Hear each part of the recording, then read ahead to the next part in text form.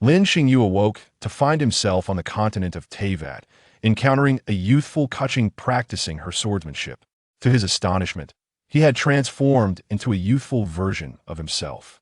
Lin Xingyu believed this was a divine reward for him, granting him the chance to meet Keqing. Chapter 1. Entering Teyvat and meeting Keqing. Hey, are you alright? Wake up. It was the weekend, and yet it seemed he was not allowed to enjoy a leisurely slumber. Wait, wasn't he alone at home? Who was speaking? Lin Xingyu abruptly opened his eyes, greeted not by the familiar ceiling, but by a brilliant blue sky, with sunlight piercing through. He squinted, pondering his surroundings and the voice he had just heard. You finally awakened. I called out to you for quite some time, fearing something had happened to you. Are you feeling unwell? The youthful voice echoed once more. Lin Xingyu quickly sat up, turning his head to behold a girl with katir hairstyle, her purple hair and pink eyes glimmering with curiosity as she gazed at him. A slight twitch formed at the corner of Lin Xingyu's mouth. What was happening? Was this the young Keqing? I must still be dreaming, this can't be real, he murmured before lying back down, closing his eyes in a bid to escape the surreal situation. Keqing interjected, what are you dreaming about? You can't just lie here, this is my training spot. I usually practice my swordplay here. Feeling irritated, she had come to this elevated area overlooking the sea, only to find a boy, appearing to be around 10 years old, lying in her usual training spot. Initially, she thought something was wrong with him, but it turned out he was merely asleep, which vexed her. As Lin Xingyu listened to her voice, it felt so real that he opened his eyes again, sitting upright and pinching his thigh forcefully. Ouch! This is painful, it's not a dream after all, he gasped, realizing he had somehow crossed into the world of Genshin Impact. He stared at the miniature version of Keqing beside him, bewildered by her youthful appearance. Why was this Keqing so much younger? Suddenly, a realization dawned upon him as he stood up, reflecting on his height and voice. In disbelief, Lin Xingyu pondered how he had also regressed in age. Seeing him lost in thought, Keqing, unable to tolerate his continued inattention, reiterated, since you're awake, you should leave. I am about to practice my swordplay, and I don't wish to be disturbed. At that moment, Lin Xingyu recognized his previous rudeness. Feeling embarrassed, he quickly apologized. I'm sorry, miss. I didn't mean to intrude. I just woke up in an unfamiliar place and couldn't comprehend my situation. Keqing, noticing his peculiar attire that differed from what she usually encountered, found herself intrigued.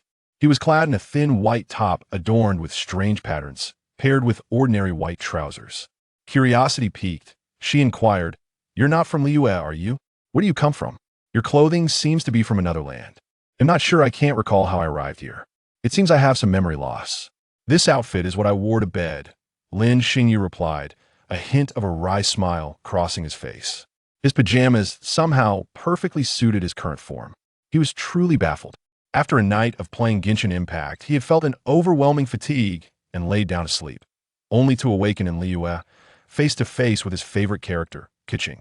Indeed, Lin Xingyu held a deep admiration for Keqing, as evidenced by the numerous collectibles he owned related to her. She was the only character in the game he had fully leveled up. He appreciated her decisiveness and efficiency in all her endeavors. However, he had never anticipated being transported to a time when Keqing was still a child, nor had he expected to have regressed himself. He felt a sense of helplessness. There was no way to explain his sudden appearance. He would simply feign amnesia. Keqing, intrigued by his situation, asked, How could that be? Had you been kidnapped and brought here? Lin Xingyu winced at her suggestion. Who would kidnap someone only to abandon them here? It doesn't seem like that. I believe whoever brought me here simply left me. What could their motive be? Besides, I have no injuries or bindings, he reasoned. Perhaps I was overthinking it, Keqing mused, contemplating further questions to ask him. Lin Xingyu sighed, revealing a melancholy that seemed beyond his years. Before him lay a vast, magnificent ocean, complemented by a well-preserved ancient eastern city, bustling with merchant ships, rows of houses, and lively streets. He was profoundly awestruck. The cultural splendor of Liyue enveloped him, and standing there, he truly felt the unparalleled charm of this port city. Resolute, Lin Xingyu decided to settle in this place. The most pressing matter was to establish some stability. With this in mind, he turned to Keqing, who appeared deep in thought, and spoke, Miss Lin Xingyu. Although I'm unsure how to explain my situation, I would like to request your assistance, if possible. Hello, I am Keqing. How can I assist you? She lifted her gaze, always willing to help those in need. I wish to reside in this city. I suddenly appeared here, unfamiliar with my surroundings and without family. I hope to find a stable place before considering my next steps. Keqing, could you help me? Lin Xingyu's expression turned sorrowful. Seeing his forlorn demeanor, Keqing felt a pang of sympathy for the boy who seemed lost and bewildered. Then how about you stay at my home? I have plenty of guest rooms, and it should be no trouble to arrange one for you. She contemplated, ultimately deciding to take the boy in, unable to bear the thought of him wandering alone. She would simply need to persuade her parents. Lin Xingyu was taken aback. He had merely hoped that Keqing would escort him to Yuehai Pavilion to register, where the management could assist him. He never expected her to offer him shelter. Truly, she was a noble lady from a prestigious family. Yet, her parents might not be so accommodating, and it was perhaps a bit presumptuous of her. Nevertheless, he did not wish to dismiss her kindness. He resolved to follow her for now. If it didn't work out, he could always go to Yuehai Pavilion in search of help. Will this not be inconvenient for you? Lin Xingyu hesitated, appearing reluctant to impose. After speaking, he began to walk toward Liyue. Seeing her determination, he followed suit. Then I'll trouble you, Miss Keqing. Thank you. I will repay your kindness in the future. Upon entering this world of Genshin Impact, Lin Xingyu was uncertain of the reasons behind his arrival. However, the moment he laid eyes on Keqing, he felt it was a divine gift. In this world, as long as Keqing was present, he would dedicate himself to aiding and protecting her. As long as he could remain by her side, watching over her, accompanying her. After all, she had always been a beacon of light in his life, just as she was in the game. In the world he once inhabited, he led a monotonous life, day after day, which left him weary and yearning for escape. The colorless existence felt suffocating. You need not thank me if you wish to express your gratitude. Simply share with me more of what you know. I am most intrigued. Keqing felt indifferent about his notion of repayment. She had aided many without expectation of reward, acting purely according to her inclinations. Lin Xingyu followed closely behind Keqing, contemplating what his future held. With his age and stature diminished, he found many tasks inconvenient. He wondered if he possessed any extraordinary abilities, such as a system, martial arts, or supernatural powers. Suddenly, an acute electronic chime resonated in Lin Xingyu's mind.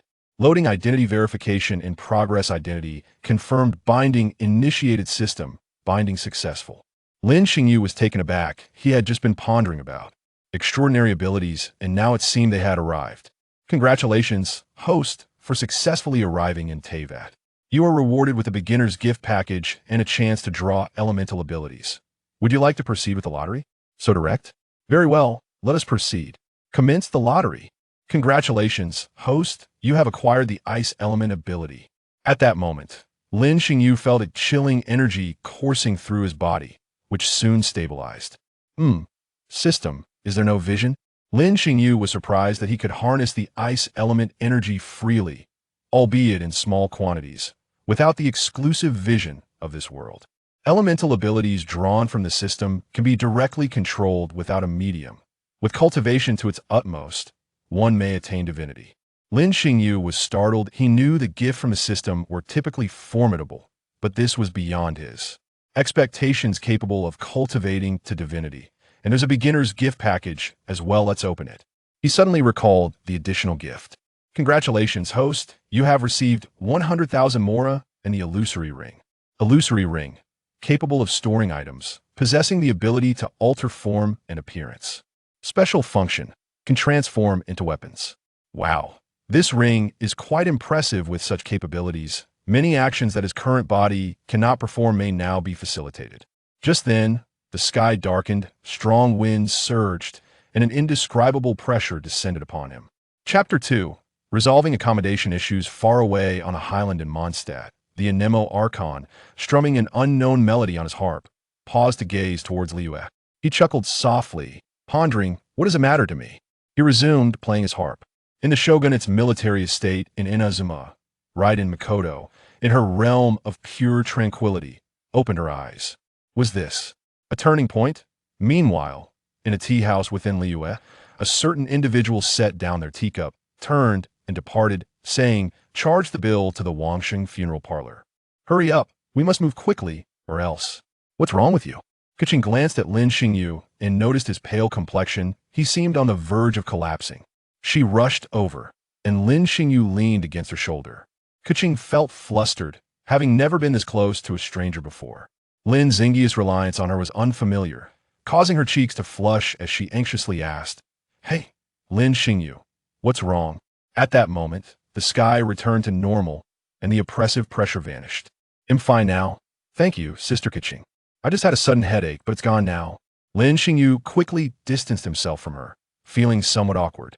"It's good that you're all right. Let's move on, or the weather may change again." With that, Keqing quickened her pace, and Lin Xingyu hurried to keep up. Not long after they departed, a figure emerged from their previous location. A man gazed in the direction they had gone, murmuring, "He does not seem to belong to this world. He has attracted the attention of that being. It appears our peaceful days are numbered.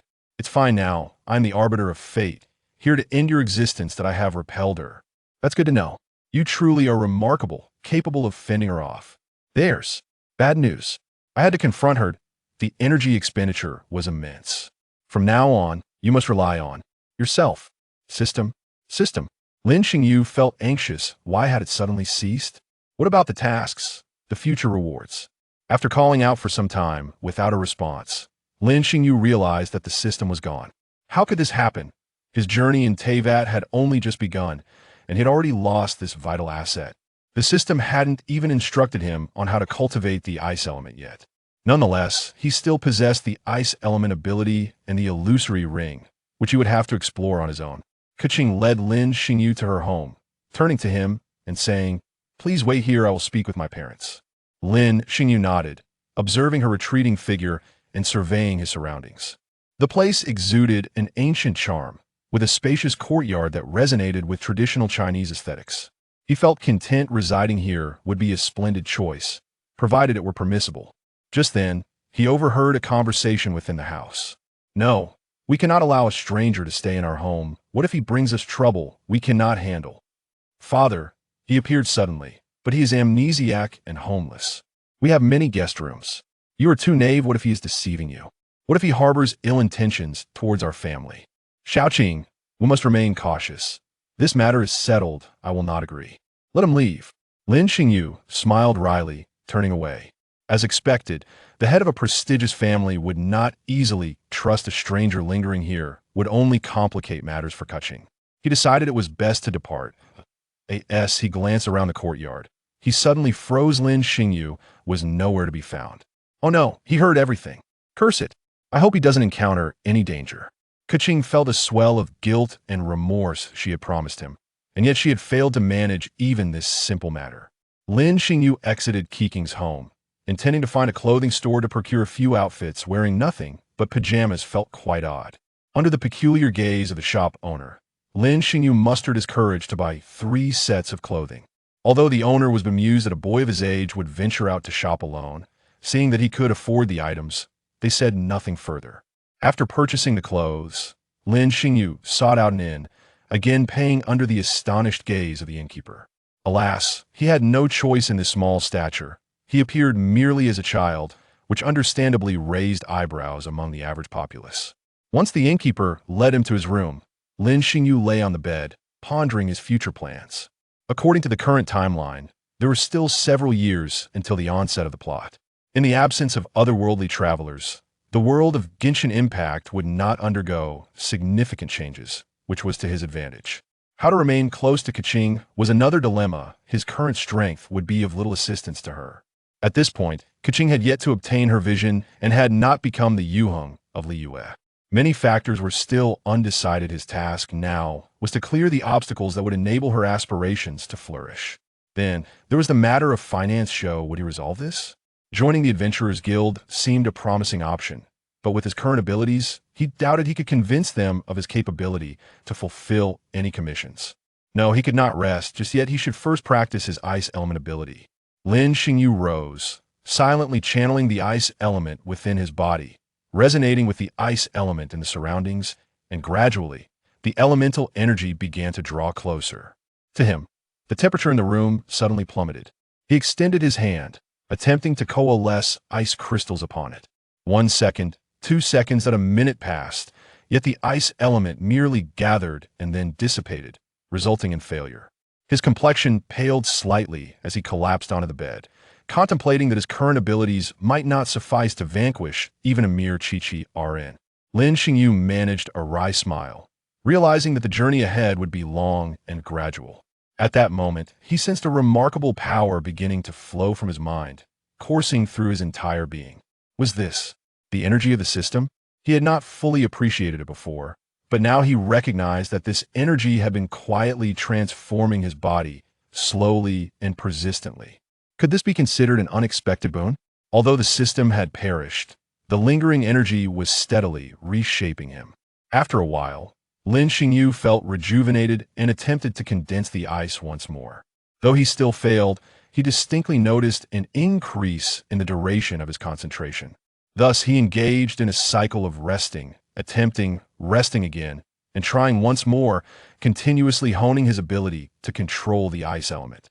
Time slipped by unnoticed until Lin Xingyu felt an overwhelming fatigue and decided to pause. The sky had darkened, prompting him to hurriedly descend for dinner. After a refreshing bath, he lay down to rest. Despite the unfamiliar surroundings, he quickly fell into a deep, serene slumber. In contrast, another individual found it challenging to achieve a restful sleep. Chapter 3. Keqing's self-reproach upon discovering that Lin Xingyu had gone missing. Keqing hastily summoned a few servants to search for him. That evening, she abstained from dinner. Sulking in her room, she felt that her family was overly cautious. After all, a mere child of around 10, who had also lost his memory, posed little threat. What dangers could he possibly encounter at night? Lying in bed, waves of guilt and self-reproach washed over her, leaving her restless and despondent. Would he be angry? Would he blame me? She loathed her own helplessness. She felt insignificant, as her family disregarded her opinions, considering her still too young to have a say. If only she had taken Lin Xingyu to the you-hating Liu Qixing's office instead of promising him hope, perhaps it would have been better. He would be safe now, without her worrying. Tossing and turning throughout the night, Keqing could not find solace, her thoughts consumed by the image of the delicate youth. She resolved to rise early the next day and head to the training grounds, convinced that Lin Xingyu would be there. Meanwhile, Lin Xingyu, having enjoyed a restful night, awoke early, washed his face, donned the clothes he had purchased the previous day, and descended for breakfast. He planned to wait for Keqing at the same place as yesterday, knowing she practiced swordsmanship there daily. He intended to reassure her that he had found a stable place to stay, alleviating her worries. Although he felt a twinge of guilt for leaving her the previous day, he also valued his pride. Remaining there would only exacerbate the tension between Keqing and her family, something he wished to avoid. Arriving early at the open space, he inhaled the fresh morning air, witnessing the sunrise. Taking a deep breath, he reflected that the air of his hometown could not compare to this freshness. The pollution of the big city was a far cry from this comforting environment. He began his workout, performing numerous sets of push-ups and sit-ups. Lin Xingyu felt his physical condition had improved significantly since his arrival, thanks to the system's energy that continually reinforced his body, though he wondered when it would end. After breaking a sweat, he sat down to rest, calmly awaiting Keqing's arrival. It was not an opportune moment to practice ice element energy, as he did not want Keqing to witness it. Before long, the sun had risen fully, and people began to emerge for their daily tasks. Keqing, having slept poorly the night before, rose later than usual. After washing up and having breakfast, she grabbed her sword and stepped outside, sporting dark circles under her eyes. As she walked, her mind was clouded with worry. What if the young man no longer wished to see her, believing her to be untrustworthy? Upon reaching the gates of Liu, she spotted a familiar figure resting on a hillock, and she sighed in relief, though a sense of anxiety and guilt quickly returned as she hurried toward him. Lin Xingyu had already noticed her approach. He stood up slowly, brushing off the dust from his clothes as he awaited her arrival. As she drew near, he noticed her pronounced dark circles, which struck him as somewhat endearing. Keqing, moving briskly, found herself slightly out of breath when she reached him. She met Lin Xingyu's gentle gaze, which held no hint of reproach. Stopping in her tracks, she struggled to articulate her thoughts, lowering her head. Unable to meet his kind eyes, She feared confronting the warmth in his gaze. Even if he scolded her, it would have been better than this silent exchange. Eventually, Lin Xingyu, seeing her hesitation, smiled and softly greeted her. "Good morning, Keqing. Here to practice swordsmanship again today." Hearing his words intensified her guilt and self-reproach. It was clearly her fault, yet Lin Xingyu showed no signs of reproach, addressing her so kindly. Taking a deep breath, Keqing met his gaze, and Lin Xingyu patiently awaited her response. "I am sorry, Lin Xingyu. It was my mistake to give you hope only to let you down. I failed to convince my parents to let you stay, and they spoke so harshly." Seeing her distressed state, Lin Xingyu sighed inwardly, recognizing that his own pride had led to her suffering. "Keqing, you needn't apologize. I am fine. I bear no resentment.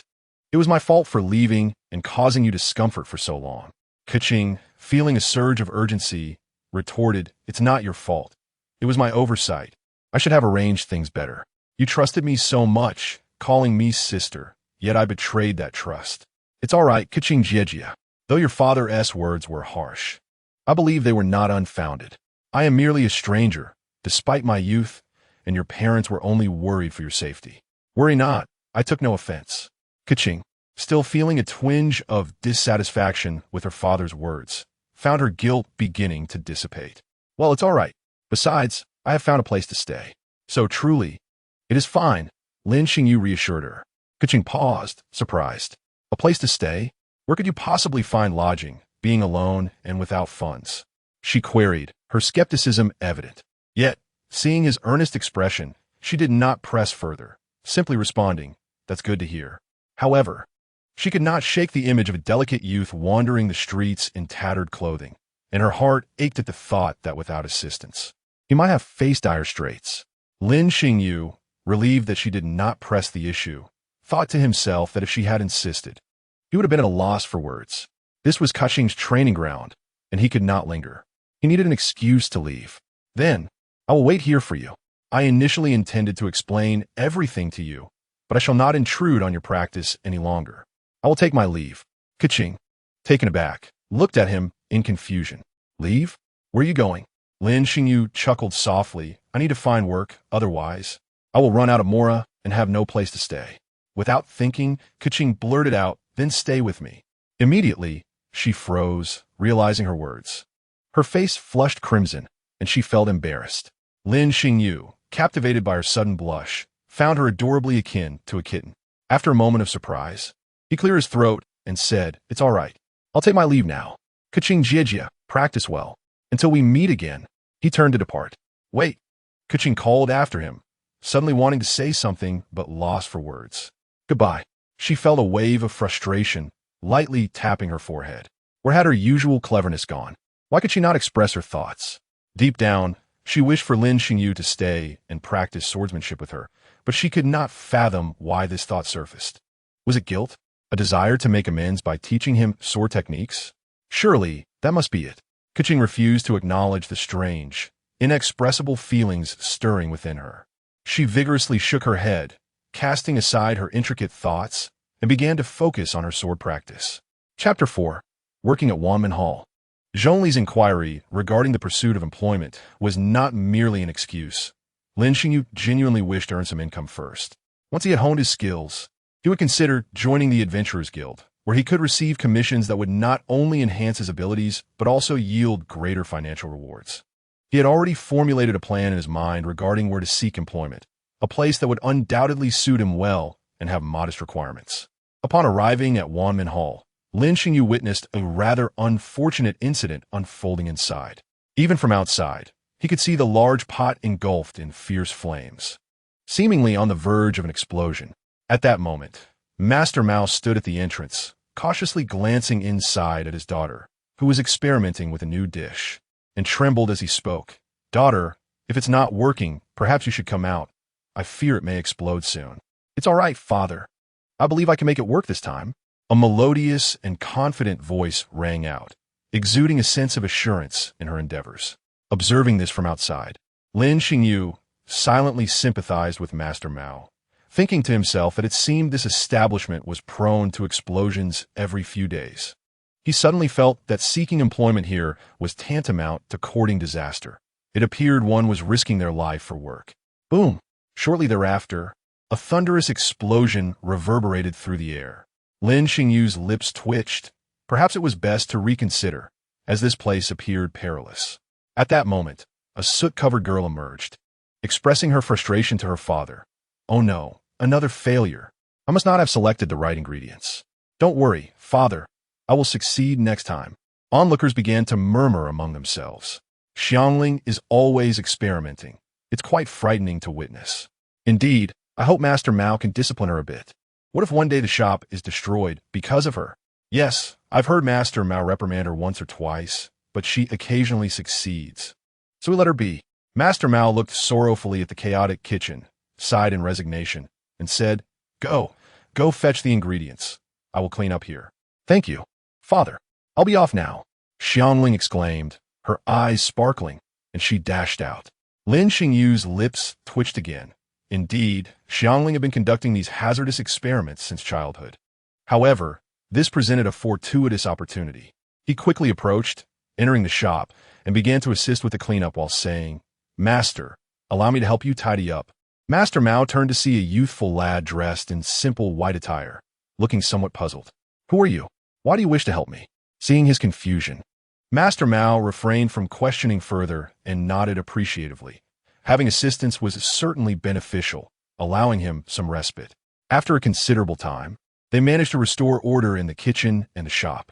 Master Mao dusted himself off, pulled up a chair, and addressed Lin Xingyu. "Now, state your purpose." Lin Xingyu smiled shyly, rubbed his nose, and spoke somewhat bashfully. "Master, my name is Lin Xingyu.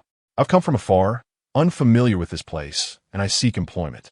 Though I may appear young, I possess considerable strength and am not afraid of hard work.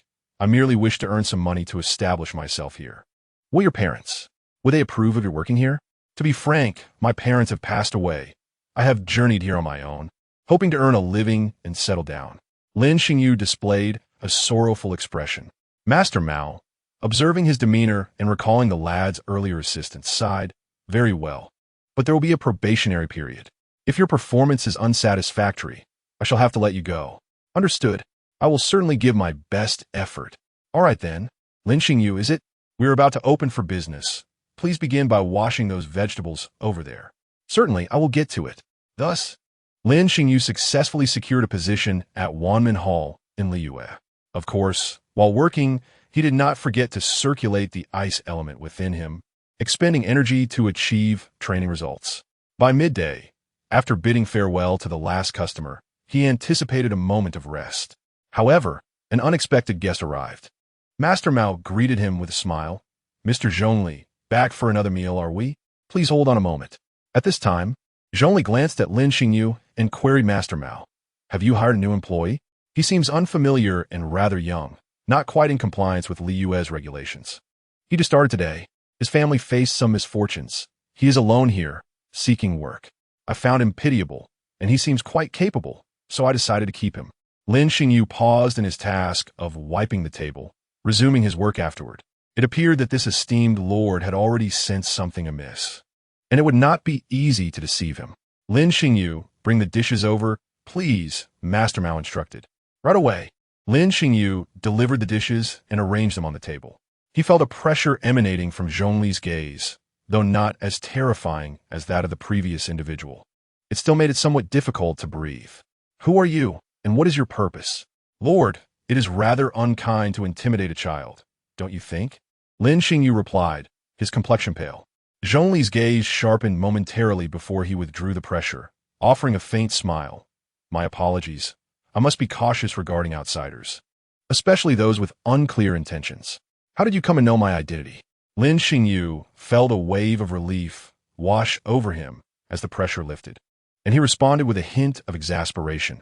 "I harbor no ill intentions. As for how I recognize you as Lord Zhongli, I cannot elaborate. I am a traveler from another world, having arrived here by chance." Pausing briefly, he added with a smile, "Moreover, I have already faced consequences for my arrival. Have I not? The one who brought me here has vanished because of that individual." Zhongli recalled the events of that day with surprise. Realizing the youth had confronted that figure, His expression softened as he inquired, "How are you able to manipulate the ice element?" "I have just checked, and you emanate no aura of a vision. It seems you can summon the ice element from within. That was bestowed upon me by the one who brought me here. Consider it a training method not of this world." "What are your intentions?" "If that individual were still present, there might have been ulterior motives. Now, I am left alone. Therefore, I wish to contribute to the prosperity of Liyue." Lin Xingyu understood that revealing his true intentions was not an option. "I assure you, I will not disrupt this world. I am merely a humble traveler, so I hope Lord Zhongli can rest easy." After listening to Lin Xingyu's words, Zhongli pondered for a moment before speaking. "In that case, I shall refrain from further inquiries. I hope you can fulfill your promise. And remember to keep my identity a secret." Lin Xingyu regarded him with a smile and replied, "Of course."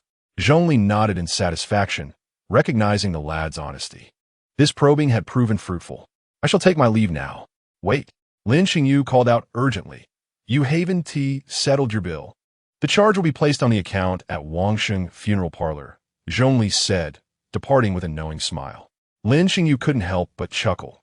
Indeed, this esteemed lord was quite amusing. Chapter 5. Keqing's aspirations. Wanmen Hall undoubtedly thrived amidst the culinary rivalry in Liu, bustling with patrons. Lin Xingyu spent the entire day serving as a waiter, busy washing vegetables, serving dishes, and cleaning up. Today, he had successfully navigated Zhongli's inquiries, and as long as he remained compliant, Zhongli would likely leave him undisturbed. After a brief respite, Lin Xingyu rose to practice, channeling the ice element into his palms. This time, it went smoothly, and he soon conjured a palm-sized block of ice floating gracefully in his hand.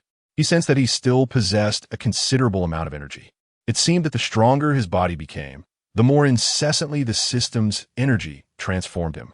Moreover, the speed at which this energy was transmitted to his physical strength appeared to have significantly increased. Thus, within a month's time, he anticipated reaching new heights in his mastery of ice elemental abilities.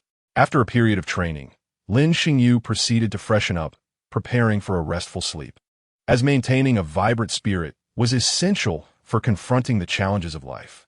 The following day, Lin Xingyu rose early, heading to his usual spot while dawn still lingered. He began to hone his skills. Well, exercise was secondary. His primary intent was to see Keqing. As expected, shortly after the sun had risen, Keqing appeared before him. Upon seeing her, Lin Xingyu felt a surge of happiness. "Good morning, Sister Keqing," he greeted her cheerfully. "Good morning, Lin Xingyu. What brings you here so early?" Keqing inquired, a hint of curiosity in her gaze. "As you can see, I am exercising to strengthen my physique. I wish to develop some self-defense capabilities," Lin Xingyu explained. "I will not disturb you. You can practice your swordsmanship while I pursue my own training. I come here merely because the air is fresh, the environment is pleasant, and I'm quite familiar with this place." "I see. That's fine," Keqing responded nonchalantly, appreciating Lin Xingyu's ambition. She then resumed her daily practice. Lin Xingyu pondered whether Keqing had yet to grasp a sword technique truly suited to her. Should he offer her a word of advice to correct her posture? Yet, as an outsider to this realm, he felt it would be presumptuous to critique her. Keqing sensed someone watching her, feeling somewhat self-conscious and restrained. Nevertheless, she hesitated to ask him to leave, acknowledging that he too was there to better himself. After an hour, she concluded her practice, exhaling deeply. Perhaps due to the presence beside her, today she had trained with exceptional diligence. Turning to Lin Xingyu, she found him gazing at her tenderly. Upon noticing her gaze, he quickly averted his eyes, returning to a more neutral demeanor, unwilling to frighten this still young girl. Keqing, noticing his gaze, felt puzzled. "Is there something on my face?" she asked, surprised by the question. After a moment of silence, she gazed toward the horizon, hesitating before finally speaking. "I hail from a prestigious family, and I have attended the Liyue ceremonies over the past few years. The decrees issued by the sovereign often stir unrest in the commercial world of Liyue. The impoverished seek to profit from these opportunities, while the affluent pray that the winds do not disrupt their enterprises.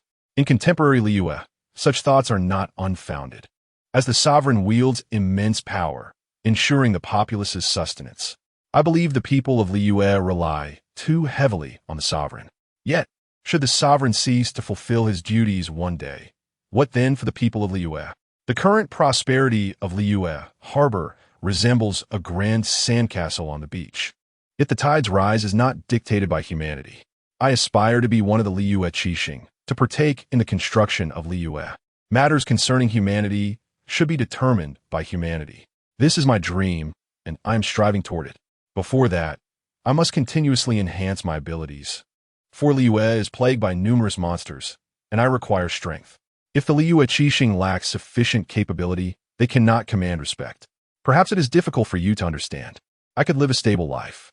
Yet, I do not wish to, nor will I. I desire to rely on my strength to contribute to the prosperity of Liyue, allowing people to have their own thoughts and decide their own affairs. I have never shared these sentiments with anyone. Perhaps you are an outsider, so it seems inconsequential to share them with you. Keqing smiled faintly, her expression resolute. She feared Lin Xingyu might mock her for her seemingly ambitious aspirations. In Lin Xingyu's eyes, however, Keqing shone brilliantly, radiating a remarkable light. After hearing her words, Lin Xingyu smiled joyfully. Realizing that Keqing could no longer be regarded merely as a child, she had developed mature thoughts and a distinct way of thinking. The path ahead might be fraught with challenges and hardships, yet he reassured her, "Do not worry. I will always be by your side." Sister Keqing, you truly have left a profound impression on me. I never anticipated that, at your age, when one ought to be enjoying a carefree life, you harbor such lofty ambitions. Lin Xingyu's smile faded slightly, replaced by a tone of admiration. I deeply respect you and hope you continue along this path. Keqing was taken aback by his words, pleasantly surprised that Lin Xingyu had such faith in her, and she felt a surge of happiness. It is wonderful that you understand me. I have always refrained from voicing these thoughts, as others might view them as mere fantasies. Becoming one of the Liyue Keqing is no simple feat. Do not mind the opinions of others, Sister Keqing. Those who pursue their dreams are truly remarkable. I believe you will undoubtedly become one of the Liyue Keqing. Lin Xingyu said earnestly, offering his encouragement. In the game, you are already a powerful and confident figure, trusted by many as the esteemed Yuhing star. So have no fear. Time will attest that your efforts are not in vain. Well, I must take my leave now. Until tomorrow. Yes, goodbye. After bidding farewell to Keqing, Lin Xingyu turned away, preparing to head to Wanmin Hall for work. He too needed to strive, unwilling to be left behind by Keqing. He must become stronger to serve as her steadfast support. Keqing felt a sense of joy today, having summoned the courage to express her thoughts, seeking validation. Fortunately, Lin Xingyu believed in her potential and did not mock her aspirations, further enhancing her fondness for him. This young man was indeed quite mature and thoughtful. Chapter 6. Xiangling's new dish upon arriving at Wanmin Hall. Lin Xingyu noticed a commotion within, as if someone was experimenting with cooking. Something quite remarkable. The sounds echoed with a sense of excitement. Xiangling is once again testing her new dish, he realized. Sure enough, moments later, Xiangling's voice resonated from within. Dad, come try this new dish. It seems to have worked this time. Master Mao, standing at the entrance, froze momentarily, his voice trembling. Do you not recall the last time I endured 2 days of your cooking? It's different this time. Come on, just try it. Girl, I think I should make arrangements at the Yanxing Hall in advance. I fear that one day, after tasting your dish, I might meet my end. Master Mao remained apprehensive, reluctant to sample her creation. Suddenly, he caught sight of Lin Xingyu, stealthily retreating, his eyes lighting up. Ahem, Lin Xingyu, come here. I have a simple task for you. Lin Xingyu's expression stiffened, halting his retreat. It seemed he could not evade this duty. He turned around, wearing a serious demeanor, ready to face whatever challenge lay ahead. Master Mao, what is it? I will certainly see it through. Master Mao smiled with relief, patting Lin Xingyu's shoulder. It's nothing much. I simply want you to try my daughter's new dish. There is no need to be frightened. Lin Xingyu thought to himself that his constitution had been steadily improving, so trying should pose no issue. He smiled in response, feeling quite bold. No problem at all. It's a trivial matter. Very well. I can see you are a sensible child. I will give you a raise, Master Mao declared.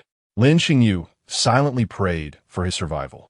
At that moment, Xiangling emerged from the kitchen, presenting her newly concocted dish. upon seeing a handsome young man clad in simple white attire, who appeared to be around her age. She expressed her curiosity. "Dad, who is this?" "Ah, I haven't introduced you yet. This is Lin Xingyu, our new employee who started yesterday," Master Mao explained succinctly. Xiangling's eyes lit up upon hearing this. She placed the dish on the table and hurriedly approached Lin Xingyu, taking his hand and leading him to the table. "Gulme, Gulme. Lin Xingyu, help me taste this dish. It's my latest creation, slime fried rice." Lin Xingyu, being pulled forward, felt a sense of helplessness. Just as he wanted to voice his concerns, he heard the dish's name and unease crept into his heart. This dish seems rather unusual. Is it truly safe to eat? "Don't worry. I just had a little, and it tasted fine." "Look, I'm perfectly fine." Lin Xingyu took the spoon Xiangling offered, his hand trembling slightly as he scooped a bit, yet only a few scattered grains remained on the spoon. Xiangling, feeling a bit dissatisfied, snatched the spoon from him and scooped a generous portion. With a beaming smile, she said, "Don't be afraid. Just eat this. I promise it's safe." Lin Xingyu's expression turned serious as he took a deep breath, gazing at the spoonful of fried rice, feeling as if it were poison. He closed his eyes and swallowed it in one go. The initial taste was spicy, numbing, and surprisingly delicious. As he chewed, the spiciness intensified, overwhelming him. "How much chili did you put in?" Lin Xingyu struggled to cope, quickly chewing and swallowing, then rushed for water, downing a large glass to alleviate the burning sensation. "I only added a little bit of Julian chili. How is it? Is it delicious?" Xiangling looked at him with eager anticipation. At that moment, Lin Xingyu felt a surge of warmth rising from his stomach, only to be swiftly enveloped by his ice element. He marveled at how the energy of his ice element seemed to have increased. Seeing that Lin Xingyu was unharmed, Chef Mao decided to try a spoonful as well, curious about the dish. However, he sensed an unusual energy, and Lin Xingyu added, "There seems to be something strange about it." Just as Chef Mao swallowed, he heard Lin Xingyu's words, and his face stiffened, trembling as he pointed at him. "Why didn't you say that earlier?" Soon after, he began to feel discomfort in his stomach, hastily searching for water and gulping down a large mouthful, resting for a while before recovering. Witnessing this scene, Xiangling's eyes sparkled even brighter, her fondness for Lin Xingyu multiplying. This person, like her, was unaffected by the dish. She decided he would be a good friend. Lin Xingyu noticed Xiangling's gaze and felt a sense of foreboding. "Oh no!" Suddenly, Xiangling exclaimed excitedly, "Lin Xingyu, hello. Let us be friends. I'm Xiangling, and I aspire to create dishes that everyone in Liyue will love." Lin Xingyu replied, "No, I want to find Chongyin and become his good brother. The risk of tasting your dishes is too high. It's best if Chongyin does it." With a smile that resembled a grimace, he extended his trembling hand. "Hello. It's a pleasure to be your friend." Xiangling grasped his hand, her eyes sparkling with joy. "As friends, you must help me taste my dishes in the future." "Of course, no problem," Lin Xingyu thought to himself, feeling a sense of despair. He had no choice but to continue working here, so he endured. Chef Mao, who had been resting nearby, smiled with relief. Finally someone to take over the tasting duties. He must give this young man a raise. He truly deserved it. Thus, Lin Xingyu temporarily settled in Liyue. Time flew by, and a month quickly passed. During this time, Lin Xingyu would rise early each morning to train at his usual spot and chat with Keqing. After their training sessions, if time allowed, Lin Xingyu would regale Keqing with stories from Journey to the West, believing she would enjoy it. As expected, after their morning exercises they would sit on the grass, and Lin Xingyu would narrate the tales. Keqing found the story intriguing, especially resonating with the monkey's rebellious spirit during the Great Uproar in Heaven chapter. Each day after training, Keqing eagerly awaited Lin Xingyu's storytelling, and their bond grew ever closer. Occasionally, she would lie beside him on the grass, sharing tales from home, complaining about her strict teacher. Lin Xingyu would listen with a smile, playing the role of her most loyal audience. At times, Keqing would teach him a few sword techniques she was practicing, and Lin Xingyu would mimic her, wielding a stick as if it were a sword. Besides their morning meetings, Lin Xingyu dreaded encountering Xiangling at Wanmin restaurant. He had tasted numerous dishes for her, enduring an array of bizarre flavors that felt like a torturous trial for his palate. However, amidst the odd dishes, He had gleaned some energy, significantly enhancing his ice element over the month. Recently, Xiangling seemed to venture out more frequently, which relieved him. She was likely searching for new ingredients, and he welcomed this development. One night, while cultivating his mastery over the ice element, Lin Xingyu sensed a significant breakthrough. Without any apparent reason, he felt a surge of clarity. He slowly opened his eyes, ready to take the next step and join the Adventurers Guild. Chapter 7. Joining the Adventurers Guild, Lin Xingyu pondered. Realizing that if he applied to join the Adventurers Guild as he currently was, he would likely be turned away. He needed to disguise his identity. He recalled the Huanling ring he had yet to utilize since arriving here. With a flash of inspiration, he silently intoned, "Huanling ring." Instantly, a control interface appeared on the ring. After studying it for an hour, he understood it was designed for setting identities, complete with attire and physique. He adjusted his height and facial features to appear more handsome, resembling his original appearance. Finally, he chose a long black robe with a hood. After further consideration, he decided to add a black mask that would cover his face. Once everything was set, he activated the ring's function, and to his astonishment, his appearance transformed in an instant to match his design. His stature increased, and the mask appeared on his face. He was taken aback. It was all accomplished in the blink of an eye. This ring was indeed a marvel of the system. Lin Xingyu pinched the fabric, noting its smooth texture, distinctly superior to ordinary materials. He nodded in satisfaction, deactivating the illusion, which reverted him to his original form in an instant. Truly remarkable. Lin Xingyu smiled, but then a thought struck him, causing him to feel a bit gloomy. Joining the Adventurers Guild would likely require him to undertake some missions, meaning he might not see Keqing for several days.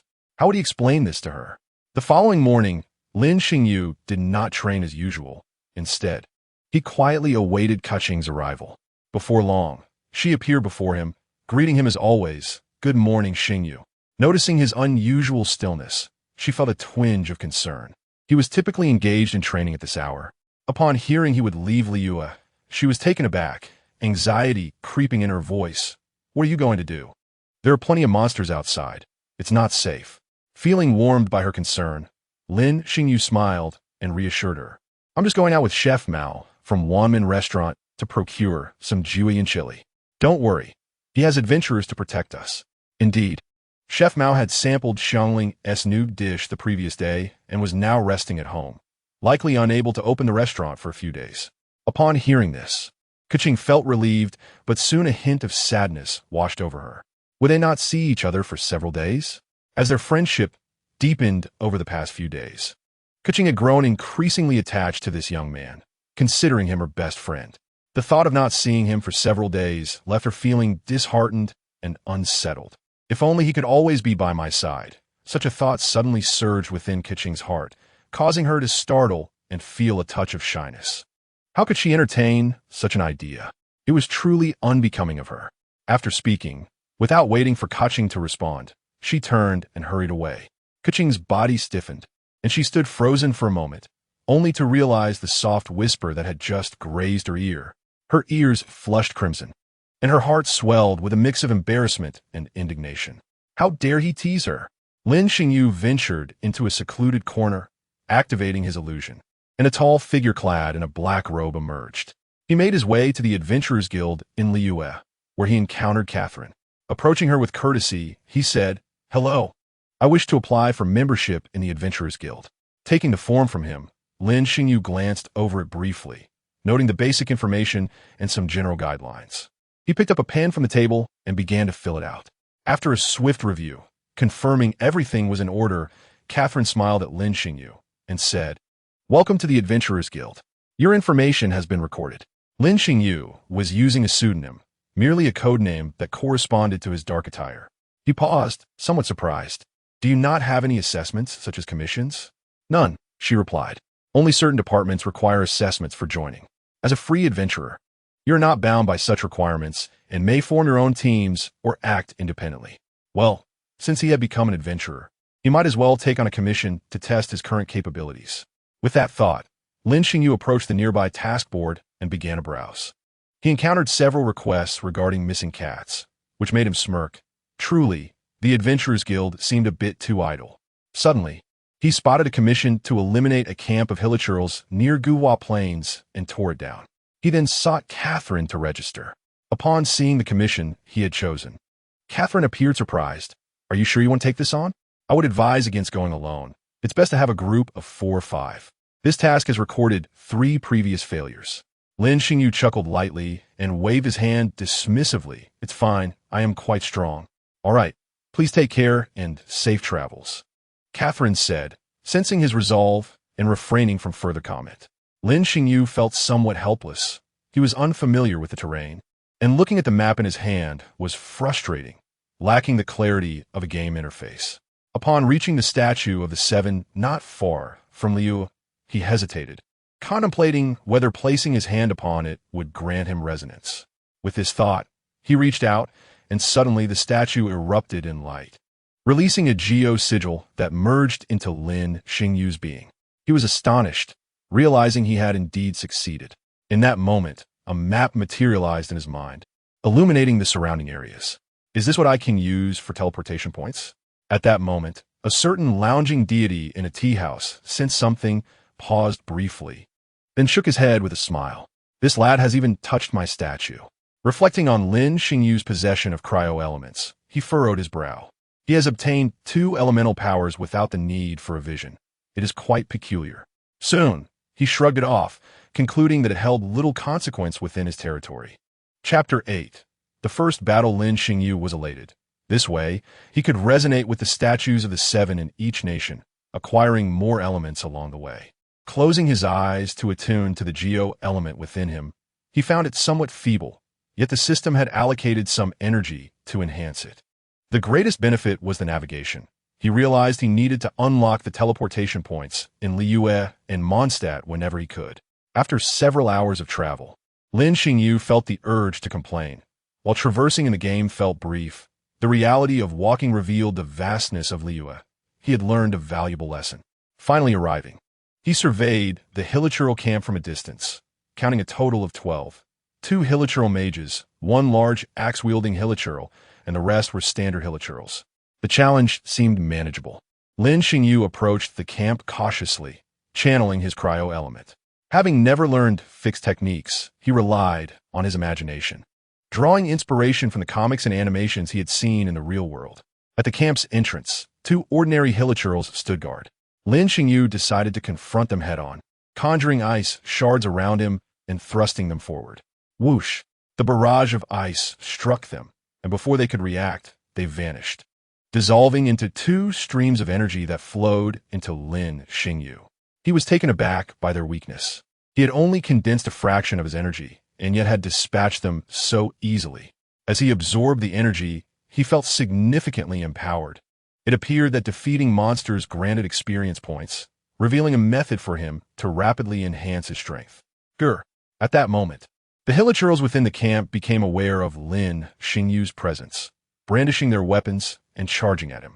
A smile crept across his face as he condensed half of his cryo-energy, summoning ice spikes above the heads of the approaching hilichurls. As the spike struck, the hilichurls transformed into solid ice sculptures. This technique, inspired by Ganyu's ultimate move, surprised Lin Xingyu. His ice did not require a reaction, effortlessly freezing the hilichurls. Seizing the opportunity, he rushed forward, forming an ice sword in his hand and plunging it into the bodies of the frozen hilichurls. With no resistance, they fell one by one under his blade. It was rather effortless, providing him with a clearer understanding of his current power.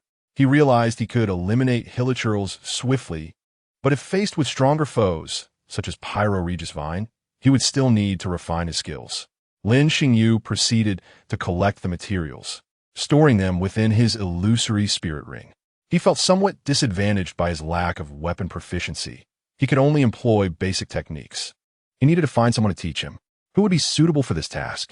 It would be cumbersome to visit each immortal's abode seeking instruction. Ideally, he would find someone within Liyue. Wait a moment. Within Liyue, there is Zhongli, and also Ping Lao Lao. Lin Xingyu's eyes brightened. Zhongli often frequented the tea house and occasionally dined at Wanmin restaurant. Ping Lao Lao was Xiangling's mentor, teaching her spear techniques. Having enjoyed many of Xiangling's dishes recently, he felt confident that given their current relationship, It would not be a problem for her to introduce him to Ping Lao Lao. With his mind made up, Lin Xingyu exhaled with relief, feeling a sense of direction. The energy gained from battling monsters in recent days equated to half a month of silent cultivation in Liyue. He was surprised at how strong this young man was. Not only had he gathered materials from hilichurls, but also from flower spirits and slimes. Surely, these could be exchanged for Mora. Very well. Let me register this for you, Catherine said with newfound respect. A powerful adventurer was a tremendous boon for the guild. You should head to Bubu Pharmacy. They will likely accept these herbs. After cleansing himself, feeling refreshed after days spent outdoors, Lin Xingyu transformed his appearance and prepared to head to Bubu Pharmacy to exchange for Mora. One could never have too much. This individual was Baizhu, a person Lin Xingyu held little fondness for. His affection for Chi-Chi was not genuine. Rather, it stemmed from a particular pursuit. However, thanks to him, Chi-Chi had found a place to belong. Reflecting on Chi-Chi, the girl who evokes deep sympathy, Lin Xingyu let out a sigh. He stepped into the shop and observed the individuals moving and contemplating before him. He greeted, "Hello. Do you accept medicinal herbs here? I have quite a few." Upon hearing the voice, Baishu raised his head to regard the figure cloaked in black, sensing an unusual power emanating from him. The white serpent coiled around Baishu's neck also fixated on Lin Xingyu, flicking its tongue. "We do accept them. Please present the herbs," Baishu replied with a smile.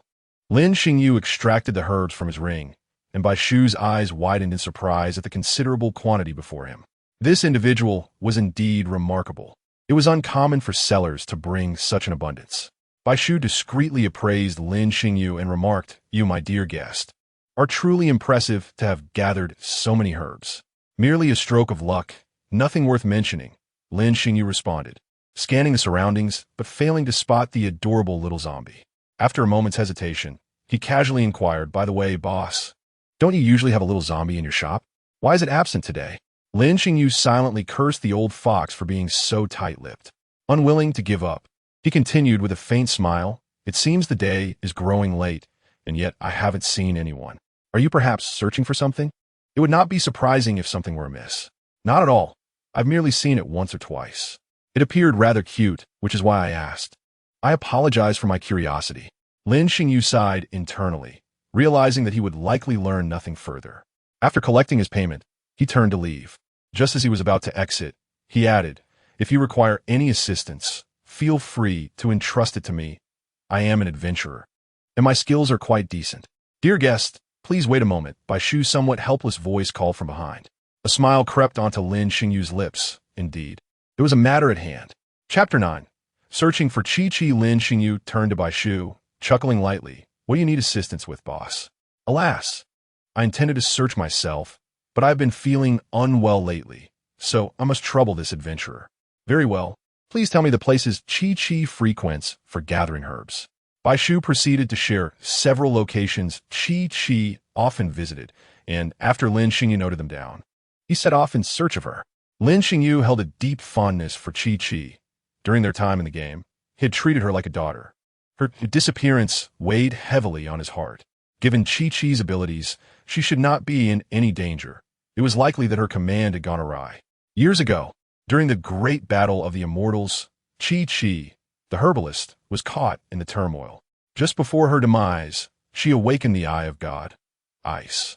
And out of guilt, the Immortals each bestowed a fragment of their power to resurrect her. However, the overwhelming energy transformed her into a zombie. Later, the revered Li Shui Dai Shanjun took pity on her and imparted her with celestial techniques, allowing Chi-Chi to act autonomously, enabling her to live like an ordinary person. The crux of the issue was Chi-Chi's poor memory. She often forgot things, and occasionally, her commands would malfunction, causing her to remain trapped in a loop of repetitive actions. It seemed she had fallen victim to one such command. Determined, Lin Xingyu traversed the high terrains, searching diligently, not leisurely as usual, but sprinting with all his might to locate Chi-Chi as swiftly as possible. Time passed, and daylight began to break. Lin Xingyu, glancing at the mental map, felt a headache coming on. He had reached Qingyun Peak. Had Chi-Chi ventured this far? How had he not found her along the way? Suddenly, he slapped his forehead, chastising his own foolishness.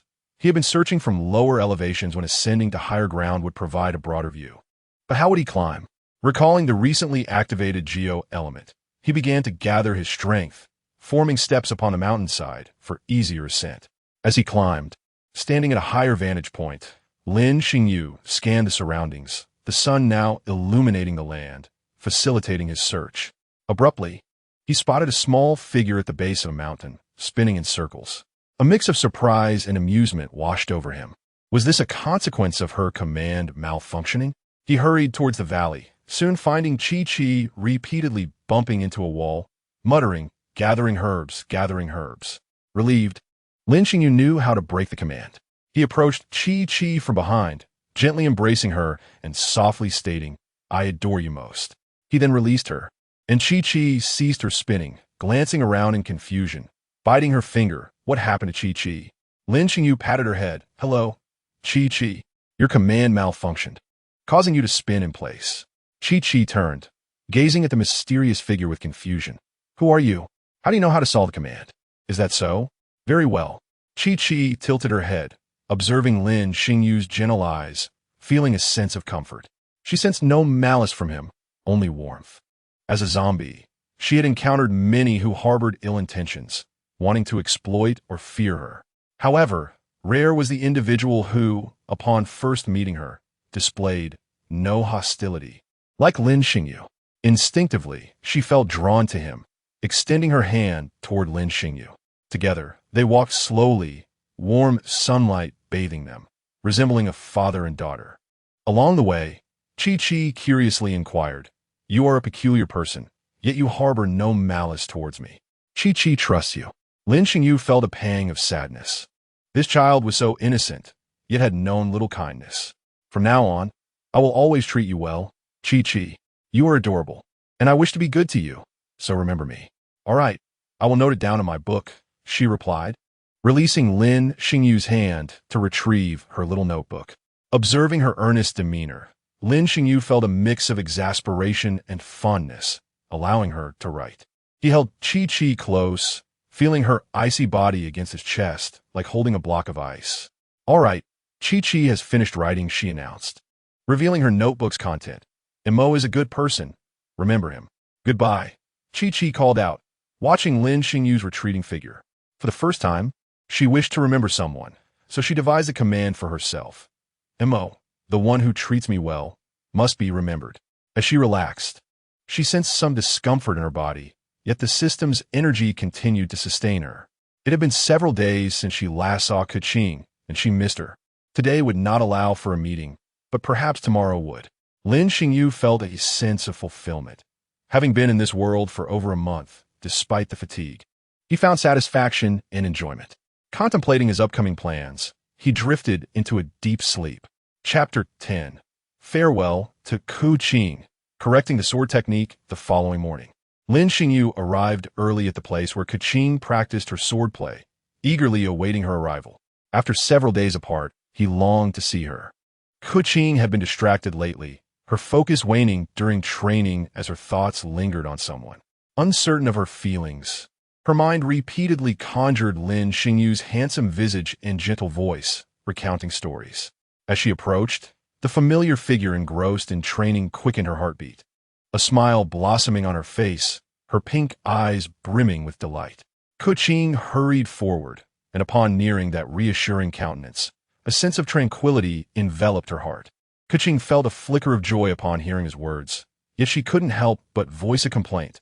"You've been gone for quite a while this time, and I haven't heard any of your stories these past few days. It's left me thinking for too long." Lin Xingyu chuckled softly. Keqing was indeed a bit awkward. It was evident that she missed him, yet he pretended to be disappointed. "So, it turns out that Sister Keqing only misses my stories." Upon hearing this, Keqing's face flushed crimson. "And no, that's not the case. I miss you a little too." After saying this, she averted her gaze from Lin Xingyu and turned to practice with her sword. Lin Xingyu couldn't suppress a smile, but refrained from teasing her further. Observing her swordplay, he frowned. Her technique seemed unchanged, lacking the finesse she exhibited in the game. Continuing down this path might be too slow. After a moment's contemplation, Lin Xingyu decided to offer her some guidance in hopes of helping her improve. However, he thought it wise to first seek her consent. Thus, he called out to Keqing. "Sister Keqing, could you pause for a moment?" Keqing, puzzled, turned to face him. "Is something the matter, Xingyu?" Lin Xingyu stepped closer, feeling a bit bashful. "Sister Keqing, I believe your sword technique may not be well suited for a woman. It appears somewhat awkward." Keqing was taken aback, but soon chuckled. "I found this technique in my family's library. Indeed, it consists of some male swordsmanship. Our family has never had a woman practice swordplay. I am the first. I summarized a few moves from several books. So that was it. No wonder it felt so awkward." He continued, "How about this? Allow me to help correct your posture. I've seen some women's sword techniques back in my hometown, and I believe following my guidance will make it easier." Keqing hesitated, reluctant to let her self-derived technique be dismissed. Furrowing her brow, she asked, "Is it really that awkward? Is it truly because I haven't corrected my form that my technique remains unrefined?" Gazing into Lin Xingyu's sincere eyes, devoid of any insincerity, she found herself lost in thought. Perhaps she could trust him just this once. "All right then, what should I do?" Lin Xingyu pondered. He couldn't possibly demonstrate the moves himself, as that would be far too embarrassing. He hesitated. "Sister Keqing, I'll guide you through the movements. But there may be some physical contact involved." Keqing wavered. They were friends, after all, and it was merely sword practice.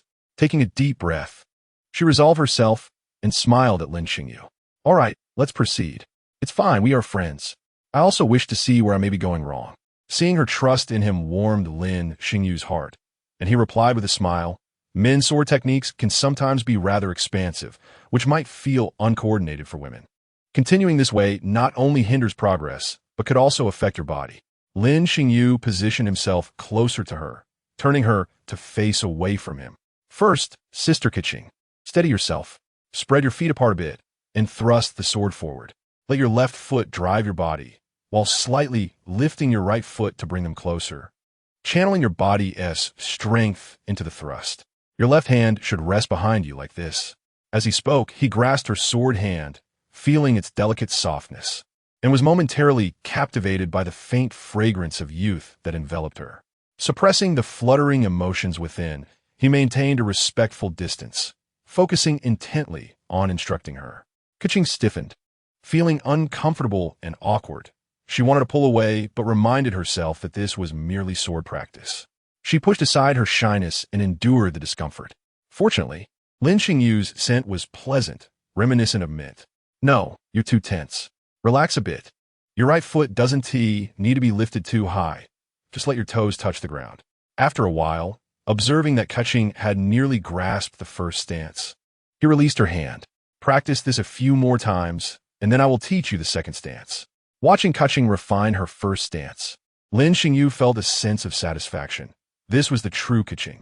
It seemed his corrections had been indeed beneficial. Noticing the sheen of sweat on her forehead, he suggested, "Let us take a break for now. I will teach you the second stance afterward." Keqing exhaled, feeling the flow of the first technique devoid of any awkwardness, as if it were crafted perfectly for her. She was surprised yet somewhat disheartened to realize how much she had practiced incorrectly. Turning to Lin Xingyu, who was deep in thought about how to instruct her, she smiled lightly, grateful for his presence. After a while, Lin Xingyu noticed she had rested sufficiently and said, "Let's move on to the second and third stances together. Practicing them in succession will be more beneficial. All right, maintain the stance I just taught you, thrusting forward. Then swing diagonally upward to the right with force. Your left hand remains behind you, and your body should tilt to the right to maintain balance and maximize power. Next, sweep horizontally from the left, then lower your body into a crouch." Lin Xingyu held Keqing's hand, guiding her through the movements.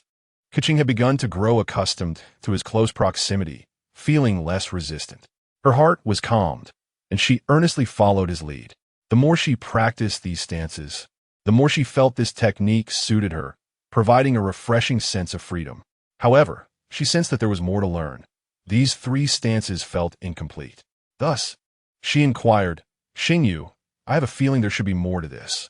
Lin Xingyu had his own plans, he smiled, knowing the next 2 stances were more complex and could not be conveyed verbally.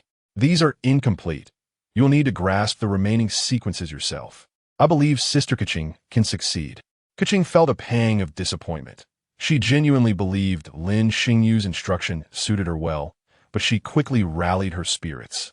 Clenching her small fist, "Yes, I can do it. Thank you, Xingyu." Lin Xingyu watched her adorable demeanor with satisfaction. Being with Keqing always revealed such delightful aspects of her character.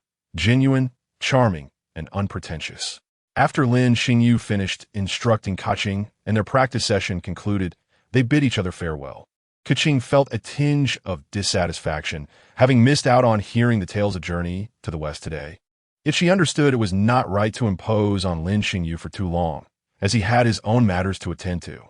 After Lin Xingyu departed, he made his way directly to Wanmin Hall, eager to see if Xiangling was around.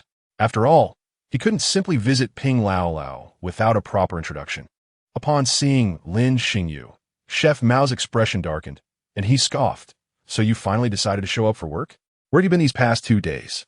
Lin Xingyu awkwardly chuckled. He had indeed left without taking leave. He had assumed that given Chef Mao's constitution, he would be bedridden in for at least 5 days.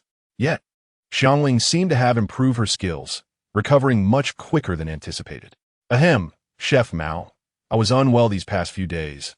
I simply indulged too much in Xiangling's cooking." Lin Xingyu stammered with an apologetic smile. Chef Mao glanced up at him, continuing to review the accounts in his ledger. "You didn't seem to have any issues before. What's changed now? Did you suddenly fall ill?" "It's just a sudden bout of discomfort after a period of indulgence. I hadn't recovered after 2 days." Chef Mao retorted, "Is that how you use that phrase?" Waving his hand dismissively, he concluded, "Never mind, it's your first time. Get back to work." Noticing that Xiangling was absent, Lin Xingyu hesitantly asked, "Where is your precious daughter? Why haven't I seen her today?" Chef Mao's expression stiffened, as if recalling something, and he glared at Lin Xingyu with a pained look. "While you were gone, she mentioned going out to gather ingredients, claiming she wanted to prepare new dishes for me." The sky outside was overcast, heavy clouds looming ominously. Lin Xingyu felt helpless, resigned to waiting while diligently completing his tasks. After a while, a torrential downpour suddenly began, catching Lin Xingyu off guard with its intensity. He always felt a strange sensation, and suddenly a flash of inspiration struck him. Could it be that? With this thought, he bid farewell to Mosh Fu and stepped outside, intending to seek out Shi Ngling. He then stumbled into a peculiar cave, where he discovered an odd altar. Shi Ngling, filled with curiosity, circled the altar, examining it closely, but found nothing particularly noteworthy. "Oh, I'm so hungry," she sighed. After walking for quite some time, she was both exhausted and famished.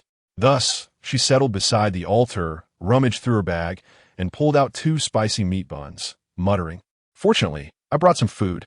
After ravenously devouring one, she placed the second next to the altar, wishing to take a moment to rest before finishing it. With a yawn, she listened to the sound of the heavy rain outside and gradually drifted into slumber. Once she fell asleep, the altar suddenly emitted a radiant light, and a curious creature landed before it. It opened its eyes and spotted the spicy meat bun, which drew its attention and awakened it. It picked up the bun and devoured it with satisfaction. After finishing, it noticed a young girl sleeping beside it. It crept closer, crouching down to observe Shi Ngling. Time passed, and when Shi Ngling finally opened her bleary eyes, she was startled to see the mysterious creature squatting before her.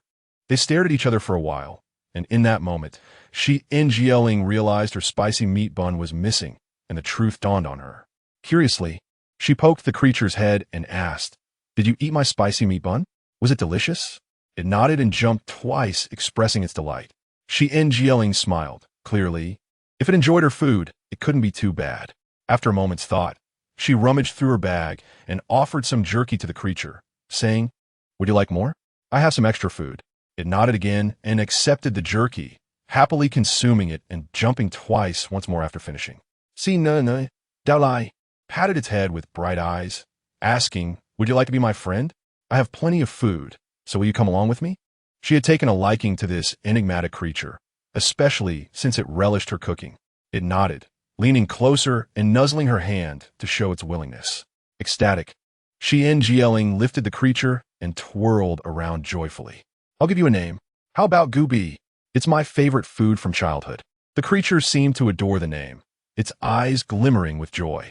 Meanwhile, Lin Xingyu was rummaging through his memories of a cave with an altar. Feeling somewhat overwhelmed, there were numerous caves in Lu, and he had no idea which one it could be. For some inexplicable reason, the map in his mind seemed to sense his thoughts and presented a directional sign. Lin Xingyu's eyes brightened. This map was different, capable of indicating a direction based on his thoughts. Resolute, he hastened in that direction. Upon arriving at the cave, he spotted Shi Ngiling joyfully playing with a charming creature. Shi Ngiling was surprised to see him. Lin Xingyu, what are you doing here? Lin Xingyu rubbed his nose. Isn't it pouring rain? Mosh Fu was a bit worried about you, so I came to look for you, and I didn't expect to actually find you. Pausing for a moment, he pretended not to recognize Gubi. Who is this adorable creature beside you? Shi Ngiling scratched her head. Oh, I found it in this cave. It loves eating my food. I want to be friends with it. Hee. Its name is Gubi. Lin Xingyu crouched down and extended his hand. Hello, Gubi. I'd like to be your friend too. The creature, sensing no malice from him, extended its hand in return. Their hands met, and Lin Xingyu successfully made a new friend, Gubi. Shi Ngiling looked at Lin Xingyu apologetically. Thank you for coming to find me. I've been here a while because I'm working on a dish that's nearly finished, and I wanted to gather some Liel bags quickly. Upon hearing this, Lin Xingyu grinned. While searching for QQ previously, he had collected several Liel bags himself. Shi Ngiling were friends, so it's my duty to help you. I have plenty of Liel bags with me. Edenix Ng Sudin Lifros. His expression turning blank as he pushed her away. Indeed, he was merely a heartless tool for testing her dish. Shi Ngiling pretended to take it in stride, though secretly she thought she would be more cautious next time. She then introduced Gubi to Mosh Fu, who was curious about the peculiar creature, but did not delve deeper, merely offering a few words of caution. Once their conversation concluded, Lin Xingyu patted Shi Ngiling on the shoulder. Shi Ngiling, could you do me a favor? I wish to learn martial arts. Where did you acquire your skills? Would you be willing to teach me? Shi Ngiling was momentarily taken aback, hesitating. My marksmanship was taught by my master. I need to ask her first. Once I finish this dish, I'll take you to meet her. Lin Xingyu was slightly stunned. He had expected it to take more persuasion, but Shi Ngiling readily agreed to help him without further inquiry. Touched, Lin Xingyu solemnly stated from now on, call me whenever you cook, I'll help you taste test. He then handed over the Liel bags he had collected. Eager to witness the dish Shi Ngiling had mentioned experimenting on numerous times. However, she asked him to return the next day, as the unique recipe required a full day to prepare. The following day, after Lin Xingyu had finished practicing swordsmanship with Keqing and discussing journey to the west, he considered inviting Keqing to WNM in Teyvat to witness Shi Ngiling's significant culinary endeavor. However, he hesitated, fearing that Keqing might have other commitments. Noticing Lin Xingyu's distracted demeanor, Keqing observed him closely, sensing he was troubled by something, yet struggling to voice it. Xingyu, you seem preoccupied with something. Is everything all right? Lin Xingyu was startled. Had his unease been that evident? With a hint of resignation, he replied, Sister Keqing, I'd like to invite you to WNM in Teyvat, but I'm concerned you might have plans afterward. I'm unsure if you have time. Gakwinis my bodali. It was the first time Lin Xingyu had invited her anywhere. I have nothing planned afterward, so I'd love to go. After a moment of contemplation, she added with a hint of melancholy, You've never invited me anywhere before. This is your first time. Feeling a bit awkward, Lin Xingyu scratched his nose. He had refrained from inviting Keqing previously, fearing their relationship was not yet at that level, yet he was pleasantly surprised by her acceptance. Today, my good friend at WNM in Teyvat is preparing a new dish, and I wanted to invite you to come see it. Keqing's expression shifted as she realized, looking at him with a hint of displeasure. So, you only invited me for that reason, huh? I'm not too pleased. Lin Xingyu, feeling the intensity of her gaze, felt a twinge of nervousness but remained composed. All right then, next time I'll find an opportunity to invite you out for some fun. What does that sound? Alone, Keqing's heart fluttered at the thought, a peculiar feeling washing over her. She had never gone out alone with anyone before. Was this a date? She felt somewhat uneasy but masked her inner turmoil, responding, "All right then, I'll reluctantly accept your invitation." Seeing her flustered demeanor brought a smile to Lin Xingyu's heart, and he suppressed the urge to grin widely. "Great, let us go." Upon arriving at WNM in Teying, Lin Xingyu was already busy preparing. Her eyes lit up upon seeing Lin Xingyu, and she eagerly grabbed his hand, pulling him inside while exclaiming, "Lin Xingyu, you came just in time. Come help me." Keqing watched their intimate interaction with a twinge of discomfort, and her smile faded. Lin Xingyu turned to her with an apologetic glance, gesturing for her to sit for a moment. Though it was framed as helping, he merely assisted in handling the fish and washing the julienne peppers. Upon seeing the ingredients, Lin Xingyu immediately understood that Xiangling intended to create a dish that would alter the supremacy of the two culinary factions in Liyue. Specifically, the signature dish of Wanmin Hall, the water-boiled black-backed base. After handling the ingredients, Lin Xingyu emerged to find Keqing wearing a somewhat sullen expression. He hurried over and said, "Sister Keqing, I apologize. I was just working here, and she's my good friend. I wanted to lend a hand. I'm sorry for neglecting you." Upon seeing Lin Xingyu's earnest gaze, Keqing's irritation melted away, and she couldn't help but chuckle. "You look like a little puppy." "I'm not angry. I'm not that petty," Lin Xingyu replied. "If it weren't for the fact that you were sitting there pouring tea with an unhappy expression, I might have almost believed you." Meanwhile, in the kitchen, Xiangling was feeling somewhat anxious. She had attempted this dish many times, and she hoped this would be the final one. She poured out the water from the pot, added oil, and once the oil was heated, she carefully placed the fish from the bowl into the pot. Timing her actions perfectly, she added the prepared lioli bag powder and the julienne pepper, followed by a measured amount of water and salt. She covered the pot, knowing that the success or failure hinged on this moment, while Guobao watched on, equally tense. After a while, a rich aroma wafted through the air. Lin Xingyu inhaled deeply, swallowing hard with excitement. "It smells wonderful. It must be working."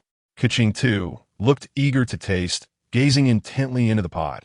"I've never smelled anything like this before. It's delightful."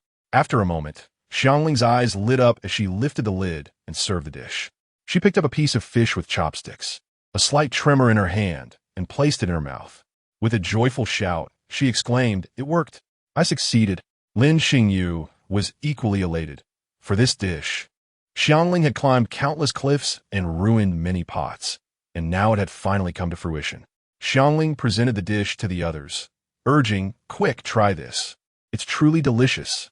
Lin Xingyu eagerly took a piece and savored it, experiencing a burst of unfamiliar yet invigorating spiciness followed by the fresh, tender fish, which was delightful and not greasy, making one crave more. Keqing praised, "I've never had such delicious fish. You are incredible." Master Mao sighed in admiration. This dish beautifully merges the rich, vibrant style of Liyue cuisine with the fresh, nourishing characteristics of Yu cuisine. It is simply exquisite. Hearing the compliments, Xiangling felt tears welling in her eyes. At last, her hard work had not been in vain, as she had created a dish worthy of praise. After the meal, Lin Xingyu introduced Keqing to Xiangling, saying, "Xiangling, this is Keqing, my good friend. You should have heard of her." Xiangling thought for a moment and realized, she is from the Ku family, that prominent clan. "It's a pleasure to meet you." She then extended her hand to shake Keqing's. Keqing remarked with a hint of astonishment, "This dish surpasses any Liyue or Yu cuisine I've ever tasted. I didn't expect someone your age to be so talented. How did you come up with this?" Keqing was thoroughly impressed by this young chef's skills. Xiangling bashfully touched the back of her head and laughed. "I believe that food should not be categorized by its ingredients. No matter what, I strive to create extraordinarily delicious dishes." With the current competition between the two major culinary styles in Liyue, ordinary restaurants have faced significant pressure, which I find quite disheartening.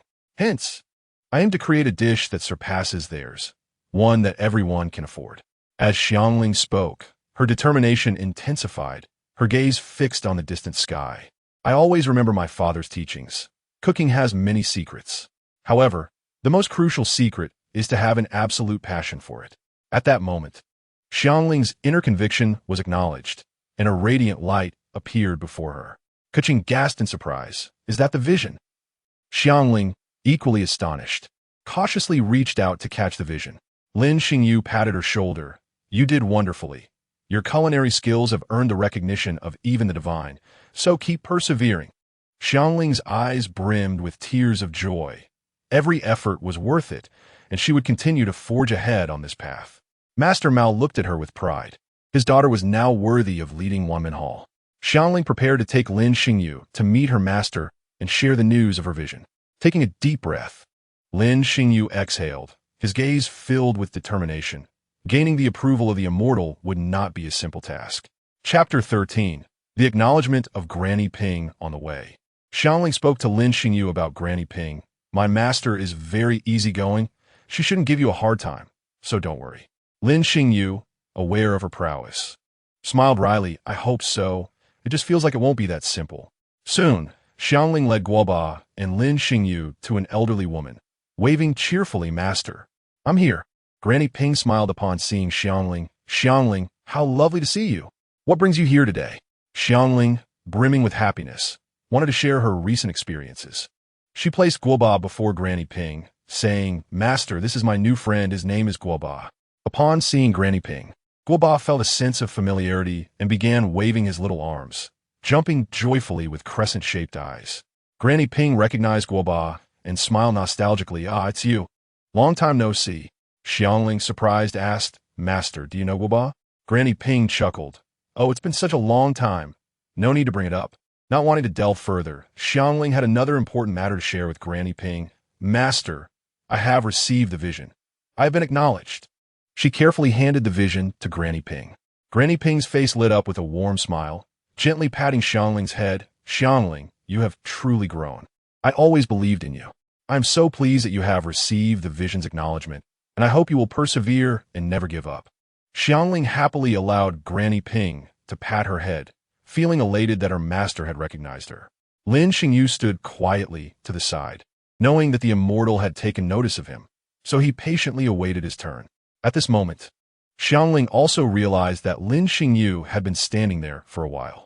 Her cheeks flushed as she remembered the purpose of their visit, and she quickly spoke. Oh dear, I almost forgot. Master, I have a request. This is my good friend, Lin Xingyu. Granny Ping turned her gaze to Lin Xingyu, squinting her eyes as he felt as though he were being scrutinized, a chill running down his spine. Granny Ping spoke slowly. Oh, so, you're Xiangling's friend.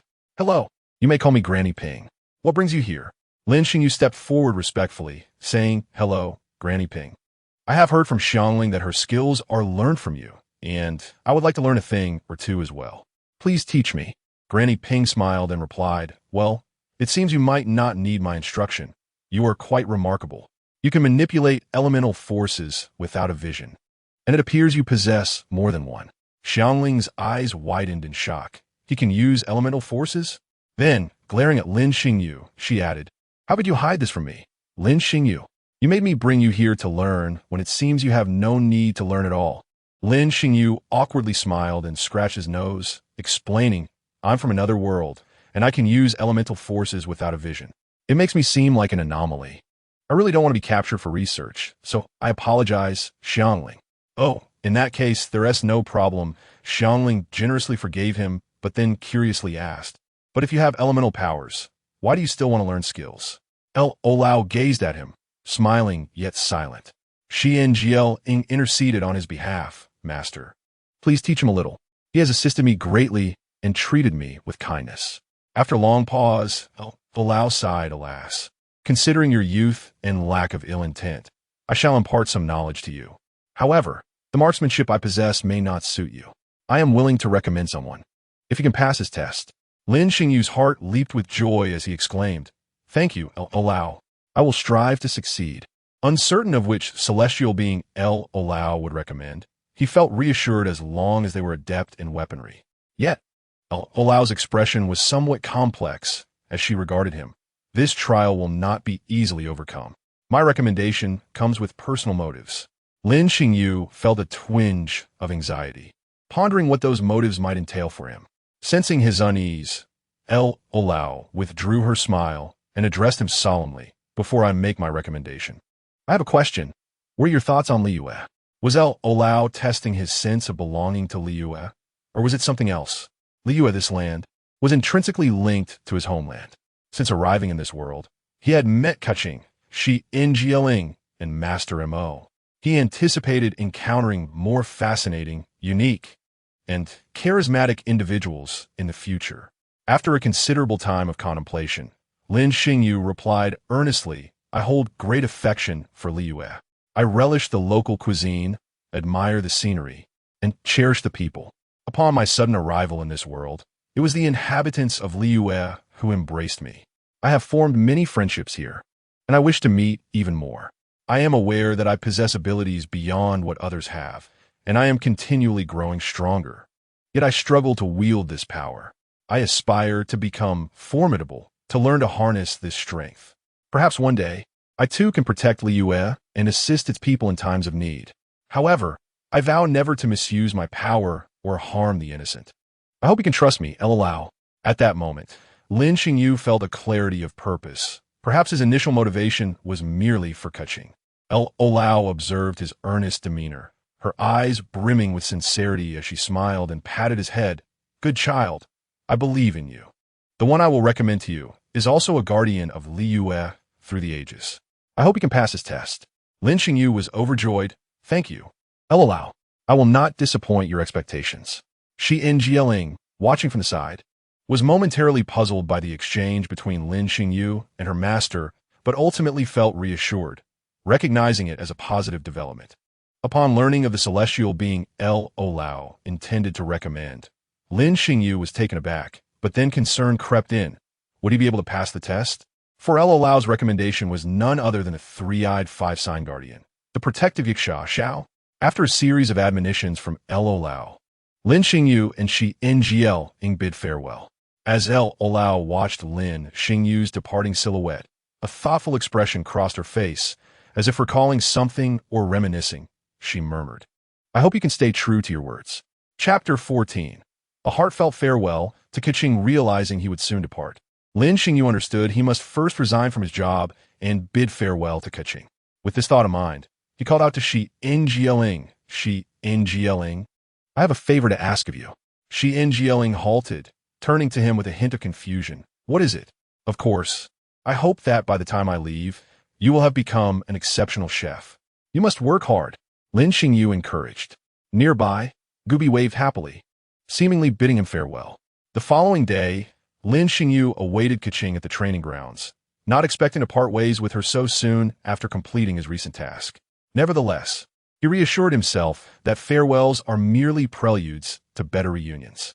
When Keqing arrived, Lin Xingyu chose not to mention his imminent departure, wanted to spend their final morning together. Watching Keqing as she skillfully executed her sword forms, he sensed she was nearing a breakthrough, though he wondered when she would awaken her vision. After Keqing finished her practice, Lin Xingyu recounted tales from Journey to the West, sharing the story of the 3 encounters with the white-boned demon. Upon hearing this, Keqing expressed her discontent. That Tang Sung is so stubborn. Clearly, the great sage did nothing wrong, yet he refuses to believe in his disciple and even drives him away. Lin Xingyu chuckled softly, explaining, Tang Sung's obstinacy stems from his kindness. He only saw the goodness in those transformed demons, mistaking them for ordinary folks. Coupled with Zhu Beiji's lecherous nature fueling the flames, this led to the unfortunate outcome. When we read a book, listen to a story, or meet someone, we must observe their essence and avoid superficial judgments. We should delve deeper into the underlying meanings. His words were a subtle reminder to Keqing, who had formed a one-dimensional view of the Geo Archon, leading her to question whether he truly understood everything. It was only after the Archon ceased to fulfill his contract that she began to grasp the complexities involved. Lin Xingyu sought to plant a seed of thought in her mind, albeit indirectly. Keqing pondered his words and nodded in agreement. Since the morning, an unsettling feeling had gnawed at her, as if something were about to depart. Upon hearing Lin Xingyu's announcement of leaving, her heart raced with panic. Xingyu, are you really leaving Liyue? Is there something important calling you away? Having grown up in a prominent family, Keqing faced many constraints in her friendships. finally encountering someone she felt a connection with. The prospect of his departure filled her with reluctance. As she contemplated the long stretch of time without Lin Xingyu, she felt a deep sense of loss. The absence of his presence beside her during sword practice and his storytelling left her feeling increasingly desolate. Her eyes glistened with unshed tears as she lowered her head, whispering, "Is there no way to stay? Why must you leave? Isn't it safe here?" Lin Xingyu sighed, gazing at the expansive clouds and sea. Countering her, "Sister Keqing, do you remember why you practice swordsmanship?" Keqing was momentarily taken aback, at a loss for words.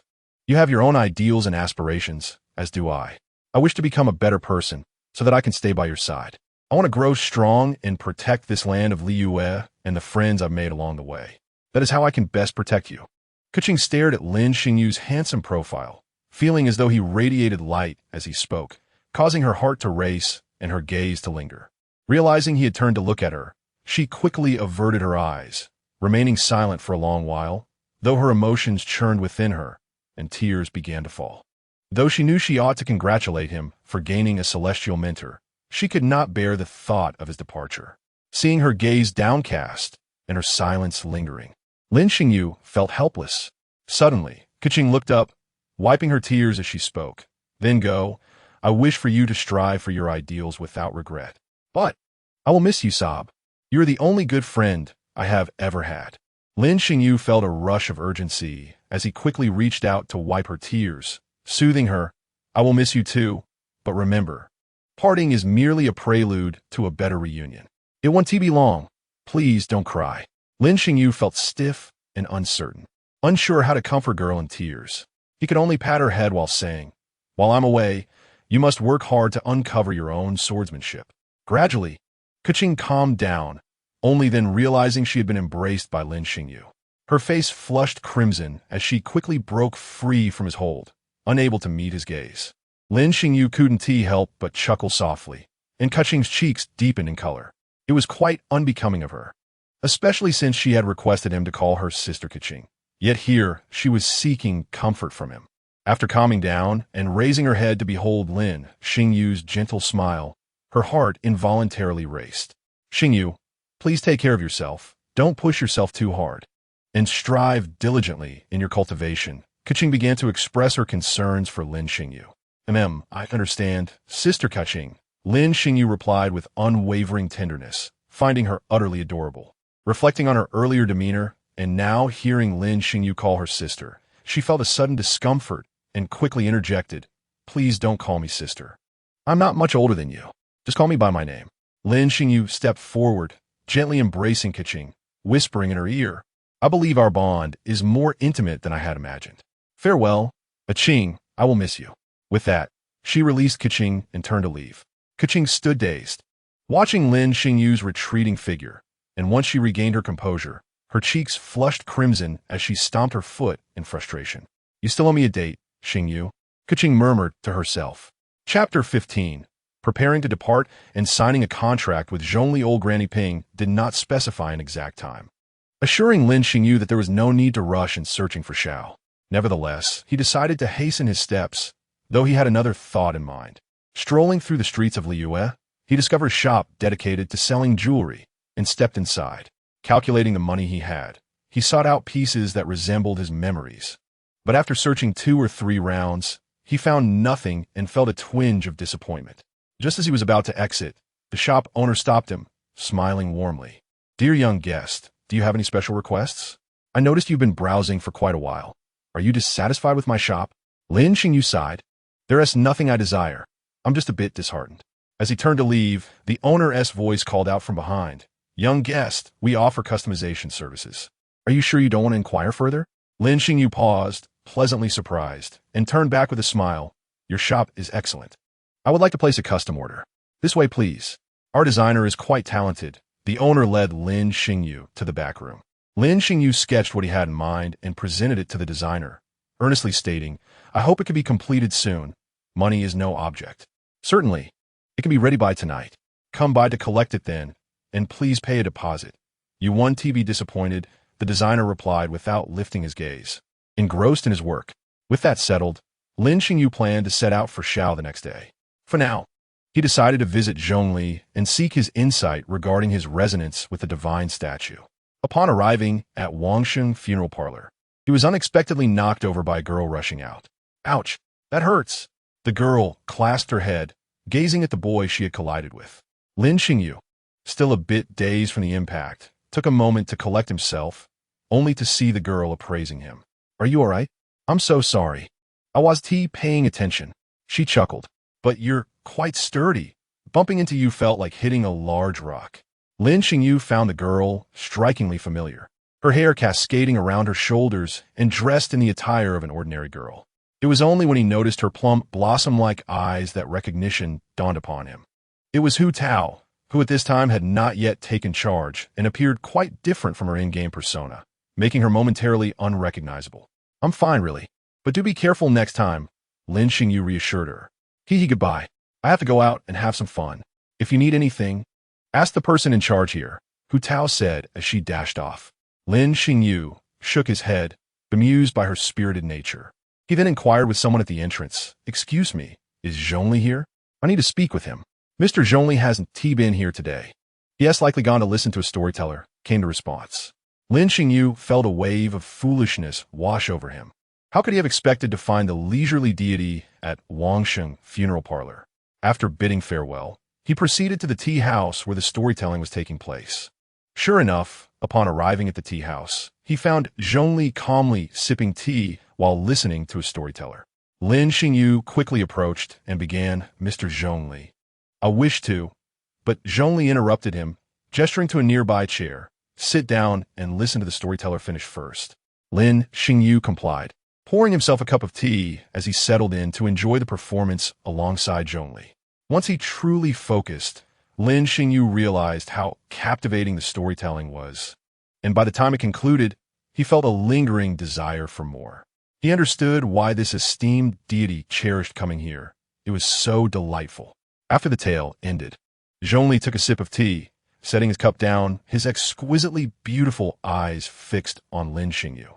Speak, what brings you to me? Lin Xingyu cleared his throat. Well, Mr. Zhongli, you are likely aware of my resonance with your divine statue. Indeed, young friend, you are quite the peculiar individual. The two elements are surprisingly stable within you. Zhongli replied. Lin Xingyu grinned. You flatter me. So, Mr. Zhongli, I shall not beat around the bush. I wish to request your guidance in wielding the power of the Geo element. Zhongli regarded Lin Xingyu with a steady gaze, seemingly questioning his audacity. Lin Xingyu felt a bit embarrassed under his scrutiny. I assure you, I will not use this power to harm anyone. It is solely for self-defense. Having power without the means to wield it is futile. Zhongli remained silent, merely observing him while sipping his tea. In that moment, Lin Xingyu began to comprehend. The deity could indeed impart knowledge, but there was something Lin Xingyu needed to articulate himself. Contemplating, Lin Xingyu rested his chin on his hand, pondering the essence of Liyue and the spirit of contracts. Suddenly, it dawned on him. He needed to establish a contract with Zhongli.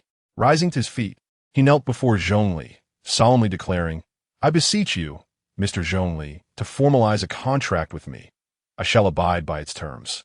Zhongli nodded with satisfaction, casting a glance at him. Your insight is not too shabby.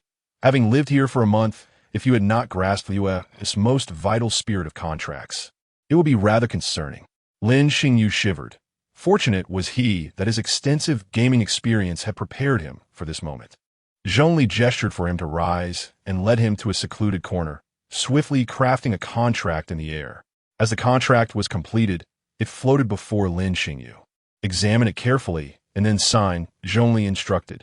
Lin Xingyu felt slightly overwhelmed, realizing this deity left no detail unattended. Nevertheless, he trusted Zhongli and solemnly pressed his handprint onto the contract. Instantly, a radiant light emanated from the contract, dissipating into the sky. Lin Xingyu sensed an invisible chain binding him. Should he violate the terms, the consequences would be dire. Zhongli, witnessing the contract's completion, smiled faintly. This is a pact made with the Geo god. Violations will incur repercussions far more severe than a regular contract. Lin Xingyu sighed. This ancient fox has me firmly in his grasp. I understand. Once the contract is made, Those who break their word shall face the punishment of the earth. I shall uphold my end. Zhongli appeared somewhat surprised. You are aware of this? Quite impressive. Lin Xingyu then remembered his impending departure from Liyue in search of Xiao and felt a tinge of awkwardness. Ahem, esteemed deity, I will be leaving Liyue tomorrow, intending to seek out Xiao for guidance in my cultivation. Might you have any means for me to also receive your instruction? Zhongli looked at Lin Xingyu with an expression that seemed to say, You truly are audacious, before contemplating something, his brow furrowing. Who advised you to go? If you seek Xiao for training, be prepared. It won't be an easy path. It was old Granny Ping's guidance, Lin Xingyu replied. Ah, an old friend. Zhongli mused as he gazed into the sky, a hint of nostalgia in his eyes. After a moment of contemplation, Zhongli extended his hand and traced a symbol of rock before Lin Xingyu, imbuing him with a mark that resonated within his being. If you venture outside, you can resonate with the statue of the Geo Archon and acquire the cultivation methods I shall impart to you. Lin Xingyu, filled with delight, nodded fervently. Thank you, Master Zhongli. I will certainly strive to improve. Zhongli cast a sidelong glance at him and replied coolly, Spare me the flattery. Just call me Mr. Zhongli. With that, he turned away, leaving Lin Xingyu standing in place. Unfazed, Lin Xingyu smiled and made his way towards Bubulu, hoping to catch a glimpse of Qi before his departure, as he wished to see his dear daughter one last time. Chapter 16. Departure to Wangshu and Lin Xingyu was somewhat uncertain, gambling on a chance to find Qi. He merely wished for a brief encounter. Remembering their previous meeting under a different guise filled him with a tinge of guilt. Alas, it was unavoidable. Approaching the steps of Bubulu, he spotted a small figure engaged in gymnastics from afar. Fortunately, Qi had not gone out today. She was merely stretching, likely to ease her stiffness. As he drew nearer, he could hear her sweet voice, 12772277. How adorable. Just as Lin Xingyu approached, Qi finished her routine and pulled out a small notebook to ponder her next steps. At that moment, a shadow fell over her, and Qi looked up, tilting her head in curiosity. She beheld a youth with delicate features and gentle eyes gazing at her, sparking a fleeting recognition in her mind. Though she could not grasp it fully, she inquired, Hello, may I ask what you need? Greetings, Qi. My name is Lin Xingyu, and I have come to be your friend, he said, extending his hand toward her. Qi hesitated, biting her finger. But Baizhu said, not to befriend strangers. At that moment, a small hand grasped his. You seem familiar. I want to be close to you and be your friend. Suddenly, a decree illuminated Qi, prompting a memory of her own inked command to remember this good person. Her eyes brightened with joy. You are Mo. I remember you. Lin Xingyu felt an overwhelming emotion, realizing the significance of her decree to remember him. Unable to restrain himself, he embraced her. Yes, I am Mo. My true name is Lin Xingyu. I apologize for having concealed this from you. Qi felt warmth from his familiar presence and nestled comfortably against him. It's all right. I remember you. You are a good person. Lin Xingyu nodded earnestly. I shall always be, but for now, may I teach you a new stretching exercise? A new stretching exercise? Indeed, it may be an improvement over your current routine and will help with your flexibility. I will learn from you, but I might not remember everything. Fear not. I will teach you several times. With that, Lin Xingyu dedicated the entire afternoon to instructing Qi in a set of calisthenics, despite its complexity. She learned with joy, though he suspected she may not retain it. The hours slipped by unnoticed, their laughter and practice undisturbed by the curious gazes of passers-by. As dusk fell, Lin Xingyu bid farewell to Qi and made his way to a jewelry shop. The shopkeeper greeted him with a warm smile, presenting a small box. Dear guest, please open it and see if it is to your liking. Upon inspecting the contents, Lin Xingyu confirmed it was identical to the piece he had envisioned. He nodded in satisfaction, parting with a significant sum of money, muttering about the merchant's cunning nature. However, the thought of the maiden's joyful expression upon receiving the gift made it all worthwhile. He carefully arranged the items and penned a note, affixing it to the gift box before retiring to bed, slipping into a deep slumber. The following morning, Lin Xingyu arrived at the training grounds, timing his arrival for when Keqing would typically be present. He placed the small box prominently before departing, watching from a distance. When Keqing arrived and did not see the familiar figure, a sense of disappointment washed over her. Had he truly left? Suddenly, her eyes caught sight of the box atop a conspicuous stone, stirring her curiosity. She hurried over, and upon discovering a note attached, her face lit up with joy, tears glistening in her eyes. Inside the box lay a delicate hairpin, violet in hue, perfectly complementing her hair. Carefully, she lifted the pin, her heart swelling with emotion and delight as she gently secured it in her hair. It must look splendid, chosen by Xingyu. I shall cherish it always.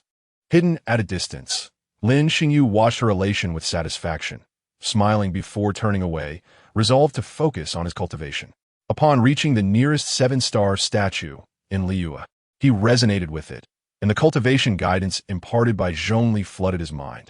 As he gazed upon the familiar combat techniques, a grin spread across his face.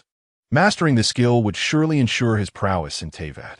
Having completed this task, he teleported to Gue Liyuan, the closest location on the illuminated map to Wangshuin. Following the map's guidance, he proceeded until he arrived at the inn. Lin Xingyu recalled the inn's peculiar design, particularly the presence of an elevator. As he prepared to ascend the stairs, a female attendant intercepted him, politely inquiring, "Dear guest, will you be dining or seeking accommodation today?" Lin Xingyu pondered the amount of mora in his pocket. It should suffice, especially since Xiao frequented this establishment. "I would like to stay." "Splendid. Our inn has ample rooms available at reasonable prices, and nothing suspicious. Aha. Please follow me." Lin Xingyu suppressed a smirk. He had long wished to comment on the innkeeper's constant insistence that nothing was amiss. Was it not akin to proclaiming one had hidden wealth? Upon entering, he approached the innkeeper at the counter. "Hello, Meng. Oh dear, a young guest. Here for accommodation, are we? But remember, I'm not a madam. I am the owner." Lin Xingyu recalled the peculiar demeanor of the inn's staff, but pressed on with his inquiry. "Hello, I am here to find Xiao. May I ask where he might be?" Upon hearing Xiao's name, the innkeeper's expression hardened, her gaze filled with suspicion. "We have no one by that name here. Might I inquire what you mean?" It seemed Xiao had not informed the staff of any impending visitors. Lin Xingyu felt exasperated, yet had no choice but to remain for the time being and await evening, when the likelihood of encountering Xiao would be greater. If not, then I shall seek lodging. Lin Xingyu shifted the topic, avoiding further mention of Xiao.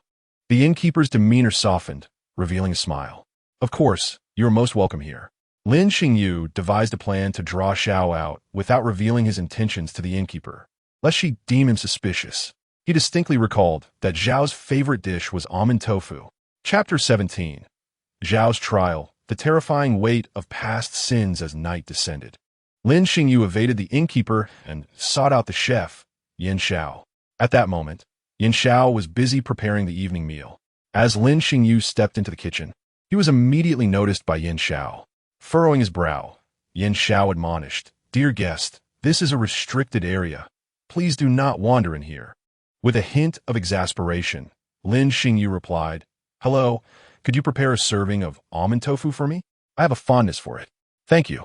Hearing this, Lin Xingyu stepped back and found a place to sit, patiently awaiting his order.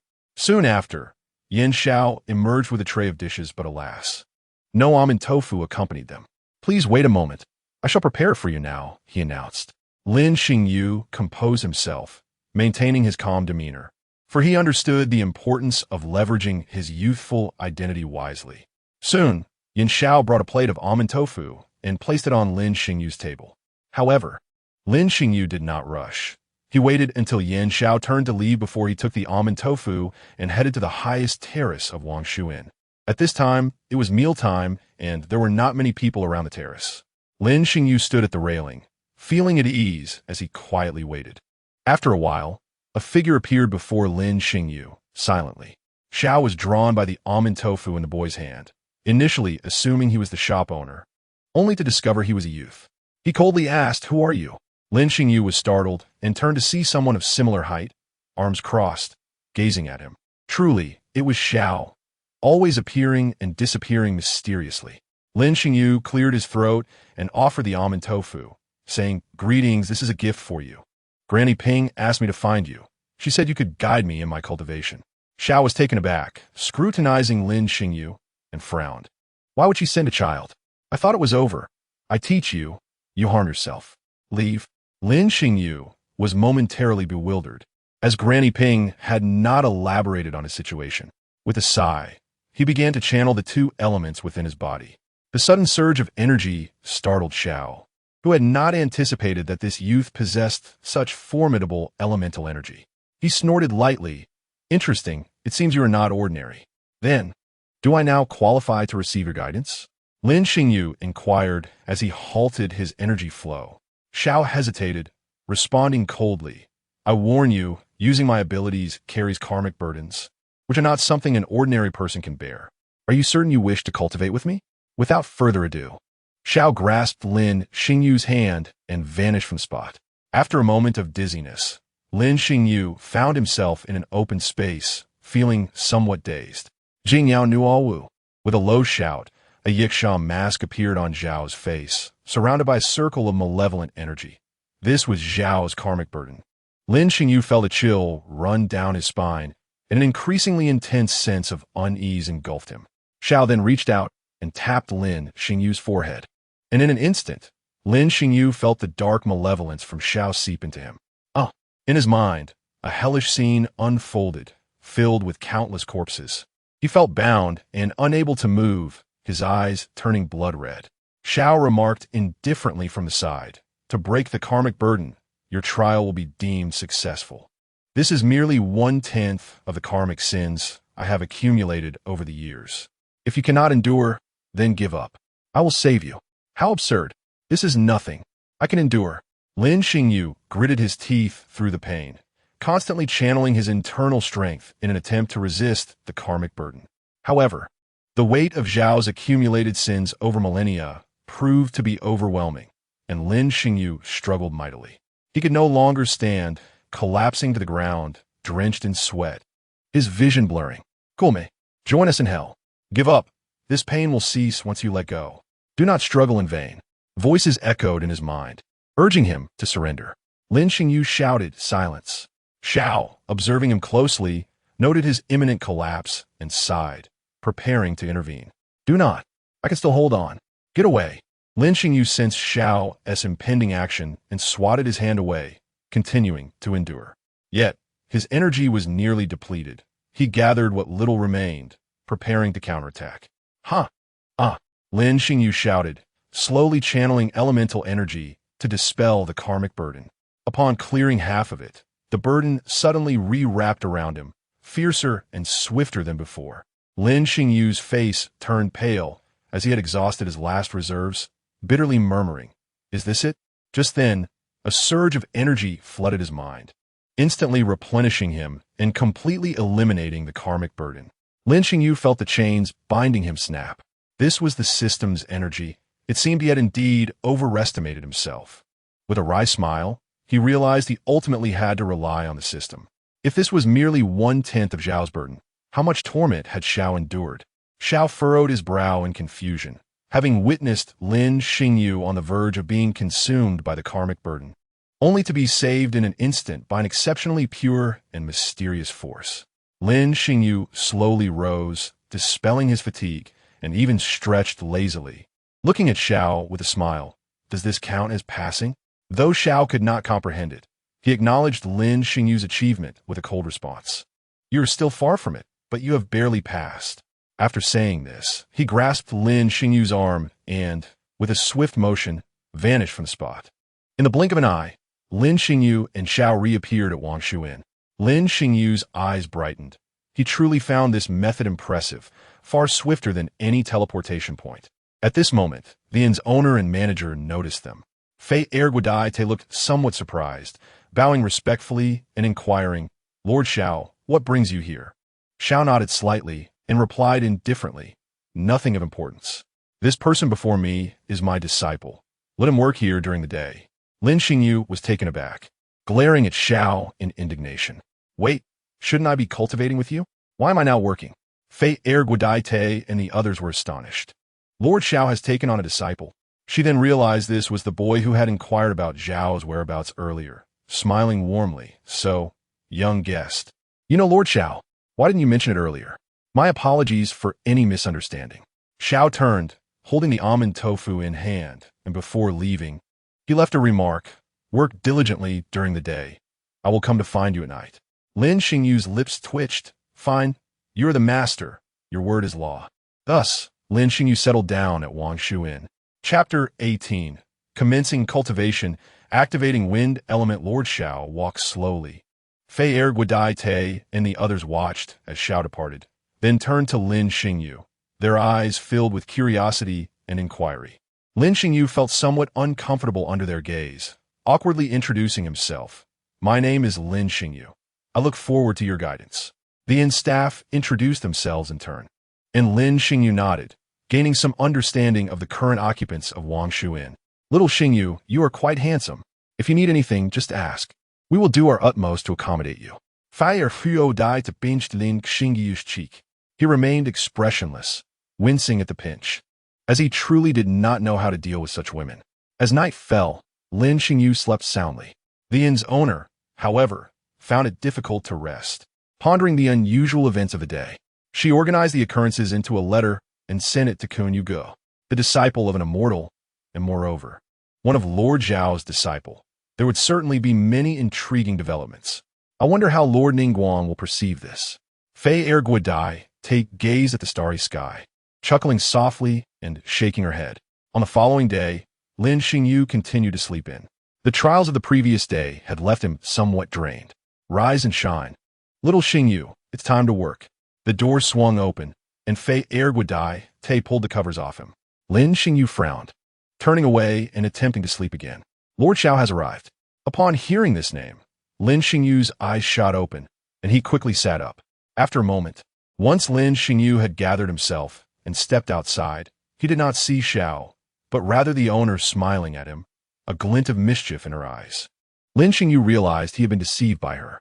"I see. I've been tricked by this woman."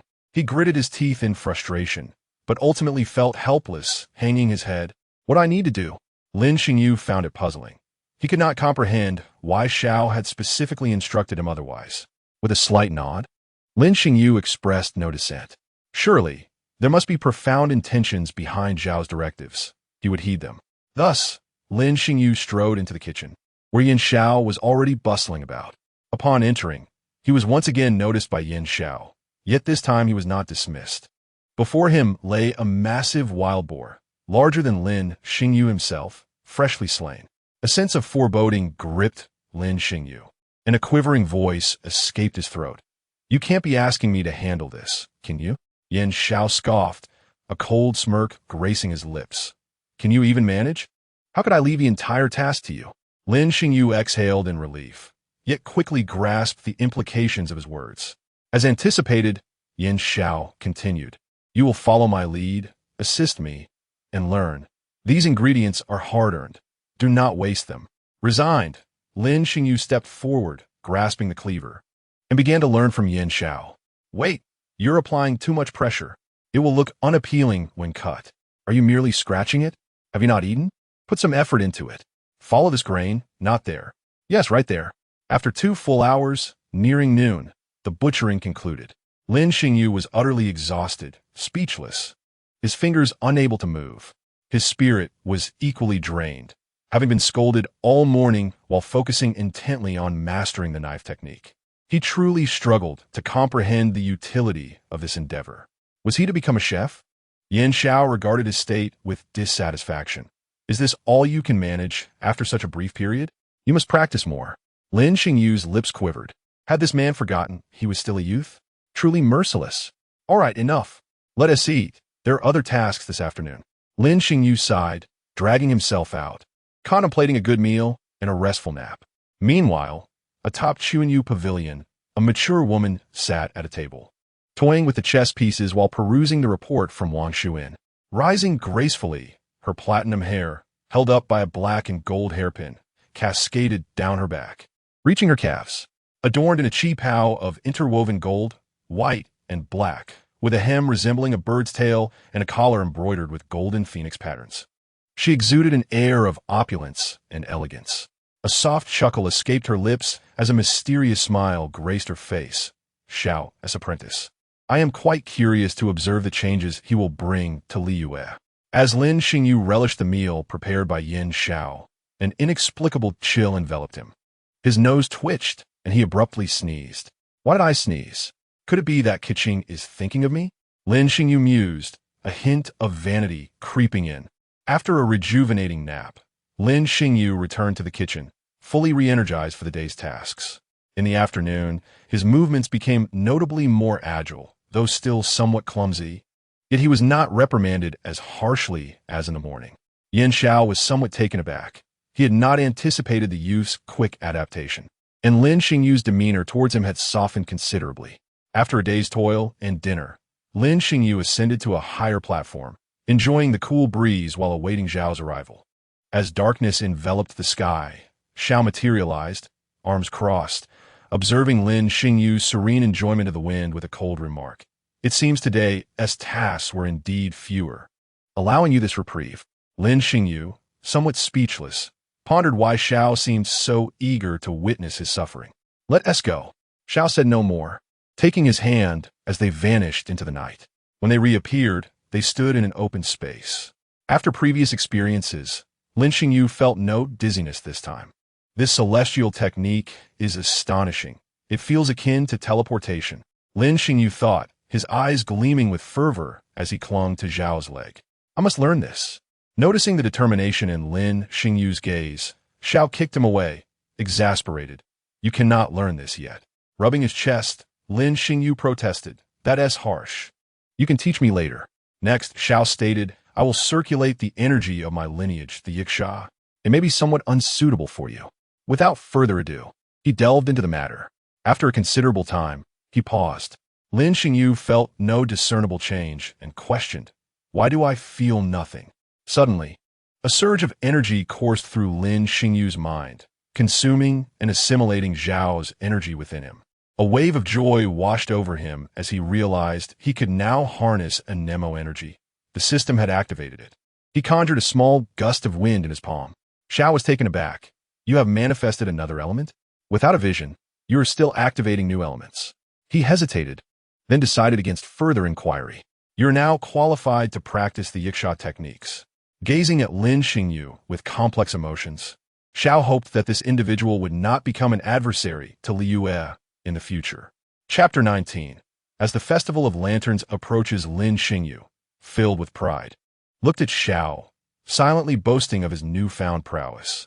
Sensing the provocation, Xiao remained silent, then swiftly kicked him down, coldly stating, have you become arrogant before even training? Jingyao Zhao Wu. Surrounding himself with a veil of karma, Xiao transferred a portion to Lin Xingyu. Eyes widening in disbelief, Lin Xingyu felt the encroaching karma, which began to erode his consciousness. It was painful, yet not overwhelming. You must acclimate to the presence of karma. Any act of killing will bind you with it. The path of a Yiksha is inherently one of violence. Lin Xingyu fell silent, realizing that Xiao had always protected Liu under such burdens. No, it was not solely Xiao. Other guardian Yikshas bore similar weights. A smile crept across Lin Xingyu's face as he dismissed it with a wave of his hand. This is manageable. I can endure this level. Xiao summoned his weapon, Puin, and tossed it to Lin Xingyu, who caught it with a puzzled expression. Adopt a horse stance. Hold the spear horizontally and push forward. Steady yourself. Lin Xingyu complied, positioning himself with the spear across his chest and extending his arms. To master spear fighting, one must first learn to stabilize the weapon. After instructing, Xiao stood atop the spear, applying pressure. Lin Xingyu gritted his teeth, his face paling. The weapon was heavy, and his arms ached, yet he remained steadfast. He recognized that his training had commenced. Each tremor of Lin Xingyu would prompt Xiao to increase the pressure. Rest for a moment. We will continue shortly. Thus, they repeated this rigorous training until the witching hour, at which point Xiao finally permitted him to cease. After giving his instructions, he departed. Lin Xingyu spoke little. He understood the nature of the Yiksha, tirelessly battling each night to safeguard Liu. His physical condition was still inadequate. The training he had undergone in Liu was far from sufficient. Tomorrow, he would begin anew, intensifying his efforts. On the following day, Lin Xingyu arose early, binding stones to his arms and legs. He commenced a run around the vicinity of Wangshu Inn, applying the training methods he had learned in the real world. After the inn opened, he returned to the kitchen to resume work. In the evening, Xiao appeared as scheduled, and they continued their training regimen. Time flew by, and a month swiftly passed. Lin Xingyu trained diligently, growing more familiar with the staff at Wangshu Inn, who began to regard him as one of their own. Xiao also imparted new foundational spear techniques, encouraging Lin Xingyu to develop his unique style rather than merely replicate his own, merging his learnings to forge a distinct approach. Lin Xingyu certainly did not forget the cultivation method bestowed by the emperor. After a month of diligent practice, although he had yet to condense it into a shield, he could already generate rocky pillars. One evening, Xiao did not instruct him to practice as usual, for he had other plans in mind. Xiao led Lin Xingyu to a new location, distinct from their usual training grounds. Upon seeing the enormous figure seated in the distance, Lin Xingyu comprehended the task at hand. He cracked his knuckles, the sound echoing. Is this what I am to engage with? It doesn't seem too challenging. Xiao spoke calmly 1 month. Let us assess your progress. You are forbidden from using elemental abilities. Only employ your marksmanship techniques. Now, you shall spar with this behemoth. Without further ado, Xiao tossed him before the Hill-Churro Rock-Shield King. Lin Xingyu stared into the creature's eyes, feeling a bit awkward as he greeted, "Hello there." Roar. The Rock-Shield King, perceiving the intruder in its territory, roared angrily, entering a frenzied state. Lin Xingyu felt a chill run down his spine and focused intently on the monster's movements. Illusion. Lin Xingyu activated the illusion ring, conjuring a weapon that resembled the one wielded by Pu Yuan. Roar. The Rock-Shield King charged directly at him with remarkable speed, but Lin Xingyu adeptly dodged. The creature then raised its arms above its head. Noticing this movement, Lin Xingyu's pupils constricted, and he swiftly evaded. Suddenly, he coughed up blood, propelled backward as he narrowly avoided the first 2 strikes, but succumbed to the last. Damn it, just because the tiger does not roar. Do not mistake me for a sickly cat.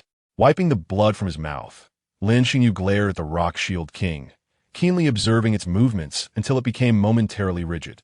His eyes gleamed with determination as he lunged forward, thrusting his weapon into its chest. Clang! Damn, this shell is incredibly tough, he thought, realizing he had dealt no significant damage and promptly retreated. Thus, Lin Xingyu discerned the creature's attack patterns. Seizing the opportunity when the Rock-Shield King was immobilized to strike a few times before decisively retreating. Roar. The Rock-Shield King could only roar in frustration, unable to inflict harm upon Lin Xingyu, who remained highly concentrated, refusing to let his guard down. He employed his marksmanship techniques, contemplating how to use them most effectively against his foe. Before long, the Rock-Shield King let out a piercing scream before collapsing, its energy drifting toward Lin Xingyu. Phew, huh? Phew, is that all you've got? He exclaimed, collapsing onto the ground, panting heavily, and flashed a smile at Xiao. Xiao nodded slightly, remarking, not bad. Henceforth, your training will continue in this manner until you master your marksmanship techniques. Xiao gazed up at the sky, sighed, and murmured, another month, it has arrived once more. Upon finishing, he cast a glance at Lin Xingyu, his eyes revealing a glimmer of anticipation and hope. Thus began Lin Xingyu's arduous training life, sometimes facing the Hill-Churro Rock-Shield King and, at other times, the Dragon Lizard. On one particularly challenging occasion, he was tasked with defeating the explosive tree. Although he ultimately succeeded, he resorted to employing ice elements and was burned severely, spending 3 days bedridden. The innkeeper and staff felt sympathy for him, recognizing Zhao's formidable prowess. However, the rewards were immense. Through battle, he gradually grew adept at using firearms, crafting his own marksmanship techniques. A month passed, and the Wangshu Inn began to adorn itself with lanterns and new couplets and banners. During this time, Lin Xingyu found himself missing Keqing, pondering how she fared over the past 2 months. Yet, plans often succumb to unforeseen changes. Xiao insisted that he remain, and after listening to Zhao's words, he fell silent. Lin Xingyu sighed, gazing towards the direction of Liyue, feeling a mix of reluctance and newfound resolve. Chapter 20. The Lantern Rite, Protecting Liyue with Xiao. He prepared to discuss this matter with Xiao that night. When evening arrived, Xiao appeared promptly but did not whisk him away. Instead, he led Lin Xingyu to the rooftop. Do not speak yet. Allow me to finish before you contemplate, Xiao said, sensing Lin Xingyu's hesitation but not pressuring him. As Xiao recounted the tale, Lin Xingyu glimpsed the hidden struggles behind Liyue's myriad of lights. Before the establishment of the 7 archons, chaos and slaughter reigned across the land, during the period known as the Archon War. In those tumultuous times, Xiao, in his youth, fell prey to a demon god, who exploited his weaknesses and bound him under its command, compelling him to commit heinous acts that trampled upon many aspirations. He was forced to devour the dreams of the vanquished, suffering deeply, yet feeling utterly powerless. It was not until the fateful day when he encountered the Geo Archon Morix on the battlefield that his plight began to change. After defeating him, Morix recognized Zhao's plight and liberated him, bestowing upon him the name Xiao. In the legends of foreign lands, the name Xiao signifies a being that has endured suffering and has been tempered through trials. You have faced much, thus, let this name accompany you henceforth. To repay the emperor's kindness, Xiao willingly forged a pact to protect Liyue. However, after years of serving the demon god, the warmth and emotions within Xiao had been stripped away, leaving only bloodshed and the weight of accumulated karma. Following the conclusion of the Archon War, the 7 archons were established, restoring peace to the world. Yet beneath this tranquility lay darkness, imperceptible to ordinary folk. The demon gods were immortal, and those vanquished during the war remained imprisoned beneath solid rock, their power and resentment festering into abominations that plagued the lives of many. In the stillness of night, these abominations thrived, and Xiao fought tirelessly amidst countless nights, safeguarding Liyue. The fragments of hatred from these entities continually tainted Zhao's spirit. To eradicate this hatred, he bore the burden of karma, accumulating an unfathomable weight over millennia. Xiao bore this alone, unacknowledged by the populace, left with only his own companionship. Lin Xingyu's arrival was a pleasant surprise for Xiao, as he possessed the ability to completely eradicate this karma. Although Xiao initially hesitated to involve Lin Xingyu, he recognized his exceptional capabilities and therefore sought his assistance. After absorbing Zhao's narrative, Lin Xingyu remained silent for a considerable time, feeling a profound ache in his heart, rendered speechless. This young man, shouldering pain and karma, stood guard over Liyue. Thanks to his efforts, Liyue enjoyed peace, lighting the lanterns that illuminated the night sky, yet those lights could not penetrate Zhao's heart. The answer was evident. Lin Xingyu smiled, his eyes filled with determination. No problem. I am willing to lend my strength to protect Liyue. Xiao nodded and said little more, stating he would come to find Lin Xingyu in due course before departing. Lin Xingyu gazed up at the night sky, exhaling a sigh. I am sorry, Keqing. That night, Xiao and Lin Xingyu appeared near Liyue.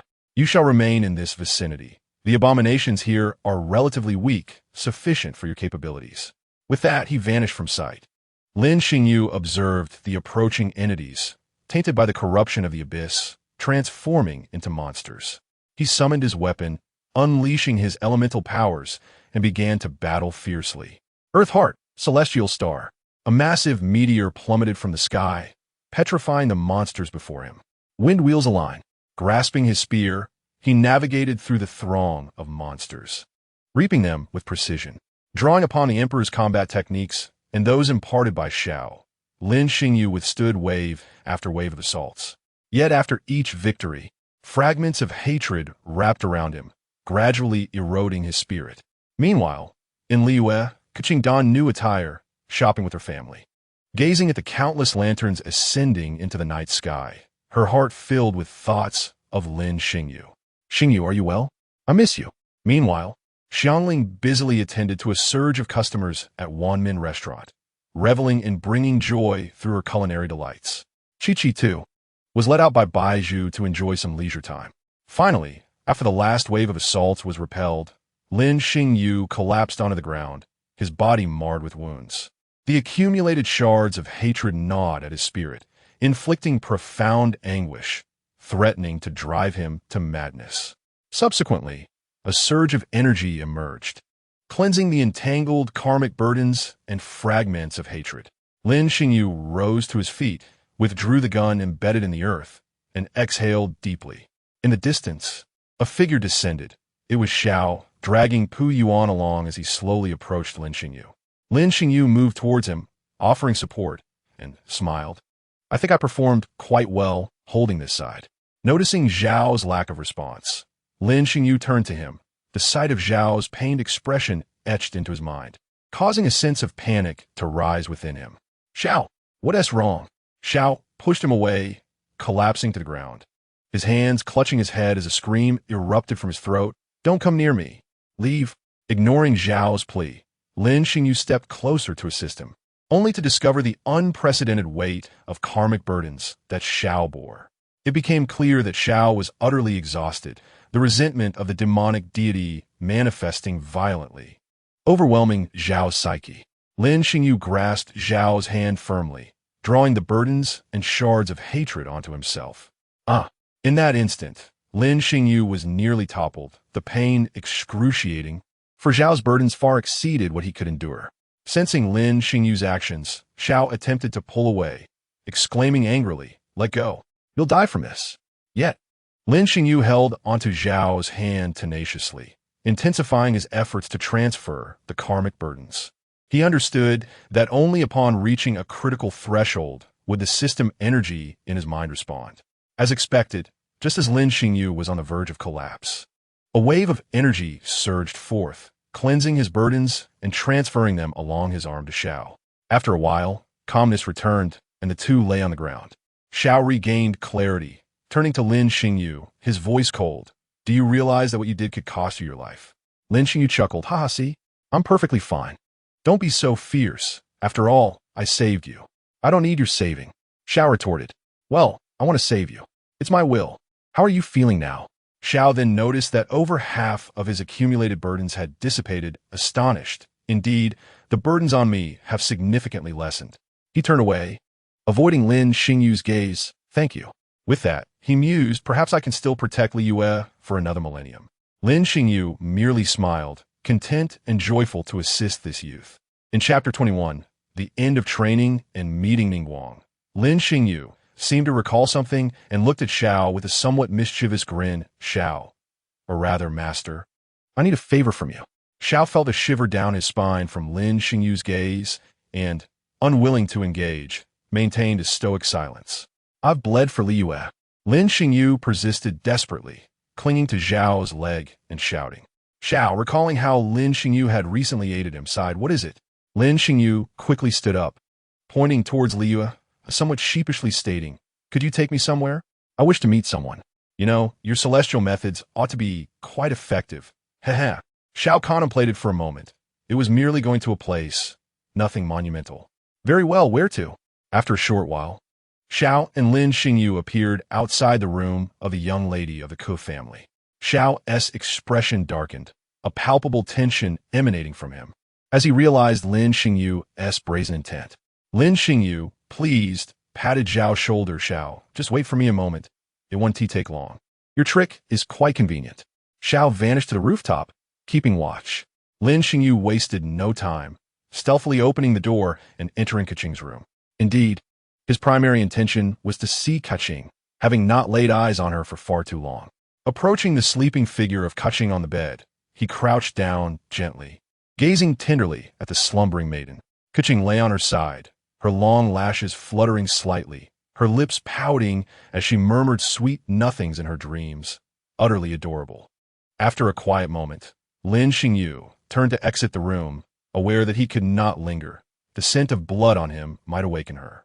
Just being able to visit her once brought him immense satisfaction. At a high vantage point in Liyue, Keqing executed a fluid swordplay, concluding her practice with a sigh as she gazed at the clouds and the sea below.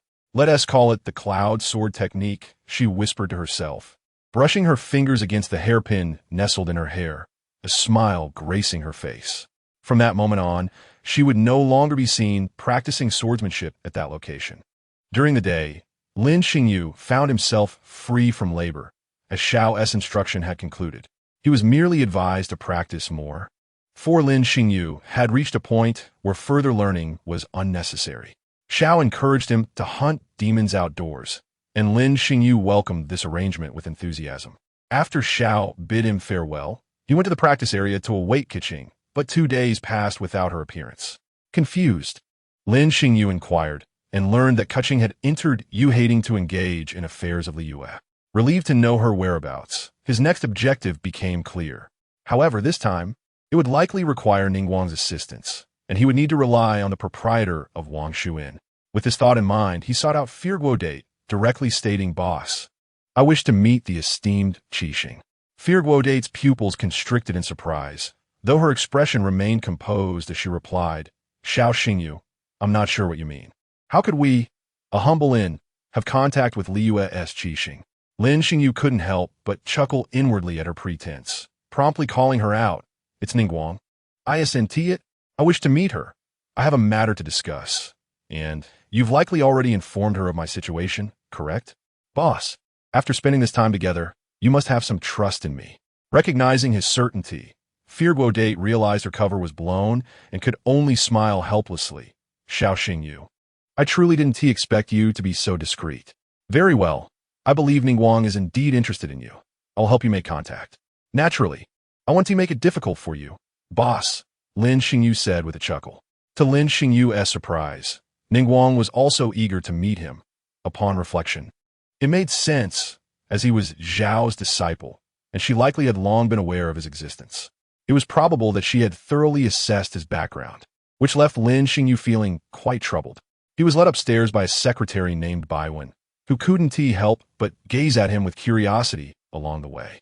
Upon reaching the splendid halls of Chuanyu Pavilion, Baiwen finally succumbed to her curiosity, asking, "Who exactly are you?" "Very few are invited to Lady Ningguang's palace." Lin Xingyu shrugged, feeling somewhat helpless. He didn't know either. Understanding his demeanor, Baiwen refrained from pressing further, recognizing the decorum surrounding Lady Ningguang's guests. As he gazed upon the resplendent palace, which overlooked the entirety of Liyue, Lin Xingyu could only marvel at the wealth it represented. Upon entering, he found Ningguang standing before a wall, her attention fixed on something displayed there. Baiwen respectfully bowed and announced, "Lady Ningguang, the guest has arrived." Ningguang did not turn to acknowledge her, remaining focused on the wall, merely gesturing with her hand. Baiwen bowed once more before retreating. Ningguang appeared disinterested in engaging with Lin Xingyu, absorbed in her observations, leaving him to stand silently, waiting for her to speak. Her profile was exquisite, with elegantly arched brows, standing gracefully and composed. After a considerable interval, Ningguang finally diverted her gaze from the wall to Lin Xingyu, offering a somewhat apologetic smile. "I apologize.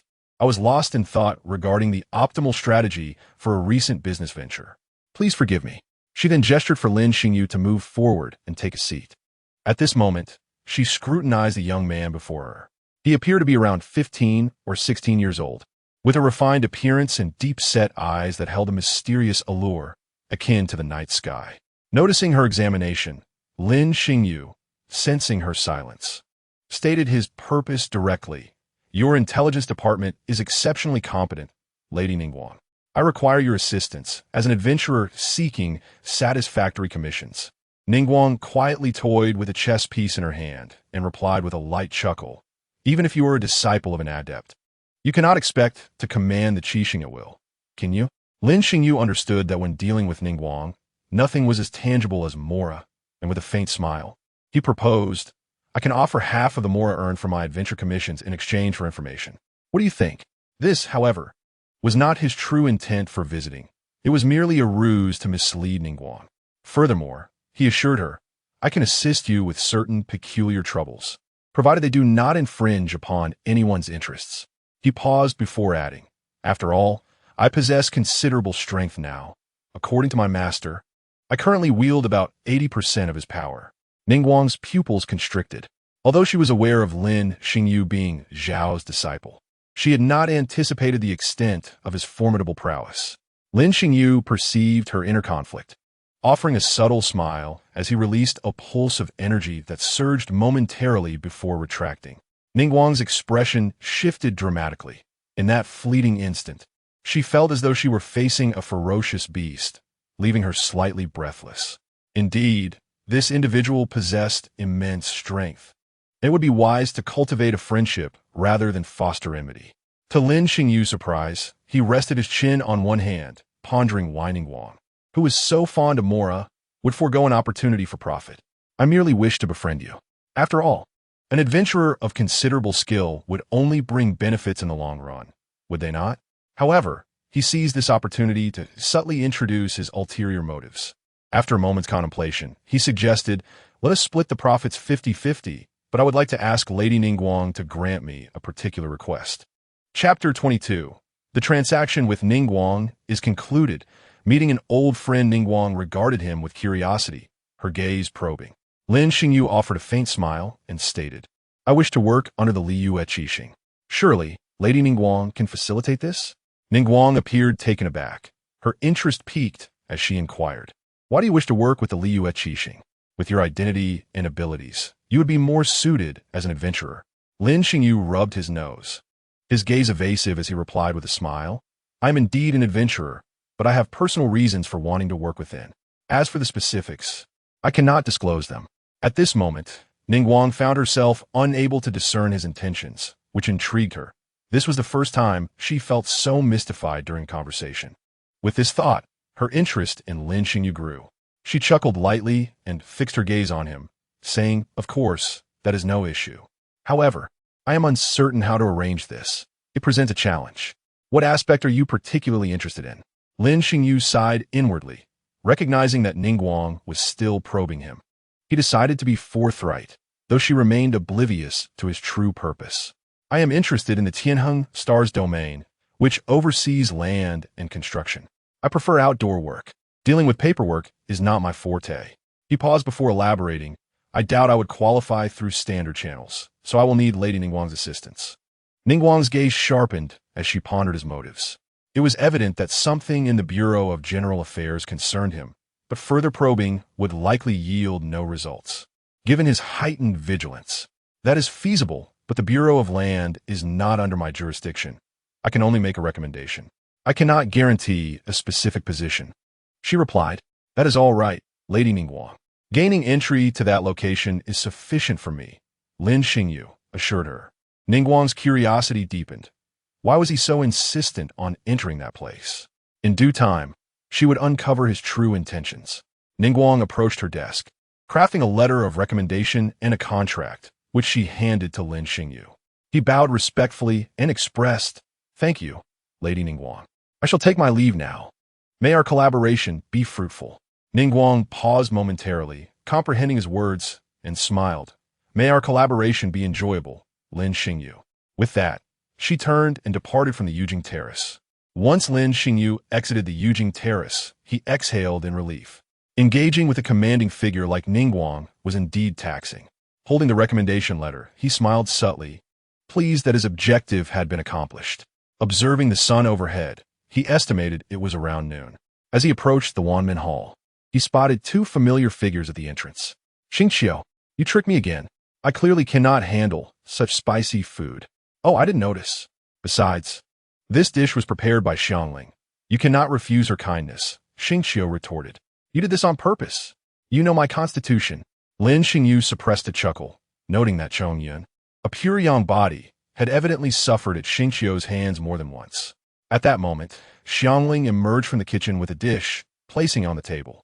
She then spotted a familiar figure in the distance, smiling as she rushed over, attempting to embrace Lin Xingyu.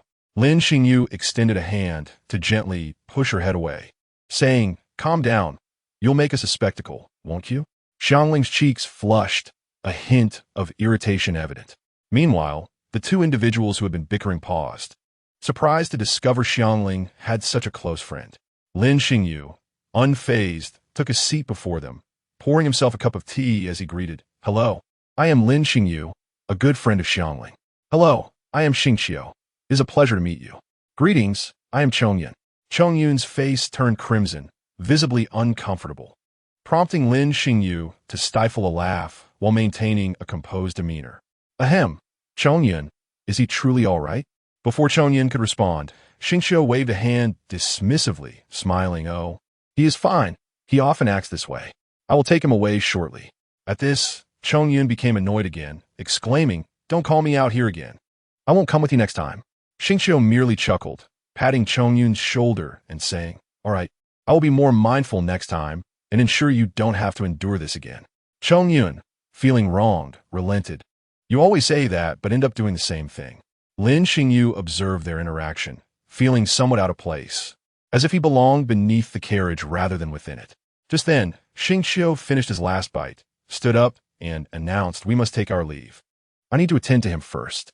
Before departing, Cheng Yun whispered to Lin Xingyu, "Xingqiu has many ulterior motives. Be cautious." "Xiangling, we are leaving now." "Okay." After this, they exited, and Lin Xingyu couldn't help but shake his head. "Cheng Yun, it seems you cannot escape Xingqiu's schemes." After a while, Xiangling brought out a dish, revealing it to be boiled blackback bass, which surprised Lin Xingyu. Lin Xingyu felt a surge of emotion, having narrowly escaped a calamity.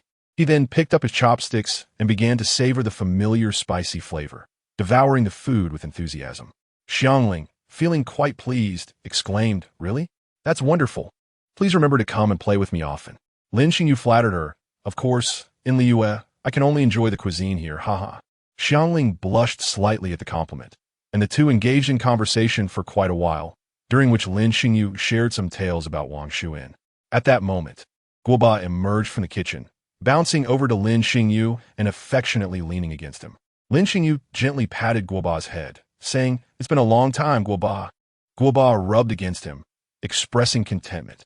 Upon hearing Lin Xingyu mention a skilled chef at Wang Shuin, Xiangling's eyes sparkled with excitement as she expressed her desire to compete and hone her culinary skills. Just before leaving, Lin Xingyu recalled something and asked Xiangling, "Xiangling, can you make golden shrimp balls? Please pack me a portion. I have a friend who loves them." "Sure, I'll do it right away. Please wait a moment," Xiangling replied, quickly rising to head towards the kitchen. "No rush. Take your time. I will come back later. I need to visit Granny Ping." "Ah, then you should go," she said. With that, Lin Xingyu made his way to where Granny Ping was. "I must also thank Granny Ping. I've been getting along splendidly with Xiao, and I will soon visit Youhating to fulfill my earlier promise." Lin Xingyu spoke earnestly. Good, my dear child. I believe you will not disappoint me," Granny Ping said affectionately, stroking his head. Lin Xingyu felt a pang of emotion. It had been a long time since he experienced such warmth, and he had come to regard Granny Ping as family. After exchanging pleasantries, Lin Xingyu took his leave, as it was time for him to report to Youhating. After receiving the packed golden shrimp balls, Lin Xingyu joyfully headed towards Youhating. Chapter 23. General Affairs. Sweet yet stern Lin Xingyu approached the grand door before him. But before he could reach it, he was halted. "Hello, I am Huixin, the secretary of Youhating. How may I assist you?" Lin Xingyu produced the letter of recommendation written by Ning Guang and handed it to her, stating, "I am here to apply for a position. This is the letter from Lady Ning Guang." Huixin initially regarded him with skepticism, suspecting him to be a trickster, until she noticed the exclusive seal of the Tianquan star on the envelope. She promptly bowed her head, saying, "Please hold on. I cannot handle this matter. I'll go notify someone." Lin Xingyu graciously replied, "No problem. Please go ahead." Shortly after, someone emerged, just as Lin Xingyu had anticipated. It was Ganyu. Internally chastising himself for his earlier thoughts, he silently reiterated his unwavering devotion to Keqing, gathering the courage to meet Ganyu's gaze. Ganyu, having rushed out, appeared slightly flustered, holding the letter of recommendation. "I apologize for keeping you waiting," she said bashfully. Lin Xingyu waved his hand dismissively. "Not at all. It was just a brief moment." After regaining her composure, Ganyu gently addressed him. "You are Lin Xingyu, correct?" "Hello, I am Ganyu. I have a general understanding of the situation and will escort you to the General Affairs Office. Please follow me." Observing the somewhat disheveled appearance of the millennial-old maiden, Lin Xingyu kindly remarked, "Ganyu, your hair is a bit messy. I think it would be better for you to tidy it up before we depart." Ganyu's cheeks flushed crimson in embarrassment as she hurriedly attempted to arrange her hair. "I'm sorry. I was taking a nap just now. I apologize for the inconvenience," she said, flustered. Lin Xingyu felt slightly awkward, having forgotten that this secretary had a 2-hour midday nap ritual. "It's all right. It's just part of my job. Let's hurry along," Ganyu said, quickening her pace. Clearly, she wished to avoid further discussion on the matter, and Lin Xingyu had no choice but to follow her. Soon, they arrived at a building, and Ganyu introduced, "This is the General Affairs Office, where you will be working." She informed the clerk at the entrance that she needed to see Lady Yuheng, and they waited for a while. As the minutes passed, Ganyu began to nod off, her head bobbing slightly. Lin Xingyu couldn't help but think how amusing it was that Ganyu could fall asleep anywhere, even while standing. Considering that he had been the one to disrupt her nap, he felt sympathetic towards her. He shifted a bit closer to Ganyu and gently supported her head, which had been drooping downward. Ganyu did not wake, but instead snuggled against his hand, sinking deeper into sleep. Seeing Ganyu in such a fatigued state tugged at Lin Xingyu's heart. She had tirelessly worked since the establishment of the Liyue Keqing 3,000 years ago. Eventually, someone hurriedly exited the office, catching sight of Lin Xingyu holding Ganyu's head, rendering them momentarily speechless. Lin Xingyu gently shook Ganyu, who groggily opened her eyes, only to realize her chin rested upon his hand. Instantly, she retreated a step, her face turning as red as an apple, avoiding Lin Xingyu's gaze as she stammered. "I am so sorry. I accidentally fell asleep." An awkward silence enveloped them as the clerk, who had been overlooked, finally spoke up. I apologize for the wait. Shall we proceed inside?" Ganyu quickly responded, "Yes, let us go in." With that, she hurried ahead, nearly tripping over herself. Lin Xingyu couldn't suppress a chuckle at how adorable Ganyu was. After mentally repeating a few times, he followed her inside. Upon entering the office of Lady Yuheng, Lin Xingyu noticed a familiar figure standing beside her, attentively listening to her instructions. The clerk knocked on the open door and respectfully announced, "Lady Yuheng, the applicant has arrived." At that moment, Lady Yuheng ceased speaking and looked towards the entrance, saying, "Come in." Keqing also turned her gaze towards the door, recognizing the person following Ganyu. As she approached, her familiarity with Lin Xingyu became evident. Lin Xingyu met her gaze, blinking and offering a warm smile. Unbeknownst to them, Lady Yuheng remained focused on her documents, unaware of the interaction transpiring between the two. Without lifting her head, she asked, "Ganyu, is there something important?" Ganyu stepped forward and presented the letter to Lady Yuheng, who accepted it and, upon seeing the familiar seal of the Tianquan star, paused in surprise before smiling. What could this be from Ningguang? She opened the letter and began to read, her expression shifting through various emotions. After a few moments, she lifted her gaze to Lin Xingyu, her eyes filled with astonishment and contemplation. Keqing, too, regarded him with a puzzled expression, seemingly questioning why he was there. Lin Xingyu raised his hands in a gesture of indifference and pointed to the letter in Lady Yuheng's hands, suggesting that its contents would clarify everything. After a while, Lady Yuheng finished reading, sighed deeply, and regarded Lin Xingyu with keen interest, stating, "I never imagined you would be the disciple of an immortal, and yet you wish to work under me. How intriguing." Keqing, taken aback, pondered why Lin Xingyu would want to work here, recalling his earlier declarations of having his own aspirations. Could it be that his ambitions were somehow linked to her? A whirlwind of thoughts consumed her, leaving her confused as she fixated her gaze on Lin Xingyu. Lin Xingyu chuckled softly. "Now that Lady Yuheng has read the letter, you must be pleased to have someone like me working under you." Upon hearing this, Keqing felt a sense of urgency. She had many questions and did not want to believe. However, under Lin Xingyu's gentle gaze, she gradually calmed her racing thoughts, realizing that time was on their side. Ganyu departed with Lin Xingyu, and just before leaving, Lin Xingyu blinked and made a subtle gesture, implying that he would wait for her outside. Keqing was still pondering the meaning of his gesture when Yuheng suddenly spoke up. "Keqing, do you know that young man? You seem quite familiar with each other, the way you exchanged glances."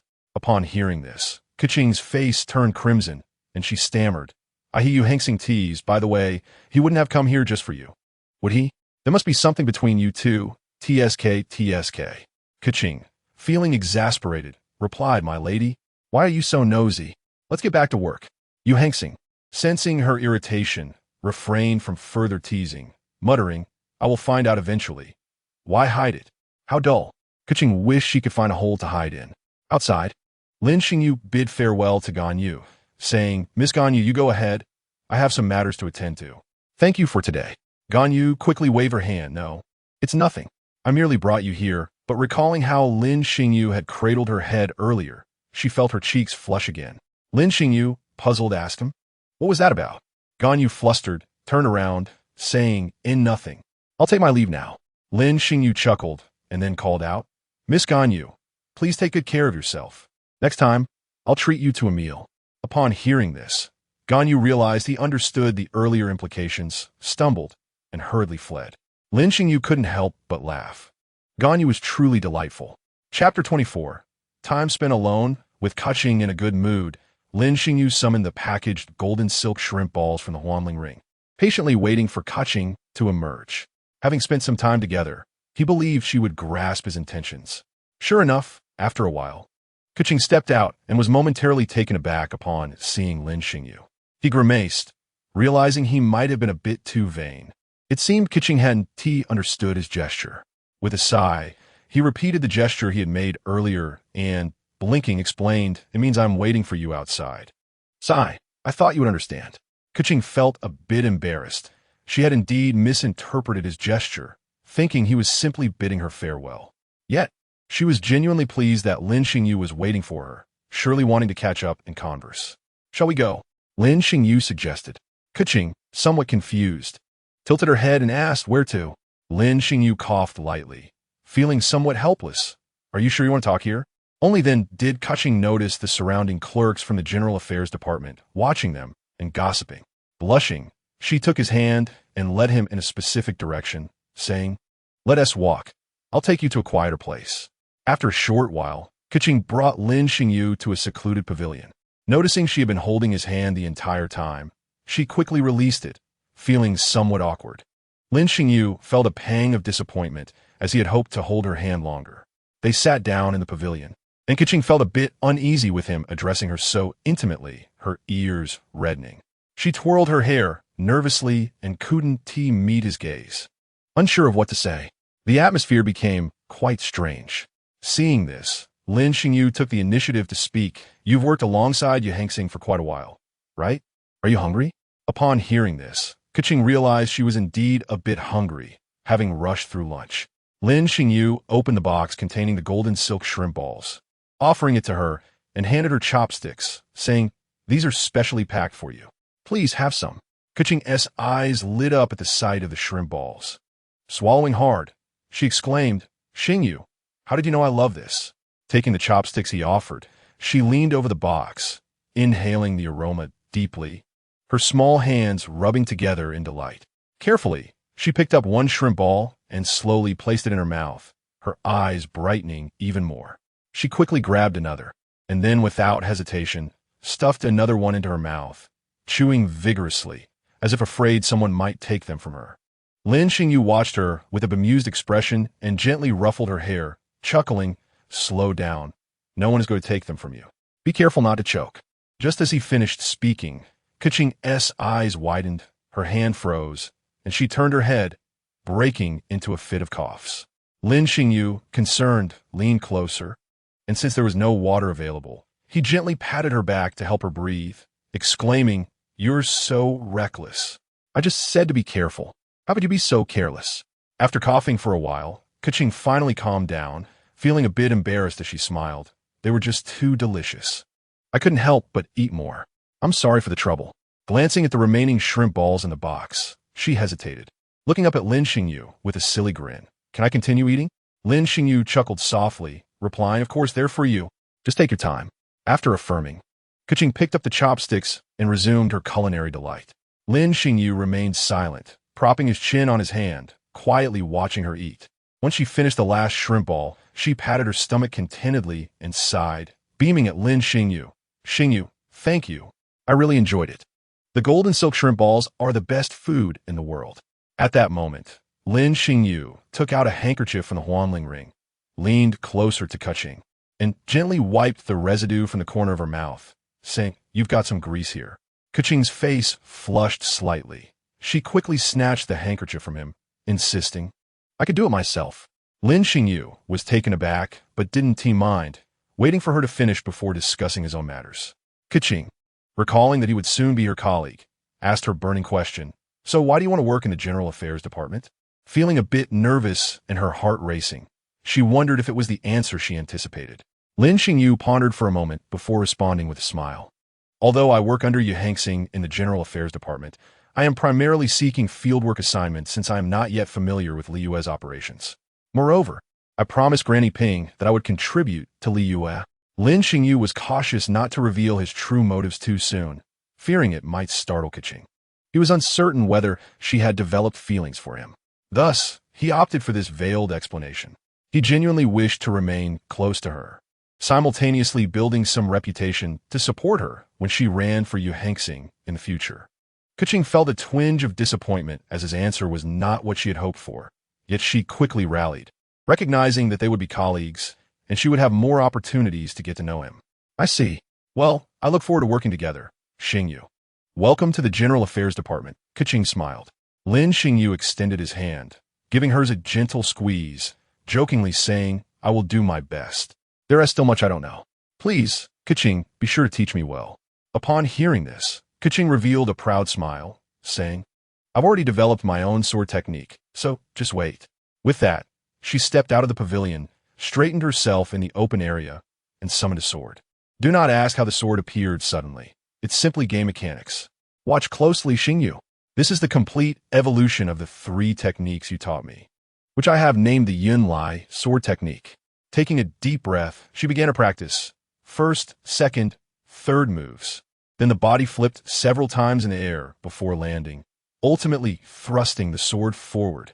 Lin Xingyu watched in astonishment, wondering how it was possible to achieve such aerial stasis and rolling without the divine eye.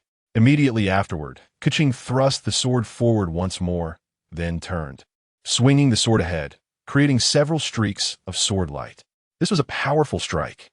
Lin Xingyu had never mentioned this. She had comprehended it on her own. This was simply astounding. Lin Xingyu quickly applauded, stepping forward to praise her profusely. Qing, you are truly remarkable. I never expected you to progress so swiftly. Keqing sheathed her sword, feeling a bit bashful as she replied. It's all thanks to the few techniques you taught me, or I wouldn't have grasped them so quickly. Looking at the person before her, Keqing endeavored to downplay her own achievements, knowing full well that he had been by her side all along, teaching her swordsmanship and treating her so kindly. Suddenly, a wave of emotion surged within her.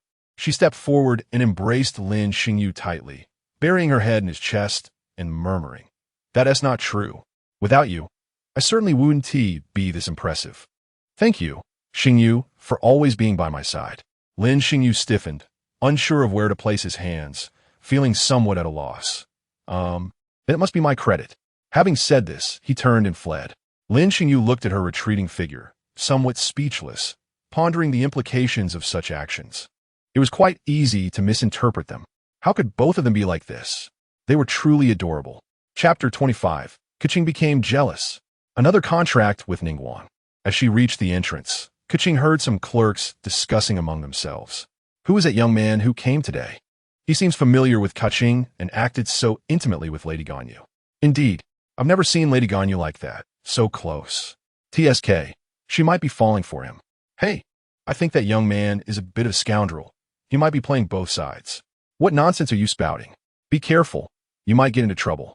Keqing frowned deeply upon hearing this. Intimacy with Ganyu? That young man couldn't he possibly be Lin Xingyu, could he? A chill ran down her spine as she approached them, smiling as she inquired. What are you discussing so energetically? I'd like to know too. The clerks, sensing her ominous aura, trembled and quickly dispersed. Keqing swiftly caught hold of one attempting to flee, smiling, though the mirth did not reach her eyes, and said with a hint of chill, I believe you will tell me. One TU? The clerk swallowed hard, trembling as he replied. Well, today Lady Ganyu brought a young man to the entrance. When Lady Ganyu was dozing off, her head drooping, that young man he hesitated, afraid to continue. What happened to that young man? Keqing glared at him with a fierce intensity. They were very close, and that young man supported Lady Ganyu's head, ensuring she was comfortable while she slept for quite some time. The clerk quickly fled after finishing his sentence. Upon hearing this, Keqing's fingers cracked from clenching them tightly. Gritting her teeth as she exclaimed, Lin Xingyu, you just met her and you're treating her so well already, huh? You wait. As Lin Xingyu strolled down the street, a sudden chill enveloped him. He sneezed, feeling that something was amiss. He shook his head, dismissing it, thinking that he needed to resolve his housing issue first. Lin Xingyu no longer wished to stay in an inn. He desired a proper residence since he intended to stay long-term. Glancing at the mora in his possession, he sighed, realizing that, given the current housing prices, he might not even be able to afford a toilet. Lost in thought, he suddenly had a brilliant idea, looking up at Chuanyu Pavilion with a smile. Ningguang, lend me a hand once more, heh. With that thought, Lin Xingyu no longer hesitated and promptly made his way to the guiding point of Chuanyu Pavilion. After a series of twists and turns, he finally ascended to Chuanyu Pavilion. Lin Xingyu gazed at the magnificent palace before him, feeling a mix of emotions. Visiting this place twice in a single day felt like destiny. Upon entering, he discovered Ningguang enjoying a smoke, exhaling clouds of vapor.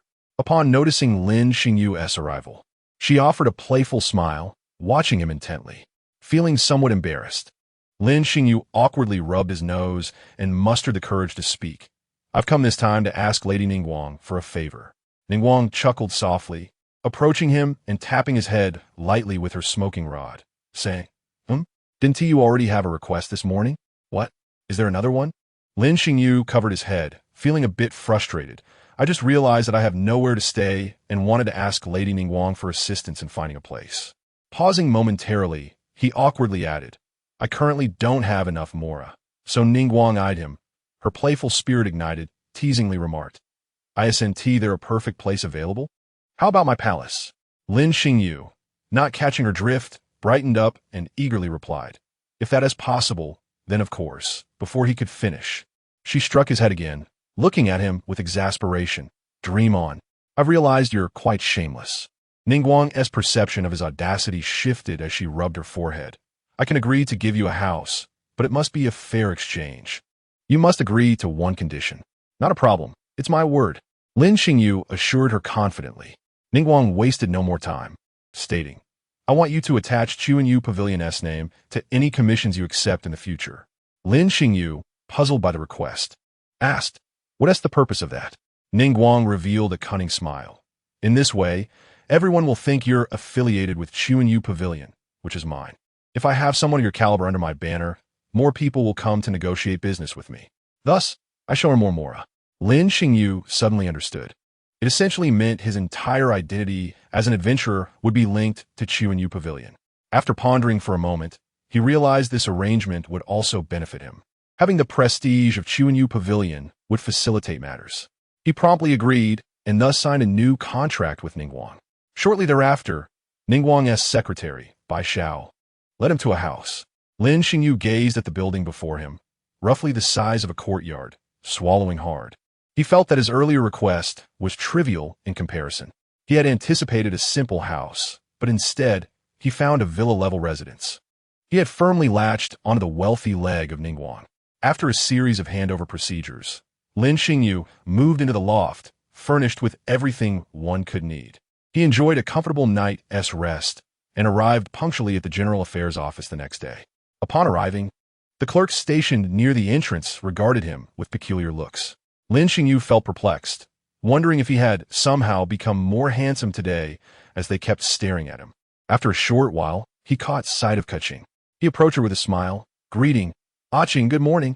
However, upon seeing him, Keqing, recalling the previous day's events, huffed coldly, ignoring him entirely as she entered the General Affairs office. Lin Xingyu felt as though he had been struck by lightning. What had happened? In just a day, or rather, half a day, how had Keqing changed so drastically? There must be something amiss. There had to be an explanation. Feeling dazed and confused, he had no choice but to knock on the office door of Yu Hengxing and step inside. Yu Hengxing welcomed him, urging him to come closer, smiling. Xingyu, your work is somewhat unique. Given your strength, there aren't any special field assignment for you at the General Affairs office right now. So, feel free to wander around until I contact you. Lin Xingyu nodded repeatedly, delighted by this unexpected perk, enjoying paid leisure time. After leaving the office, he intentionally sought out Keqing, repeatedly appearing in her vicinity to assert his presence. This morning, Keqing was exceedingly busy, and there was someone constantly lingering around her, further souring her mood, making her expression as frigid as if someone owed her money. It was not until noon that Lin Xingyu, seizing a moment of leisure, managed to approach Keqing. Keqing, it's break time now. Would you like to join me for a meal? Lin Xingyu nervously fidgeted with his fingers, determined not to squander this opportunity to converse with Keqing. Keqing, feeling a twinge of impatience, cast a cold glance at him. Just the thought of how Lin Xingyu had treated another woman so kindly the previous day stirred feelings of jealousy and displeasure within her. Lin Xingyu felt a chill run down his spine under her gaze, bewildered by her reaction. Fine, follow me. I want to talk to you. Observing his flustered demeanor, Keqing's heart softened slightly, and she sighed inwardly, thinking of him as a blockhead. Lin Xingyu's eyes lit up with surprise. Finally, Keqing was willing to acknowledge him. All right, let's go, he replied eagerly, and they made their way to the pavilion from the day before, sitting across from each other. Speak, you've been hovering around me all morning. What is it that you want? Keqing decided to grant him the chance to be candid and asked nonchalantly. Isn't it because of you, Keqing? You ignore me all morning, and I was just about to ask what I did wrong. Lin Xingyu felt a sense of grievance as he recalled how he had cheerfully greeted her that morning only to be met with indifference and cold stares. It's south because of how close you were with Ganyu yesterday. Are you that familiar with her? Keqing retorted, her irritation bubbling to the surface as she questioned his intentions. Lin Xingyu was taken aback. What do you mean, Ganyu? He pondered, wondering how Keqing knew about it. Reflecting on the glances he had received from the clerks that morning, he felt a surge of anger towards those gossiping clerks. Cough. Let me explain, Keqing. Lin Xingyu gathered his thoughts and began to clarify. Keqing scoffed and fixed her gaze on him, eager to hear his explanation. Yesterday, I went to see Lady Ganyu and inadvertently disturb her much-needed rest. You must have heard of her. She's a workaholic and rarely takes breaks. I merely intended to ensure she could rest a bit more comfortably. It was my fault for interrupting her during her break. There is nothing between us, Keqing. Please don't overthink it. My heart is solely for you, silly Keqing. Though he dared not voice the last sentiment, Lin Xingyu observed Keqing's reaction after his explanation. I see, Keqing replied, her anger dissipating considerably as the oppressive atmosphere around her lightened. Her expression softened, losing some of its chill. Lin Xingyu felt a flicker of hope. Keqing, are you perhaps feeling jealous? He asked cautiously. Startled, Keqing pondered the notion. Was this sensation jealousy? The confusion that had plagued her since the previous day was suddenly illuminated. Who is feeling jealous? I have no concern over your relationship with her. I'm not. Stop being so self-important. Keqing stammered, flustered and slightly embarrassed as Lin Xingyu unveiled her feelings. His heart swelled with joy as he noticed her discomfort, and a radiant smile broke across his face. Seeing him smile at her in such a way only fueled her irritation, and she turned her head away. Refusing to look at him, Lin Xingyu gently leaned closer to Keqing, hooking her pinky finger with his and giving it a gentle shake. All right, if it's not, then it's not. I was being overly sentimental. I shouldn't have made you unhappy. That was my fault. Please forgive me, okay? He softly reassured her. As Keqing listened to his gentle words, her heart softened, and she turned to face him again. You made me unhappy, so I didn't feel jealous. But seeing your good attitude, I suppose I can forgive you. Lin Xingyu felt utterly smitten by her childlike demeanor and couldn't resist ruffling her hair affectionately. Stop that. My hair is getting messy, Keqing protested, swatting his hand away in mild annoyance. Noticing the familiar hairpin adorning her head, Lin Xingyu felt a wave of tenderness wash over him as he continued to gaze at it. Keqing, following his gaze, realized he was fixated on her hairpin, causing her ears to flush with warmth. This is just a perfect match for my hair. That's why I'm wearing it, she awkwardly explained. By the way, Keqing, I have something to tell you. Lin Xingyu, aware of her shyness, swiftly changed the subject. What is it? Keqing, intrigued, momentarily forgot about the previous topic. I now have my own house here in Liyue. I finally have a home of my own. Lin Xingyu gazed towards the distant sky with a hint of nostalgia, reflecting on the fact that despite being acquired on credit, he had finally established a place to call his own in this foreign world. Keqing noted the wistful look in his eyes as he reminisced about his previous home, feeling a pang of sympathy but also happiness for his integration into Liyue. This is worth celebrating. You have a home now, and I will be there to accompany you, she declared, gently squeezing his hand. Indeed, here is the approximate location. You are welcome to visit my home anytime. Keqing glanced at the location, finding it somewhat familiar, but unable to recall where she had seen it before. It's getting late.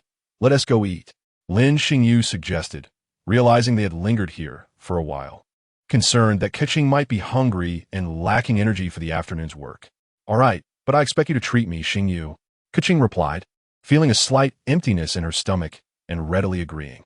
With that, the two rose, and Lin Xingyu led Keqing to Wanmin restaurant. Upon arriving, Keqing felt a wave of vigilance wash over her as she recalled the girl who shared a close bond with Xingyu. Fortunately, the girl was nowhere to be seen, and she breathed a sigh of relief. Lin Xingyu, noticing the absence of Xiangling, was curious and inquired with Master Mao. Upon learning that Xiangling had gone out to gather ingredients, he did not pry further. As time wore on and their break was nearing its end, the two hurriedly finished their meal. Lin Xingyu, with nothing pressing to do, contemplated visiting the Adventurers Guild to take on some commissions. He bid farewell to Keqing, who understood, knowing his work primarily involved field assignments.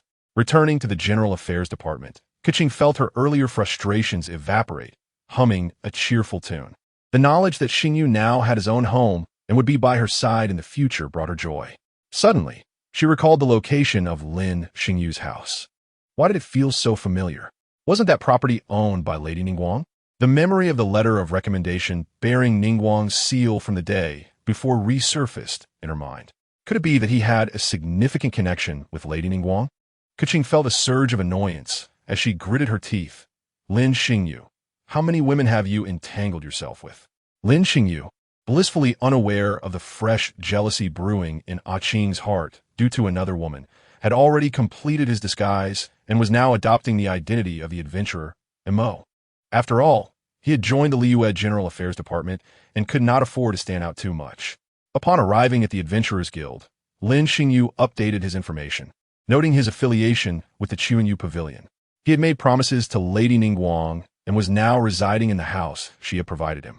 Thus, he needed to give her an explanation. After updating his details, Lin Xingyu approached the bulletin board to check for any recent commissions. However, upon perusal, he found nothing of value or unclear descriptions that would yield useful information. Lin Xingyu sighed, realizing that these commissions were nothing but a waste of time. Suddenly, as if struck by a revelation, he slapped his forehead and cursed himself for his foolishness. Having already signed a contract with Ningguang, what was there to be polite about? Her intelligence department would surely be able to filter out some useful commissions for him. With this thought in mind, Lin Xingyu departed from the Adventurers Guild and made his way to Chuanyu Pavilion. Inside Chuanyu Pavilion, Ningguang reviewed the letter presented by her informant, detailing Lin Xingyu's movements over the past few days. She tapped her fingers on the table, a flicker of amusement dancing in her eyes.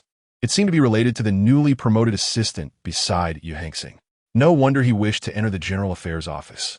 It appeared this young man was experiencing the stirrings of young love, as he seemed quite concerned about that young lady. This assistant was the daughter of the Ku family, and based on recent intelligence, she was quite capable. Moreover, Yu Hengxing placed great trust in her, treating her as a potential successor. Ningguang rubbed her temples, setting the letter aside. She felt an odd disconnect with this Miss Keqing. Their styles of operations seemed to clash. Report, Lady Ningguang. Lin Xingyu wishes to see you, came the voice of her secretary from outside. Let him in, Ningguang replied with a light laugh, wondering if he had yet another request to make. What kind of demand would he propose this time? As Lin Xingyu entered, he found Ningguang gazing in his direction. Hey, I hope you don't have yet another request, she teased. You come to my palace so often, it isn't a place one can just stroll into, you know? Ningguang approached him, seemingly attempting to discern his thoughts. Of course not. I have important matters to discuss with you, he replied. What is it? Ningguang asked, a hint of disappointment in her tone upon hearing that there were no new requests. Have you forgotten? Our contract states that I require you to provide me with intelligence. The commissions from the Adventurers Guild are far too chaotic, Lin Xingyu said, his lips twitching as he wondered if this woman would abandon him now that the contract was signed. Very well, follow me, Ningguang replied. Lin Xingyu followed her to a wall adorned with an array of peculiar documents, which he struggled to comprehend at first glance. Recently, Numerous Abyss Order members have been sighted near Liyue, and there has been an increase in fatui from the nation of Snezhnaya, seemingly with unclear intentions, Ningguang stated gravely, pointing to a specific area on the wall. Lin Xingyu felt a jolt of alarm. Were the Abyss Order and the fatui already laying plans? No. They must have started their schemes long ago, and only now were they beginning to surface. His expression grew serious. Do they exhibit any peculiar behavior? Is there any way to discern their recent intentions? Lin Xingyu inquired casually. Ningguang fixed him with an intense gaze, studying his eyes closely. You seem to have only recently arrived in Liyue, yet you appear quite knowledgeable about these two factions, she remarked. She sensed that he was withholding something from her and realized that she had not fully grasped the depths of this young man. Lady Ningguang, do you not remember my master? He is the one who informed me, Lin Xingyu said. Ningguang regarded him with suspicion. Would Xiao really share such information with him? Understanding dawned on her. He did not wish to disclose everything. As Lin Xingyu noticed her continued scrutiny, he quickly pivoted the conversation. What commissions do you think would be suitable for me? Please help me filter through them. Ningguang scoffed lightly, casting him a sidelong glance. Your words may sound respectful, but your demeanor lacks any semblance of reverence. Is it not exhausting to speak in such a manner? Caught off guard, Lin Xingyu felt a twinge of embarrassment. He had always treated her as part of a game. It seemed disrespectful now, as they were both real individuals with genuine feelings. How about we address each other as equals? I would be delighted to be your friend, Lin Xingyu proposed earnestly. Fine, but watching you perform this charade every time is rather tiresome, Ningguang replied. Lin Xingyu realized she had long seen through him, amused by his antics. Ningguang turned back to her desk, beginning to write something down. After a while Lin Xingyu was still examining the documents on the wall, Ningguang had compiled a report on the relevant areas. Knocking on the table, she extended the completed report to him. Come here. I've organized everything for you. Start by looking for related commissions based on this intelligence. You won't be disappointed.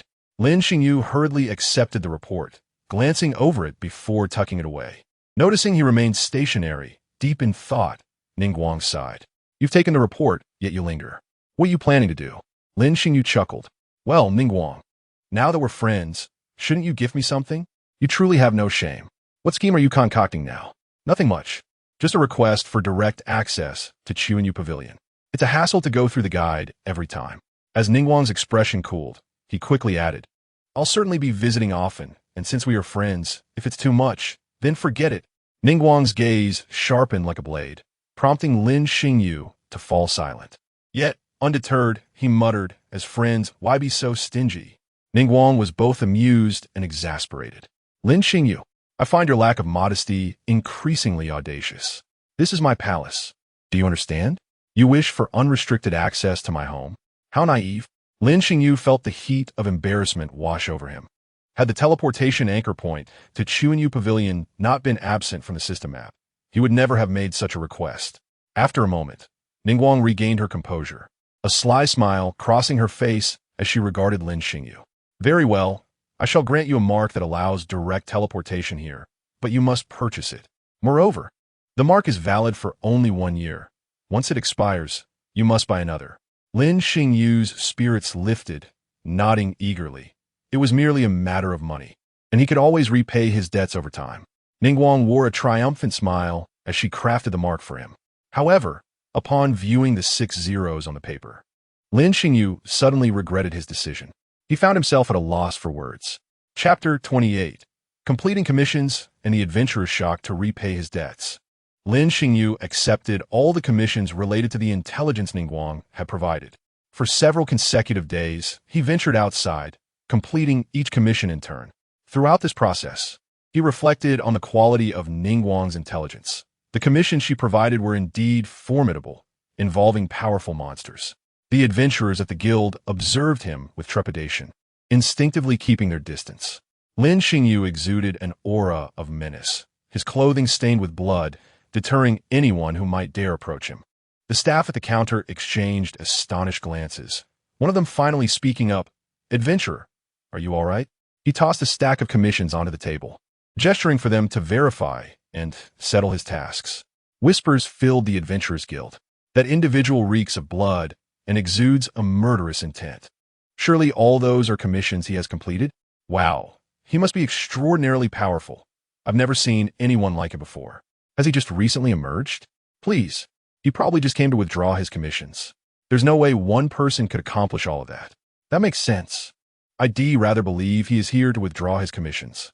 Lin Xingyu paid them no mind, methodically laying out the materials dropped by the slain monsters. The trembling staff member accepted the commissions Lin Xingyu offered, meticulously checking each task and verifying the materials, finding everything to be correct and even more plentiful than expected. He bowed respectfully and said, "Your tasks are all completed. Please wait a moment while I arrange your rewards. Due to your remarkable achievements, the Adventurers Guild must report to headquarters and upgrade your status. Please await further notification." Upon hearing this, the discussions within the Adventurers Guild fell silent, only to be followed by gasps of astonishment. Soon, murmurs of disbelief ensued. How could this be? Did this individual complete a quest on behalf of a whole team and then come to claim it alone?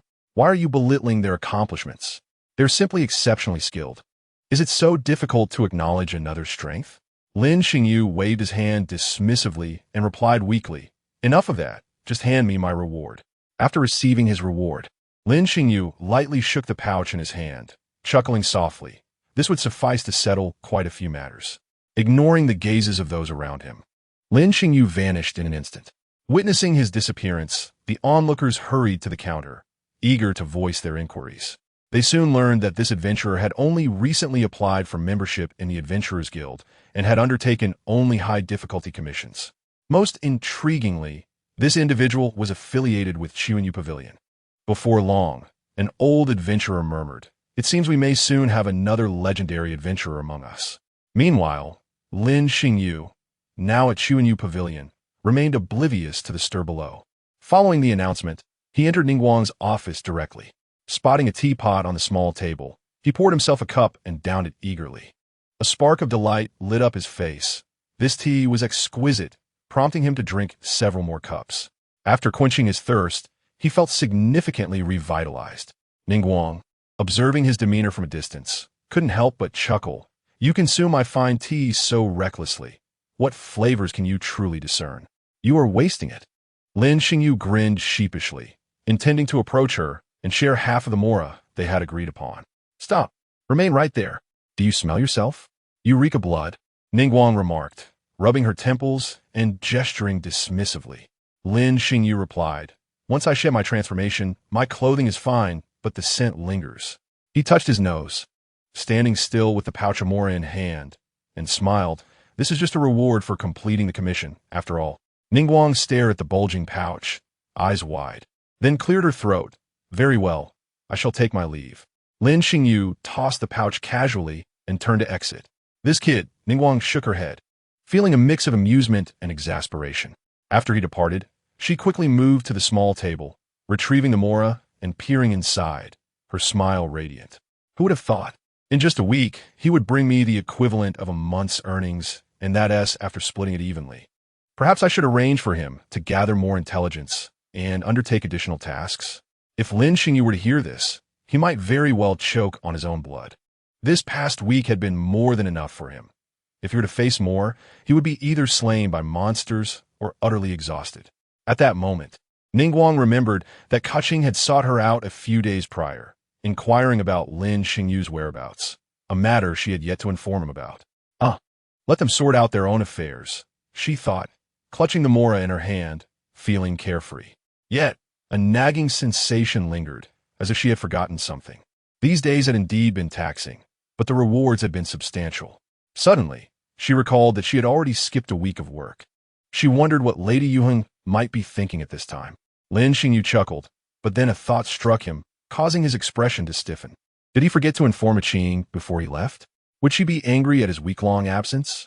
Lin Xingyu squeezed his eyes shut in despair, blaming Ningguang for allowing him to become lost in the allure of wealth, forgetting his beloved. At this hour, it was likely not the best time to visit her. He would go tomorrow instead. With that, Lin Xingyu closed his eyes and drifted into a deep sleep. A week prior, on the very first day of Lin Xingyu's disappearance, Keqing assumed he had taken a leave of absence for some matter and paid it no mind. By the second day, when Lady Yuheng inquired about Lin Xingyu's whereabouts, she was left utterly perplexed. It was then that she began to sense something was amiss. On the third day, Keqing's expression turned grim. Could he have entangled himself with another woman? Her thoughts immediately turned to Gan Yu and Xiangling, as Lin Xingyu seemed quite familiar with them. After inquiring with both, who confirmed they had not seen him for several days, her worry deepened. That day, her mind raced with thoughts of potential mishaps. Otherwise, why would he leave without a word? The longer he stayed missing, the more she recalled how he would always inform her before departing, increasing her anxiety.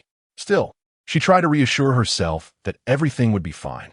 On the fourth day, with Lin Xingyu still absent, Keqing thought of Ningguang. As the Tianquan star and a prominent figure in Chuanyu Pavilion, she commanded a vast network of information. After much hesitation, Keqing steeled herself to seek out some matters pertaining to Ningguang, intending to use that as her reason for meeting her. In Chapter 29, Keqing meets Ningguang for the first time, her concerns weighing heavily on her. Inside Chuanyu Pavilion, Ningguang was engrossed in her work when her secretary, Bai Xiao, informed her of a visitor. Lady Ningguang, the assistant of Lady Yuheng, seeks an audience with you regarding some business matters. Ningguang furrowed her brow, pondering, it must be Keqing. Why is she sending her assistant instead of coming herself? It seems she truly wishes to train her as a successor. Very well, let her in. It is a perfect opportunity to assess her. As Keqing entered Ningguang's grand court for the first time, she felt overwhelmed by the opulence, stirring a sense of discontent within her. Though she had heard tales of Ningguang's fondness for Mora, she viewed Liu merely as a marketplace for profit, willing to engage in any venture that promised financial gain. She did indeed have business to discuss today, yet from a standpoint of status, she felt ill-equipped to criticize Ningguang. Following her secretary, Keqing stepped into Ningguang's office, where she found Ningguang seated at the meeting table, having prepared a cup of tea for her. Upon her arrival, Ningguang gestured for her secretary to depart. Please take a seat, Miss Keqing. What matters bring you here today? Ningguang smiled as she invited her to sit. Despite the warm welcome, Keqing sensed an air of authority emanating from Ningguang. Refusing to be intimidated, Keqing steadied herself, presenting a document containing matters related to Ningguang for her signature. Lady Ningguang, here are the documents requiring your approval. Please take a look. Keqing maintained her composure, articulating her purpose with calm resolve. Ningguang, silently admiring her poise, softened her demeanor as she accepted the documents and began reviewing them. After perusing the first page, her brow furrowed, and upon flipping through several more, she mused, just as I thought. Noticing Ningguang's peculiar expression and tightly knitted brows, Keqing felt a surge of anxiety. Lady Ningguang, is there an issue with these documents? Ningguang relaxed her brow, a sly smile forming as she regarded Keqing. It seems that it is not Lady Yuheng seeking me, but rather you, Miss Keqing. What is it that you wish to inquire about? Keqing was taken aback, but quickly regained her composure, smiling back as she retorted, Why do you say that, Lady Ningguang? Shouldn't you ask why I am so certain to have business with you? Ningguang cast a bemused glance at her, amusement flickering in her eyes as she spoke. Firstly, these matters are rather straightforward. Although they pertain to me, Keqing is fully capable of signing off on them herself. Secondly, she is quite the stickler, aside from official business. She rarely seeks my counsel. Keqing's smile faded as she realized that Ningguang had discerned her thoughts, and she lapsed into silence. Ningguang chuckled softly and continued, Indeed, Keqing holds you in high regard. She has even gone so far as to orchestrate a meeting with me on your behalf. Now, do share what you need from me.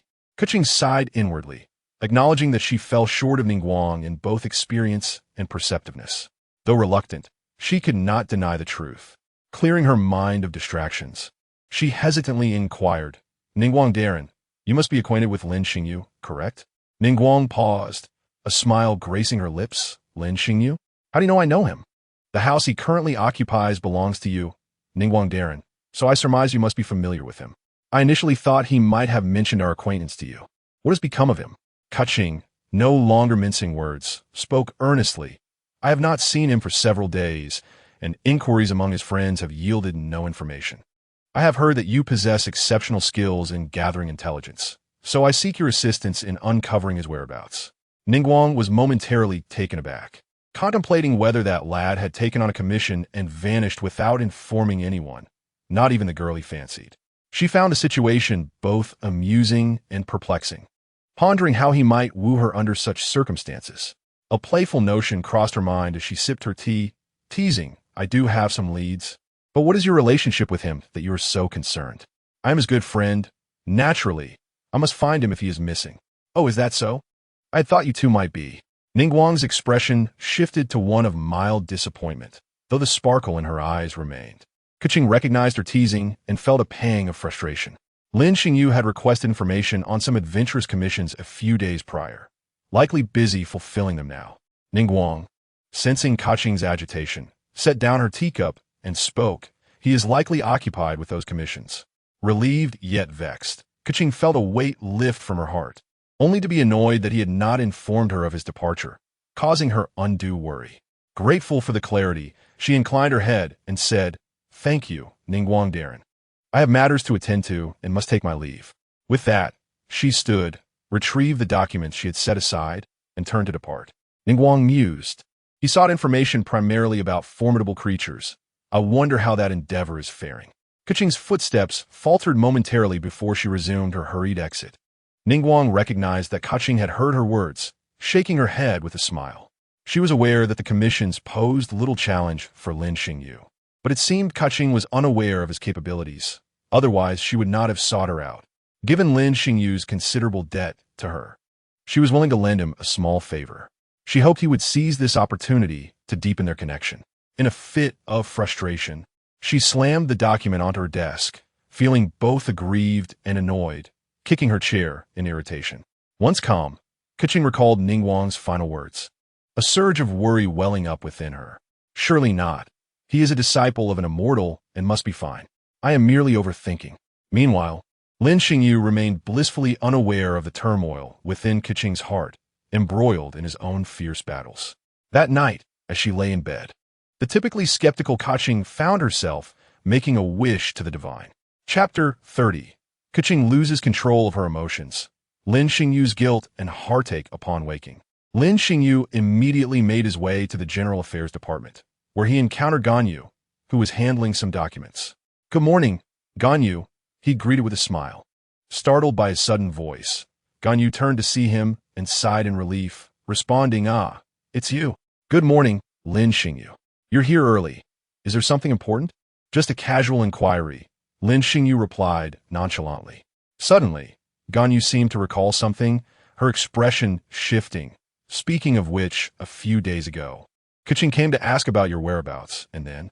Ganyu's words trailed off as she noticed someone standing not far behind Lin Xingyu.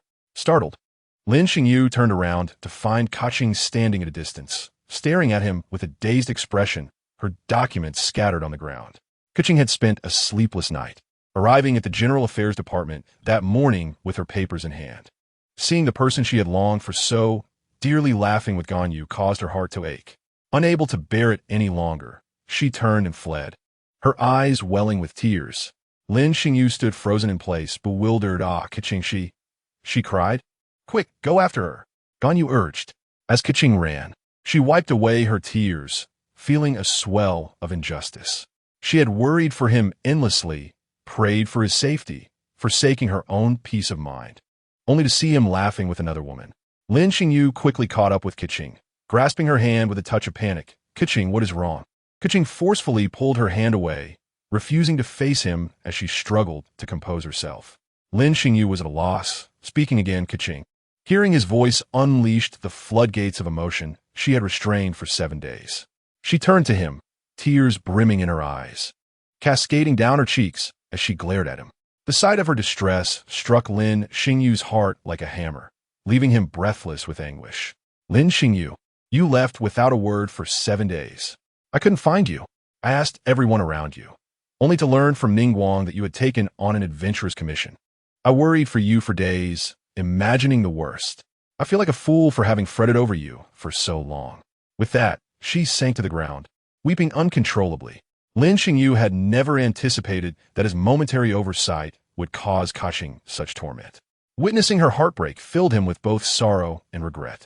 He crouched down, enveloping her in his arms, repeatedly murmuring, Keqing, I'm sorry, I was wrong. In that moment, any words of apology felt utterly inadequate, yet he had to express them. Keqing, hearing his voice, struggled fiercely, attempting to escape his embrace. Lin Xingyu held her tightly, refusing to let her go. Frustrated at her inability to break free, she pounded her fist against his chest, crying out, I don't want to see you. I don't care about you. With each strike upon his chest, it felt as though she were striking his very heart, shattering it into pieces.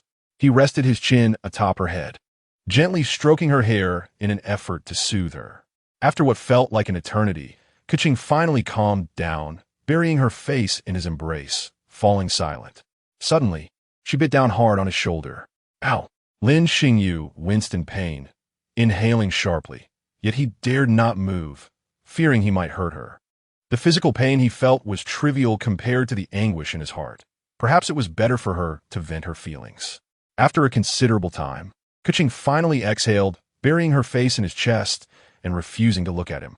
It was then that Lin Xingyu spoke softly, Qing, I apologize for leaving without explaining myself.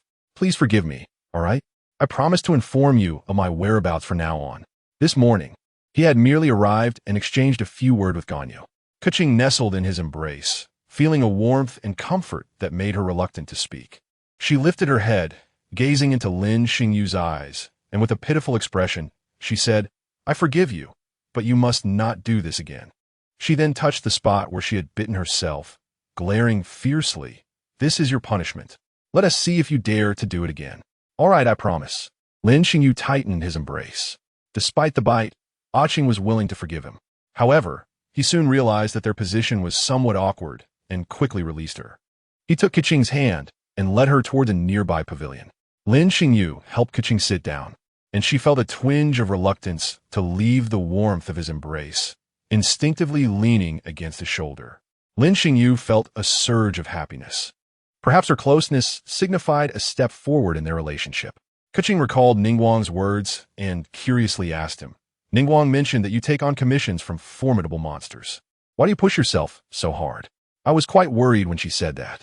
Upon hearing this, Lin Xingyu understood that Ningguang had not disclosed his true strength to her. It is my fault for not informing you of my considerable abilities. Accepting those commissions is exceedingly simple for me. I work so diligently to repay my debts. Do you think Ningguang provides information and housing for free? Keqing's heart sank as she grasped the implication. Ningguang had playfully toyed with her when she made that comment. Lin Xingyu was striving to establish himself in this world and to settle in Liyue. She felt a pang of sadness for the young man before her and reached out to hold his hand, softly saying, It will get better. Not only did he aim to settle in Liyue, but he also sought the approval of Keqing's family. Lin Xingyu sighed inwardly, knowing that there was still much time ahead. He then began recounting tales of his adventures to Keqing, embellishing his exploits and boasting about how he could defeat monsters with a single punch or kick, which made Keqing giggle uncontrollably. After a while, he noticed that Keqing had fallen asleep, her eyes closed.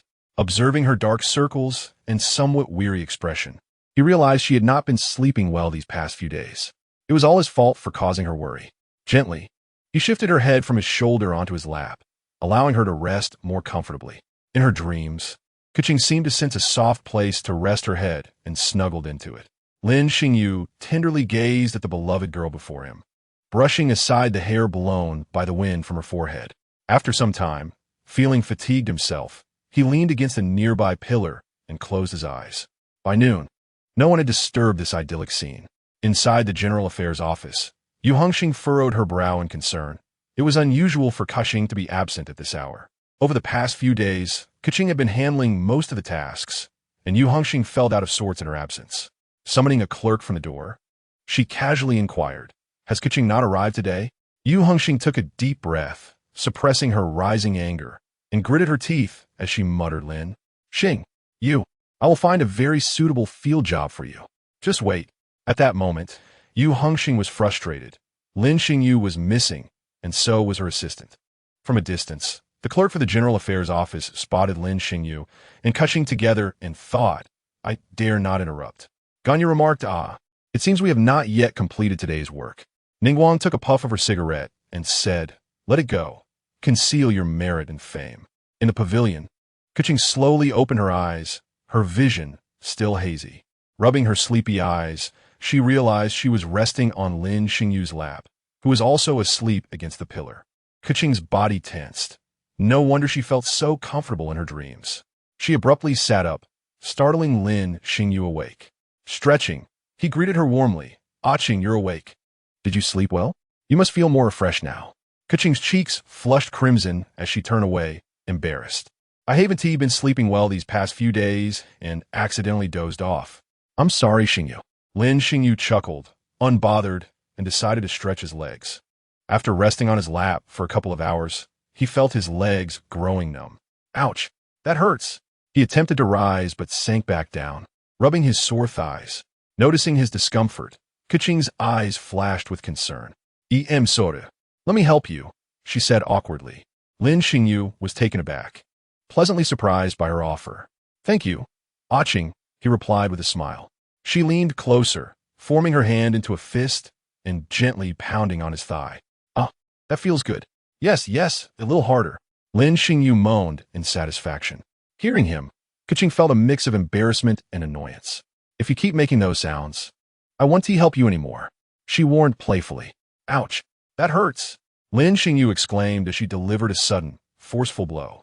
Seeing his reaction, she eased her strength, only to hear him mutter, with such force, "It feels like you're attempting to commit murder." Keqing, feigning seriousness, struck him again and retorted, "What do you mean by that? Behave yourself." Fearing she might truly be angry, Lin Xingyu remained silent, quietly enjoying her ministrations. Suddenly, Keqing seemed to remember something and exclaimed, halting her movements. Looking up at the sun high in the sky, she became frantic. "Oh no, what time is it? I haven't finished my work. Lord Yu Hongxing won't be angry with me, will she? Yu Hongxing, do you still remember me?" "It's all your fault, Lin Xingyu." Lin Xingyu's body stiffened at her words. He had forgotten that he still needed to explain himself to Yu Hongxing, especially after stealing her capable assistant for the whole morning. After a moment of silence, they exchanged glances, sighed, and nodded in unison before rising to head to the General Affairs office. Inside, Yu Hongxing had completed her morning tasks, staring blankly at the ceiling. With a bitter smile, she mused, "I never felt this exhausted before Keqing joined. I must be getting old." Outside, Lin Xingyu and Keqing hesitated, reluctant to enter. Noticing their silhouettes, Yu Hongxing called out, "If you have something to say, just come in rather than loitering outside." The two stiffened, steeling themselves as they entered. Seeing them, Yu Hongxing's anger flared, and she coldly remarked, "Lin Xingyu, since your appointment, you've done nothing but lead Keqing astray. You are aware that she has never been absent from work before. All because of you. I have not seen her all morning. Do you have any idea how I spent this morning? I have been occupied with matters for the entire duration." Upon hearing this, Lin Xingyu fell silent, a hint of shame flickering across his face, while his mind pondered. "Although you are burdened, it is truly amusing to hear you say so." Keqing, on the other hand, was filled with embarrassment as she stammered her apologies. "I am truly sorry, Lord Yuheng Star. You may deduct my wages. It was my fault for not appearing this morning." Hearing this, Yuheng Star's expression softened somewhat as she waved her hand, signaling Keqing to approach. Keqing hurriedly walked to Yuheng Star's side, who let out a gentle sigh and spoke earnestly. "Keqing, I do not hold you to blame. You have always performed admirably." After a pause, she lamented, "It is all Lin Xingyu's bad influence, so I will not be deducting your wages." With that, Yuheng Star huffed coldly and said indifferently, "Lin Xingyu, I do not wish to hear your explanation. You need not justify yourself. You are a disciple of an immortal, yet you must adhere to the rules. This time, I shall deduct 2 months' wages from you. I hope you reflect carefully." Lin Xingyu was taken aback, his face contorted in bitterness, as he contemplated whether 2 months was excessive. Upon noticing Yuheng Star casting a glance his way, she sneered, "You should understand why it is 2 months." Lin Xingyu, feeling sympathy for Keqing, quickly interjected, "Lord Yuheng Star, I too am at fault this time. If there are penalties, please impose them upon me as well. That would be fair." Yuheng Star, half amused and half exasperated, retorted, "You have been bewitched.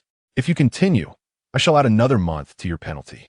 Keqing immediately fell silent, casting a look of concern towards Lin Xingyu.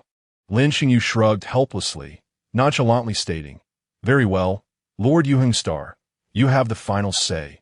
I shall not say more. Please arrange my fieldwork duties soon, as I am quite idle."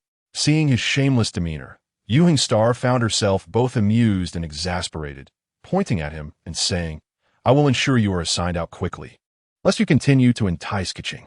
Keqing, feeling a mix of embarrassment and anger, exclaimed, "My lord, ahem, all right, you may take your leave now." Upon hearing this, Lin Xingyu stood upright, bowed respectfully, and bid farewell before departing. Observing this, Keqing hesitated, feeling a tinge of reluctance. Yuheng Star, witnessing her demeanor, sighed, "Keqing, I do not oppose young people falling in love. I merely wish for you to maintain propriety. Do you understand? My lord, I am not in a romantic relationship." Yuheng Star wore an expression of understanding, and Keqing realized that explanations were futile. Subsequently, she seized the documents beside her and slammed them onto the table, declaring fiercely, "My lord, let us focus on work." Yuheng Star trembled slightly, noticing Keqing's resolute demeanor as she entered work mode. With a resigned sigh, Yuheng Star refrained from saying more. Once outside the General Affairs office, Lin Xingyu wandered aimlessly, intending to refrain from accepting any commissions for the time being. His aimless stroll led him to Bubu Pharmacy, where he thought to check on Chi-Chi. Upon entering, he noticed Chi-Chi was absent, leaving only the pharmacist, Ague. "Good sir, may I inquire where your pharmacy attendant Chi-Chi has gone?" Lin Xingyu casually asked. Ague, preoccupied with an abacus, paused momentarily upon hearing the question. He glanced up, then returned to his calculations, responding with a hint of aloofness. "She has gone to gather herbs. Does this esteemed guest have business with her?" Lin Xingyu immediately sensed the indifference in his tone and felt slightly helpless. Why were the people here so distrustful? However, considering Chi-Chi's formidable strength, it was understandable that Baizhu would instruct those around her to be cautious. Ague, noticing Lin Xingyu's sincerity, raised an eyebrow in surprise at the notion that someone would wish to befriend Chi-Chi. Typically, she played with children, and now a young man had appeared as a friend. However, sensing no deceit in Lin Xingyu's eyes, Ague felt reassured. "Since Chi-Chi is not here, I shall take my leave. Thank you for the information, good sir," Lin Xingyu said, turning to depart. "Wait, esteemed guest, please hold on." Seeing that Lin Xingyu truly had no ulterior motives, Ague hesitated before calling him back. It had been a long time since anyone had treated Chi-Chi kindly. Having a friend like this was a pleasant surprise for Ague. Lin Xingyu turned, slightly taken aback. Ague, now with a hint of warmth in his gaze, smiled and said, "Tomorrow is Chi-Chi's birthday. If you have the time, you may come to celebrate with her. She would surely be delighted." Lin Xingyu was momentarily stunned. Had it truly come to Chi-Chi's birthday? If not for the pharmacist's reminder, he would have been oblivious, as his sense of time in the world of Genshin was exceedingly vague. He recalled only Keqing's birthday from the scant records in his mind. Thus, he expressed his gratitude to Ague. After a brief pause, he recalled the adorable Chi-Chi who had used a decree to remember him and smiled. She will remember. Ague watched Lin Xingyu leave with increasing curiosity. This person seemed to know Chi-Chi well. His certainty that Chi-Chi would remember him was quite intriguing. Shaking his head with a chuckle, Ague returned to his calculations, deciding such matters were best left to Baizhu, as he was merely a humble pharmacist and bookkeeper. After departing from Bubu Pharmacy, Lin Xingyu pondered what kind of gift would be suitable for Chi-Chi. Chi-Chi enjoyed drinking coconut milk, but it seemed this world lacked such a delicacy. Lin Xingyu grimaced at the thought of the online discussions from his previous life regarding coconut sheep milk. That would surely be a disastrous endeavor. Just then, a small twonk flitted above his head, causing Lin Xingyu's eyes to light up. A small twonk. It certainly would not do to procure a live one. He feared Chi-Chi might forget to feed it and it would perish. With this thought, a smile crept onto Lin Xingyu's face as he devised a plan. Shortly thereafter, in the bustling market area of Liyue, Lin Xingyu diligently searched for a stall that crafted clay figurines. It wasn't long before he found one. "Greetings, proprietor. I wish to commission a clay figurine," Lin Xingyu stated directly. "Certainly. What quality do you prefer? We have low, medium, and high grades." The highest quality, if possible, should be durable. As for the model, a small twonk will suffice. The price is negotiable, Lin Xingyu replied without hesitation. He would spare no expense when it came to matters concerning a daughter. Very well. Esteemed guest, please return in 2 days to collect it, the proprietor responded. Lin Xingyu furrowed his brow. 2 days would mean Chi-Chi's birthday would have passed. He inquired, could it be expedited?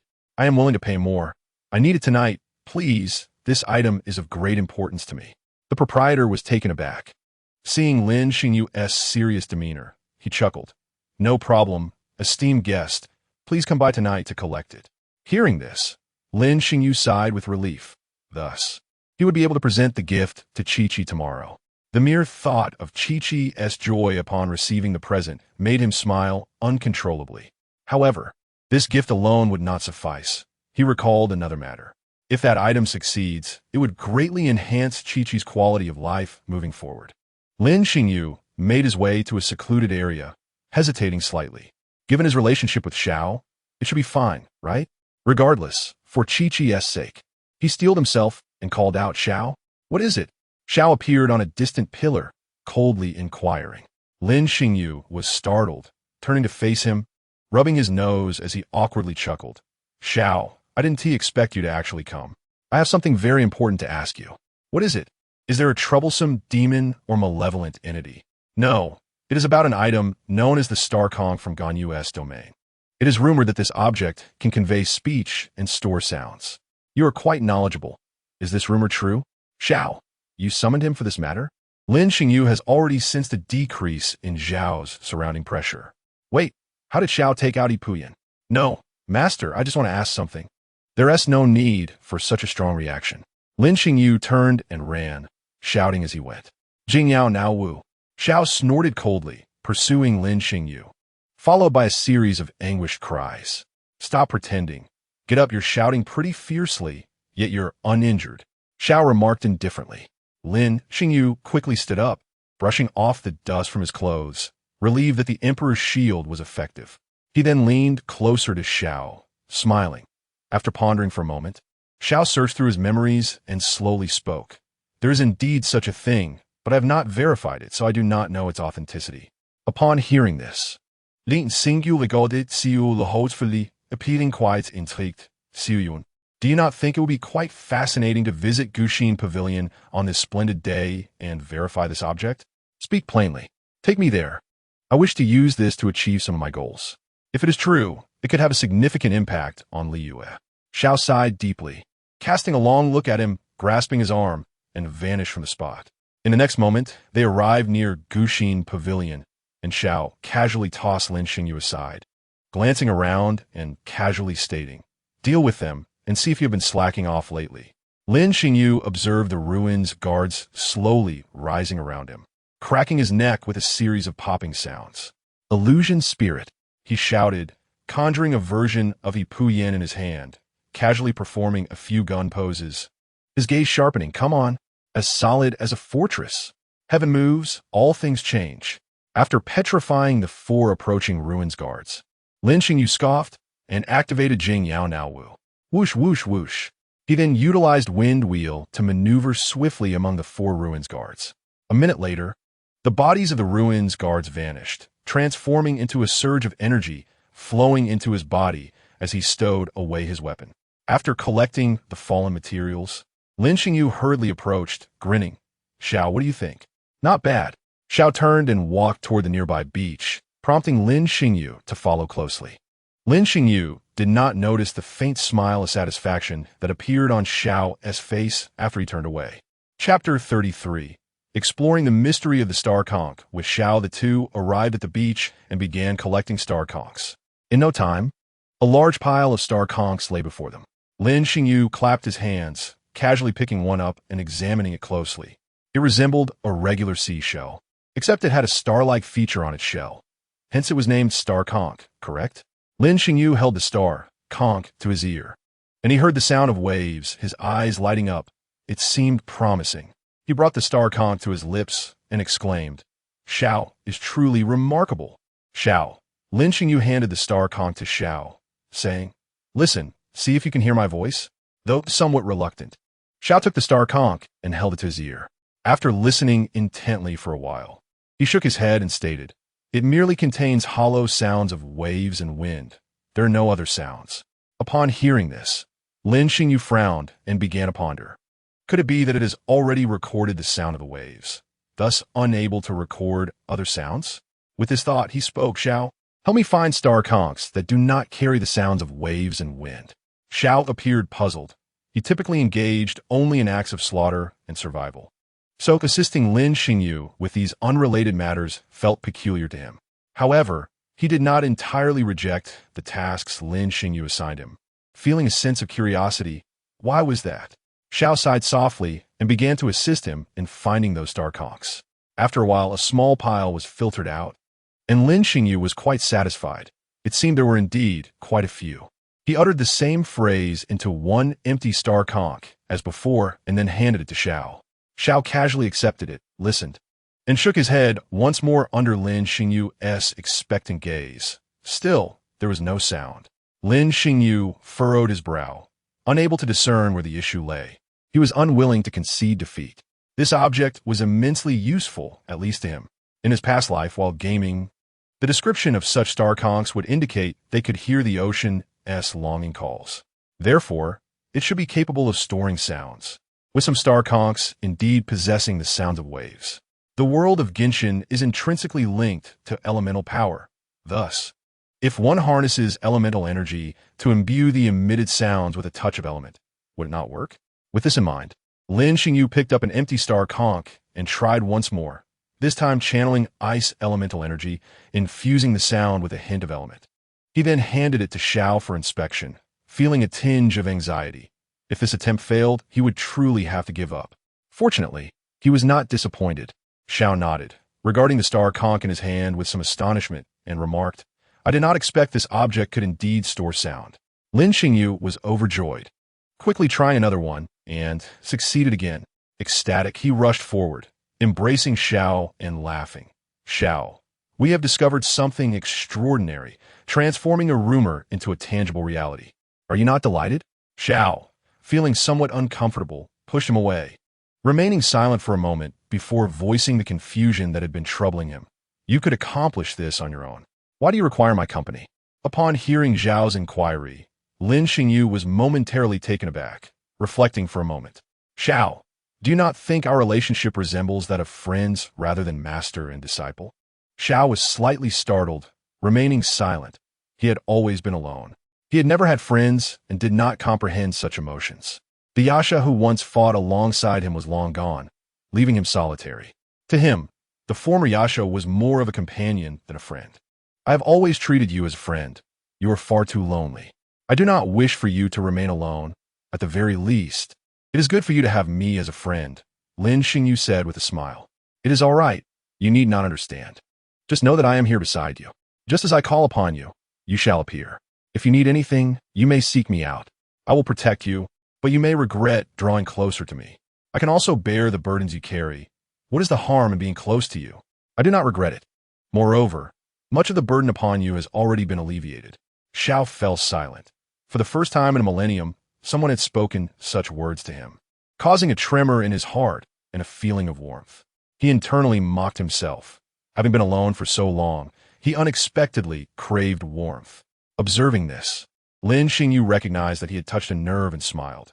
"Just like today, I invite you because we are friends and I wish to experience this intriguing item, the star conch, with you. Do you not find joy in this?" Lin Xingyu called his name, and Xiao arrived promptly. Lin Xingyu asked him to assist with peculiar tasks, which he did not refuse. Instead, he appeared somewhat eager. Even after confirming the rumor of the star conch, a flicker of joy stirred within him. So this is what friendship feels like. Realizing his own feelings, Xiao nodded earnestly and coldly stated, "I understand. I only hope you will not regret it in the future. Even if you wish to give up, it may be too late then." Lin Xingyu, however, remained unconcerned, offering a mysterious smile and replying, "I will not give up, and perhaps, in the future, there will be someone willing to approach you and become your friend." Xiao was taken aback. Would there be another like Lin Xingyu? He was uncertain, but at that moment, he felt that having Lin Xingyu as a friend seemed rather splendid. Lin Xingyu beckoned Xiao to extend his fist, and he followed suit, their fists colliding with a significant thud. "This is how friends are made in my hometown," Lin Xingyu elucidated. Xiao instinctively revealed a natural smile. "Oh," Lin Xingyu remarked with surprise. "Xiao, it turns out you can smile. Quite handsome, I must say." Xiao immediately retracted his smile, casting a cold glare at him, retorting, "Humph." Disrespectful to the immortal master. Lin Xingyu was unfazed by this attitude, gathering the Xingluo and chuckling. "Let us go, by the way. Why do you adore almond tofu so much? What does it matter to you?" Xiao replied indifferently. "Oh, don't be so aloof. Just tell me," Lin Xingyu insisted. "We're friends now. The taste of almond tofu is remarkably similar to a beautiful dream." "I see. Then I shall treat you to some on another day. Enough to your heart's content. No need. Why the formality? Honestly." On the beach, the sunlight stretched their shadows long and far. As evening approached, Lin Xingyu arrived at the clay stall, purchasing a small clay sparrow. Although he spent a considerable amount of mora, he was quite satisfied with the lifelike quality. He successfully recorded the sound of the small sparrow into the Xingluo before setting it free. Back at home, he took out more Xingluo and gradually recorded the words he wished to say. Finally, he recorded a birthday song, feeling content as he lay down, eagerly anticipating the next day. Chapter 34. Celebrating Qiqi's Birthday, Part 1. The following day, Lin Xingyu prepared everything and headed to the administrative office. He intended to take a leave and then proceed to Bubu Pharmacy. After requesting leave from Yuhengxing, he stepped outside and encountered Keqing. Lin Xingyu was momentarily taken aback, then smiled. "Ah, Qing, good morning. You seem quite energetic today. You appear happy. Is there some joyous occasion?" "Haha." Lin Xingyu rubbed his nose. "Isn't it a joyous occasion to meet you so early in the morning?" Hearing this, Keqing's cheeks flushed as she realized he was joking and playfully scolded. "You're teasing me again." Observing her adorable demeanor, Lin Xingyu ceased his teasing, explaining, "I'm going to celebrate a little friend's birthday today. She should be very happy." Keqing was taken aback. "Little friend?" Her fingers instinctively tightened, and her expression darkened. "What little friend? Is she a new woman you've entangled with?" Noticing Keqing's sudden change in demeanor, he quickly clarified, "Qiqi, you should know her. She is a wonderful girl who remembers me. We became friends, and I learned yesterday that today is her birthday, so I plan to celebrate with her." Upon hearing this, Keqing's expression softened considerably, her fingers relaxing. She was aware that Qiqi was a zombie, a herbalist at Bubu Pharmacy, known for often forgetting people and events. But how can she remember Xingyu? Keqing felt a twinge of jealousy, as Xingyu had never celebrated her birthday. She pouted. "All right then, you may go." Lin Xingyu chuckled softly, reassuring the jealous cat. "I promise to celebrate your birthday when the time comes, and it will surely satisfy you." "Understood. Hurry along now. Don't keep her waiting," Keqing urged. After Lin Xingyu departed, she covered her slightly flushed face, realizing that she had been easily consumed by jealousy lately. Unbeknownst to her, there lurked a feeling of possessiveness within their emotional bond. She sighed, counting the months on her fingers, realizing it would be quite a while.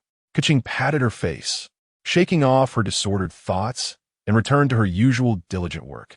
At Bubu Pharmacy, Baiju wore a grim expression, his eyes filled with a murderous intent, unaware of who might dare to take Qiqi away. Today was supposed to be his day to celebrate her birthday, as it had been in previous years. However, upon learning that Lin Xingyu would be accompanying her, Qiqi appeared elated and declined his company. Baiju seethed internally, his gaze darkening as he pondered who this Lin Xingyu was to gain Qiqi's trust so easily.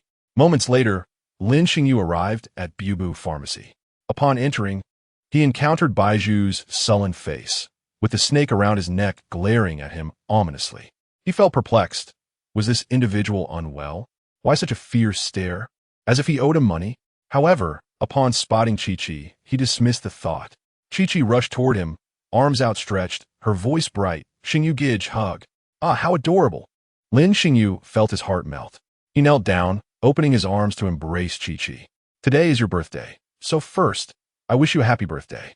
Let us go have some fun together." Lin Xingyu smiled. Qiqi clung to Lin Xingyu's neck, nuzzling into his shoulder. "You came to celebrate my birthday. Qiqi is very happy." Baiju, feeling ignored, could no longer suppress his ire. stepping forward to issue a low threat. No matter who you are, do not harbor ill intentions toward her. If you harm her, do not blame me for being ungracious. Does the esteemed Baizhu not remember who I am? Perhaps now you do? In that moment, Baizhu felt a familiar, yet more terrifying energy pressing down on him. He sensed a threat to his life, and the white snake around his neck coiled in fear, exclaiming, "Is it really you?" Just months ago, this person had not possessed such an aura, yet now he seemed an insurmountable threat. Reluctantly, he murmured, "I hope you can protect her well." Lin Xingyu scoffed coldly and turned to leave.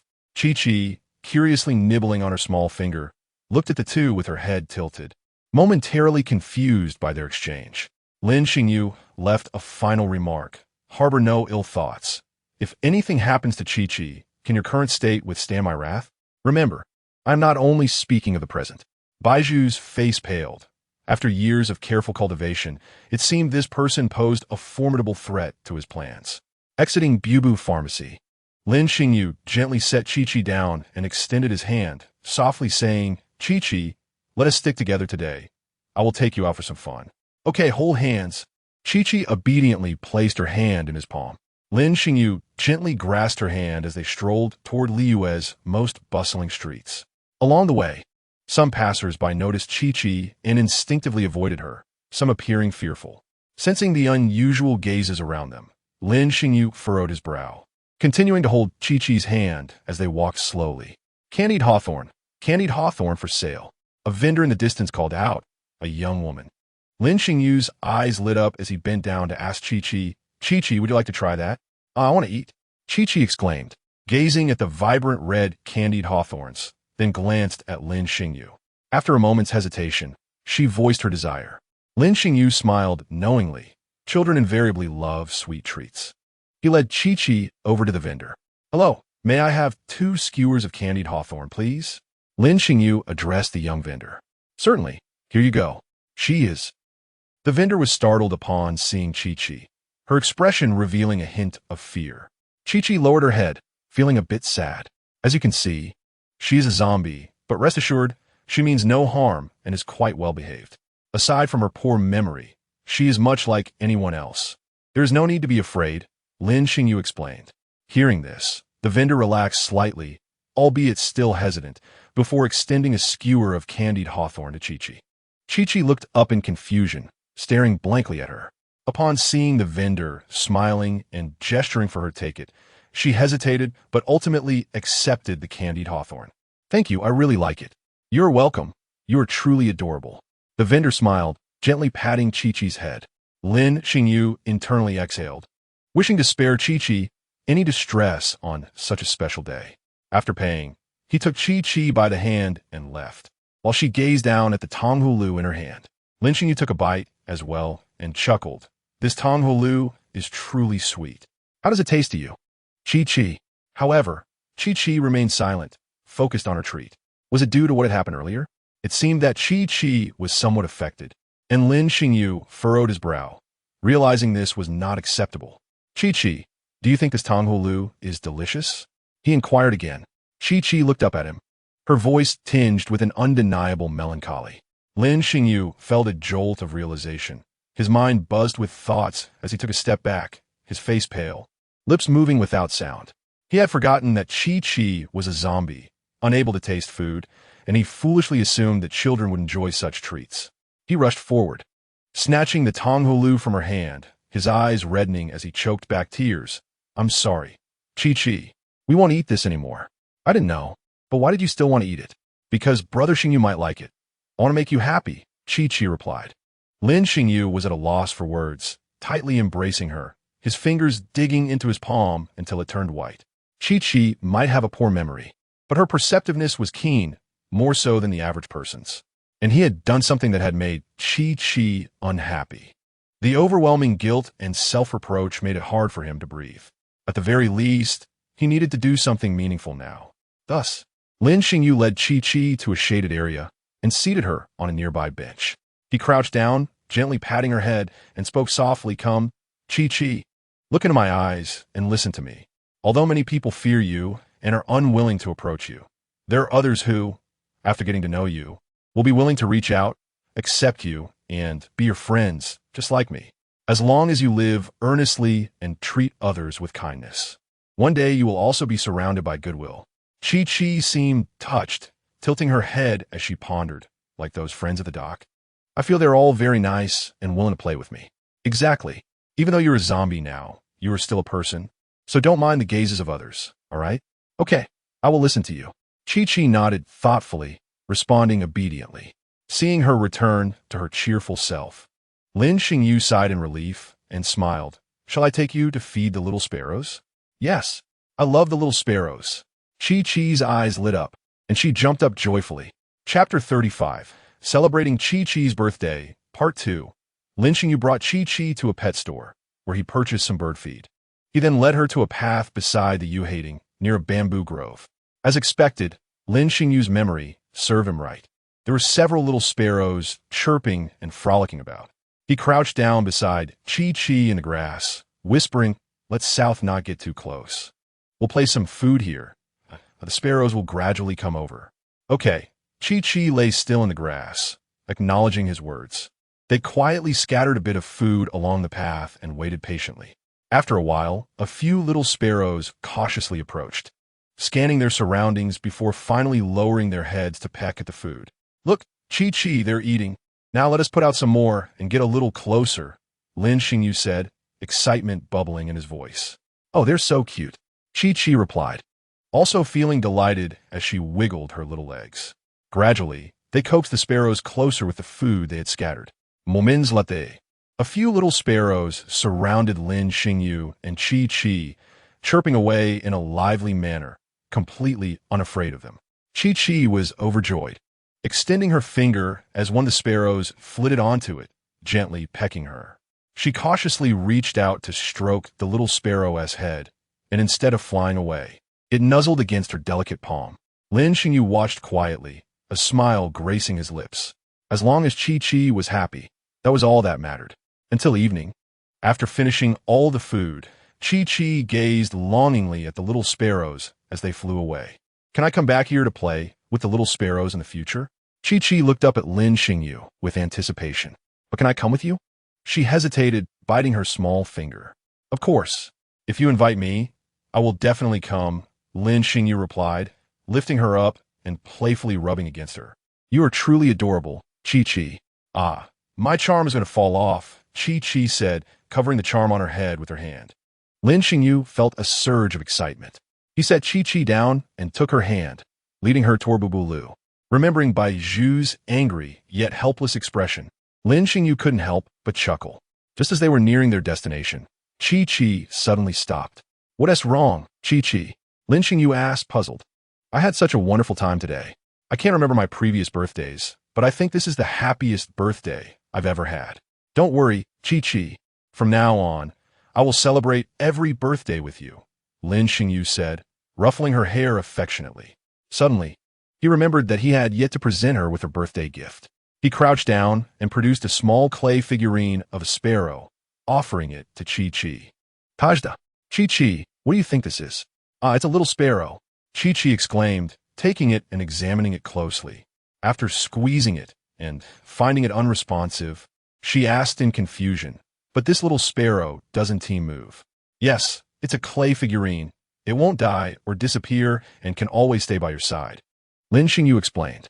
Chi-Chi carefully cradled it in her hands, rubbing her cheek against it in surprise. "Brother Xingyu, it's soft and feels so real." Lin Xingyu's lips twitched. Of course, it was, as it had cost him a pretty penny. He then took out the star conches he had prepared, placing them on the ground. "Chi-Chi, these are another birthday gift for me." He picked one up and held it to her ear, whispering, "Listen closely. There is my voice inside." Chi-Chi listened attentively as she heard a song. "Happy birthday to you. Happy birthday to you." She looked at the pile of star conches in amazement. It was a birthday song that Lin Xingyu had sung.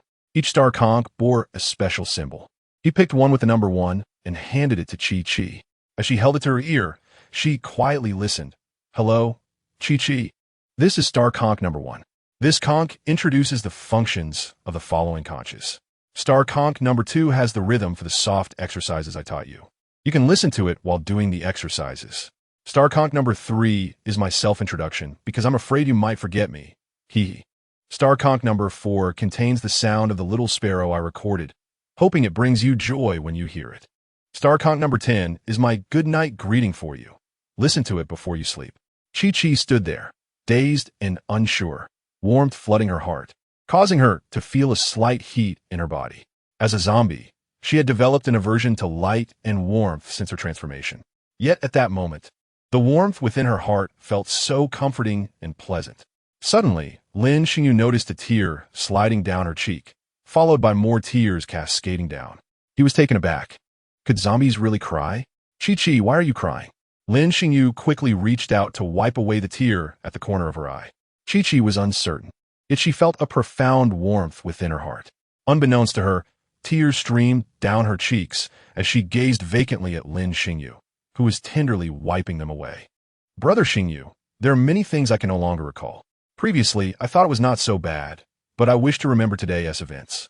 Regrettably, I only remember now, and I fear that in the future, I might forget you and the moments we have shared.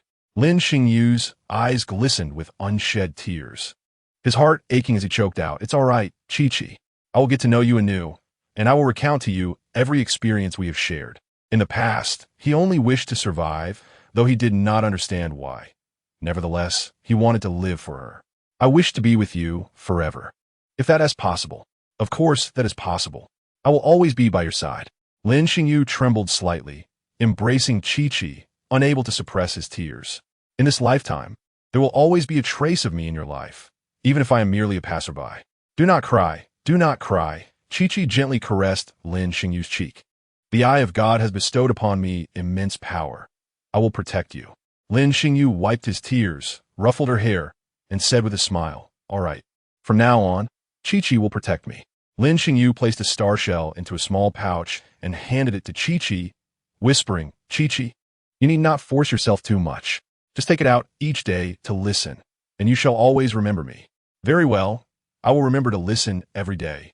After saying this, Lin Xingyu turned and departed.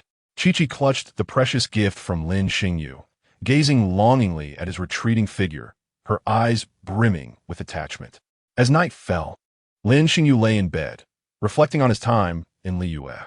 The number of individuals who held significant places in his heart had only increased. Perhaps one day, he would grow old with gray hair, or even pass away. Yet he thought to himself that he would not regret coming here and forming bonds with these people. Chapter 36. Reputation Spreads. Gongzi seeks to stir trouble. Several days had elapsed since Chi-Chi's birthday. During this time, Lin Xingyu remained idle, engaging in light conversation with Keqing at the General Affairs Office, much to the chagrin of Yuhengxing. Due to his exceptional abilities, he was not required for ordinary field work, and suitable tasks had eluded him. Each day, Lin Xingyu visited Wanmin Hall primarily to learn the art of preparing golden shrimp balls. However, his reputation had spread, albeit not in a favorable light. The entire General Affairs Office was aware of a certain individual who idled away his time, running about without contributing to work, while Yuhengxing had no means to address the situation. In contrast, his other identity, Mo, had gained notoriety in Liyue, and whispers of him could be heard among adventurers on the streets. "Hey, have you heard?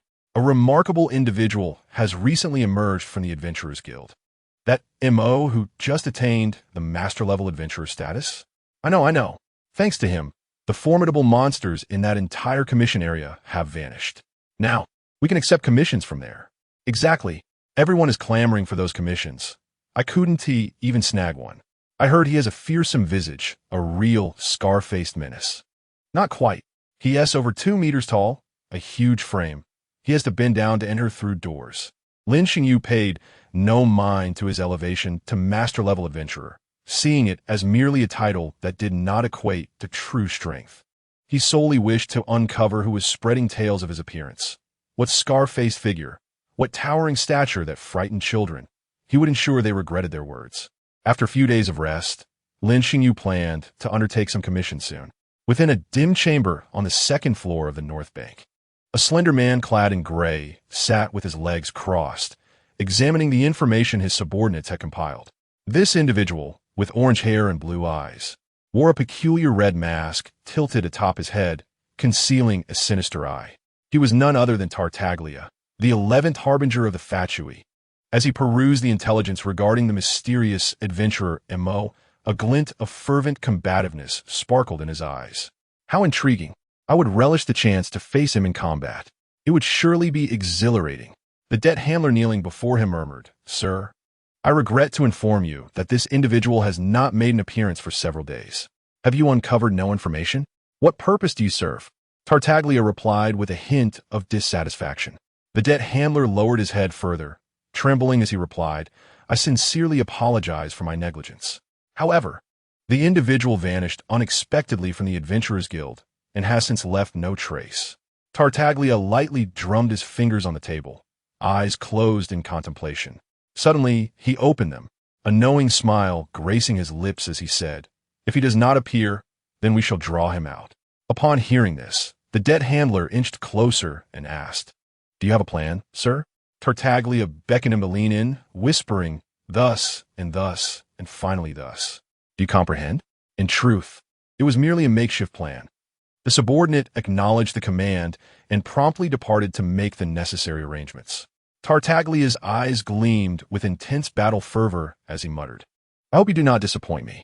Life here has grown rather dull." 3 days later, within Keqing's office, Lin Xingyu lounged with his legs crossed, sipping tea while engrossed in a novel he had purchased from Feiyan Commerce. Keqing paused in her work, raising her head to look at him with exasperation. "Xingyu, if you have nothing to do, why not go out and play instead of distracting me from my work?" "Aching, I merely wish to keep you company so you aren't tea-bored." "Isn't tea that delightful?" Lin Xingyu grinned. "Could you refrain from making noise?" Keqing replied, "I'm only trying to catch your attention, hoping you might glance my way a few more times. Otherwise, if I head out into the field one day, you want to see my handsome face again," Lin Xingyu shamelessly remarked. Keqing found herself at a loss for words, shaking her head and returning to her tasks. Lin Xingyu continued to immerse himself in his novel until a knock resonated at the door. "Come in," Keqing called absent-mindedly. Upon glancing up, she saw Bai Xiao, the secretary of Ningguang, approaching. "What brings Ningguang's aid here?" Keqing wondered. "Does Ningguang require something?" "Greetings, Lady Keqing. I apologize for interrupting your work.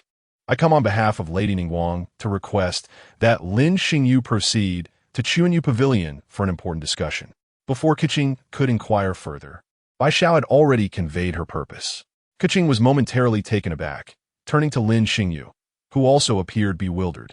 Why was this woman seeking him out, especially in front of Keqing? Did she not realize that Keqing was possessive?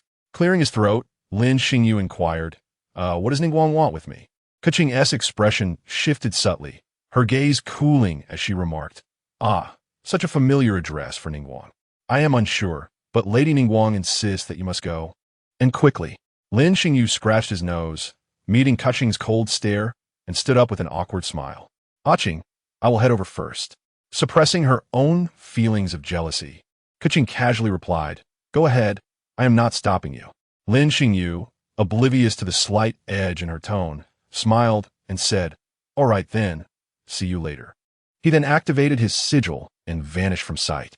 Keqing was momentarily stunned by his abrupt disappearance. Turning to Bai Xiao, she noticed the latter's astonishment. Curiosity piqued, she asked, "Bai Xiao, do you know what just happened? Why did he vanish so suddenly?" "It seems to be Ningguang's sigil for Chuanyu Pavilion. Using it allows one to arrive directly there." Upon hearing this, Keqing tightened her grip on her pen, her expression darkening. Bai Xiao, ever the observer of chaos, added, "Since the establishment of Chuanyu Pavilion, it seems that only he possesses this seal. Truly a fortunate individual." Crack! With a forceful stroke, the brush in Keqing's hand snapped, her jealousy surging within, causing her teeth to grind in irritation. Noticing the drop in her aura and the chill emanating from her, Bai Xiao trembled and hastily excused himself. Just as he stepped outside, he overheard Keqing's seething voice. "Lin Xingyu." Bai Xiao sighed deeply, silently mourning for Lin Xingyu. "Ashu." Upon arriving at Chuanyu Pavilion, Lin Xingyu sneezed, rubbing his nose as a familiar chill washed over him, instilling an ominous premonition. Chapter 37. Discussing with Ningguang, a Qing's tenderness. Lin Xingyu entered Chuanyu Pavilion to find Ningguang had already brewed tea and awaited him, elegantly puffing on a cigarette. He approached, seated himself opposite her, and quietly sipped from the teacup. After a long sigh of appreciation for the fine tea, he casually inquired, Ningguang, is there something urgent this time? Keqing is quite displeased. Ningguang exhaled a cloud of smoke, casting him a sidelong glance with a light chuckle. Lin Xingyu, I've noticed you are increasingly undisciplined. Does this not suit your taste? You parade around with such an official demeanor. Don't you find it awkward? Taken aback, Ningguang chuckled softly and replied, You have a point. This is indeed quite agreeable. A hint of mischief flickered in her eyes as she added, Talking about this makes Lin Xingyu irritable. He pointed at her, complaining, Ningguang, I see you relish stirring trouble. You are well aware of my capabilities. Had you clearly informed Keqing, we would not have found ourselves in this predicament. At his words, Ningguang burst into laughter, her demeanor charmingly vibrant. Lin Xingyu, growing annoyed, retorted, Stop laughing. Just tell me what the matter is. If there is nothing, I'll take my leave. Only then did Ningguang suppress her mirth, adopting a serious tone. Recently, there have been strange occurrences near Guhua Plains. Anyone venturing there seems to fall prey to unknown assailants. Upon regaining consciousness, they find themselves stripped of their belongings. Consequently, the Adventurers Guild has issued a commission to investigate this matter, and many have ventured forth, including my people. Intrigued, Lin Xingyu asked, and what happened? Did they all fail? Ningguang nodded, letting out a soft sigh. Thus far, there is no substantial evidence, making it difficult to report this to the Fatui embassy. Upon hearing this, Lin Xingyu furrowed his brow, contemplating the situation. At this juncture, the Fatui should not be making any conspicuous moves. Furthermore, their actions seem meticulously planned, leaving no traces. Could it be the 11th Harbinger? If it were him, what would his intentions be? Suddenly recalling the Harbinger's almost obsessive passion for combat, along with the recent rumors circulating within the Adventurers Guild, he quickly pieced the puzzle together. That individual simply craves a challenge against strong opponents. Ningguang's invitation to investigate this matter was likely a summons for him to take action. Noticing his furrowed brow, Ningguang broke the silence after a moment. Her curiosity piqued. Have you come up with a lead? Lin Xingyu nodded, indicating he indeed had some inkling. Ningguang, growing more intrigued, gazed at him intently and remarked, Lin Xingyu, how many secrets do you still conceal from me? He feigned ignorance, responding, What are you talking about? I have no idea. Ningguang simply observed him, smiling without further words. Feeling unnerved under her scrutiny, Lin Xingyu hastily declared, All right, this matter likely pertains to me. You should have some knowledge of it. Ningguang, taken aback, expressed disbelief with a scoff. What does this have to do with you? Haven't you been in Liyue, not venturing out? You, Ningguang, truly have a grasp of my whereabouts. Lin Xingyu gritted his teeth, exasperated. This woman even had someone monitoring him. It was infuriating. Ningguang chuckled lightly, explaining, In our line of work, we must thoroughly understand the people and events around us, especially someone as enigmatic as yourself. Lin Xingyu sighed, stating earnestly, This matter does indeed have some connection to me. I must have gained a reputation within the Adventurers Guild. Ningguang's eyes widened in realization, understanding why shadows of the Fatui lingered without evidence. If it involved an executive, it all made sense. With a knowing smile, she remarked, If it concerns you, then you should take care of it. Continuously facing such issues is not ideal. Rubbing his temples, Lin Xingyu felt a headache coming on. Resolving this issue should be straightforward. He simply needed to confront the Harbinger. Given his current strength, he should be capable of prevailing. However, a defeated Harbinger would only lead to relentless trouble for him, disrupting his leisurely life. Very well, I will handle this matter. That individual is indeed troublesome.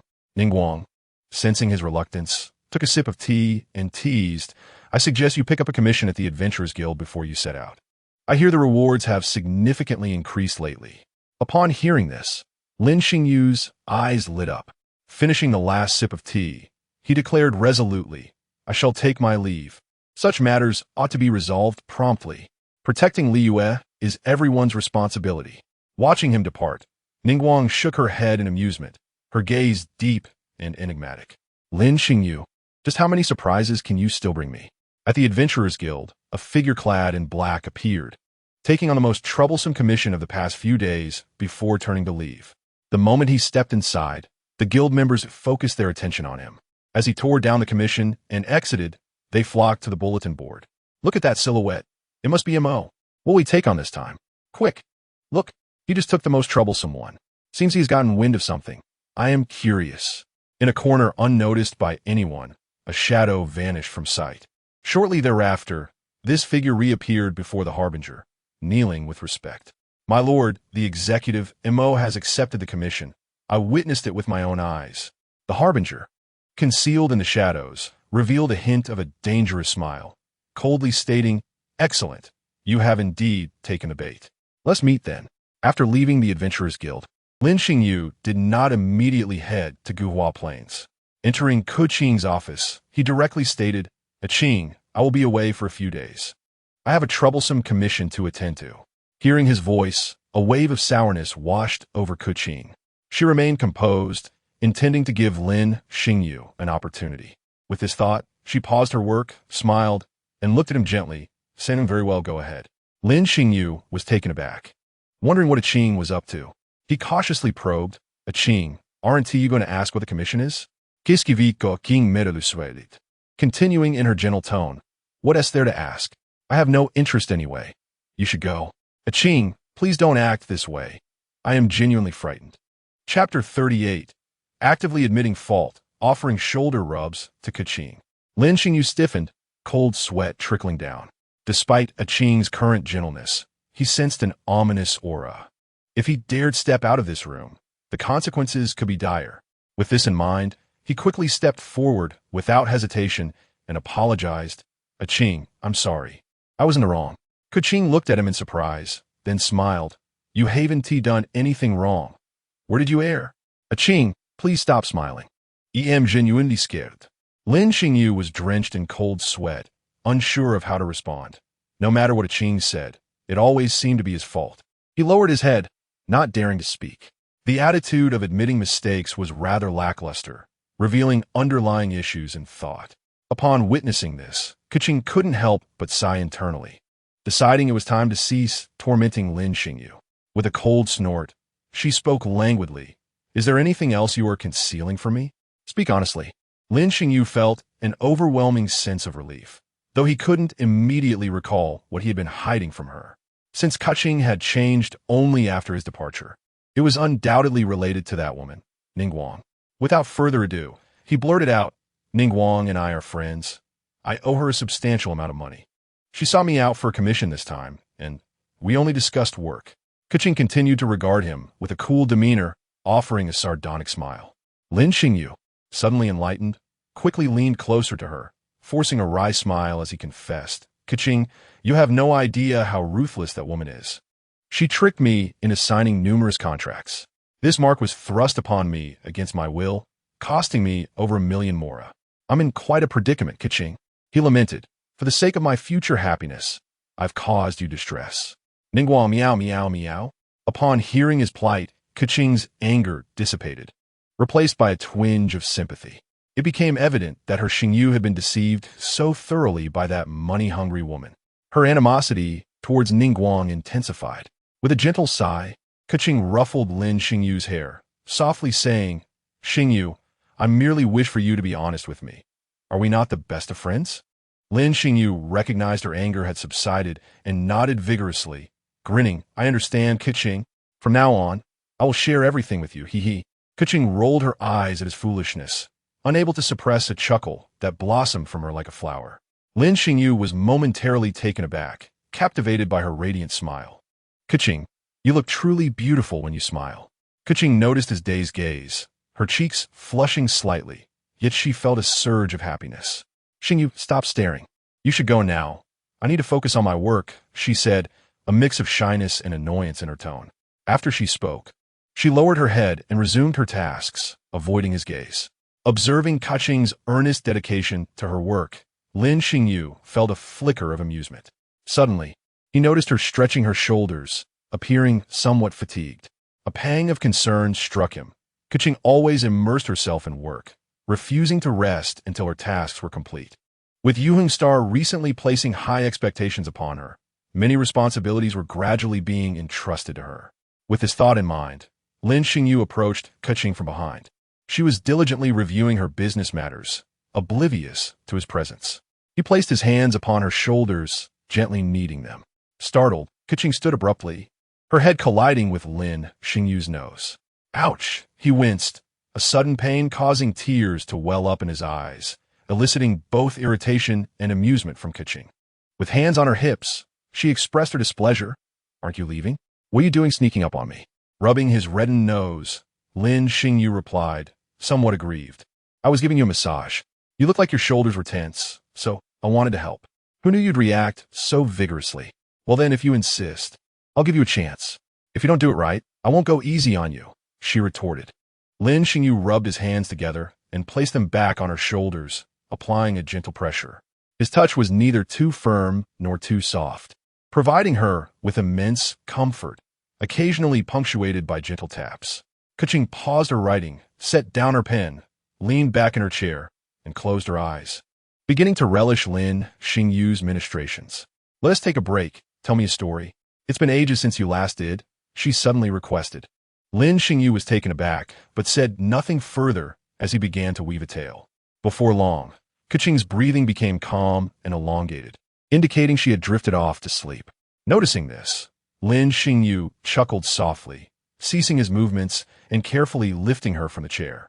With utmost gentleness, he laid her down on the small bed in the resting room, exhaling a sigh of relief. He grabbed a blanket and tucked it around her, gazing at her serene visage. Leaning down, he traced her features with his fingers, lingering momentarily on her luscious lips.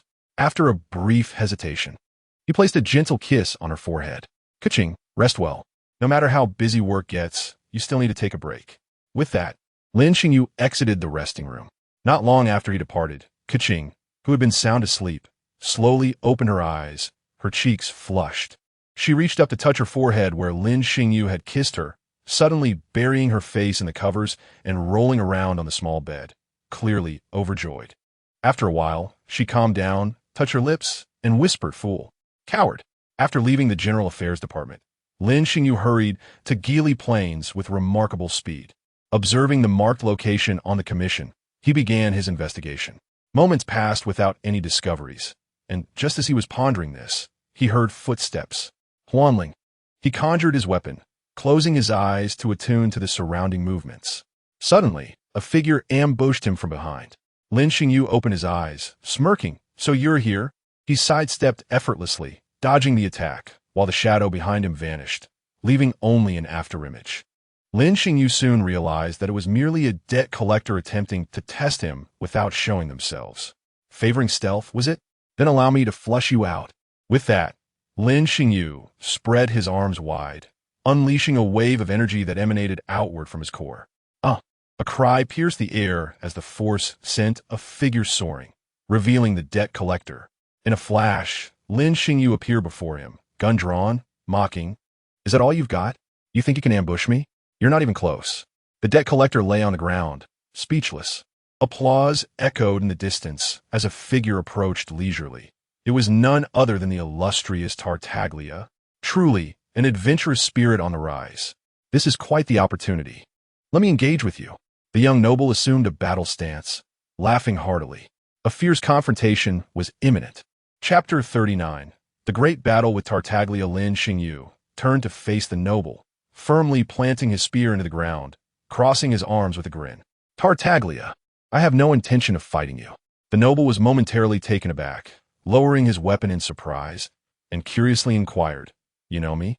Why don't you wish to fight?" Lin Xingyu scratched his head, appearing somewhat troubled. "I fear that if I defeat you, you will persistently pursue me." At this, Tartaglia's expression hardened, anger igniting within him. Yet he burst into laughter. "You think you can intimidate me?" With that, he summoned his weapon, drawing back his bow to its full extension, a water element arrow materializing slowly. Hydro slash. Several water arrows surged toward Lin Xingyu. Unfazed, he spread his arms wide, conjuring a shield of rock elements to form. Clang! The arrows struck the shield with no discernible effect, prompting Lin Xingyu to scoff. "Is that all? Too weak." Realizing his attacks were ineffective, Tartaglia's expression shifted to one of concern, recognizing that Lin Xingyu's strength exceeded his expectations. Torrential wave. No longer holding back. Tartaglia transformed his bow into 2 water blades, gripping them tightly as he charged forward. Hydro slash. The blades clashed against Lin Xingyu's shield, producing a series of ringing sounds. Tartaglia's face paled as he staggered back, shaking his numbed arms. Your shield is quite sturdy. Indeed, it is the technique of the Emperor. Wouldn't it be thick? You could strike it for a year, and the energy would remain intact. You would never break it. Seeing him a bit gloomy, Lin Xingyu suppressed his laughter and spoke. With your tactics, you can't even break my shield. Is this amusing? Withdraw your shield, and we shall engage in a proper duel. If you don't withdraw it, what can you do to me? The young gentleman felt somewhat helpless. His own lack of creativity made the fight rather dull. You agree to one condition, Lin Xingyu said, picking up the gun that lay beside him and lowering his shield, gripping it firmly in hand. Then I will entertain you. The young gentleman was taken aback, thinking that this person before him would not fight, and was about to turn away. Yet, hearing these words ignited a fervent battle spirit in his eyes, and he tightened his grip on his dual blades. Whatever the condition, we shall discuss it after the fight. This battle maniac made Lin Xingyu shake his head in resignation, a glimmer of battle intent flashing in his own eyes as he gripped his spear tightly. I hope you won't end up weeping after I defeat you. Arrogant, the young gentleman retorted angrily. Ying, no tu.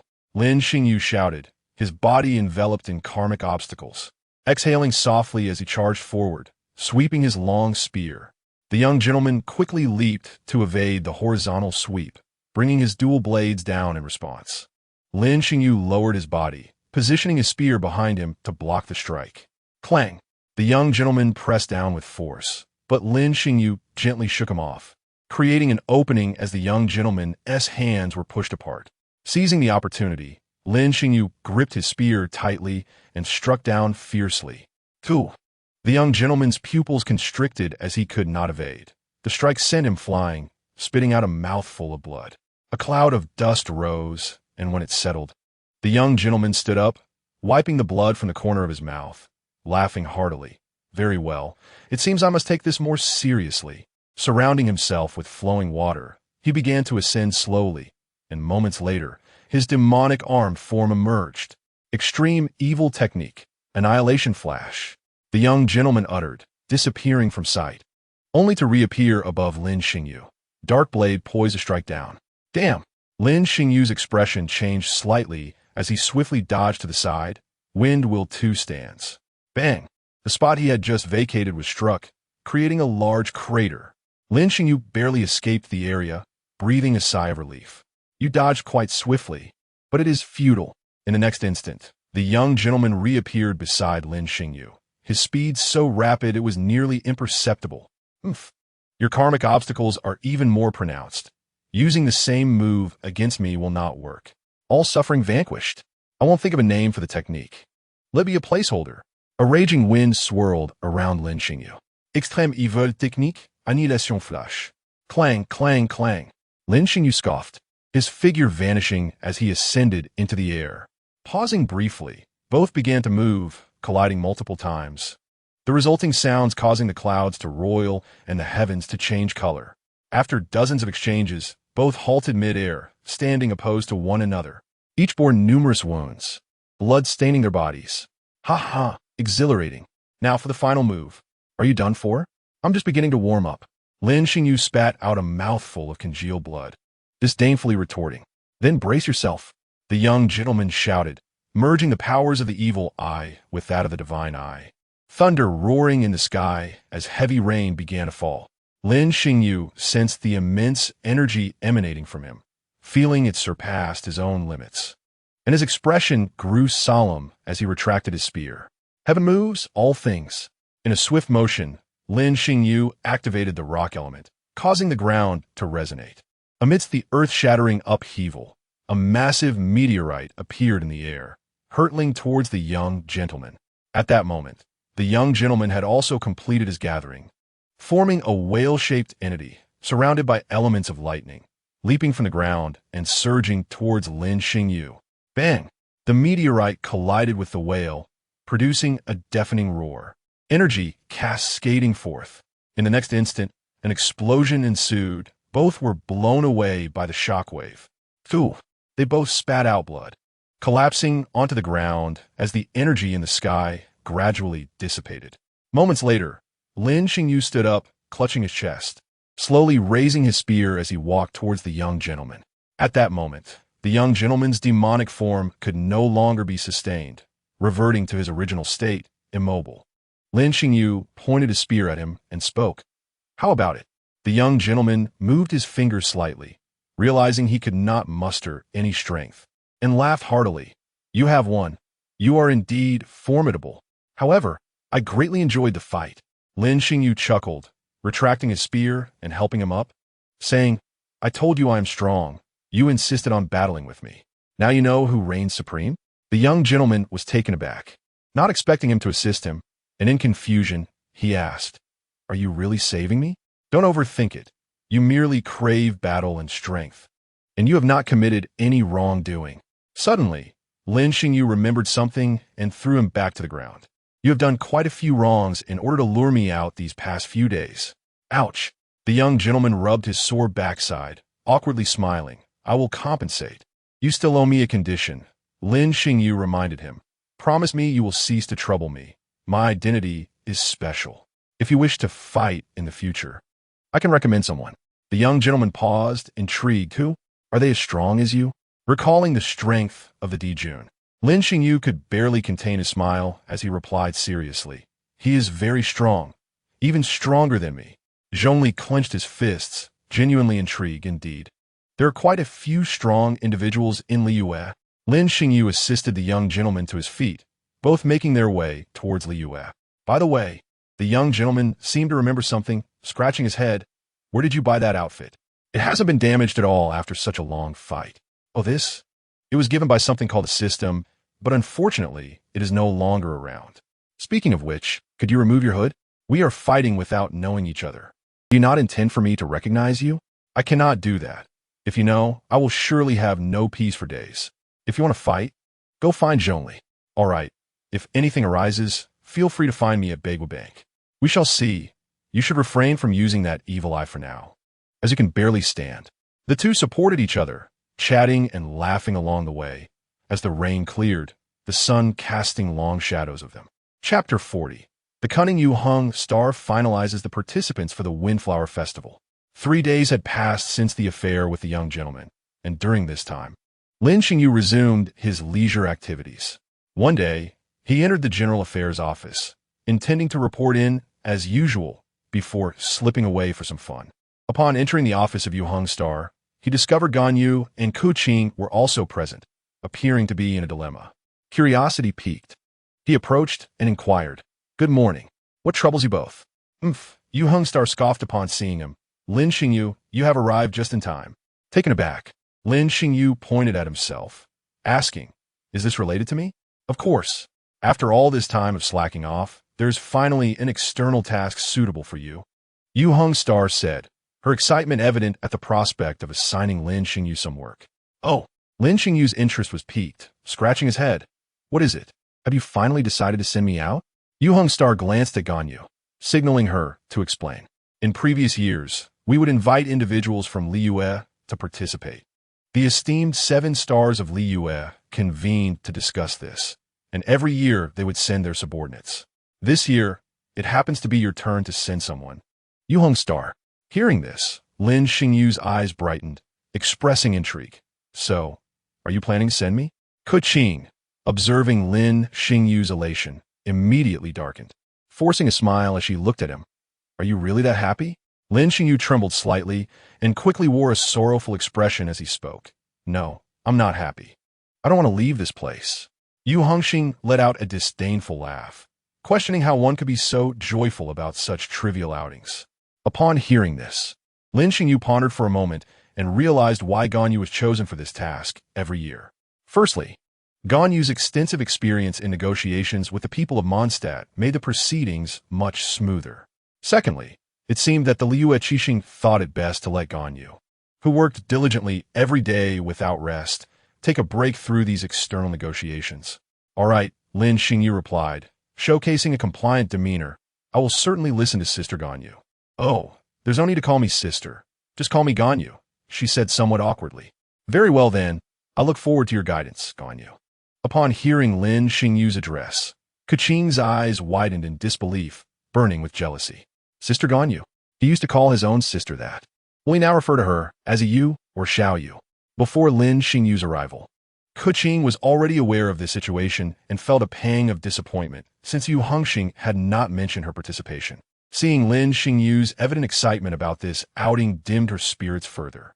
What frustrated her more was that he would be going with Ganyu, whom he had always treated well. As she contemplated the potential for something to develop between them during the trip, Keqing clenched her fists, her gaze growing more profound. Filled with jealousy, observing her unease, Yu Hongxing found it amusing. Youthful exuberance was delightful, yet Keqing's possessiveness seemed rather excessive. Lin Xingyu. You have quite the challenge ahead of you. Yu Hongxing thought to herself, maintaining a composed facade, eager to see how Lin Xingyu would navigate this situation. Noticing Keqing's cold stare, Lin Xingyu sensed trouble and awkwardly chuckled. Keqing, aren't you coming? Keqing scoffed, her cold demeanor intensifying. Not everyone can be as carefree as you. With a stunning beauty like Sister Ganyu accompanying you, what more could you possibly desire? She emphasized the word sister, sending shivers down Lin Xingyu's spine. Ah, Keqing, please don't say that. It makes me shy. Ganyu, completely oblivious to Keqing's underlying tone, assumed she was being praised and became flustered. Yu Hongxing watched the scene unfold, relishing Lin Xingyu's discomfort, almost unable to contain her laughter. Witnessing Keqing's sarcastic demeanor only deepened Lin Xingyu's dismay, prompting him to seek help from Yu Hongxing. However, he found her suppressing a laugh, leaving him puzzled and irritated. While I endure this torment, you find it amusing, don't you? Just wait until I completely win over Keqing. Let's see how you can still laugh then. Lin Xingyu silently resolved, his gaze filled with uncontainable intensity. Noticing the murderous glint in his eyes, Yu Hongxing finally burst into laughter, exclaiming, "Ha ha, Lin Xingyu, today is your day." Taken aback, Keqing looked confused and asked, "My lord, what's wrong with you?" Yu Hongxing continued to chuckle before finally addressing Keqing, explaining leisurely. Actually, my intention for this trip was not for Lin Xingyu, but rather for you, Keqing. Lin Xingyu interjected. If that's the case, was everything you said earlier false? Not entirely. Yu Hongxing smiled at Keqing. You are indeed meant to go, but not in the capacity of being invited. At this, Yu Hongxing stood and gave Keqing a reassuring pat on the shoulder, saying, "Since you've been by my side for so long without a break, I originally planned for you to go this time." Humph. Yu Hongxing glanced at Lin Xingyu. He will merely accompany you as your guard, ensuring your safety along the way. Earlier, I only wanted to see Lin Xingyu's discomfort. However, I didn't expect you to care for him so much. Upon hearing this, Keqing realized her feelings had been exposed, her face flushing crimson as she wished for a hole to hide in. "My lord, how could you say such things?" She protested in embarrassment. With a hint of joy, she approached Lin Xingyu and exclaimed, "That's wonderful. Keqing, you'll be joining us." Keqing felt a twinge of shame, blaming Lin Xingyu for making her feel as though he shared something special with Ganyu. Meanwhile, Ganyu remained blissfully unaware. Casting a glare at Lin Xingyu, she couldn't help but feel frustrated. Yet, Lin Xingyu beamed with delight, thoroughly satisfied with Yu Hongxing's arrangements. What could be more joyous than embarking on an adventure with Keqing? Yu Hongxing is indeed a wonderful person. Seeing him grin like a fool, Yu Hongxing shot him an exasperated look, urging, "Hurry and prepare. We depart tomorrow." "Yes, thank you, Lady Yu Hongxing." With that, Lin Xingyu took his leave. Chapter 41. The Beaten and Bruised Gongzi. Zhongli's warning. As Lin Xingyu stepped out of the General Affairs Department, his spirits soared. He headed home, needing to pack his belongings. Accompanied by the beautiful Ganyu and Keqing on this trip to Mondstadt, he felt an overwhelming gratitude towards Ningguang for providing him with such an excellent job. Although he was designated as a guard, Ganyu's strength was more than sufficient to protect Keqing. Thus, his role was merely a formality. Suddenly, Lin Xingyu noticed a figure in gray clothing with orange hair lurking in a corner, looking around suspiciously. Curiosity piqued, he decided to investigate, donning a black cloak. "Hey!" Lin Xingyu approached and tapped the man's shoulder. "Aren't you Gongzi? What are you up to, sneaking around like that?" Oh, it's you. I was just about to seek out Mr. Zhongli, Gongzi replied, revealing scars on his face, as if he had been in a scuffle. Hmm? Lin Xingyu stroked his chin. Did Zhongli give you those? At the mention of Zhongli's name, Gongzi flinched, covering his face with a look of grievance. Cough. I want to challenge him yesterday. I didn't expect him to possess that wretched shield. He completely disregarded reason and beat me thoroughly. Lin Xingyu couldn't contain his laughter. Look at you now. Yet Gongzi added, however, fighting him has given me new insights. My strength has increased considerably. A glimmer of battle intent flashed in his eyes. So, what are you planning to do now? Lin Xingyu asked, intrigued. I'm preparing to follow Mr. Zhongli to learn from him and then defeat him. Lin Xingyu's mouth twitched, contemplating warning him, but after a moment's thought, he decided against it. Forget it. Let him learn the hard way. Consider it a debt he owes for his future endeavors in Liyue. Come on, let's go see Zhongli. Lin Xingyu sighed. The two ascended the stairs, and before they got too close, they heard the sound of opera echoing. Lin Xingyu's eyes lit up, hastening toward the source, leaving Gongzi standing confused. It was likely the Yunhan Society performing. He couldn't miss the chance to listen. As he approached, he spotted Zhongli and quickly took a seat beside him. Nonchalantly pouring himself a cup of tea, he savored the performance. Zhongli noticed the cloaked figure seated to his left, furrowing his brows. Upon sensing, he recognized it was Lin Xingyu. Why hide his identity to enjoy the opera? Zhongli shook his head, amused. After a while, another person sat to Zhongli's right, and upon glancing over, he recognized the individual he had reprimanded the previous day. A sense of bewilderment washed over him, questioning why this individual had sought him out again. Regardless, Zhongli began to earnestly listen to the opera. On stage stood a young woman with a delicate figure and exquisite features. Yunjin. Lin Xingyu marveled at how, at such a tender age, Yunjin had already mastered the art of performing. As the performance concluded, an admirer expressed his sentiments. This Mr. Yunjing's quite well. Instantly, someone in the crowd retorted, can a young lady truly be addressed as Mr. Lin Xingyu's eyes narrowed. Where did this contrarian come from? Just as he prepared to voice a rebuttal, he heard Yunjin gently respond. The title of Mr. is bestowed upon those with age and experience. Thus, it is natural to refer to him as such. However, not all who are knowledgeable are necessarily elderly. And why must a woman lack insight? With a swift and eloquent retort, she continued, if you, sir, are deserving of the title, then surely a young woman who can answer your queries is equally worthy of being called Mr. Well said. Applause erupted from Lin Xingyu, and soon others joined in, supporting her argument. The one who had spoken earlier slinked away, disheartened. Yunjin cast a curious glance at the initial applauder, noting his black robe obscuring his visage, likely another aficionado of the art. Yet, she soon averted her gaze and exited the stage. What brings you two to me today? Zhongli suddenly inquired. Lin Xingyu scratched his head. Do you believe I came solely to enjoy the opera? You rascal, you've caused quite a stir. And I have yet to settle the score with you. Zhongli shot him a sidelong glance. Hee. Lin Xingyu chuckled awkwardly. It's all his fault. I feared he would cling to me. The young gentleman composed himself, clearing his throat to articulate his purpose. I am here to learn about Mr. Zhongli. I intend to defeat you henceforth. Zhongli pondered briefly before responding. Very well, I have conditions.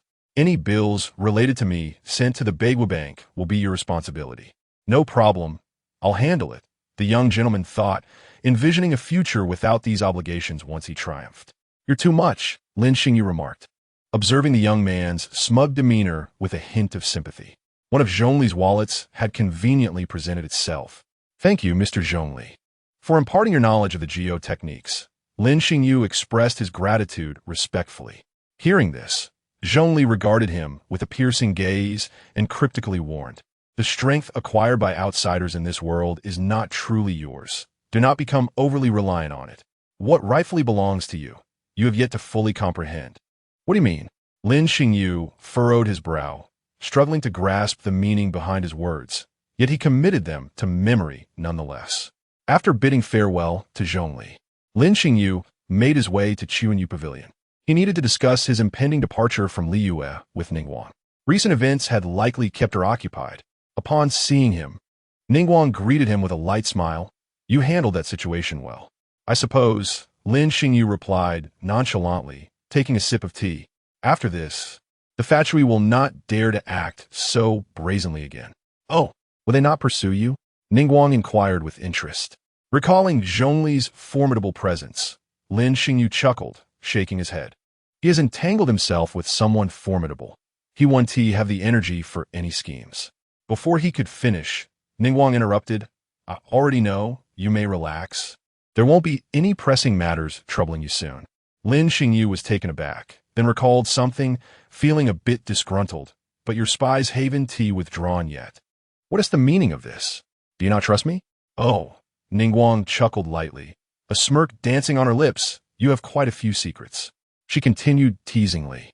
Why not reveal them all, and I shall retract my agents. All right, do as you wish, he conceded, recognizing there was little left to say. With a wave, he departed. The following day, Lin Xingyu gathered his belongings and proceeded to the General Affairs office to await the arrival of the other two. Soon enough, he spotted Keqing and Ganyu, hand in hand, laughing as they exited the office. Hey, Lin Xingyu greeted cheerfully, waving at them. Good morning. He curiously glanced behind them, puzzled. Is it just the three of us? How many more do you wish to bring along? Keqing shot him a glare. Well, Ganyu chimed in with a smile. We are attending as guests, not to negotiate business. Too many people would be inappropriate. After a brief pause, she added, in previous years, it was always 2 people attending. So this year we're actually increasing our numbers. Lin Xingyu rubbed his nose, feeling a bit awkward, and chose to remain silent. Upon reaching the gates of Liu, a carriage awaited them. Esteemed ones, I have been awaiting your arrival, the coachman respectfully announced. Ganyu nodded slightly. Thank you for your hard work. She then climbed into the carriage, pulling Keqing along, while Lin Xingyu prepared to follow. You stay outside. As a guard, you must present yourself accordingly. Keqing's cold and unyielding voice rang out.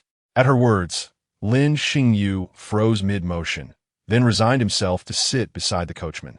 Inside, he could hear the suppressed laughter of Ganyu and Keqing, leading him to sigh with exasperation. After exchanging pleasantries with the coachman, Lin Xingyu leaned against the carriage, closing his eyes to rest. Inside, Keqing and Ganyu whispered to each other. Ah, Ganyu suddenly exclaimed, I forgot to introduce you both. Shall we invite him in to listen as well? After a moment's hesitation, Keqing permitted Lin Xingyu to enter. The interior was somewhat cramped, forcing Lin Xingyu to sit closely beside Keqing. A delightful fragrance wafted from her, and the warmth of her soft arm against his brought him a sense of comfort. Could you shift a little to the side? Keqing's cheeks flushed red, feeling a bit flustered. Lin Xingyu shrugged, secretly amused, and replied nonchalantly, all right. Ganyu observed the pair with a smile. Unable to contain her laughter, you two are quite the pair, so close yet so feisty. It's truly enviable. Clearing her throat, Ganyu began her introduction. As I recall, the people of Mondstadt present the Windbloom to their Anemo Archon, Barbados, as a token of reverence and affection. Additionally, there exists a tradition of gifting flowers to loved ones. What exactly is a Windbloom? Keqing inquired, her curiosity piqued. Is it an unusual flower? Ganyu shook her head, chuckling softly. To be honest, I'm not entirely sure. There are various interpretations among the people of Mondstadt. All I know is that the Windbloom symbolizes freedom and the spirit of the wind. Huh? Lin Xingyu was caught off guard, feeling a bit disappointed that the explanation concluded so swiftly. Hearing this, Keqing grew annoyed, pushing him towards the exit. Out you go. All right, Lin Xingyu acquiesced, stepping outside, leaving a blushing Keqing and a chuckling Ganyu behind. An air of silence enveloped the carriage, and suddenly, Ganyu turned her gaze toward Keqing, a playful smile on her lips. Ah, Qing, it seems you have feelings for him, doesn't he? Noticing Keqing's evident concern, Ganyu continued, you seem quite invested in him. Perhaps due to Lin Xingyu's absence, Keqing did not deny it, instead falling into silence. Sigh, she sighed, a hint of confusion crossing her features as she looked at Ganyu. Sister Ganyu, I believe I do have feelings for him, but I'm uncertain if it is that kind of affection. Ganyu's eyes widened in surprise. To her, the two appeared to be a couple. I'm not sure if this is dependence or genuine affection. He has always treated me well and cared for me, making me wish to entangle my life with his. Keqing explained. However, I'm uncertain whether he harbors any feelings for me. Why do you think that? Ganyu intuited. Just look at that scoundrel. He treats other women with the same kindness, and his relationship with Tian Quanxing is also quite amicable. Every time he visits Kunyuga, it fills me with an unsettling agitation. Kiki gritted her teeth in frustration. Ganyu could not help but chuckle. You can't deny it. Your jealousy is quite palpable. Keqing, you possess a rather strong sense of possessiveness. Is that truly the case? Keek's face flushed slightly. Is this feeling indeed possessiveness? In that moment, Kiki seemed to grasp something profound. Yander tendencies?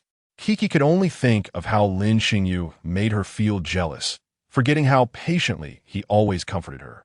Suddenly, Kiki seemed to have an epiphany and grasped Ganyu's hand. Sister Ganyu, have you ever liked someone?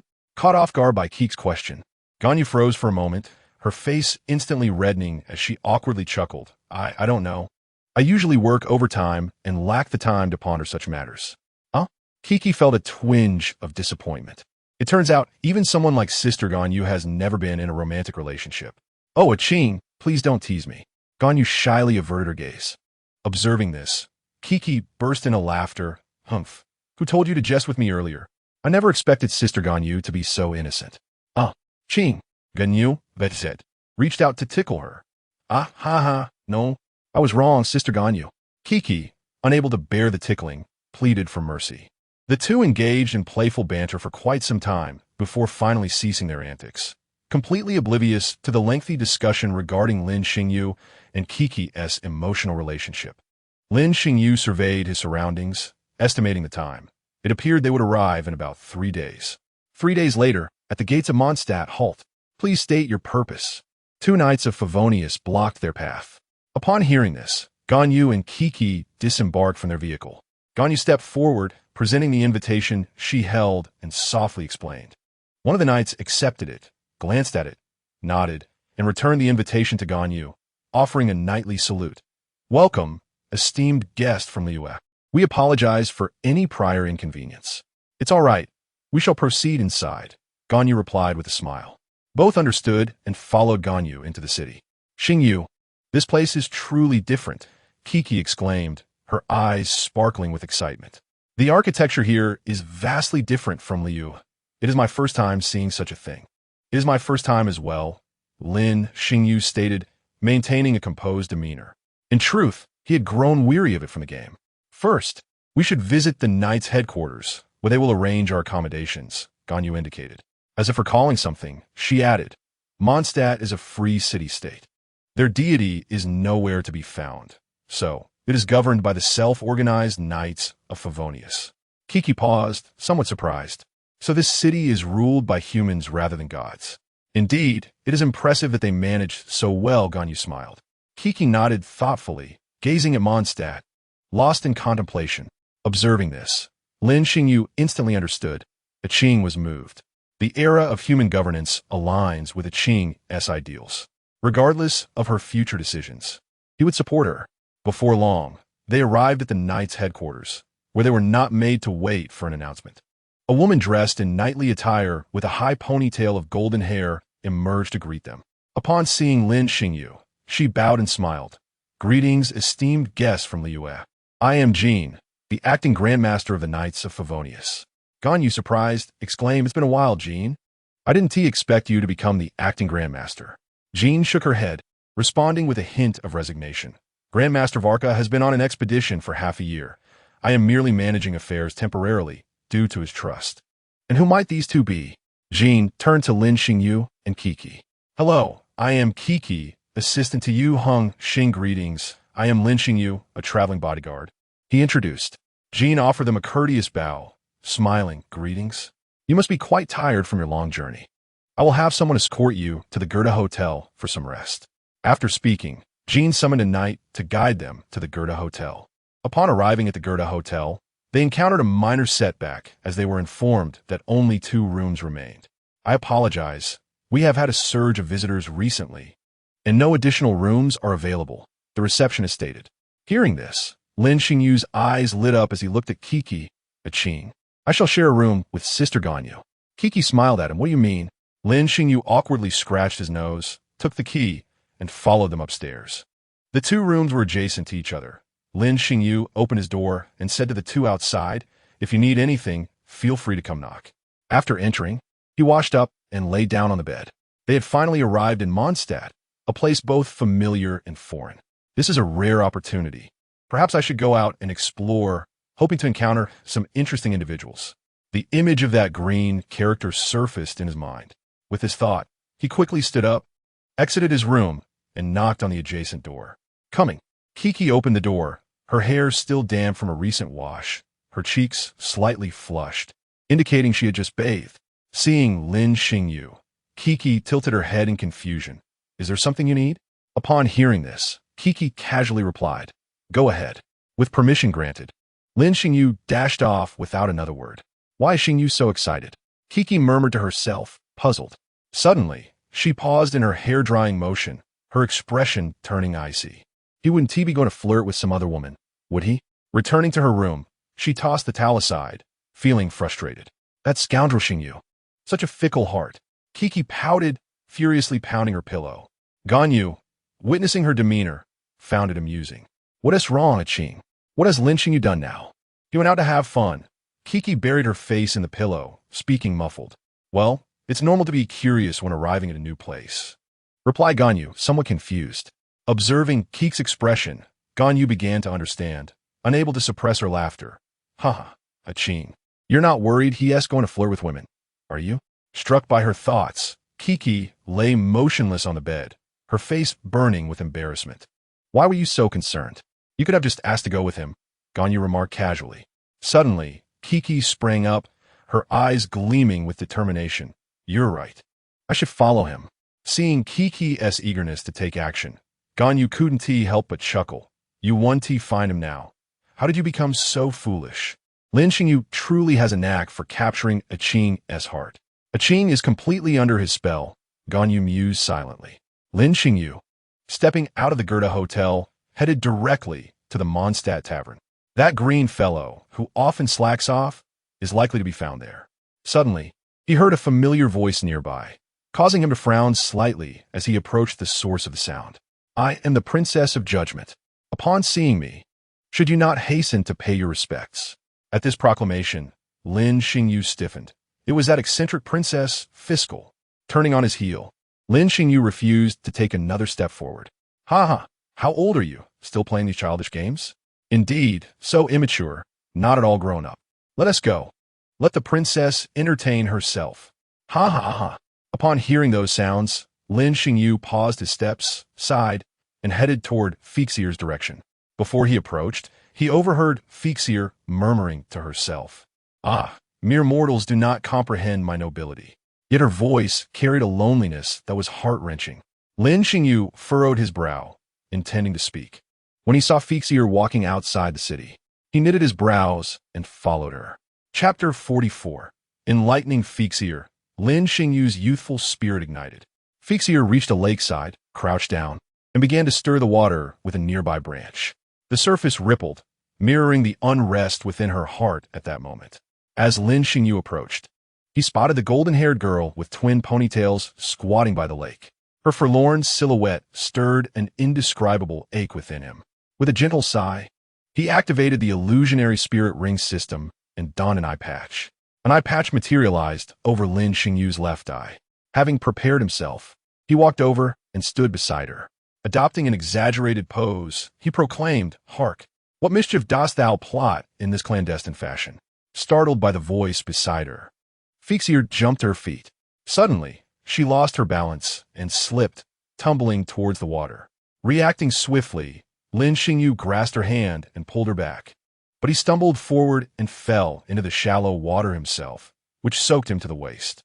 "Hey, Fixier eyes, are you unharmed?" Lin Xingyu grasped her hand, rising from the water and shaking his hair. "Of course, who do you think I am? Merely a fall into water." Lin Xingyu huffed, a hint of pride in his voice. Upon hearing this, Fixier paused, gazing at him with reddened eyes, evident of recent tears.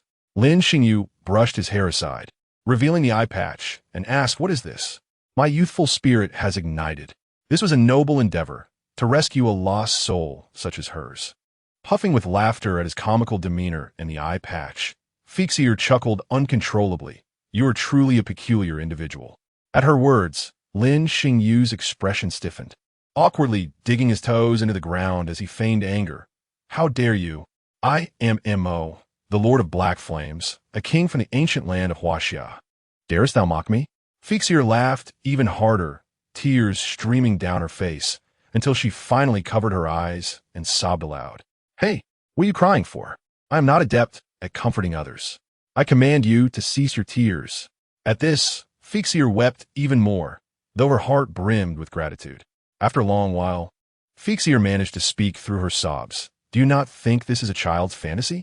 How old are you, still indulging in such frivolities? Today, her father had said the same. The father who had bestowed upon her the name of Fexier, the Princess of Judgment, had urged her never to relinquish her ideals and dreams. Yet now, he reminded her she was no longer a child, urging her to awaken from her fantasies. This was a bitter pill for her to swallow, causing her great anguish.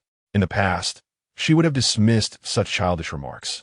However, today, her father's denial shattered her beliefs completely. Lin Xingyu's lips twitched. This is all for your sake. What childishness! How could mere mortals fathom the thoughts of Mo, the Lord of Black Flames? I am a traveler from another world. How could I stoop to the level of these mortals? How could they comprehend my nobility? At his words, Fexier was momentarily taken aback. Then she laughed, awakening to a realization. The noble are destined to be solitary, as long as they do not lose their noble heart. With this thought, Fexier struck her usual pose, proudly declaring, I am Fexier, the Princess of Judgment, the master of the realm of the Knight's Purity. In that instant, she heard the sound of wings that did not belong to this world. The Night Raven King from the realm of the Knight's Purity locked eyes with her destined companion. Greetings, milady, my name is Oz. I hail from the realm of the Knight's Purity, and I have come for you. Please, let us form a pact. At that moment, Fexier felt that no further words were necessary. This was her destined partner. Since you two come from the realm of the Knight's Purity, I shall reluctantly enter into a pact with you. Lin Xingyu's lips twitched as he observed Fexier's eagerness. Where was the reluctance in her demeanor? In the next instant, Oz's form entered Fexier's body, causing a burning sensation on her back. On her smooth back, two small wing imprints appeared. Reveal yourself, Oz, Fexier exclaimed, as though inspired. Oz's figure materialized before her. What is this? A familiar? Lin Xingyu feigned shock, then spoke with a hint of pride. Indeed, you are no ordinary person. You have captured my heart. Would you care to become the closest friend of Mo, the Lord of Black Flames? Do not misunderstand. This is merely my admiration. Lin Xingyu added with a smirk. You're not bad either. Reluctantly, I shall agree to be your friend, Fexier replied, her heart elated despite maintaining an aloof facade. What the lady means is that she is delighted to be your friend. Oz. Fexier blushed slightly. As long as you are happy, Lin Xingyu thought to himself. The two exchanged smiles, each wearing expressions of joy. Lin Xingyu knew that this princess would find no further confusion, only a steadfast path ahead. After a while, Lin Xingyu pondered something and cleared his throat. Fexier, would you perform for me a recounting of your past victories? I have heard whispers of them. I did not expect you to be a disciple of the princess as well. Very well, I shall share my tales. She struck a pose and proclaimed, I am Fexier, the Princess of Judgment, the sovereign of the Inky annihilation. Gazing upon Mond, a mere garden within my domain, how delightful it is. Hark, have you arrived? My arch-nemesis, the wicked dragon Tarsalak. I shall liberate my seal. The millennia-long struggle shall find its conclusion today. Great dream, the all-encompassing madness, Judgment's eye. Let this holy flame of darkness reduce you to ashes. Indeed. Thus, the sin-laden wicked dragon is perfectly subdued. The words etched within. Do you comprehend? Fexier teased, flicking her twin ponytails. Applause erupted from Lin Xingyu, who was astonished. Witnessing such a performance not only dispelled any awkwardness but ignited a fervor within him. This is far superior to any renowned performance. Truly befitting the master of the Knight's Purity. I acknowledge your strength, he praised. At that moment, Fexier was about to say something more when a voice echoed from afar. Xiao Aimi, it is time to come home for dinner. This princess must take her leave. May we meet again by fate. With that, she fled like the wind. This scene elicited a chuckle from Lin Xingyu. Farewell, Princess of Judgment. May you never lose your nobility and dreams. Continuing forward. No longer would he feel the embarrassment. Aside from Keqing, no one else would know of his demeanor. Now, it was time to seek that green fellow. Keqing. Impudent. How dare you refer to this princess in such a manner? However, since you're my dear friend, I shall grant you this privilege. Oz. What the lady means is that only you may address her thus. Chapter 45. The Cat-Tail Tavern, Keqing besieged by admirers. After Keqing's departure, Lin Xingyu did not immediately head to the Mon Tavern, as he was drenched. He returned to the Gerda Hotel, only to find Gan Yu and Keqing absent, presumably out. After changing his clothes, he headed straight to the Mon Tavern, motivated by a desire to find that green-clad individual. After all, if he could learn Zhongli's combat techniques, it stood to reason that he could acquire the Anemo Archon skills as well.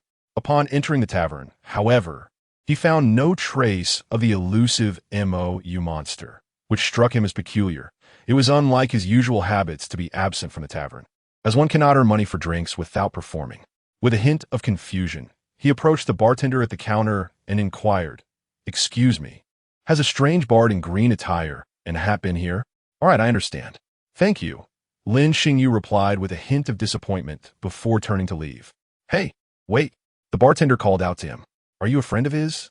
Could you help him settle his tab? He's been in debt for quite some time." Lin Xingyu paused, realizing he had forgotten that several gods couldn't even scrape together a single mora, and that Vinny often drank on credit. As he exited the tavern, he faintly heard the bartender's sigh. With MOU absent, he found himself with nothing to do. Lin Xingyu furrowed his brow, recognizing a familiar feeling. It seemed to be Keqing. What could she be doing at the Cat's Tail Tavern? Moreover, she appeared to be alone without Ganyu's company, which made him uneasy. He decided to investigate further. Upon entering the Cat's Tail Tavern, he discovered Keqing being accosted by a drunken nobleman, who was insistently offering her a drink. "Miss, please, have a drink. Don't be so resistant." "I'm sorry, I don't drink," Keqing replied, visibly discomforted by the stench of alcohol emanating from him, her brows knitted in distaste. "You filthy drunkard." "She said she doesn't drink." A shrill, youthful voice interjected. Lin Xingyu focused his gaze and realized that a girl with cat ears and a tail was standing there, scolding the nobleman. It was none other than Diana, which made Lin Xingyu chuckle, knowing that she detested drunks. The nobleman ignored her and continued to approach, teasingly asking, "Are you trying to disrespect me?" "You misunderstand. I truly do not drink," Keqing replied coldly. Her aversion to the man grew stronger, and had it not been for her upbringing, she would have already dealt with him herself. After hearing Keqing's repeated refusals, the nobleman lost his composure and reached out to grab her. Seeing this, Lin Xingyu's expression turned icy. He swiftly moved, seizing the nobleman's outstretched hand and squeezing it tightly, sneering, "What do you intend to do with my friend?" "Ouch, ouch. Let go." The nobleman winced in pain, tears brimming in his eyes as he began to regain his senses. "Xingyu, what are you doing here?" Keqing asked, somewhat surprised. "Ha!" Lin Xingyu chuckled. "I came to be the hero who saves the damsel in distress." Upon hearing this, Keqing's face flushed with embarrassment, and she retorted, "You've become increasingly adept at saying such flattering things lately. So, do you find it pleasing?" Lin Xingyu inquired. Keqing chose not to respond, her mind lingering on how the nobleman had suddenly advanced on her. If not for Xingyu's timely intervention, she might have been violated. The thought alone made her feel sick. The nobleman, utterly dejected, interjected, "You two are flirting. Can you let me go first?" "Umph." Lin Xingyu released his grip. "Get lost, and don't embarrass yourself here. You will pay for this," the nobleman threatened, nursing his injured hand. "Indeed, you filthy drunkard. The Cat's Tail Tavern does not welcome you. If you come back, I will bite you," Diana growled, displaying her tiny fangs from behind the counter. "Umph, just you, a little brat? I'll bring someone to teach you a lesson," the nobleman boasted. He froze, turning to find half the tavern's patrons, burly men, glaring at him, eager for a fight. "Oh, what do you intend to do to our bartender, Diana?" One muscular man approached him. Terrified, the nobleman could not muster a single word and hastily fled. "Huh, this fellow is nothing but a coward. With that demeanor, he dares to offend Lady Diana at the Cat's Tail Tavern. Rest assured, Lady Diana, he wouldn't dare to cause trouble with us around. Watching the scene unfold, Keqing gazed at Diana in astonishment while Lin Xingyu's lips twitched in amusement. Truly, just as in the game, Diana had her own legion of burly admirers, and they were rather intimidating. Diana's face flushed crimson, steam rising from her head as she glared at the men. What are you shouting about? If you keep it up, I won't serve you any drinks. The tavern erupted in pleas for mercy, with patrons admitting their wrongdoings. I don't need such popularity. They're all just a bunch of loathsome drunkards. Diana expressed her irritation. Lin Xingyu took a seat beside Keqing and smiled at Diana. Miss Diana, could we please have 2 drinks?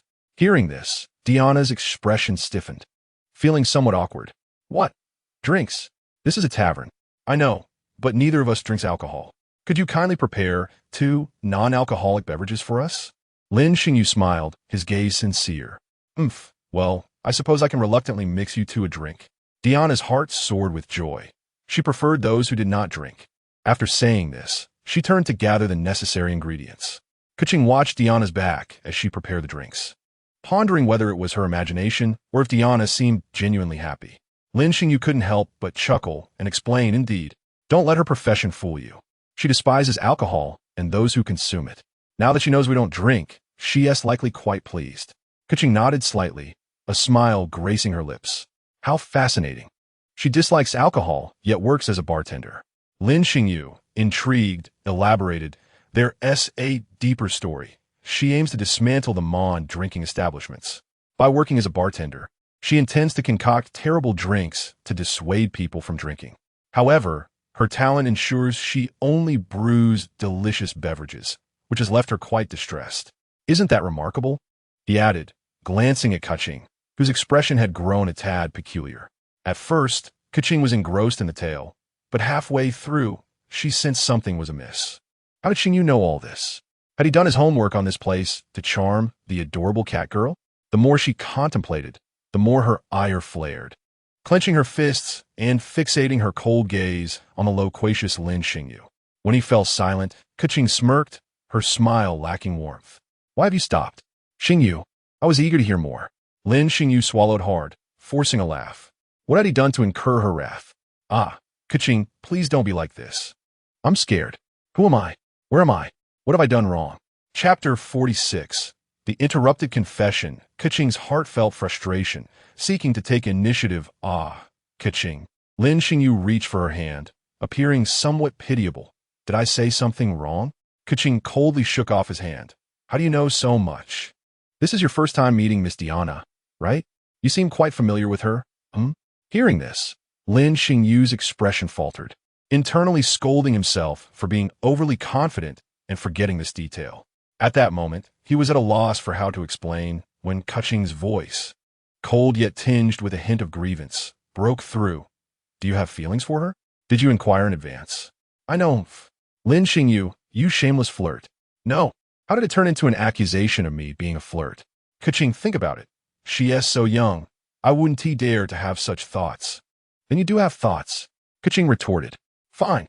So you even have thoughts about children? No. Listen to my explanation. All right, I'm all ears. Keqing observed his persistent attempts to clarify, which only amused her, prompting her to suddenly utter a remark while smiling at him.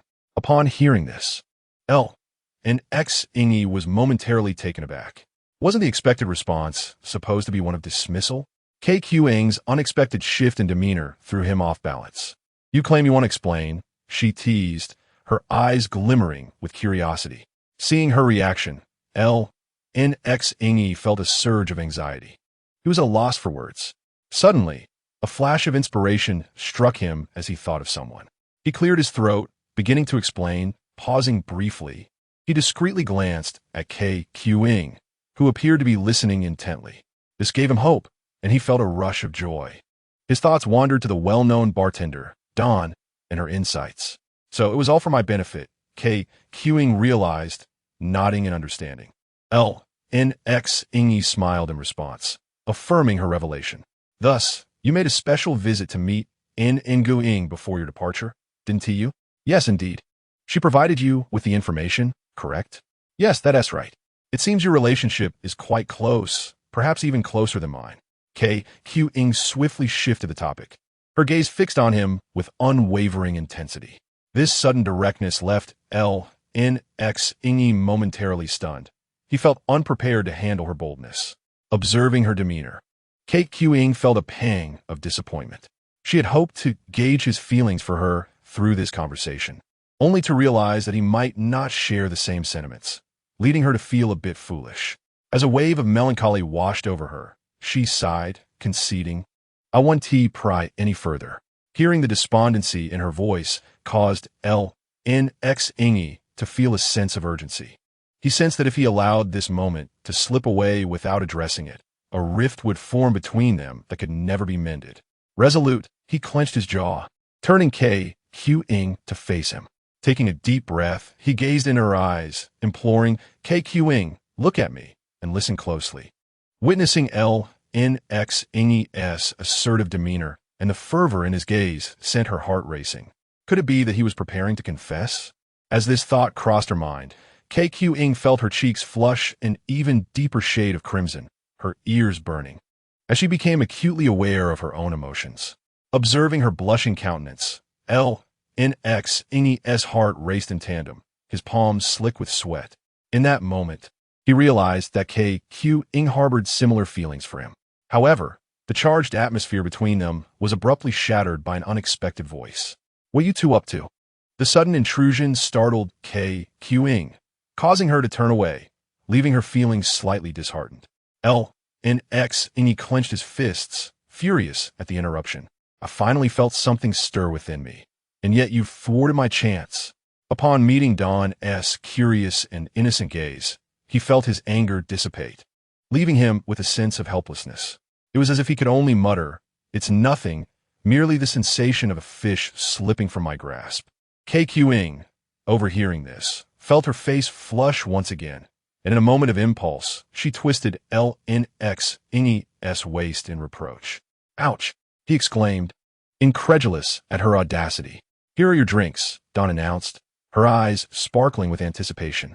With this, Lin Xingyu felt trapped. He couldn't express his irritation towards Keqing, nor could he direct it at Dawn, leaving him feeling suffocated. He sighed, taking a sip of the sweet, refreshing drink, yet it tasted bitter to him. After finally summoning the courage to speak, he felt as though his opportunity had been snatched away, leaving him uncertain of future chances. Perhaps it was fate intervening, he mused, preventing him from voicing his feelings. With a heavy heart, he took another sip, yearning for something stronger, for sometimes drowning one's sorrows in drink could provide solace. Meanwhile, Keqing savored her drink, her eyes lighting up in delight as she praised Dawn, "This beverage is exquisite, the best I've ever tasted." Stealing a glance at Lin Xingyu, she noticed his despondent demeanor. He sat there, isolating himself amidst the bustling tavern, appearing utterly disconnected from the world. This sight struck Keqing profoundly. She had never witnessed him in such a state. He had always radiated confidence and joy, bringing smiles to her face. A wave of concern washed over her as she contemplated whether he had intended to confess his feelings before being interrupted. The thought gnawed at her. Had he been silently bearing the burden of her jealousy and anger? Each time she lashed out, he had always been there to comfort her, even coming to her aid when that nobleman had dared to tease her. He was like a divine presence in her life, illuminating her path. Did she really need further confirmation of her feelings? No, everything was already abundantly clear. When she called his name, Lin Xingyu assumed she had something important to convey. He forced a smile, asking, "What is it?" Seeing his strained smile, Keqing felt a surge of unexplainable sorrow and compassion. An impulse welled up within her, threatening to erupt. Chapter 47. Keqing approached him, but with Dawn watching, she took a deep breath and suddenly requested, "Dawn, could you please add some ice to my drink?" "Oh, certainly, just a moment," Dawn replied, puzzled as she turned to prepare the drink, having already added a considerable amount of ice. Lin Xingyu, having heard Keqing's request, felt a deeper sense of melancholy settle in him. Yet, he forced a smile as he gazed at the woman he cherished, Keqing.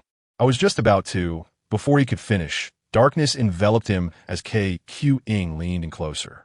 In the next instant, he felt her soft, warm lips against his, silencing him. Caught off guard by her sudden boldness, he froze, eyes wide in disbelief, then instinctively tried to pull away. Sensing his movement, Keqing held his head firmly in place, preventing his retreat.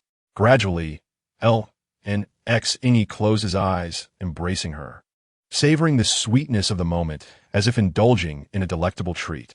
After what felt like an eternity, they finally parted, both gasping for breath. As Lin Xingyu licked his lips, still savoring the lingering taste, Keqing's face flushed a deep red, leaving her too bashful to meet his gaze. Lin Xingyu remained in a state of disbelief, exhilaration coursing through him. Did this mean Keqing felt the same way? He was about to voice his thoughts when, perceiving that he was about to speak, Keqing's heart trembled, and she hurriedly turned around, covering his mouth with her hand, her gaze fierce, forbidding him to utter a word. Upon hearing this, Lin Xingyu felt an increasing joy within, his eyes crescent-shaped with laughter. I am not mentally prepared yet. Keqing remained somewhat fierce, yet she no longer dared to meet Lin Xingyu's gaze, her face flushed crimson. Xingyu, let us take it slow. Shall we? Her words resonated with anticipation for the future, mingled with fear and confusion about the unknown. Lin Xingyu gently removed her hand from his mouth, holding it in his own, quietly observing her. They exchanged smiles, and everything was conveyed without words. Are you two done yet? Diana leaned over the counter, yawning and staring with wide eyes. Honestly, adults are such a hassle. At her words, both of them stiffened. Keqing turned to look at the cat girl, her lips moving slightly as she trembled, asking, when did you get here? Sister, really, if you wanted to steal a kiss, you could have just said so instead of deliberately sending me away. Diana pouted. I saw you two together from the beginning. Indeed, we saw it too. Keqing's face instantly turned beet red, and Lin Xingyu also froze, awkwardly turning his head to discover that everyone in the Cattail Tavern was watching them. Their faces were alight with joy, filled with goodwill, as if blessing the pair of lovers before them. Lin Xingyu's lips twitched. No wonder it had been so quiet earlier. I can't believe this crowd. Thinking back to how proactive he had been moments ago, Keqing felt her face burning with embarrassment, steam practically rising from her head. She longed to find a hole to burrow into. Unable to bear the weight of their gazes, she released Lin Xingyu's hand and lowered her head as she dashed outside. Seeing this, Lin Xingyu placed Mora on the counter and hurriedly followed her out, casting a fierce glare at the tavern's patrons before leaving. Ha, this lad is quite impressive. He has such a lovely lady's favor. The patrons erupted into cheerful laughter. Diana couldn't help but join in, her cheeks flushed. This sister looked quite demure, yet she was unexpectedly bold. She's still a child. How could she witness such a scene? Lin Xingyu quickly caught up with the fleeing Keqing, pulling her into his embrace. It's all your fault. Keqing's face was flushed, her head buried in his chest, as she pounded her fists against him. If it weren't for you, I wouldn't be like this. Feeling her gentle punches, Lin Xingyu smiled, softly apologizing. All right, it's my fault. I'm sorry. As he spoke, he gently stroked her head, soothing this shy little cat. After a while, Lin Xingyu noticed some peculiar gazes around them, cleared his throat, and swiftly led Keqing away. Confused, Keqing followed him, feeling an inexplicable sense of safety and trust in his presence. Once they reached a quiet place, Lin Xingyu paused. Keqing was slightly breathless. Why are we running? Lin Xingyu playfully pinched her nose. Ah, Qing, you little fool. We were just in the middle of the street. Do you want to be the center of attention? Remembering how she had nestled in Lin Xingyu's embrace, Keqing's face turned crimson, and she stuck out her little tongue. This is all your fault. Humph. By the way, I haven't asked you yet. How did you end up in the tavern? Lin Xingyu suddenly recalled and quickly inquired. At his words, Keqing paused, suddenly remembering, and grasped Lin Xingyu's hand. I got separated from Sister Ganyu. She must be looking for me now. Quick, we need to find her. Ah, Qing, you seem to be underage for drinking. How did you end up in a tavern? Lin Xingyu sighed in exasperation. How do you know where she is? Keqing asked, bewildered. Lin Xingyu ruffled her hair as they walked towards the Knights of Favonius, speaking leisurely. Ganyu would have noticed you were missing. Her first instinct would be to seek help from the Knights of Favonius. She knows this city better than you do. Oh, I didn't think of that. My mind was a bit muddled. Keqing fell silent for a moment, feeling slightly dejected. Let's go, and while we walk, tell me why you were in the tavern. Lin Xingyu tightened his grip on Keqing's hand, speaking softly. All right. Keqing beamed a sweet smile, no longer resisting Lin Xingyu's closeness. After both had essentially confirmed their feelings for one another, she found such intimacy necessary, feeling both comfortable and at ease. It made her feel needed. In the future, Xingyu will hold my hand like this, walking alongside me, won't he? As Keqing recounted her tale, Lin Xingyu gleaned the general sequence of events. Shortly after he left, Keqing felt quite bored and asked Ganyu to take her out for a stroll. Because of the cats, Keqing's eyes sparkled with excitement. They were so adorable. So I followed them into the Cattail Tavern. Observing Keqing's delight, Lin Xingyu found her utterly charming, especially the particular cat girl. When I first met Miss Diana, she thought I was a cat girl too, Keqing said, somewhat dejected. Does my hair really resemble that of a cat? It does resemble it quite a bit. But it's especially cute. I really like it, Lin Xingyu replied with a smile. Upon hearing this, Keqing's face turned red as she secretly rejoiced, touching her hair. Is that so? Then I won't change my hairstyle in the future. However, Miss Diana is indeed very cute. I really want to touch her tail, but she refused. Keqing lamented. As they chatted and laughed, they reached the entrance of the Knights of Favonius. Upon seeing Ganyu, Keqing released Lin Xingyu's hand and jogged over, extending her hand to grasp Ganyu's, shaking it. Sister Ganyu, I'm sorry. I didn't pay attention and got separated, making you worry. Seeing Keqing safe before her, Ganyu sighed in relief, feeling a bit guilty. It's my fault for not taking care of you properly, which led to your separation, but I'm glad you're all right. By the way, it was Xingyu who brought me here. He said you would definitely be around. Keqing pointed to Lin Xingyu, not far away. Ah, that's wonderful. Having Xingyu by your side is great. I will go speak with Acting Grandmaster Jean. We should go too. I feel like I've troubled her too much, Keqing said with some guilt. As they entered the office, Jean was still engrossed in her work. Ganyu stepped forward, slightly bowing, and softly spoke, Acting Grandmaster Jean. I truly apologize for the trouble. The person has been found. Keqing quickly added her thanks. Thank you, Acting Grandmaster. Jean dismissed them. At the doorway, Lin Xingyu gestured for Ganyu to enter first. Ganyu found this a bit strange, but said nothing more. What's wrong? Keqing asked, feeling anxious. Why did Xingyu suddenly leave me behind? What does he want? Thinking of what had transpired in the tavern, Keqing's heart raced. Xingyu wouldn't he be thinking of? Qing, Lin Xingyu was about to say something he began, but before he could finish, Keqing interrupted him. No way. What are you talking about? Keqing suddenly pushed him away, shouting, her face as red as an apple. Lin Xingyu was bewildered. I merely wanted to say, I need to go out tonight. Hearing this, Keqing froze, quickly realizing she had misunderstood, her embarrassment making her wish to disappear into the ground. He couldn't understand why Qing had such a strong reaction. Seeing her flushed face, he thought he understood something. Oh! Lin Xingyu looked at her, with a teasing glint in his eyes. Keqing, where did your thoughts wander? Shut up, you must not say anything. Forget it. Keqing glared at him, her eyes glistening with unshed tears. As if Lin Xingyu uttered another word, she would cry. Despite her fierce tone, to Lin Xingyu's ears, it sounded almost like a playful pout. All right. Lin Xingyu pulled her into his embrace, gently patting her head. I will be going out tonight to meet someone. It's very important. You rest well, all right? Listening to Lin Xingyu's gentle voice, Keqing gradually felt her heart being soothed. She muttered, wherever you go is none of my concern. You don't need to tell me. I don't want to know what you are up to. It is I who should inform you. I wish for you to know my whereabouts. Lin Xingyu took a couple of steps back, gazing at her earnestly as he spoke. All right, just be careful, Keqing said with a hint of worry. Don't worry. Lin Xingyu replied with a smile. There's no one in Mondstadt who can harm me. Except for that slacker, he added silently in his mind. Well then, Keqing said reluctantly, watching him. Today, she felt somewhat enchanted. Having confirmed Lin Xingyu's feelings, a sense of unreality enveloped her. She yearned to remain by his side a little longer, just a bit more. It was as if that would grant her a greater sense of security. As if she were not dreaming. Lin Xingyu, unaware of the thoughts swirling in the mind of his beloved, simply felt that her gaze held emotions he could not decipher.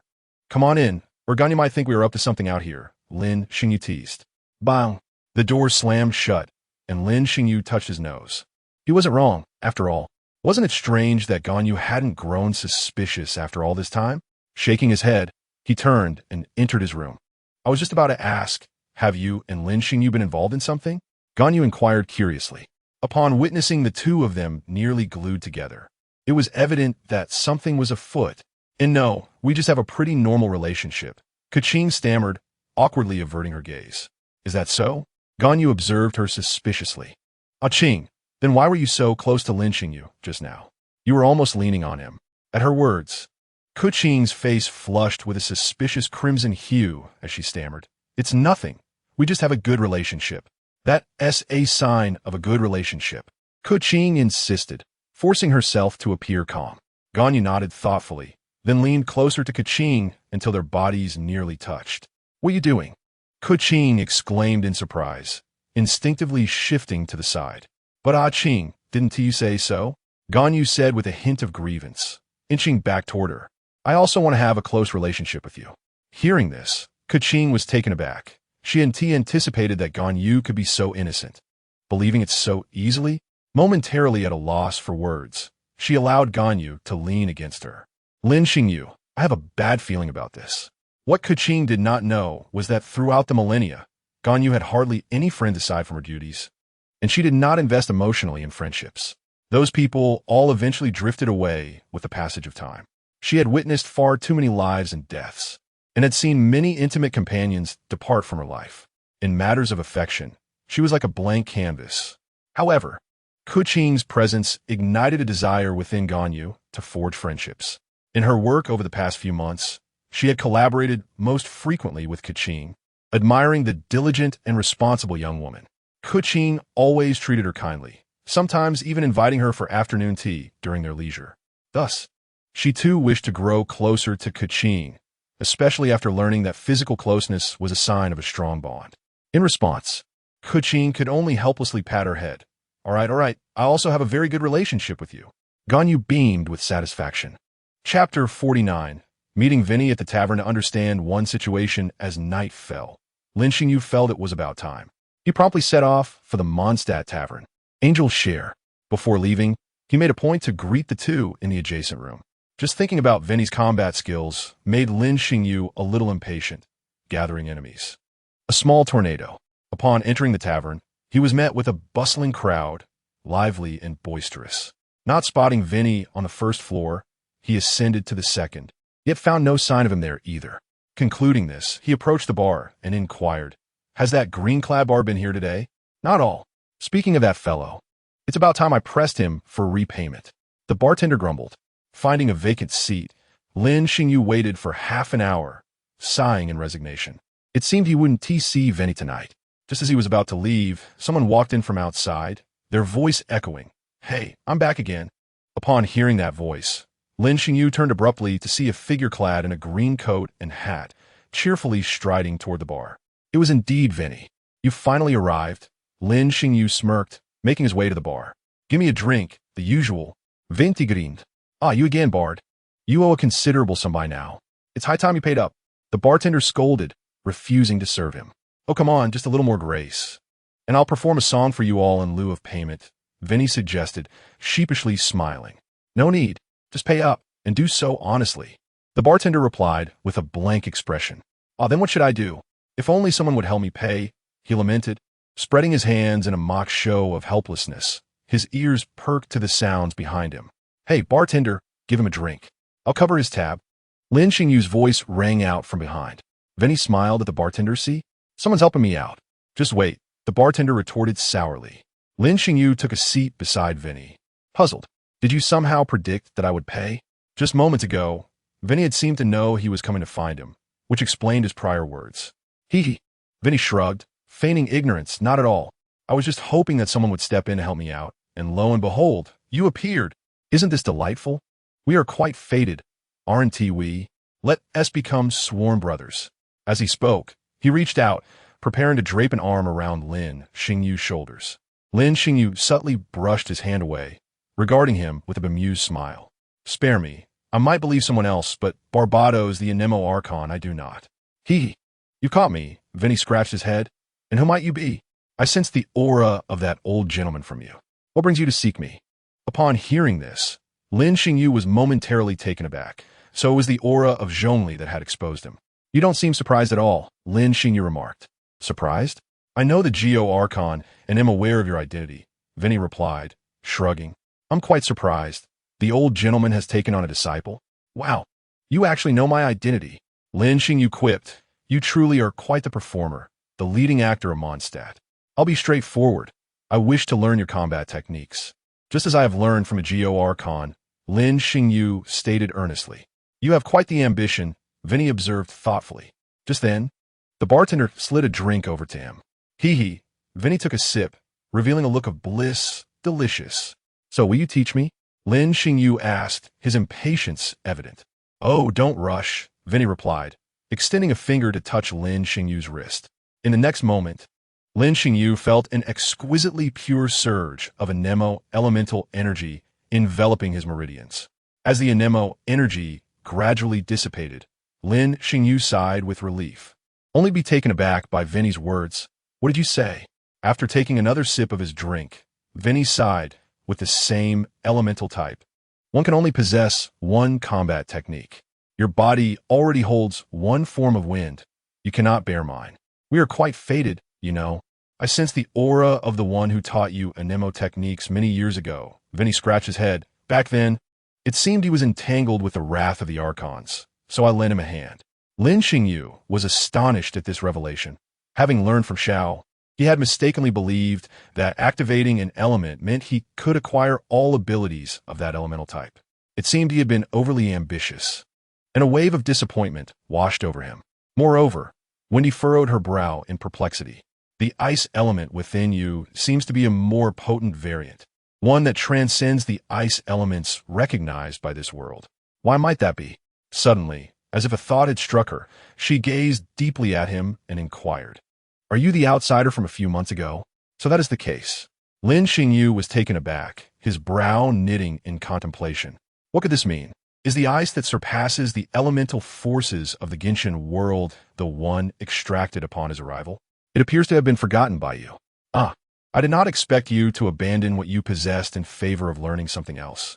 What you acquire in this world ultimately does not belong to you, and thus, you cannot harness its fullest potential. Upon hearing these familiar words, Lin Xingyu recalled that Zhongli had expressed something similar. He closed his eyes, attuned to the energy within him, and in the next moment, he was somewhat astonished. He had not thoroughly examined it before, and he discovered that the energy transmitted from the system merely augmented the ice element. The other two types activated in this world seem to have long since stagnated. It seems you have already unearthed something. I shall refrain from saying too much. When he chuckled softly, her words laden with significance.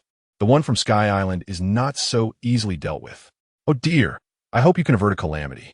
Overwhelmed by a flood of information, Lin Xingyu felt bewildered. He now comprehended one crucial aspect. The Celestial Order would indeed re-emerge to address the presence of an outsider, such as himself. Oh, do not overthink it, come. Share a drink with me. When he draped her arm around his shoulder, chuckling, let it flow naturally. Were it in the past, he would surely have declined. Yet at that moment, he found himself somewhat dazed. He had thought he could live peacefully in this world, only to discover that fate had played a cruel jest upon him. Without the system's assistance, he stood little chance. How unfortunate that the system had malfunctioned too early, failing to teach him how to harness the ice element. System, I may not be human, but you are truly a fool. With a mind swirling in confusion, Lin Xingyu and Wendy indulged in hearty drinks, wishing to cast aside their troubles. Even in his previous life, Lin Xingyu rarely drank, possessing a woefully low tolerance. He stood at the door, his vision slightly blurred, inserting the key into the lock, turning it several times without success. Burp. Lin Xingyu belched, perplexed as to why the door would not open. In the next moment, with a click, the door swung open from within. It turned out he had approached the wrong door, standing before the chamber of Keqing. Upon opening the door, a strong scent of alcohol engulfed him, causing her brows to furrow in discontent. Lin Xingyu was inebriated. Chapter 50. Lin Xingyu gets drunk. Keqing attends to him. Oh. Lin Xingyu sat on the floor, looking up as the door opened, and exclaimed, it's Keqing. Why are there two Keqings? At first, Keqing felt anger rising within her, Yet she quickly recalled that he would not usually appear so despondent. Something must have transpired, and her concern began to swell. Xingyu, Keqing said as she helped him to his feet, what is the matter? Why have you consumed so much alcohol? Upon hearing that familiar voice, Lin Xingyu chuckled. Feeling a warm familiarity, it was undoubtedly Keqing. Ganyu, having heard the commotion, emerged as well. Upon witnessing the scene before her, she could not help but laugh. Is this truly Lin Xingyu? How did he suddenly become like this? It's all right. Please take good care of him, Ganyu said, shaking her head. He must have encountered some trouble. Observing Lin Xingyu, who was perpetually smiling yet devoid of true joy, Keqing felt a pang of sympathy. What had he experienced that night? Keqing took the key from his hand, opened his room, and dragged Lin Xingyu inside, tossing him onto the bed. After a moment's thought, she entered the bathroom, retrieved a towel, soaked it, and wrung it out before returning to Lin Xingyu. Gently lifting him, she washed his face with the towel repeatedly, and upon seeing him lying quietly on the bed, he appeared to have fallen asleep. Keqing sat by the bedside, one hand holding his while with the other. She brushed aside the hair that fell over his forehead, caressing his face, whispering tenderly, Xingyu, what have you been through? After sitting for a while, seeing Lin Xingyu remain still, she decided to stand and leave. However, Lin Xingyu gripped her hand tightly, preventing her from departing. He muttered incoherently, his face pale, brows furrowed, as if he were suffering from a terrible nightmare. Seeing this, Keqing sighed softly and sat back down, continuously soothing him. Xingyu, I am here. Do not fear. Keqing, I. Upon hearing Lin Xingyu call her name, he spoke of something, but it was unintelligible. Keqing leaned closer to listen and finally discerned his words. Keqing, please do not leave this world. I cannot disappear. I do not want to die. In the next moment, he found himself in a pitch-black corridor, light ahead. Yet he felt nothing, only running desperately forward. However, the path stretched long and near, yet he could not seem to draw closer. Disjointed phrases echoed in Keqing's ears, and she stood frozen, as if struck by lightning, unable to move. Lin Xingyu kept repeating that he did not want to leave, did not wish to disappear. Would he vanish? Would he leave this world? Why did he express a desire not to die? The mere thought that one day Lin Xingyu might cease to exist caused Keqing's heart to wrench painfully, as if it were being sliced. What had transpired? What had he experienced that night? Taking a deep breath, Keqing cast aside her tumultuous thoughts, her eyes glistening with unshed tears as she gazed at Lin Xingyu. Gently comforting him, Xingyu, I am here, do not fear. In his dream, Lin Xingyu felt someone whispering persistently in his ear, gradually calming his turmoil. In the corridor, a familiar figure stood ahead, gazing at him with tenderness, speaking softly. He ran forward with all his might, finally recognizing her as Keqing, who extended her hand with a smile, saying, do not fear. He smiled back, grasping her hand, and in an instant, the surrounding darkness dissipated. Time became nebulous, and with her soothing presence, Lin Xingyu slowly relaxed, his brow unfurling into calmness. Concerned not to awaken him, Keqing sighed and shifted her position, resting her head on the bedside. Before long, she too succumbed to slumber. The following day, Lin Xingyu gradually opened his eyes, a throbbing pain radiating from his head. Ouch! He winced, surveying his surroundings, finding himself in a room at the Gouda Hotel, feeling rather disoriented. He could not recall the events that had led him there. Just as he was about to rub his temples, he noticed that his right hand was pinned beneath something. Turning his head, he discovered Keqing lying beside him, her head resting on his arm, soundly asleep. He froze, utterly bewildered. How did Keqing end up here? Why could he remember nothing? The consequences of his inebriation were dire. Very well, he must not awaken Keqing. In the next moment, Keqing sensed the comforting weight beneath her head beginning to shift and, feeling somewhat displeased, tugged at his arm to reclaim her cushion. This time, she nestled it even closer, leaving no room for escape. Gradually, he managed to extract his arm, exhaling in relief and smiling, only to turn and see that Keqing had awakened, quietly observing him. Lin Xingyu's smile faltered, and he awkwardly greeted, Keqing, good morning. Ha! What splendid weather we have today. Noticing Keqing still gazing at him with bright eyes, yet saying nothing, Lin Xingyu's laughter faded.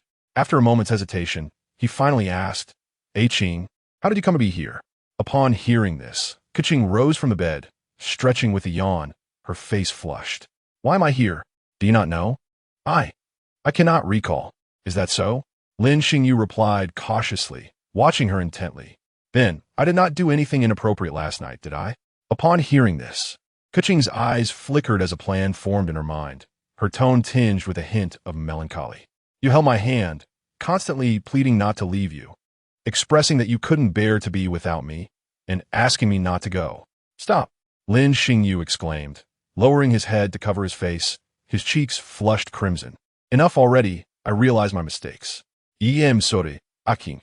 Seeing this, Keqing let out a soft laugh, playfully scolding him.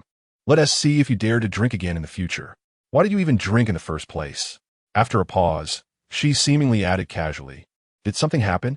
Upon hearing her words, Lin Xingyu fell silent for a moment, then smiled. It's nothing. I just finished what I needed to do. And in a moment of joy, I had a few drinks with that person. Last night, although he was aware that the heavenly principles might appear at any time to erase him, leaving him with a sense of helplessness. Looking at Keqing brought him back to reality. He had yet to give it his all. How could he so easily concede defeat? Moreover, when he had mentioned that he also possessed the ability to threaten her, had she not? Heavenly principles, we shall see. Noticing that Lin Xingyu was reluctant to speak the truth and was concealing deep secrets from her, Keqing felt a pang of sadness. She had initially intended to inquire about what had transpired, but since he was unwilling to share, it must be for some compelling reason. When Xingyu was ready to talk, he would surely clarify things with her, so there was no need to rush. Keqing quietly resolved to keep this matter to herself and observe Lin Xingyu's changes over the coming days, hoping to discern some clues. Having thought this through, Keqing felt a sense of relief and remarked lightly, Oh, that's good. You're not feeling unwell, are you? Keqing's demeanor caused Lin Xingyu to feel a sense of unease. Keqing, are you not angry? Seeing his anxious expression, Keqing found it amusing and feigned annoyance. Do you enjoy seeing me angry? No. I love this version of you the most. Lin Xingyu quickly replied. What are you talking about? Keqing blushed slightly and shot him a glance, wondering how he had become so straightforward that evening. However, she thought it might be a good thing. From now on, you must refrain from drinking, understand? If something is troubling you, you can always talk to me. Yes, I understand. I will listen to Keqing, Lin Xingyu promised, causing Keqing to chuckle with delight. Just then, a knock echoed from outside, startling both of them into a momentary silence as they exchanged glances. Chapter 51. Onward to the cathedral. Miss Barbara's troubles? Oh no, Keqing exclaimed, hastily rising to tidy herself before approaching the door. Ganyu stared in astonishment at the person who opened the door. Keqing, were you with Xingyu last night? I'm sorry, Ganyu's sister. I accidentally fell asleep last night and worried you. Keqing apologized, feeling guilty. Phew, Ganyu sighed in relief. As long as you're all right. Wait, did you both sleep in the same bed? Did he do anything strange to you? At her question, Keqing's face turned beet red, and she waved her hands vigorously. Ganyu's sister, what are you talking about? He is not that kind of person. Cough, cough. Ganyu, please don't make wild accusations and tarnish my reputation. Lin Xingyu's voice came from within. Hearing Ganyu's words made him feel somewhat embarrassed, prompting him to explain quickly.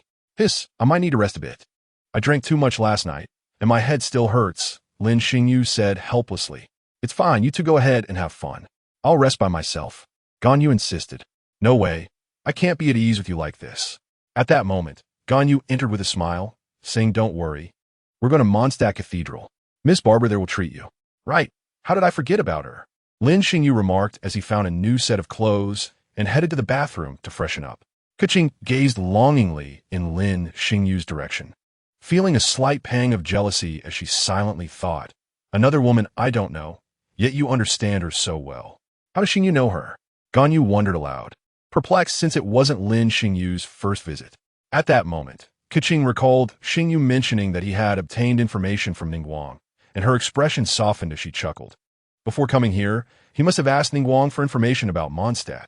That's likely how he learned. I see. Their relationship seems quite good, Ganyu mused.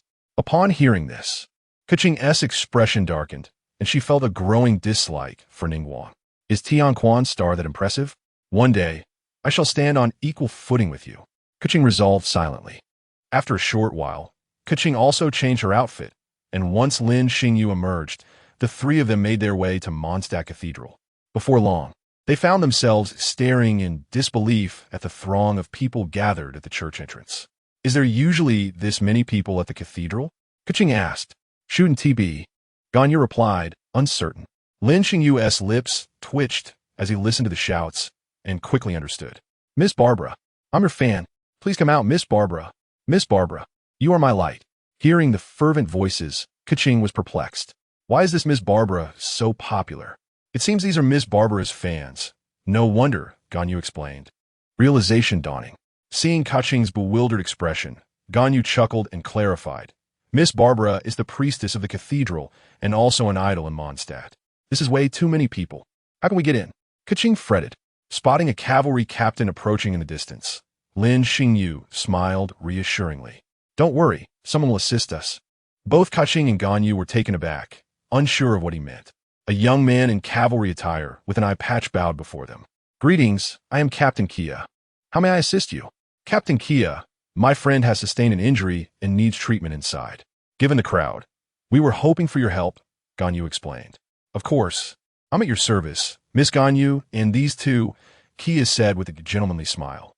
These fans are exceedingly enthusiastic, which can be a bit overwhelming. I will have my guards clear a path for you shortly. I am Keqing. I am Lin Xingyu. With Kia's assistance, they managed to navigate through the throng and enter Mondstadt Cathedral. Phew, those fans seem a bit terrifying, Keqing admitted, feeling a touch apprehensive. Hello, I'm Sister Victoria. How may I assist you? A nun greeted them with a warm smile. We need Miss Barbara to treat my friend here. He has a headache, Ganyu stated. At that moment, a girl with distinctive nun attire and naturally curly twin ponytails emerged from behind Victoria. Hello, I am Barbara. Do you need treatment? Please follow me. Barbara was indeed beautiful. In person, she exuded an even more gentle aura, and her voice was melodious. Lin Xingyu pondered this quietly. Suddenly, he felt a kick from Keqing, causing him to turn and see her casting a cold glare in his direction. Lin Xingyu forced a sheepish smile and quickly followed her. Let the performance begin. As the words fell, a ring of musical notes enveloped Barbara, who began to sing an unfamiliar melody.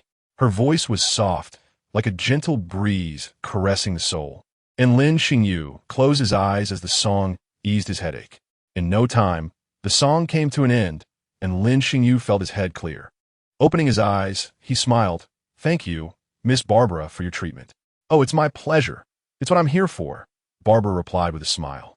At that moment, Lin Xingyu noticed a hint of melancholy in Barbara's smile, stirring his curiosity. May I ask if something is troubling you? Lin Xingyu hesitated before voicing his concern. Upon hearing this, Keqing felt alarmed and swiftly pinched him at his waist. He winced in pain, looking at Keqing with a pitiful expression. Aching, I am Keqing snorted in response. Barbara couldn't help but laugh upon witnessing the scene. You're truly amusing. Are you from another country? Your clothing style is quite different from Mondstadt. She continued, that's wonderful. I hope you all have a great time. Unlike me, she chuckled. But then her voice fell to a somber tone as she recalled something. Miss Barbara, you just healed me. Is there anything we can assist you with? Lin Xingyu inquired. Noticing her change in demeanor, Barbara hesitated for a moment. Perhaps these individuals were from another country, which sparked her desire to confide. Sometimes, these enthusiastic fans can be quite overwhelming, she sighed. Keqing, recalling the fervent fans outside, felt a pang of sympathy and asked, May I be so bold as to inquire? Who is your sister? She is the acting grandmaster, Qin, Barbara replied bashfully. Ganyu and Keqing were taken aback. It was no surprise that Qin was busy. What intrigued Keqing was whether the two sisters had a strained relationship. After all, Qin was such a gentle person. Sensing her curiosity, Barbara spoke again. I was separated from my sister when we were young. My father took me with him, and she stayed with our mother. I've always wanted to be closer to her, but I never knew how to initiate the conversation. I see, Keqing mused thoughtfully. She turned to Lin Xingyu, only to find him completely unfazed, appearing rather composed, which made her realize he had known all along. This revelation startled her. Was Ganyu's information network truly that powerful, capable of uncovering such private matters? Well then, let's assist you. I have an idea, Lin Xingyu suddenly declared. The others turned to him in unison. I put a great deal of thought into this idea, so please don't look at me like that, he added, touching his nose. Can you truly help me? Thank you, Barbara exclaimed, her eyes wide with excitement. What is your plan? The people outside are proving quite difficult to manage. Keqing frowned as she questioned him. Ganyu looked at him curiously, her eyes sparkling with interest in his proposed solution. This tactic is known as luring the tiger from its mountain, Lin Xingyu explained with a grin, addressing Barbara. If we can divert the fans outside, Miss Barbara can disguise herself and slip out. But how do we divert them? Aren't they here solely to see Miss Barbara? Keqing queried. What if there were two Miss Barbaras? Lin Xingyu countered, sighing dramatically. This truly requires a significant sacrifice on my part. The group exchanged incredulous glances. How could he possibly create another Miss Barbara? He turned to Barbara, extending his left hand to reveal the illusory ring, and said with a smile, Please, Miss Barbara, could you give me a drop of your blood to place on this ring? Ah, certainly, she replied, biting her finger to let a drop of blood fall onto the illusory ring. The ring's transformation ability was not merely preset. If it received a drop of blood from a specific individual, it could assume their likeness. Regardless of gender, Lin Xingyu was indeed taking a bold step. The others looked on with curiosity. What extraordinary powers did this ring possess? Illusory target selected, Barbara. In the next instant, a flash of white light illuminated the room, and amidst the stunned gazes of the group, Lin Xingyu successfully transformed into Barbara. The group gasped in disbelief. How is this possible? Keqing stammered. Xingyu has turned into Miss Barbara? I've never seen anything like this. It's astonishing, Ganyu exclaimed, utterly amazed. Barbara stood frozen, staring in disbelief at the scene before her. This is almost identical to me, she murmured in awe. I am greetings. I am Miss Barbara. Lin Xingyu coughed lightly, attempting to mimic her mannerisms, yet his voice remained unchanged. The moment Lin Xingyu realized his voice did not match his appearance, he became flustered. He had transformed, but not entirely. Ha ha, Xingyu, it seems you're not quite the same. Keqing laughed heartily at the sight of him trying to embody Barbara while sounding like himself. Well, this is my first attempt at such a thing. Imperfections are to be expected, Lin Xingyu chuckled awkwardly. Ganyu reached out to pinch Lin Xingyu's cheek, then did the same to Barbara's. How fascinating. Their skin texture feels identical. Is that so? May I try? Keqing's eyes sparkled as she stepped closer. Lin Xingyu stiffened, hastily dispelling the illusion. What are you doing? We have important matters to attend to. Seeing Lin Xingyu revert to his original form, Keqing felt a twinge of disappointment and muttered, But I haven't had the chance to try yet. All right. You can examine it later. You may transform into anyone you wish, Lin Xingyu reassured her, ruffling her hair. Except for this time, please do not transform into me in front of others. I would feel embarrassed, Barbara blushed. Rest assured, Miss Barbara, Lin Xingyu replied. If it weren't for assisting you, I wouldn't have utilized this capability at all. Thank you so much. Barbara beamed, her spirits lifted. Keqing pondered for a moment before voicing her concern. While we've resolved matters on Miss Barbara's end, how do we persuade Qin to join us? The group fell silent at her words, and Barbara sighed gloomily. Sister is so busy. Will she really have time to spend with me? Lin Xingyu contemplated for a moment, a mysterious smile forming on his lips. This will require assistance from others. Seeing the puzzled expressions on their faces, he clarified. We should reach out to those who are close to Qin, individuals who can easily arrange to meet with her. Are you suggesting Lisa and Kia? Barbara paused, then recalled those two, a smile breaking on her face. Exactly, Lin Xingyu nodded. They are crucial to getting Qin to come out. However, I am not well acquainted with them. Would you be able to ask Kia to join us? Lin Xingyu turned to Barbara.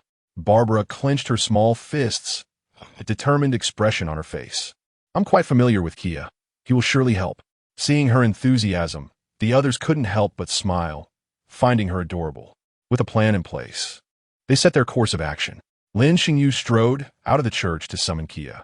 Upon hearing that Barbara needed his assistance, Kia entered with keen interest. Kia, Barbara stammered nervously, clutching her clothing. She looked up at him, her eyes pleading. I would like to ask for your help to spend a day alone with my sister, but she is so busy.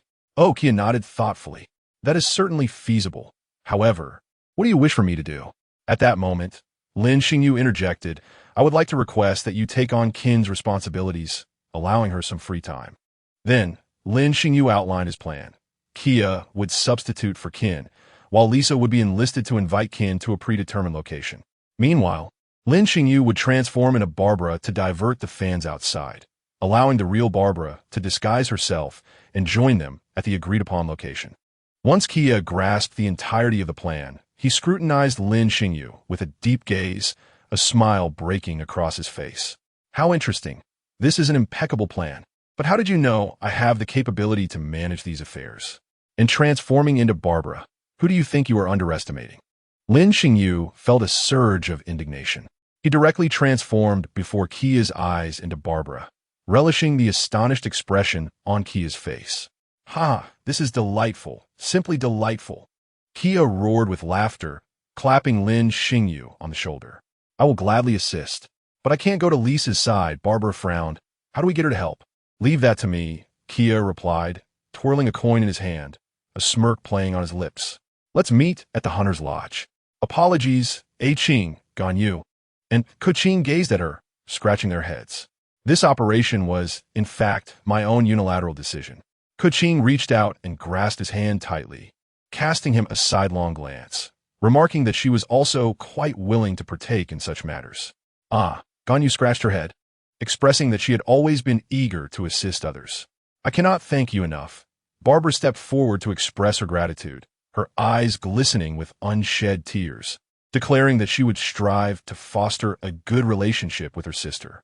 You need not force yourself too much. If it proves difficult, you can take your time. There is no need to rush, Lin Xingyu stated earnestly. Taking a deep breath, Lin Xingyu looked at them and said, Let us commence our actions. You should first help Barbara disguise herself. There should be some inconspicuous clothes she typically wears in the church. When I step out, if I hear any commotion, I will check it out. Once it's clear, we shall head to the Deer Hunter restaurant. Agreed. The three responded in unison. Chapter 53. The plan succeeds. Qin meets Barbara. Amidst the watchful eyes of the crowd, Lin Xingyu squeezed his way out, standing not far from the fans, feeling a tinge of trepidation. With a sigh, he touched his nose, realizing it was now time for his performance. Transformation. In the next instant, Lin Xingyu morphed into Barbara's likeness, dashing to a conspicuous spot and quietly awaiting discovery. Before long, a sharp-eyed fan spotted him, shouting, Look, Miss Barbara, where did she come out? The crowd erupted in excitement, turning to gaze in his direction. Lin Xingyu, facing the throng, flashed a radiant smile and struck a pose. Before the crowd could erupt into chaos, he turned and fled, running in the opposite direction of the deer hunter. Instantly, the fans went wild, sprinting towards Lin Xingyu's location. I'm going to die. She winked at me. Miss Barbara, please accept my flowers. Miss Barbara, don't run away. Meanwhile, a certain slacker god in the square looked quizzically towards the direction of the commotion, muttering softly, Is it just my imagination? It seems rather lively over there. In the next moment, the transformed Barbara appeared before him. Lord Vinny, could you lend a hand? Those people behind me are terrifying. Vinny discerned his disguise with a single glance, his mouth twitching, questioning whether he was engaging in some peculiar dress-up game. Subsequently, he noticed a throng of people chasing after Lin Xingyu and felt a chill run down his spine. He quickly conjured a gust of wind. Follow me. You truly have opened my eyes this time, Vinny said with a hint of exasperation. Riding on the wind Vinny created, the two floated towards the outskirts of Mondstadt, leaving the fans momentarily without a target. Where did everyone go? They were just here. You guys go check over there. We'll head this way. All right. Let us know if you find anything. Why did Miss Barbara have to run away? Inside Mondstadt Church, Keqing opened the door and peered out cautiously, scanning the surroundings and relieved to find no fans. She beckoned inside, urging everyone to hurry to the Deer Hunter restaurant. Perhaps Captain Kia has already made arrangements, Ganyu suggested. As they spoke, the group cautiously made their way along a secluded path, avoiding the main road. Before long, they reached the Deer Hunter restaurant, selecting the most isolated table to wait for Qin and Lisa. At that moment, Qin and Lisa were approaching the Deer Hunter restaurant. All right, Qin pondered for a moment. I had no idea Kia handled affairs so adeptly. Is it too much of a burden for him to be a cavalry captain? Upon hearing this, Lisa paused, chuckling. If you say that, he might not be pleased. It was his own request. By the way, Qin seemed to recall something. You haven't mentioned who wishes to see me. Shrouded in mystery. You'll find out when you arrive. Soon after, they arrive at the Deer Hunter restaurant, and Lisa scanned the surroundings, spotting Barbara and her companions. Subsequently, Lisa guided Qin over. Upon seeing Barbara, Qin momentarily lost her train of thought. Her sister was dressed in casual attire, her hair styled in a high ponytail, appearing different from her usual self, exuding a youthful and lively charm. Greetings, Captain Qin, Ganyu and Keqing acknowledged. Ganyu and Keqing, it's you. Qin remarked in surprise. Turning to Lisa, are they the ones who wanted to see me? Lisa shook her head with a smile, suggesting they sit down first. Lisa nudged Qin towards Barbara, indicating she should take a seat there. Qin hesitated briefly, but ultimately sat down. It is Barbara. She wishes to see you, and thus requested our assistance, Lisa explained with a smile. At this, Qin was taken aback, glancing at the shyly downcast Barbara, feeling both surprised and delighted. In her memory, Barbara was introverted. She had always wanted to get closer to her, but felt Barbara was avoiding her, leaving her feeling helpless. She never expected Barbara to proactively express a desire to meet her. Barbara felt a flutter of nervousness, gripping the hem of her clothing tightly, wanting to say something but unable to meet Qin's gaze. Internally, she chided herself for her timidity. She genuinely wished to draw closer, yet now that she was near, words escaped her. Noticing her anxiety, Ganyu reached out and clasped her hand, offering encouragement. Sister Qin, Barbara finally summoned her courage to look up at Qin, revealing a sweet smile. I would like to have a meal with you, and then, may I ask you to spend some time with me wandering around? Observing her sister's somewhat clumsy yet earnest attempt to connect, Qin smiled joyfully. Of course, I would love to. Upon hearing this, Barbara's face lit up with a joyful grin. Really? Of course. However, for now, I am not Captain Qin. May I be called Sister for now? Qin inquired tentatively, reaching out to ruffle her sister's hair. Sister? Barbara blushed, her tone laced with a playful charm. Qin paused, her eyes glistening, gently ruffling Barbara's hair, agreeing to her sister's request without hesitation. The three onlookers observed the tender scene before them, reluctant to intrude, thus quietly taking their leave. After their departure, Qin and Barbara began to converse, sharing updates about their lives. Their gazes locked onto each other, with Qin occasionally tenderly patting Barbara's head, prompting Barbara to lean in closer. Seated at a distance, the others remained silent for a while, feeling a bit reserved until Lisa broke the silence. Hello, I am Lisa. She chuckled lightly, indicating the menu in her hand. Although we are here to assist the sisters, we cannot simply come without purpose. Can we? Greetings, I am Ganyu, and this is Keqing, Ganyu smiled. Hesitating momentarily, we are still waiting for someone. Oh, Lisa looked at them with interest. Is it the one who played a crucial role in this operation? Yes. They should be arriving shortly. If you don't mind, Lisa's sister, may we wait a bit longer? Keqing inquired. Hearing this, Lisa was momentarily taken aback, then laughed. So you started calling me sister. What a sweet little dear. All right then, let's wait a little longer. At that moment, the awaited individual finally arrived. Lin Xingyu walked in, scanned the area, and found his companions, taking a seat. He also noticed the two sisters in the distance, engaged in quiet conversation. Their actions intimate and their faces adorned with smiles.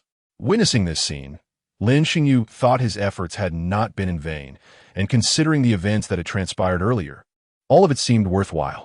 Lisa discreetly assessed the young man before her, noting his handsome features and clean demeanor, deeming him a fine young gentleman.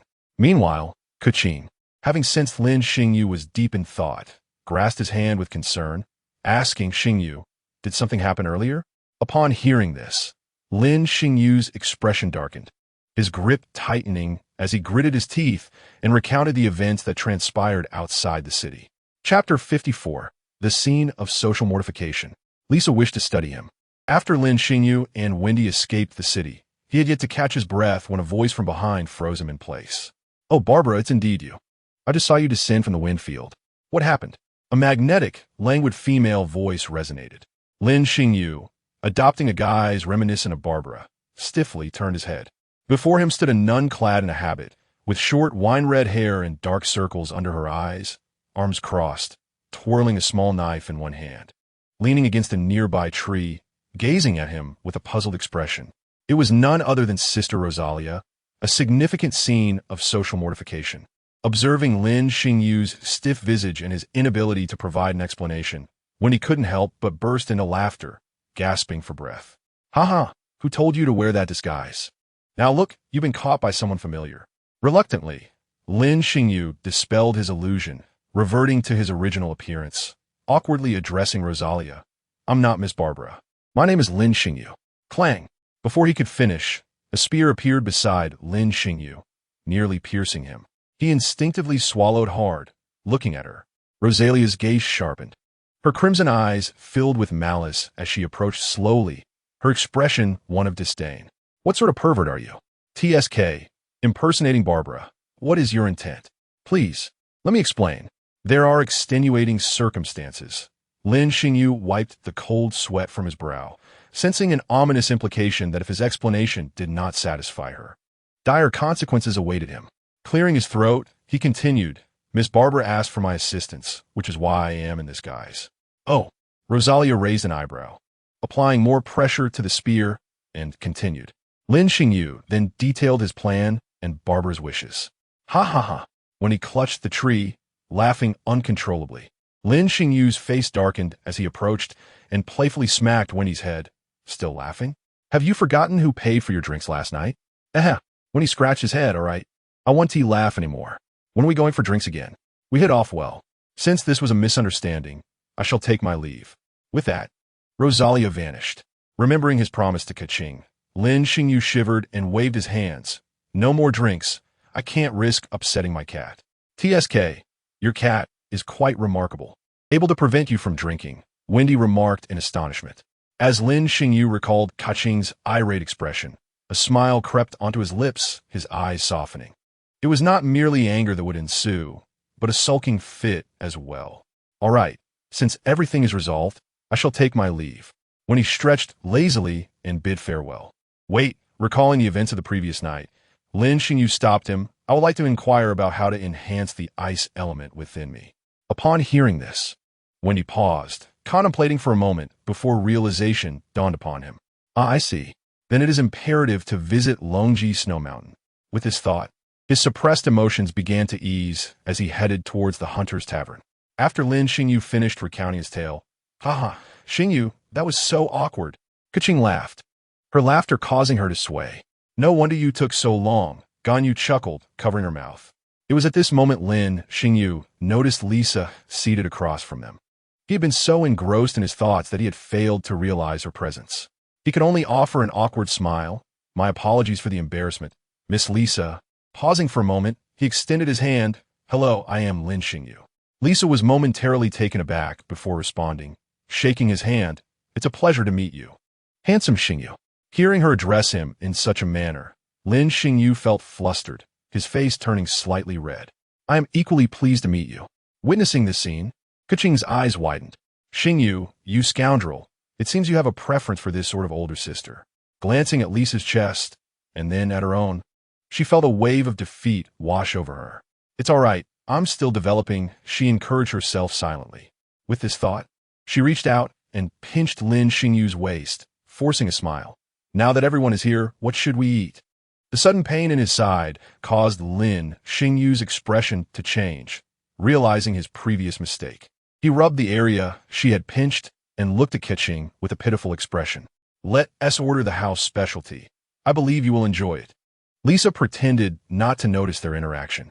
As they waited, Lisa frequently glanced at Lin Xingyu, seemingly eager to uncover something. Observing this, Keqing's expression grew colder. Lin Xingyu, feeling the tension, finally asked, "Miss Lisa, is there something you wish to know? Please feel free to ask." Lisa chuckled softly, tapping the table with her fingers. "I am curious about how you achieve such perfect transformations. It holds significant research value, does it not?" At these words, Lin Xingyu laughed, tossing her the illusion ring. "This ring possesses the ability to transform. It was brought from my world." While speaking, he deliberately released a hint of pressure, locking onto Lisa. "Forgive me, Miss Lisa, but I believe you may be unaware of something. I hail from another world." With his expression hardening, he added, "Curiosity can indeed lead to peril." Sensing the pressure emanating from Lin Xingyu, Lisa was secretly astonished but showed no outward reaction, engrossed in examining the illusion ring. How intriguing. I must admit, my curiosity about you only grows. What shall I do? Lisa ignored Keqing, who was watching her intently, and gazed at Lin Xingyu with keen interest. Well, it seems friendship may no longer be an option. Lin Xingyu shrugged, sighing, his eyes filled with wariness. The atmosphere grew tense, and Ganyu and Keqing observed the exchange, puzzled but refraining from speaking. I was merely joking. The rest no need to take it seriously. Just a fleeting interest. Lisa waved her hand and smiled.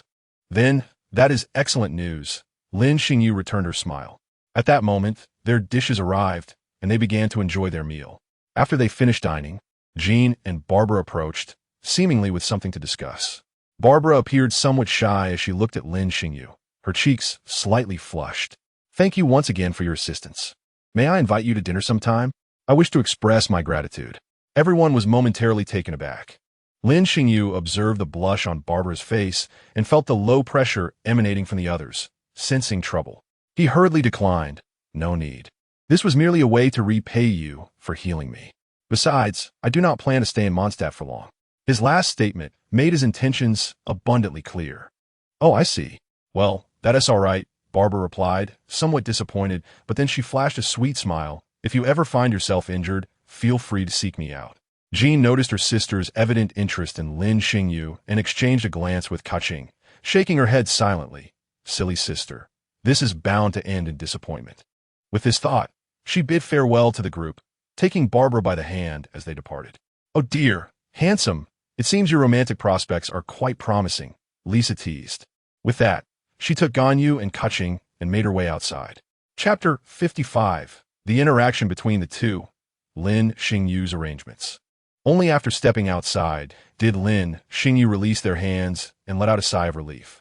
Perhaps I should limit my interactions with her, he mused, rubbing his nose, sensing that she was far more formidable than he had anticipated. Keqing nodded in agreement. That woman has the potential to ensnare Lin Xingyu's very soul. Only Ganyu scratched her head. Miss Lisa, doesn't he seem that difficult to get along with, does she? After all, he is a genius from Shumi Yuan, Lin Xingyu mused. You need not worry about me. Do go and have some fun. With that, he yawned and ambled towards the Ged Grand Hotel, leaving Lin Xingyu and Keqing standing in place, exchanging glances, unsure of what to do. Lin Xingyu took a half-step closer and smiled. Shall I take you for a casual stroll? Keqing felt a little nervous as he drew nearer, instinctively turning her head away. All right, then I shall accompany you. She reached out her hand, playfully hooking his finger, indicating for him to hold her hand. Lin Xingyu paused for a moment, then smiled and gently took her hand as they walked forward. After a while, Lin Xingyu led Keqing to a flower shop named Huayu, where only a little girl stood by the flower pots. Hello, sir, what flowers would you like? Are they for your girlfriend beside you? The little girl smiled at the pair. Keqing's face flushed crimson, and though she felt a surge of happiness, she insisted, we are not in a romantic relationship. Upon hearing this, Lin Xingyu felt a twinge of disappointment. He understood that Keqing needed time, and he could not rush her. The little girl looked at them curiously, wondering why, despite being so close and holding hands, they claimed not to be a couple. Are you the owner of this shop? Keqing asked, intrigued, as it seemed she was the only one present. Yes, indeed. I am Flora, and I adore flowers, which is why I opened this shop. Flora boasted with her hands on her hips. I see. That is truly impressive, Keqing praised with a smile. Thank you for the compliment. Would this lady like to buy some flowers? Flora pointed to the blooming flowers in a nearby pot. My flowers are the best nurtured in Mondstadt. Hearing this, Keqing glanced at Lin Xingyu, her eyes filled with inquiry, as he had brought her here and must have had some intention. Perhaps he aims to gift her a flower. Keqing thought to herself, her heart racing with excitement. Please give me 2 Cecilia flowers, the finest you have, and some dandelion seeds, 5 will suffice. Lin Xingyu said with a smile. Certainly. Flora nodded and began searching through the pots. Keqing involuntarily glanced at Lin Xingyu, who was smiling at her, and after a prolonged gaze, she felt overwhelmed and lowered her head. She noticed Lin Xingyu's gaze shifting from her eyes to a little lower to her lips. What a mischievous boy, always thinking such things, Keqing thought to herself, biting her lips shyly. Lin Xingyu had indeed been fixated on her lips, recalling the kiss from yesterday, soft and moist with a hint of sweetness, which left him feeling somewhat restless. All done, Flora announced, handing over the flowers to Lin Xingyu with a cheerful expression. She had witnessed the earlier interaction and understood that they were likely in a flirtatious phase. Lin Xingyu accepted the flowers, bending down to inhale their fragrant aroma, a delightful scent filling his senses. After paying, he took Keqing's hand, and under Flora's watchful gaze, they gradually walked away. He handed the more elegant and dewy flower to Keqing. Here, Keqing, this flower is for you. Thank you, Keqing exclaimed joyfully, then inquired, but why did you choose this flower? She recalled how Lin Xingyu had disregarded the various stalls and shops they passed, only pausing in front of the flower shop. And it seemed he had planned to come here all along, having purchased other items as well. Indeed, I had a purpose, Keqing. Follow me. Lin Xingyu chuckled, but did not elaborate. He simply continued to lead Keqing in a certain direction. Despite her numerous questions, she was willing to follow him anywhere, into the unknown. As they passed by the Cat's Tail Tavern, Lin Xingyu halted, releasing her hand. Keqing, please wait here for a moment. Are you going to find Miss Diana? Keqing asked, her eyes widening in disbelief. So the dandelion seeds were for her? Lin Xingyu scratched his nose, a bit embarrassed. It's not what you think. I need to exchange something with her, and we'll be out shortly. Really? Keqing regarded him skeptically. Then you should hurry. All right, he replied, and stepped into the tavern. Outside, Keqing found herself lost in thought, unable to decipher Lin Xingyu's intentions. She felt somewhat despondent, as he always seemed to harbor secrets. When will you share some of those with me? She murmured softly. Inside the tavern, Lin Xingyu walked straight to the bar, tapping on the counter. Miss Diana, I would like to make an exchange. What do you want? Are you here for a drink? Diana glared at him, assuming he wanted her to mix a cocktail. I would like 2 special drinks. Here, this is a gift for you. Lin Xingyu handed her the dandelion seeds and made his request. Dandelion seeds. You cough? Fine, I'll reluctantly make you 2 drinks, but you still have to pay. Lin Xingyu chuckled and nodded. If possible, please make 2 of the same kind. One is for that sister from yesterday. Understood, Diana grumbled, muttering about using her drinks to woo girls, but she agreed to help him due to the dandelion seeds. Before long, the drinks were ready. Lin Xingyu collected them, settled the payment, and exited. As Keqing grew increasingly impatient outside, Lin Xingyu emerged with 2 drinks. Here you go, he said, handing one to her. You got these drinks for us? Why? Keqing asked, further puzzled by his intentions. I anticipate that the place we're heading to may have a long queue, and I didn't want you to get thirsty, Lin Xingyu explained. I see. Keqing mused thoughtfully, glancing at the flower and drink in her hands, her curiosity about their destination intensifying. Soon, they arrived at Wind God Plaza, where a long line had formed in front of the statue of the Wind God. Lin Xingyu took Keqing's hand and guided her to the end of the queue. Keqing, this is where I wanted to bring you. Observing the lengthy line, Keqing inquired, Lin Xingyu, why are there so many people waiting here? Lin Xingyu smiled without a word. At that moment, a couple ahead in line overheard her question. The woman turned around and explained. Upon hearing this, Keqing froze, looking at Lin Xingyu, who seemed unable to meet her gaze, his ears flushed red. Gazing at the flower in her hand, along with the drink he had bought to quench her thirst while waiting, Keqing found herself speechless, her eyes glistening with tears. Lin Xingyu, she tilted her head, her eyes shimmering. Are you a fool? Do you realize that your actions only make me like you more? And I cannot bear to be apart from you? Lin Xingyu lowered his head, witnessing the tears sliding down her cheeks, feeling somewhat at a loss. Keqing, if you're reluctant, then I. Before he could finish, Keqing placed a finger on his lips, gently shaking her head, her tear-filled eyes conveying her consent without words. The 2 of them followed the line, time passing gradually. After an hour, they finally reached the front. They placed the flowers on the stone slab before the statue, gazing up at it, hands clasped together in silence for 10 seconds. When they opened their eyes, they exchanged a glance and broke into smiles. When I achieve my dreams and aspirations, will you still be by my side? Keqing suddenly asked, halting her steps. Lin Xingyu was taken aback for a moment, then smiled as he turned to face her. Of course, I will always be by your side. Unless. There are no unless, Keqing replied earnestly, gazing steadfastly into his eyes. Repeating with conviction, "There are no unless, Xingyu." "Very well, no unless," Lin Xingyu chuckled. Xingyu felt her face flush slightly as she stammered. "Don't you want to do something with me right now?" Upon hearing this, Lin Xingyu instinctively glanced at her lips, which were rosy and glistening like a cherry. He swallowed hard. Was it permissible? Keqing remained silent, merely closing her eyes and tilting her head back, her breathing becoming somewhat rapid, signaling her inner tension. Faced with this flower awaiting his picking, Lin Xingyu no longer hesitated and leaned down to capture her lips, adopting a gentle yet possessive demeanor. Keqing's cheeks burned with embarrassment. It was not until they were nearly breathless that Lin Xingyu finally pulled away, both of them gasping for air. He licked his lips, a satisfied smile gracing his face. Observing his expression, Keqing felt a mix of shyness and annoyance, pinching him sharply at the waist. Lin Xingyu grimaced, rubbing the tender spot, a helpless smile emerging. This was the consequence of being too pleased with himself. Taking advantage and still pretending to be innocent. Keqing teased, "Let us see if you dare to do this again next time."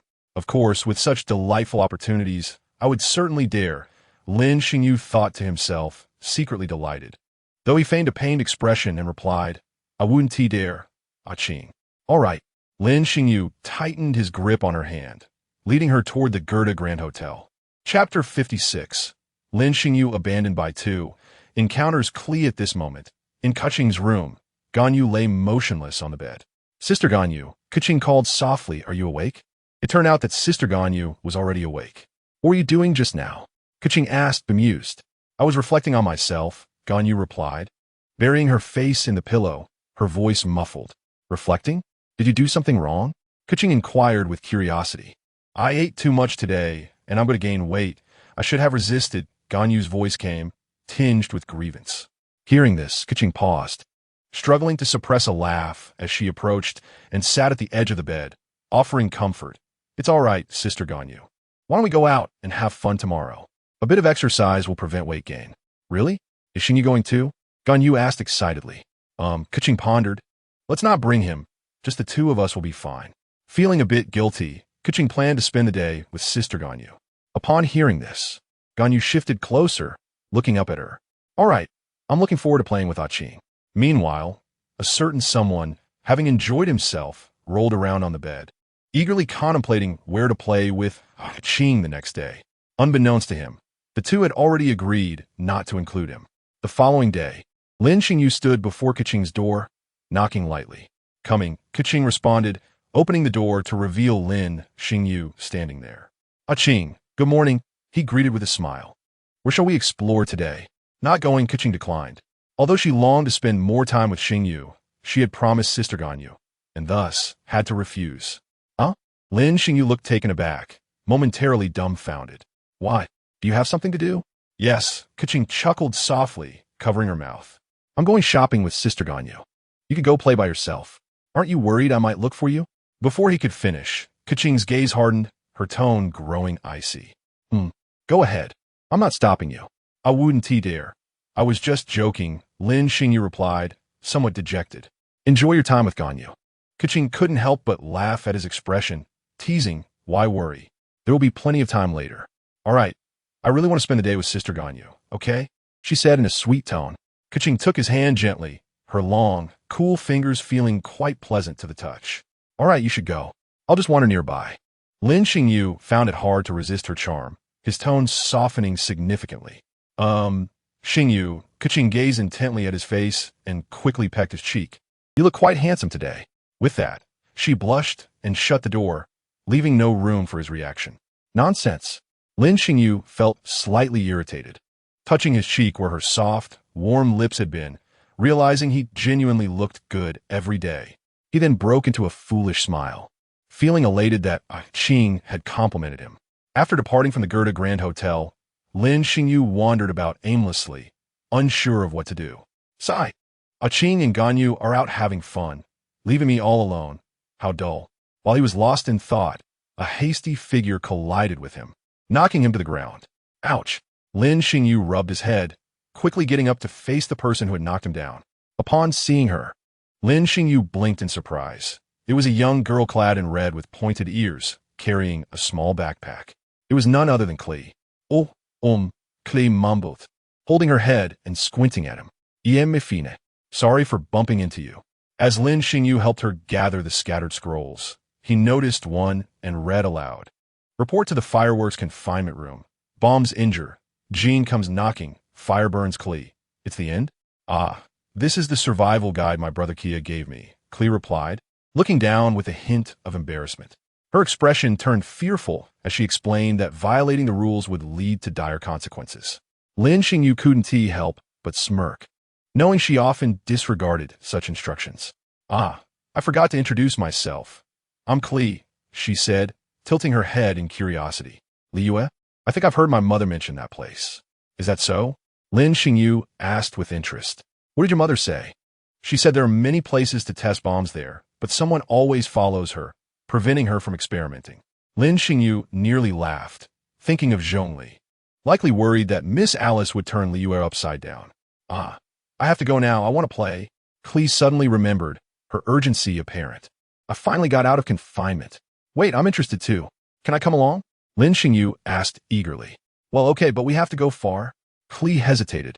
But you mustn't tell Captain Jean. Perfect, he thought, feeling bored. Accompanying Klee would be a delightful distraction. Before long, they arrived near Whispering Forest, and Lin Xingyu realized they were not heading toward Starfall Lake. Klee, where are we going? This doesn't seem like the way to Starfall Lake, he inquired. Tra-la-la-la. Klee amme da cheer fortune, seemingly in high spirits. Upon hearing his question, she laughed. We're going to get my treasure. I've hidden it very well. Captain Jean has never found it.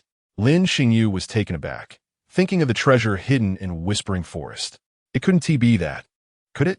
Before long, Klee led Lin Xingyu to a small pit with a sign planted above it. Upon seeing the location, Lin Xingyu couldn't help but smirk. It was indeed that spot. This burying method was bound to be discovered sooner or later. Ding ding ding. Klee dug up the treasure from the pit, revealing a bomb that made Lin Xingyu's heart race with anxiety, fearing it might explode at any moment. Klee, I don't think it's safe to bury your treasure like this. Lin Xingyu hesitated, intending to offer some improvements. But Klee has buried it for a long time without it going missing. She countered, tilting her head in confusion. Is it really that obvious? Do you trust me? Lin Xingyu asked earnestly. Klee hesitated, looking at the bomb and then at Lin Xingyu. All right, I trust you, but you must hide it well. Lin Xingyu smiled and began to make adjustments to the burial method. Chapter 57. Accompanying Klee to fish and getting caught moments later, an inconspicuous patch of grass, lush and verdant, appeared beside the original pit. This grassy area blended seamlessly with the surrounding environment. Lin Xingyu exhaled softly, glancing at Klee with a smile. Klee, it has been perfectly designed. Klee looked from the original pit to the grassy area, a hint of frustration crossing her face. She couldn't remember this patch. It resembled the surrounding grass too closely. Upon hearing this, Lin Xingyu paused for a moment, contemplating. He proceeded to draw 2 four-leaf clover patterns beside the grass. Look, Klee, the treasure is located between these 2 patterns. Klee's eyes lit up with joy as she exclaimed, Yay, 4-leaf clovers. They're my favorite. Witnessing Klee's happiness, Lin Xingyu couldn't help but smile. Indeed, the sunshine of her smile was infectious. I'll go fill in the old pit now, Klee exclaimed, pulling out a shovel from seemingly nowhere, eager to fill the original pit. No. That pit serves a purpose. Lin Xingyu quickly intervened. Klee halted, looking at him in confusion. Klee, we will tidy up the pit like before and place a wooden sign, but we must not put the treasure inside. Lin Xingyu pointed to the original pit. You see, anyone who comes will first notice this pit. Thus they pay attention to where the treasure is actually located. It serves to mislead. Klee nodded, her understanding appearing tentative. So only I will know where the real treasure is hidden? Exactly, Lin Xingyu said, ruffling her hair. Klee, you are quite clever. Yay, then the treasure will be safe. Let us go fish. Klee joyfully dashed towards Xingluo Lake. Lin Xingyu paused momentarily, then followed her with a chuckle. At Xingluo Lake, Klee and Lin Xingyu crouched beside the statue of the 7 gods, gazing at the fish below. Shoo! We need to be quiet, or the fish will swim away, whispered Klee. She then produced 2 bombs from her backpack and handed one to Lin Xingyu. His body stiffened, swallowing hard. Kuli, this bomb won't accidentally explode, will it? No. I've improved it for a long time. It's designed specifically for fishing and only detonates upon contact with water, she said, a self-satisfied expression on her face, clearly confident in her creation. Then you go first. I'll watch, Lin Xingyu replied, somewhat apprehensive. Staryu, you're so timid. Kuli pouted, lifting the bomb above her head and tossing it down with all her might. Watch this. Boom. In an instant, as the bomb hit the water, it exploded. Moments later, several fish floated to the surface. Thankfully, the bomb's power was limited, affecting only a small area, while the majority of the fish quickly swam away in panic. Quick, Staryu, they're getting away, Kuli cried, pulling out 2 more bombs from her backpack and throwing them in the direction of the fleeing fish. Boom! Boom! More small water columns erupted, and Kuli jumped up in delight, exclaiming, "Yay! I'm so happy." Seeing her joy, Lin Xingyu glanced at the bomb in his hand and decided to join in the fun. After detonating several areas, Lin Xingyu too wore a beaming smile, exclaiming, "Indeed, art is akin to an explosion."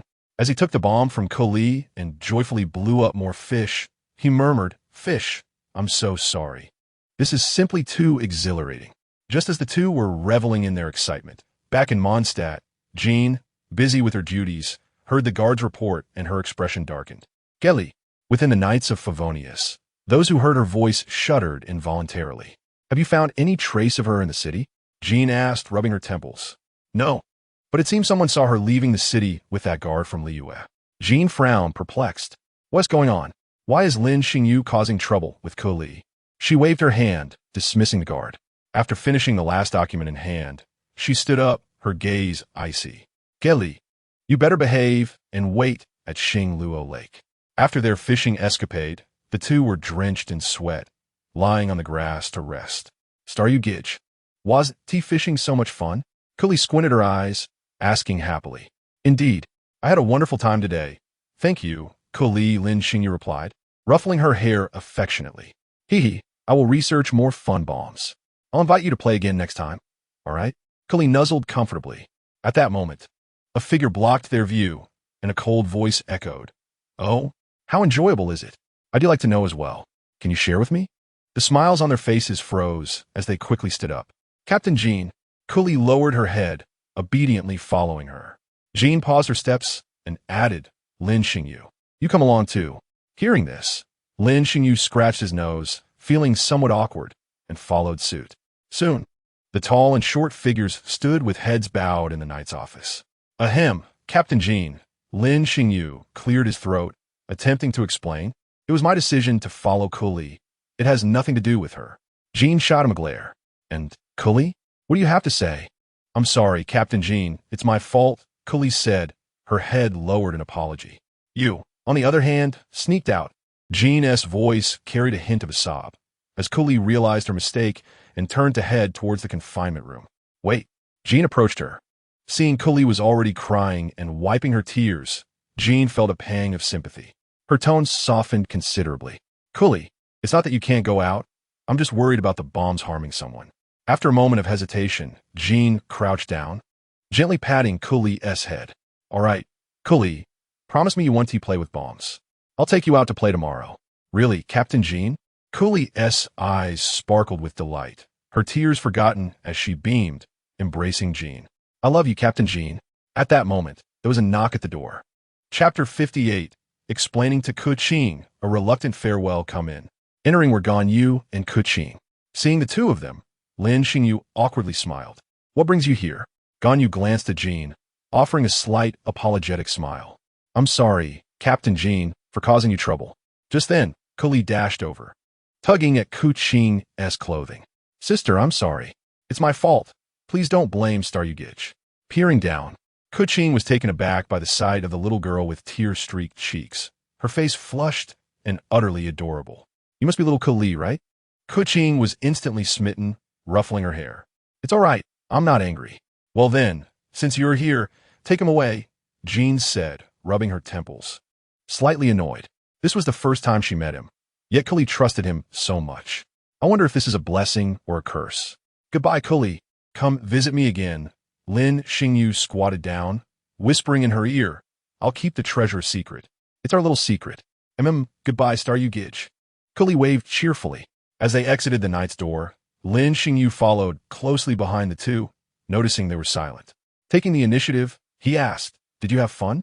Yes, but if you hadn't caused this ruckus, it might have been even more enjoyable. Keqing shot him a sidelong glance. Sorry for causing you trouble. Lin Xingyu expressed sincerely.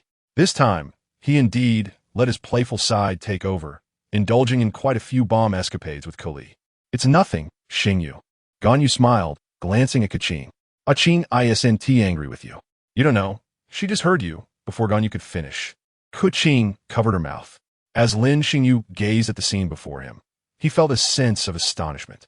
Was Keqing genuinely concerned for him? Contemplating this, a smile crept onto Lin Xingyu's face. Keqing remained as awkward as ever. However, another thought crossed his mind, prompting him to glance up at the sky and let out a sigh. Only a few days remained. How should he convey his intentions to Keqing? He had a journey to Longji Shueshan. And so, time passed, and the day of departure finally arrived. Keqing stood at the city gate, bidding farewell as they set off. Inside the carriage, Keqing and Ganyu continued to share amusing anecdotes from their recent days, while Lin Xingyu remained silent. Xingyu, what's wrong? Keqing inquired with curiosity. Why you seem so distant? Keqing stared at him, her eyes wide in disbelief. Where are you going? The threat posed by the Tianli lingered in his mind, rendering him perpetually uneasy. With his current strength, he could not confront it. Only by harnessing the power of his ice element could he hope for even a glimmer of survival. Did you not complete your training with immortals? Why must you continue? Keqing's eyes brimmed with tears, her heart aching at the thought that he had previously promised to always stay by her side. What a deceitful person he was. Seeing Keqing in such distress, Lin Xingyu felt equally pained, yet he could not avoid this temporary separation. I have my reasons. I must grow stronger, or else. He faltered, not wanting to burden her with his worries. Or else what? Please tell me. Keqing's voice had grown calm, but her fingers, pale from clenching tightly, betrayed her inner turmoil. Stop the carriage, Keqing commanded coldly. The driver, puzzled, complied. Ganyu, please wait a moment. I need to clarify things with him, she said, forcing a strained smile in Ganyu's direction. Ganyu, feeling sympathy for Keqing, nodded in agreement, urging her to communicate openly and avoid acting impulsively. Come with me, Keqing said, looking at Lin Xingyu. At her words, he hesitated, but followed her outside. They walked to a secluded area away from the carriage, where Keqing halted and turned to face him. Are you not going to explain yourself?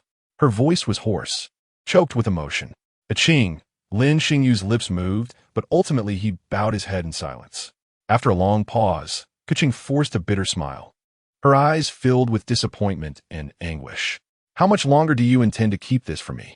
Xingyu, do you plan to shoulder everything alone without telling me? Lin Xingyu's eyes widened in disbelief as he looked up at her. What do you know? What do I know? Huh?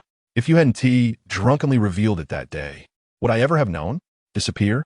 Leave this world? As she spoke, tears streamed down her cheeks, and Keqing cried out, You've been silently enduring this pain all along. Lin Xingyu felt a deep ache in his heart at her words, unable to breathe. It became clear that Keqing had known all along, but chose to wait for him to speak first. Keqing, I'm sorry. He embraced her tightly, not wishing to conceal any longer. Please don't cry. I promise to tell you everything. Listening to Lin Xingyu's gentle reassurances, the emotion she had suppressed for days finally erupted, and she wept in his embrace. After a while, as Keqing began to calm down, Lin Xingyu softly asked, Do you remember the day we met? Yes, Keqing replied softly. It is merely resting. One day, it will attempt to eradicate me, he said. Keqing trembled at his words, trying to break free from his embrace, but Lin Xingyu held her close, patting her back soothingly. It's all right. If I can withstand it once, I can withstand it again. I require immense strength to stand firmly in this world. Perhaps I should not have involved you, causing you such distress. Lin Xingyu said with a self-deprecating smile, tinged with bitterness. If you had never met me, your life would have been so different, Keqing. You have already involved me. You cannot shake me off. Xingyu, you promised you would always be by my side, Keqing said, breaking free from his embrace to look him in the eye. Her gaze resolute. "You will keep your word, one Tu?" "Yes, I was the one who drew you in, and I will certainly stay by your side." "So, please wait for me a little longer," Lin Xingyu replied tenderly. "I like you, Xingyu." In that moment, Keqing was no longer fearful. She gazed earnestly at him, her eyes filled with affection, wanting him to know that she could not imagine her life without him. With that, seizing the moment while Lin Xingyu was momentarily taken aback, she leaned in and kissed him. Suddenly, she bit his lip, causing it to bleed. The metallic taste flooded his mouth, and Lin Xingyu winced, looking at her with a hurt expression. "I understand now. I will always belong to you." "I like you too, Keqing," Lin Xingyu replied with a soft chuckle. With that, they embraced once more, Keqing holding on tightly, drawing in his scent as if to forever engrave it in her memory. After what felt like an eternity, they finally parted. At that moment, Lin Xingyu remembered something and retrieved a star shell, offering it to her. Keqing accepted the star shell, curiously examining it. "What is this?" "Try placing it to your ear," Lin Xingyu suggested. In the sea of millions, encountering someone with the same understanding is such a rare fortune. I believe you are that one and only, willing to accompany you until the end. This song is called How Fortunate, a tune from my hometown, recorded on this little trinket last night. It's a gift for you. I hope you like it. Lin Xingyu's cheeks flushed slightly as he scratched his head, feeling a bit shy. After listening, Keqing stared at him, her face turning red as she realized the lyrics seemed to convey a confession. "I never expected you to sing so well. I truly love this gift." "Thank you, Xingyu." With their exchange complete, Lin Xingyu headed towards Longji Xueshan. As Keqing watched his figure fade away, she listened quietly to the melody emanating from the star shell, silently wishing him well. Chapter 59. Training at Longji Xueshan. Encountering Yula in the bath after parting ways with them, Lin Xingyu journeyed alone to Longji Xueshan. Upon reaching the foot of the mountain, he was intercepted by individuals from the camp below. An adventurer approached him, advising, "The Longji Xueshan is perilous, young brother. If you have no urgent business, it's best not to venture up." "I'm merely going to train," Lin Xingyu replied with a smile. The adventurer looked at him in disbelief. The boy appeared to be around 15 or 16 years old. Was he truly seeking to train in such a dangerous place? When the adventurer expressed his skepticism, Lin Xingyu resignedly produced a long-standing certificate indicating his status as a master-level adventurer. Upon seeing this, the adventurer was taken aback. He had not anticipated that such a young lad would already possess master-level credentials. "My apologies for the interruption. Please carry on," the adventurer said, bowing repeatedly. As Lin Xingyu ventured a short distance further, he felt a chill enveloping him. Yet, almost immediately, the ice element within him sensed the change in external temperature, activating automatically to dispel the cold. Lin Xingyu paused momentarily, surprised that this chill could be resisted. It seemed he had not yet delved too deeply. If he were to be stimulated by this cold, it could potentially enhance his ice elemental abilities.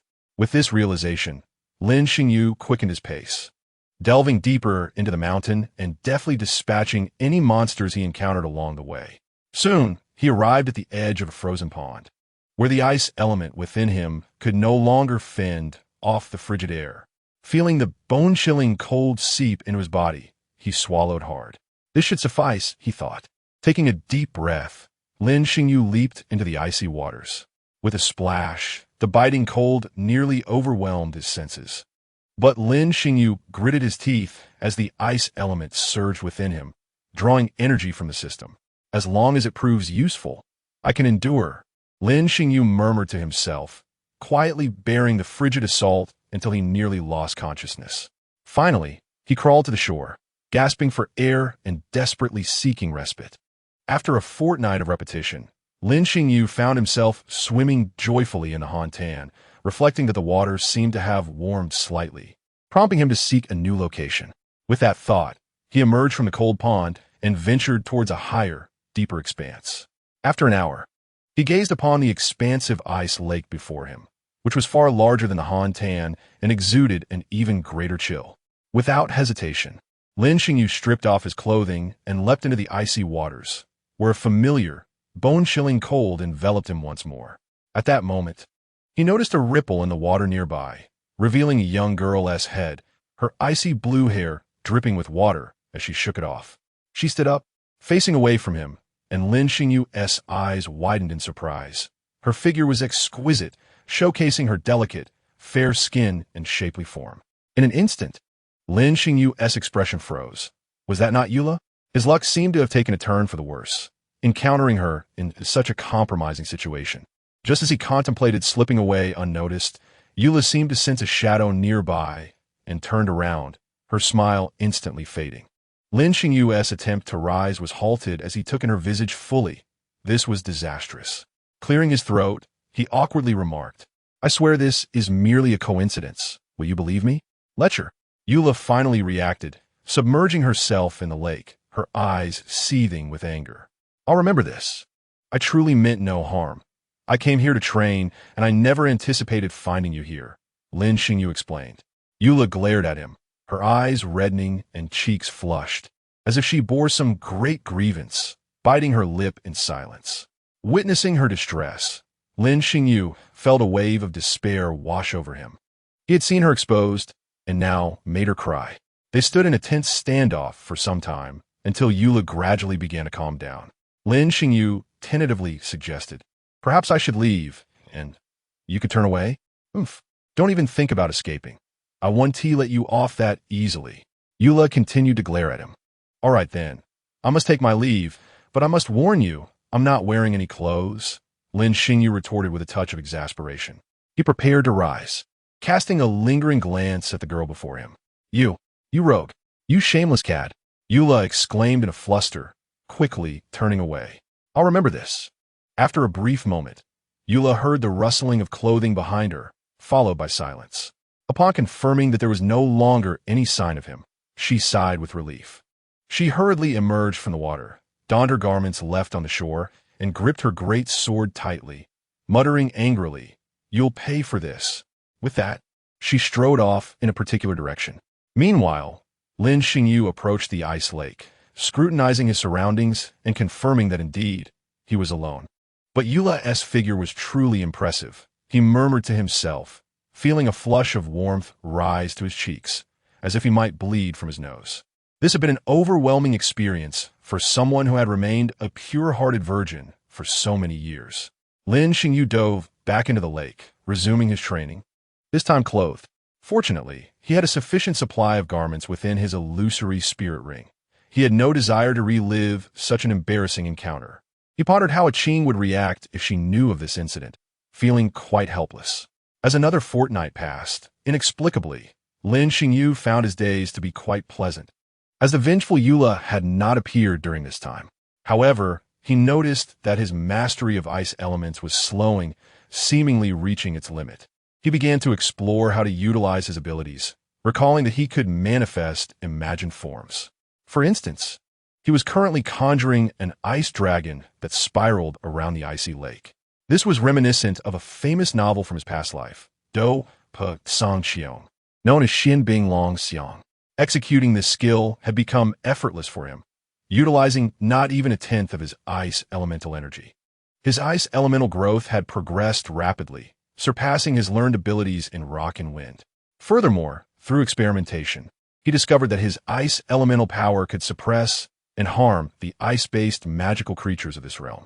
As he reminisced about various ice-related abilities from his previous life, a smile crept upon Lin Xingyu's lips. The possibility of successfully countering fate had substantially increased. At that moment, a chilling voice cut through the air.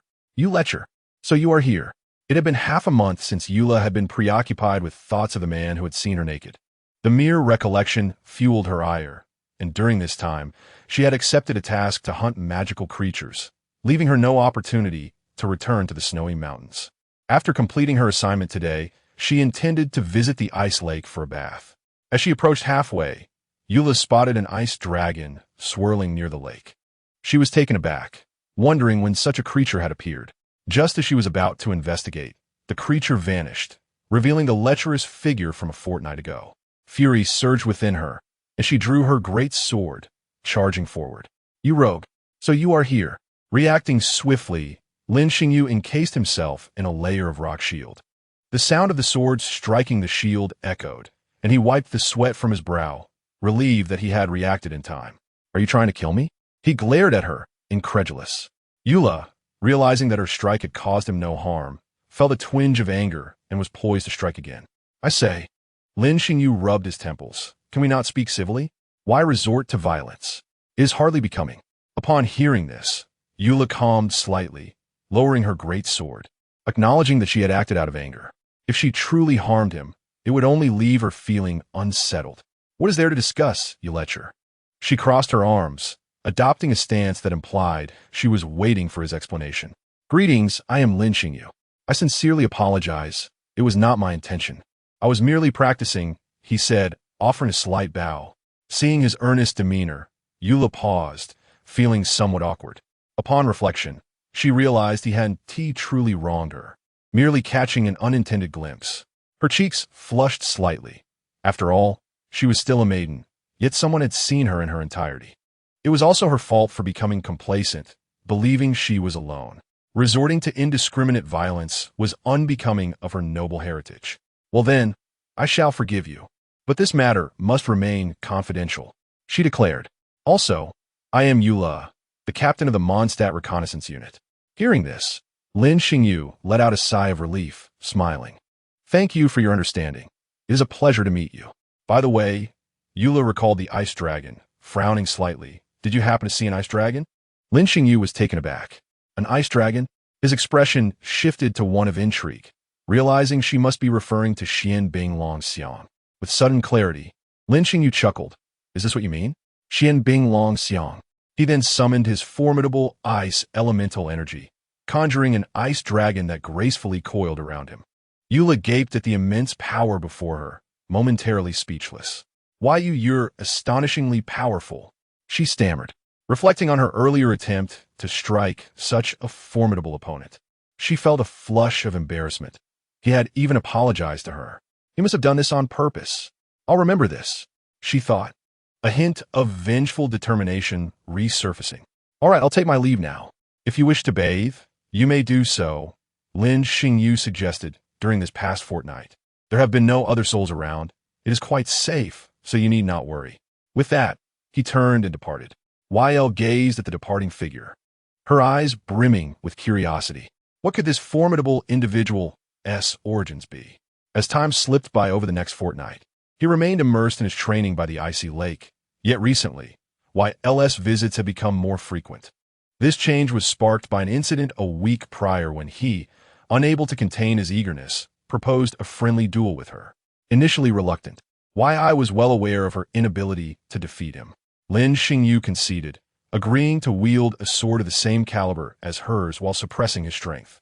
In their final clash, however, her ultimate technique succumbed to Lin Xingyu's breakthrough ice slash. Intrigued by his last move, she began to pester him, eager to learn it. At first, Lin Xingyu hesitated to comply, uncertain of how to teach a technique he had merely envisioned. You want to teach me? I shall remember this grievance. Consequently, YL began to interrupt his training daily. Reluctantly, he acquiesced and attempted to instruct her. Breakthrough ice slash, YL shouted, channeling frost onto her sword and striking toward Lin Xingyu. Clang, clang, clang. After 3 successive blows against the shield, Lin Xingyu shook his head, observing, your strength waned after the second strike. This is incorrect. The first strike should serve as a foundation, building momentum for the subsequent 2, each stronger than the last. YL, contemplating this, nodded thoughtfully and resumed her practice. Lin Xingyu felt a mix of amusement and exasperation. He had merely imagined the move and executed it, yet YL regarded it as a divine technique. Nonetheless, watching her enthusiastically call out breakthrough ice slash while wielding her great sword proved to be quite entertaining. On a particular day, after YL concluded her training, she noticed Lin Xingyu gazing longingly into the distance. Lin Xingyu, why do you continue to train when you are already so powerful? YL inquired, voicing a question that had lingered in her mind. To survive in this world, Lin Xingyu replied, casting his gaze toward the floating island, a hint of melancholy shadowing his expression. Then, a smile broke through, for after all, someone awaited his return. YL regarded him with an odd expression, hesitating momentarily. You aren't some ancient being disguised as a youth, are you? At her words, Lin Xingyu's face darkened, and he quipped, you're the odd one. I too am a monster, it seems. A flicker of confusion crossed YL's face, her spirits dampening as she lamented. Everyone in Mondstadt seems to despise me, avoiding me like the plague. The winds of change will surely come. Lin Xingyu chuckled softly, gazing deeply into her eyes. If one day you encounter someone willing to assist you and eager to befriend you, remember to treat them kindly. Aren't we friends now? Il muteur de Petulonly. I shall remember this grievance. Lin Xingyu paused, then laughed. Indeed, we are friends. You are my adversarial friend. Why, I had never heard such a novel term. And it brought a smile to her face, lifting her spirits. The two sat quietly by the icy lake, observing the swirling snow in the distance. Chapter 61. A meeting with Xiangling on this day. Lin Xingyu, as was his custom, prepared to collect the star silver he had spotted along the way. Out of the corner of his eye, he noticed a familiar creature traversing the foot of the mountain. Lin Xingyu furrowed his brow. Is that Guoba? So, Xiangling has arrived as well? He was somewhat taken aback, wondering what she was doing here. I should follow her. This place can be quite perilous, and I must see what her intentions are. With that thought, Lin Xingyu made his way toward her direction. Before long, he spotted Xiangling's familiar silhouette. Observing her actions, he couldn't help but chuckle. Her purpose was to hunt the frozen pigs. They indeed appeared to be excellent ingredients, suggesting she had come to procure food. He watched as Guoba thawed the pigs with fire, and then Xiangling expertly dispatched them with her spear. However, as she finished off the last one, Lin Xingyu felt a sense of foreboding. Something was amiss. At that moment, a massive creature emerged from the distance. Oh no!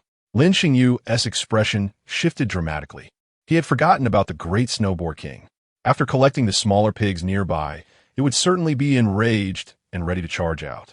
Just as the great snow boar king was about to collide with Xiangling, who was still gathering meat, Lin Xingyu intervened. Mystic ice dragon ascend. A dragon of frigid air erupted, ensnaring the great snow boar king, lifting it into the air as Lin Xingyu intensified the ice element output, freezing it solid. With a resounding thud, the frozen great snow boar king fell to the ground, its life force extinguished. Startled by the tremendous noise, Xiangling turned to see a massive frozen pig lying motionless. As she pondered the spectacle, her gaze caught a familiar figure standing nearby, wearing an exasperated expression. Wow, Xingyu! Xiangling exclaimed, her eyes lighting up as she dashed toward him, eager to embrace him. I missed you so much. It had been quite some time since she last saw Lin Xingyu, and her longing for him was palpable. Lin Xingyu extended a hand, halting her advance. Xiangling, why are you still so enthusiastic? After being stopped, she peered at him, somewhat disgruntled. What's wrong? It's been so long. Can't I get a hug? All right. Just one hug. Lin Xingyu replied with a resigned smile, opening his arms for her embrace. Xiangling wrapped her arms around him tightly, nuzzling against him before releasing him. Giggling, Xingyu, what brings you here? I'm training here and happen to run into you. You really should be more aware of your surroundings, he chided gently, tapping her on the head. If I hadn't been nearby, you could have been trampled by that massive pig. Xiangling scratched her head, a sheepish smile spreading across her face. I was too focused on gathering ingredients to notice. Thankfully, you were here. Thank you. Just then, Guoba waddled over, rubbing against Lin Xingyu's leg with a cheerful demeanor. Lin Xingyu affectionately ruffled its head. It's been a while, Guoba. All right, just wait for me a moment, she said as Xiangling skillfully began to process the great snow boar king. In no time, only the skeleton remained. Standing up, Xiangling dusted off her clothes, a satisfied grin illuminating her face. Xingyu, were you resting? Let me prepare something for you. We have such great ingredients. Sure, follow me, Lin Xingyu replied, realizing he hadn't tasted Xiangling's cooking in ages. The mere thought of her culinary skills made his mouth water. After enduring days of monotonous and dry rations during his arduous training in the snowy mountains, he welcomed the idea of a proper meal. Thus, Lin Xingyu led Xiangling and Guoba to the vicinity of the icy lake, collecting several branches along the way. Upon their arrival, They found YL already shouting breakthrough ice slash and vigorously swinging her greatsword. As they approached, YL halted her training, her brow furrowing in confusion at the sight of the duo. Lin Xingyu turned to YL, gesturing toward Xiangling. "Allow me to introduce my dear friend from Liyue, Xiangling." He then turned to Xiangling. "This is YL, a new friend of mine." Upon hearing this, YL felt a pang of dissatisfaction. Why was she merely a friend while Xiangling was a dear friend? I shall remember this grievance. "Hello, it's a pleasure to meet you." Xiangling enthusiastically extended her hand and pointed at Guoba. "Oh, and this is my companion, Guoba." "Hello," YL replied, shaking Xiangling's hand briefly before releasing it. Feeling somewhat uncomfortable with such exuberance, gazing at the striking figure before her, Xiangling pondered, why does Xingyu always seem to be surrounded by beautiful women? Wouldn't he that upset Keqing? Subsequently, Lin Xingyu explained the events that had just transpired. After listening, Eula gazed thoughtfully at Xiangling, impressed by her determination to venture to the snowy mountains for ingredients. She then turned her attention to Guoba, intrigued by this unusual creature she had never encountered before. Eula reached out and poked Guoba gently, who tilted its head curiously at the woman prodding it, shifting slightly to the side. The texture felt soft and amusing to her, and Eula's eyes sparkled with delight as she playfully poked it a couple more times. Guoba, puzzled by the woman's incessant poking, did not mind her enthusiasm and allowed her to continue. Under Lin Xingyu's urging, Xiangling swiftly arranged a campfire and produced a pot and an array of seasonings from seemingly nowhere, laying them out beside her. While Lin Xingyu observed this with familiarity, Eula was left astounded by Xiangling's adeptness. "Did you bring Keqing with you?" Eula couldn't help but inquire. "Hee, as a professional chef, one must be able to cook anywhere, anytime," Xiangling replied with a grin. She then retrieved the meat of the zhu wang, rinsed it in the nearby icy lake, and began preparing it with a knife and some sticks, skewering the meat expertly. Sizzling sounds soon filled the air as Xiangling worked skillfully, and before long, a delectable roast was ready. "Here you go, Xingyu," she said, handing the first portion to Lin Xingyu before returning to prepare a second serving. Lin Xingyu swallowed hard as he accepted the roasted meat, savoring the rich, juicy flavors and the delightful texture that compelled him to indulge heartily. Meanwhile, Eula, drawn by the enticing aroma and witnessing Lin Xingyu's enjoyment, found herself swallowing her own saliva, struggling to resist the temptation. "It smells so good, I want to eat, but I must remain composed." Before long, Xiangling finished the second portion and handed it to Eula. Just then, Guoba, bouncing eagerly in that direction, snatched the roast away and began devouring it. Eula's outstretched hand halted midair as she stared enviously at the stolen meat, muttering with indignation, "I shall remember this grievance." With that, she poked Guoba twice in jest. "Guoba, that wasn't meant for you," Xiangling scolded, casting an annoyed glance at the creature before apologizing to Eula. "I'm sorry." "Miss Eula, it's fine." Eula turned away, somewhat flustered. "I wasn't that eager to eat anyway." Lin Xingyu, witnessing the scene, nearly burst into laughter, impressed by Guoba's audacity. After the third portion was prepared, it finally reached Eula's hands. Hesitating for a moment, she accepted it. A glance at Lin Xingyu, who was stifling laughter, made her cheeks flush crimson as she slowly began to eat, mumbling this grievance. I shall remember." Lin Xingyu could no longer contain his laughter. Just as they were enjoying their meal, Xiangling's keen eyes noticed something unusual. "Hey, Xingyu, look over there." She set down her roasted meat, standing up to point at a figure in the distance. "Isn't there someone over there?" Surprised, Lin Xingyu followed her gaze. He saw a silhouette moving slowly, seemingly carrying someone on its back. The fierce winds made it difficult for him to discern clearly. Chapter 62. The Unawarded Flower. Noelle had just finished cleaning the streets and was satisfied with the pristine condition of the road, wiping the sweat from her forehead. After resting for a moment, she held her cleaning tools and prepared to leave. At that moment, she overheard a conversation among the Adventurers Guild members and paused to listen with interest. That fellow refuses to heed warnings and insists on heading to Longji Snow Mountain, claiming he wants to prove himself. Indeed, it's been a day, and there's been no sign of him. He must be trapped inside. Enough with the idle talk. Think of what to do, for a life is at stake. Noelle's heart sank upon hearing their conversation. Someone was trapped in the snowy mountains? After a moment's hesitation, her gaze hardened with resolve, and she decided to go to the rescue. Should I inform Captain Jean? Noelle pondered, but ultimately decided to go alone. As a seasoned knight's maid, she felt capable and did not wish to disturb Jean, who was busy with duties. Shortly thereafter, Noelle arrived at the foot of Longji Snow Mountain. At that moment, the blizzard raged violently, and very few dared to venture into the mountain for exploration. The adventurers at the base, recognizing her, called out, "Miss Noelle, are you heading into the mountains?" "Yes, I have heard that an adventurer is trapped inside. I wish to rescue him," Noelle replied with a smile. "But in this weather, it is unwise to enter. You should wait until the storm subsides," an adventurer cautioned. "Do not worry. I am capable," Noelle assured with a smile, and without further ado, she pressed onward into the snow-laden wilderness. As the storm intensified, Noelle struggled to see the path, with the white snow covering any trace of human footprints. Wrapped tightly in her thick cloak, she advanced steadily in one direction, her steps slow yet resolute. Soon, she heard a commotion ahead and felt a surge of hope. Perhaps there were others nearby. As she drew closer, she was met with a chilling sight, a camp of hilichurls. Her expression shifted alarmingly. How could this be a hilichurl camp? It was too late to retreat, for they had already noticed the intruder in their territory. The hilichurls charged at her, brandishing their clubs. Noelle's fingers were numb from the cold, but she gripped her great sword firmly, her gaze sharp and determined. It was time for a swift resolution. Shield of the heart, great cleansing.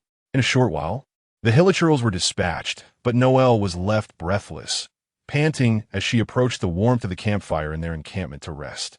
She opened her water flask only to find it frozen, so she placed it near the fire to thaw. After resting for a while, Noelle stood and continued her ascent. The snowstorm had grown fiercer, each step feeling like a battle against the biting wind. "You can do this, Noelle," she whispered to herself, her pace slow yet unwavering. Gradually, she found it increasingly difficult to proceed, the wind's resistance pushing her backward. Noelle summoned her great sword, using it as a staff to help her climb, taking one laborious step after another. Due to her exhaustion, she consciously avoided areas inhabited by monsters, conserving her strength by refraining from combat. Time passed unnoticed as she searched 3 caves, her cloak soaked through, her water flask frozen, and her energy nearly depleted. Spotting a cave not far ahead, Noelle sighed in relief. Perhaps she could rest there for a moment. Upon entering the cave, she discovered someone lying inside. Recognizing the adventurer's attire, her heart leaped with joy as she hurried over. The adventurer was trembling uncontrollably from the cold, nearly unconscious. Noelle helped him up, feeling his forehead. It was hot, and he had slipped into a coma. "Oh no, this man is in critical condition. I must get him down the mountain immediately." After regaining some strength, Noelle hoisted him on her back, inhaled deeply, and began retracing her steps. Time passed, and Noelle's consciousness began to blur. She only remembered that she must ascend, that she must bring him down. Suddenly, her legs felt weak, and her strength ebbed away as she collapsed to the ground. With a dazed gaze, she looked ahead, reaching out as if to grasp something. "I wish I could just stop, to care for nothing at all. If I give up, will I not be so weary anymore?" In her haze, she recalled that afternoon, the afternoon she had earned recognition. After an unknown number of failed attempts in the Westwind Knight selection, Noelle hadn't yet decided how to face Captain Jean. Her body instinctively responded, performing a standard knight salute, and she immediately realized her abruptness. Despite having been eliminated and lacking any qualifications, she had executed a knightly gesture, as she felt an overwhelming embarrassment and wished to flee from that place. She forgot the emotion she had at that moment, only recalling the clumsy smile that had graced her face, a smile born of the joy of being acknowledged. It was on that very day that she received the divine recognition, the eye of God manifesting before her, signifying that her efforts would not go unnoticed. How could she succumb to despair? How could she abandon her aspirations? "Noelle, rise, do not falter, do not forget your ideals. One day, you shall don the armor of the knightly order, becoming gentle and reliable, and truly omnipresent." With these thoughts, Noelle felt a surge of spirit biting her tongue, the sharp pain jolting her back to consciousness. She stood once more, steadied the person behind her, inhaled deeply and began her descent down the mountain. Though her steps were heavy, they were resolute, devoid of any lingering confusion. Time passed unmeasured until Noelle spotted a flicker of light and heard voices nearby. Her heart leaped with joy, and she opened her mouth to cry for help, but no sound emerged. Unable to vocalize, she gritted her teeth and slowly made her way toward the source of light. Chapter 63. Rescuing Noelle and bringing her back to Mondstadt. Lin Xingyu hurried over, and upon seeing the figure, he was momentarily stunned. The person was clad in a thick cotton coat, beneath which was a suit of armored-made attire. With short silver hair, the individual on her back wore the garb of an adventurer and had already lost consciousness. Could this be Noelle? Realizing this, Lin Xingyu rushed to support her, and as his hand made contact with her clothing, he discovered that her coat was completely drenched. How long had she been traversing the snowy mountains? Lin Xingyu was taken aback. Noelle sensed someone before her, but her vision had become too blurred to discern the person's features. Save him. With her last vestige of awareness, Noelle lowered the person she carried, then succumbed to unconsciousness, collapsing against Lin Xingyu. At that moment, Xiangling and Yula also arrived, assisting in moving Noelle and the adventurer to the warmth of the fire. Lin Xingyu removed Noelle's already soaked coat and retrieved a blanket from his illusory ring, draping it over her. He took another blanket and covered the adventurer as well. This is not good. She has a high fever. Lin Xingyu placed his hand on her forehead, finding it burning hot. His brow furrowed. They needed to get them down the mountain swiftly. I can help carry one person and run down quickly, but time is tight. Yula frowned as she glanced at the adventurer. Both Yula and Xiangling were momentarily taken aback, then widened their eyes in shock at the scene before them. Lin Xingyu summoned forth an enormous ice dragon, larger than usual, and hoisted the unconscious duo onto its back, standing at the dragon's head. With a roar, Lin Xingyu commanded the ice dragon to soar toward Mondstadt, vanishing from sight in the blink of an eye. Xingyu, you're becoming increasingly formidable. Xiangling gazed at his departing figure with admiration. How magnificent! Upon hearing this, Yula paused, then flushed slightly, murmuring, indeed, quite impressive. Xiangling resumed grilling the meat, glancing at Yula, stating, let us continue. With Xingyu here, we need not worry. And so, they continued their culinary endeavors. In Mondstadt, an ice dragon soared overhead, leaving the townsfolk in awe. Look, am I seeing things? There's a dragon flying in the sky. What is happening? It seems there are people atop it. Its course appears to be directed toward the church. We must inform the knights. Moments later, Lin Xingyu descended the ice dragon at the church's entrance. Halt! Who goes there? The guard stationed at the church barred his path. We must act quickly. These two are in dire condition. Lin Xingyu implored urgently. Upon seeing the state of the individuals, the guards recognized them, and, seeing Noelle in his arms, hastily stepped aside to grant him entry. Lin Xingyu carried one in each arm and proceeded straight ahead. Miss Barbara, Miss Victoria. The two rushed forward upon hearing their names, recognizing Lin Xingyu, and noticing the two unconscious individuals he bore. I encountered them on the snowy mountain. When I found them, they were nearly devoid of consciousness, so I brought them here, Lin Xingyu explained. Begin the examination. They're still breathing, merely unconscious. Miss Noelle is in a more serious state, suffering from a high fever and requiring several days of rest. Hearing this, Lin Xingyu felt a wave of relief wash over him, a smile creeping onto his face. At that moment, the church doors swung open, and the conductor, Jean, entered with her entourage. Jean, what brings you here?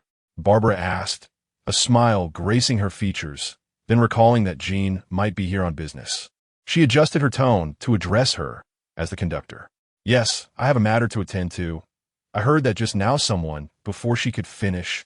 Upon noticing Lin Xingyu, Jean paused slightly, then her eyes widened in realization. You were the one riding the dragon above Mondstadt? It was an urgent situation, and I had no other choice. I hope you can forgive me, Lin Xingyu replied sheepishly, scratching his nose. Jean, taken aback, felt somewhat speechless. I received a report that someone was riding a dragon toward the church. I rushed here only to find this troublesome fellow. Conductor Jean, I encountered her on the snowy mountain. How did she end up there? And it seems she was attempting to rescue someone? Lin Xingyu inquired. Jean looked at the slumbering Noelle, rubbed her temples, and sighed. She went there of her own accord. By the time I received word, she had already set out for quite some time. Upon hearing this, Lin Xingyu understood. Given Noel's character, she would indeed volunteer. It turned out that Noel had learned from the Adventurers Guild about an adventurer trapped in Dragon's Pine, and had prepared her gear, setting off alone to offer aid. However, Noel had not informed the knights, and by the time Jean became aware, Noel had already departed for over half a day. Lin Xingyu sighed, feeling a pang of sympathy for the young lady. Today's weather was far from usual. The blizzard was fiercer than ever, and in such conditions, she had searched the snowy mountains alone for hours. Reflecting on their encounter, it had been deep into the mountains. Had he not come across her, it could have ended dangerously. On behalf of the knights, I thank you, Lin Xingyu. Your actions have saved them. Jean performed a knightly salute to express her gratitude. No need for such formality. Lin Xingyu waved his hand, glancing at Noel. It was but a trifling matter. At that moment, Jean recalled Lin Xingyu's meeting with Noel on the snowy mountain, regarding him with suspicion. Training? That dragon was the result of my training, Lin Xingyu boasted. Hands on his hips, a proud smile on his face. Seeing his smug demeanor, Jean shot him a sidelong glance, pressing her forehead, and remarked, "However, your actions today have caused quite a stir in Mondstadt. I must go quell the unrest." With that, she turned and departed with the guards. Watching her retreating figure, Lin Xingyu felt a twinge of embarrassment, realizing that his actions had inadvertently caused trouble for Jean. Observing Lin Xingyu's awkwardness, Barbara could not help but chuckle softly. Lin Xingyu gazed at her, and upon sensing his attention, Barbara flushed, suppressing her mirth. Since they're no longer in danger, I should take my leave. Farewell, Miss Barbara. Lin Xingyu waved goodbye. With that, he turned and exited. Barbara's lips moved slightly as she watched his departing figure, a hint of melancholy in her gaze. And she could only murmur softly, "Farewell." Chapter 64. Preparing to embark on training at the Cold Steel Spike, Eula wishes to express her gratitude upon exiting the church. Lin Xingyu refrained from being as ostentatious as he had been upon arrival. After reaching the outskirts of the city and carefully observing the surroundings to ensure no one was present, he summoned the ice dragon and proceeded to the Shueshan Binghu. At the edge of the icy lake, two individuals were enjoying their meal when they suddenly heard a dragon's roar. In the next moment, Lin Xingyu appeared before them. Xiangling paused momentarily, expressing her astonishment. My new technique is quite swift. I've already delivered it to the West Wind Cathedral in Mondstadt. Why is Noel at the Snow Mountain? Eula inquired with curiosity, having a vague understanding of Noel's character. To her, Noel seemed overly enthusiastic, always eager to assist with even the most trivial matters. While she appreciated Noel's gentle nature, she also felt it could be burdensome, leading to exhaustion. Furthermore, she had heard that Noel was quite naive and easily deceived, which was why Jean, the acting grandmaster, had yet to allow her to become a knight of the West Wind. Reflecting on what Jean had mentioned, Lin Xingyu sighed and recounted the story to them. I see. She is indeed a wonderful person, Xiangling remarked, enlightened. It's only natural that the people of Mondstadt would recognize her, Eula added thoughtfully. If Noel's approach and gentle demeanor could garner the approval of many in Mondstadt, perhaps she too could achieve similar recognition. Would she no longer be met with disdain, but rather acceptance? New thoughts began to take root in her mind. Observing Eula's shifting expressions and connecting it to her previous statement, Lin Xingyu understood her contemplation. There's no need to deliberately mimic her actions. Your circumstances are different, he gently advised. Taken aback, Eula looked at Lin Xingyu with a mixture of surprise and uncertainty, wondering how he could discern her thoughts. Simply follow your own pace and move forward. Overthinking may lead you astray, Lin Xingyu added. Upon hearing this, Eula felt a sense of clarity wash over her. With a self-deprecating smile, she grasped the vision at her chest.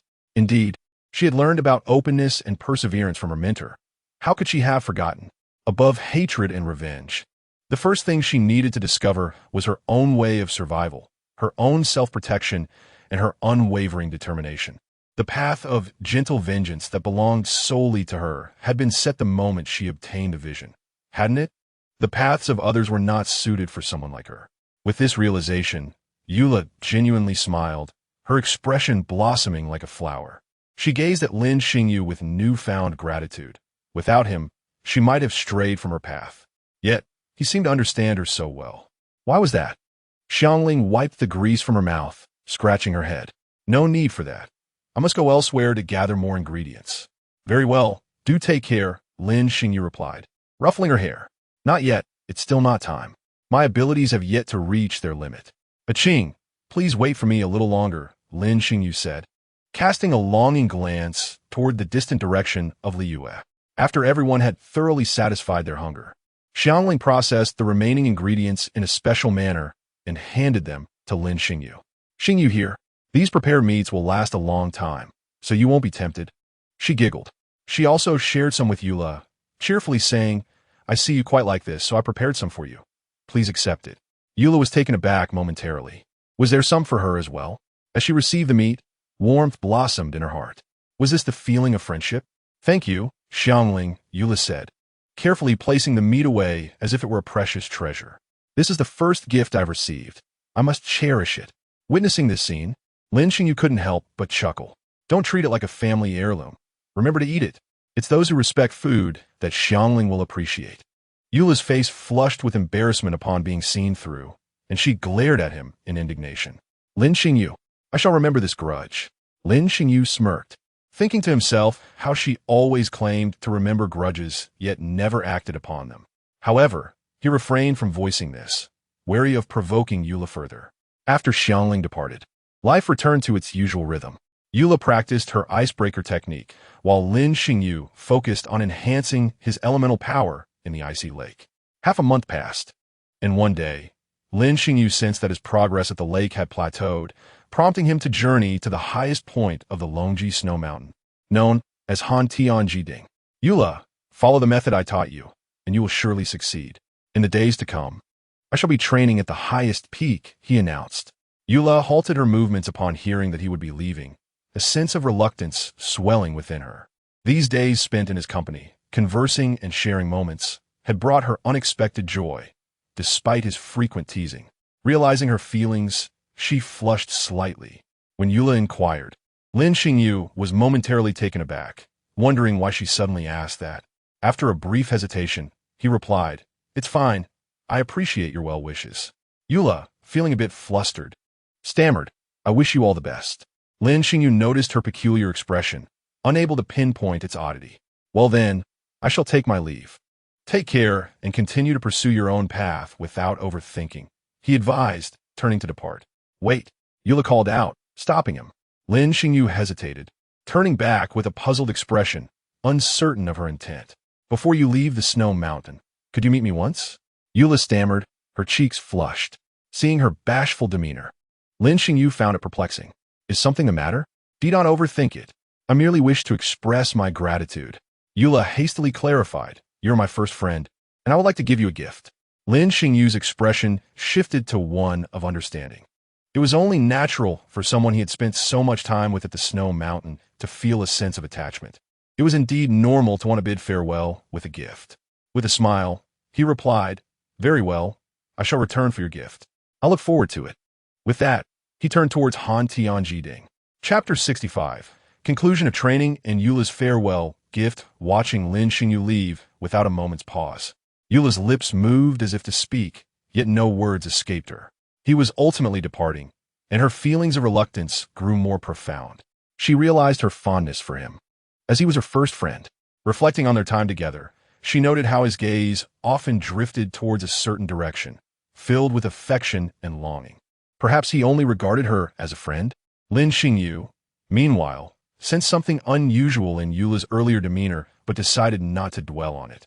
His primary focus was his training. Remembering Keqing's shy and adorable expression brought a smile to his face. Shortly after, he soared towards Han Tianjiding atop the Xianbing. Upon reaching the peak, he stood before the shattered pillar, lost in contemplation. Many scholars in his past life had studied this location, yet no definitive conclusion was reached, though it seemed connected to one particular place, the Sky Island. Glancing towards the direction of the Sky Island, he could already make out its vague silhouette. Heavenly Principle, we shall see, Lin Xingyu scoffed, sitting down to quietly absorb the coldness of the heights. The elemental ice within Lin Xingyu's body began to surge uncontrollably, and the energy emitted by the system surpassed any previous occasion, rapidly enhancing his power. 3 months later, Lin Xingyu exhaled softly, opened his eyes, and a glimmer of cold light flashed within them. In the next moment, he rose to his feet and extended a hand as the ice element within him whirled furiously. Absolute zero. In an instant, the surrounding temperature plummeted dramatically, ultimately freezing a small patch of air nearby. This training had reached its zenith. It was the utmost limit he could achieve, and the system ceased to provide him with any more energy. Perhaps at this stage, he could contend with the heavenly principles to some extent. A smirk curled at the corners of his mouth as he gazed towards the Sky Island. Unbeknownst to him, the moment he unleashed Absolute Zero, several deities sensed this power transcending the world of Yuanshan.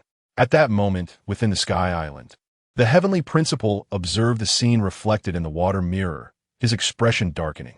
This individual had already acquired the capability to pose a threat to him. He must be dealt with swiftly. Soon, feeling the injuries within him nearing recovery, the heavenly principle's demeanor softened considerably. However, before that, he decided to visit Eula.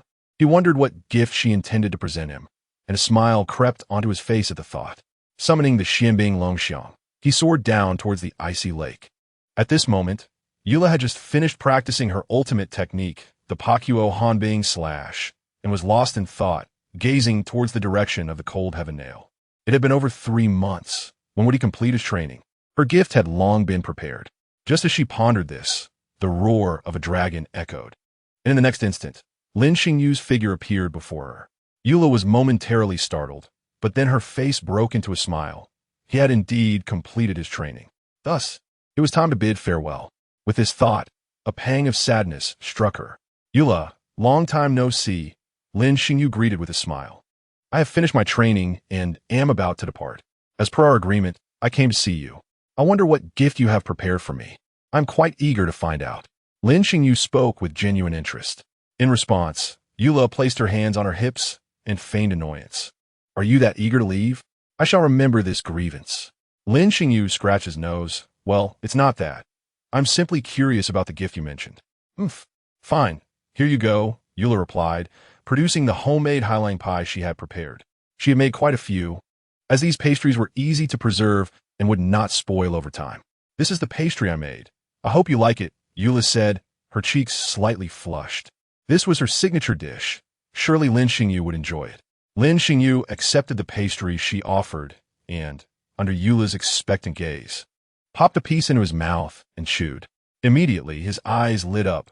Beneath the golden crust lay a rich, savory, and smoky flavor, full-bodied and delightful. Delicious. Thank you for the gift.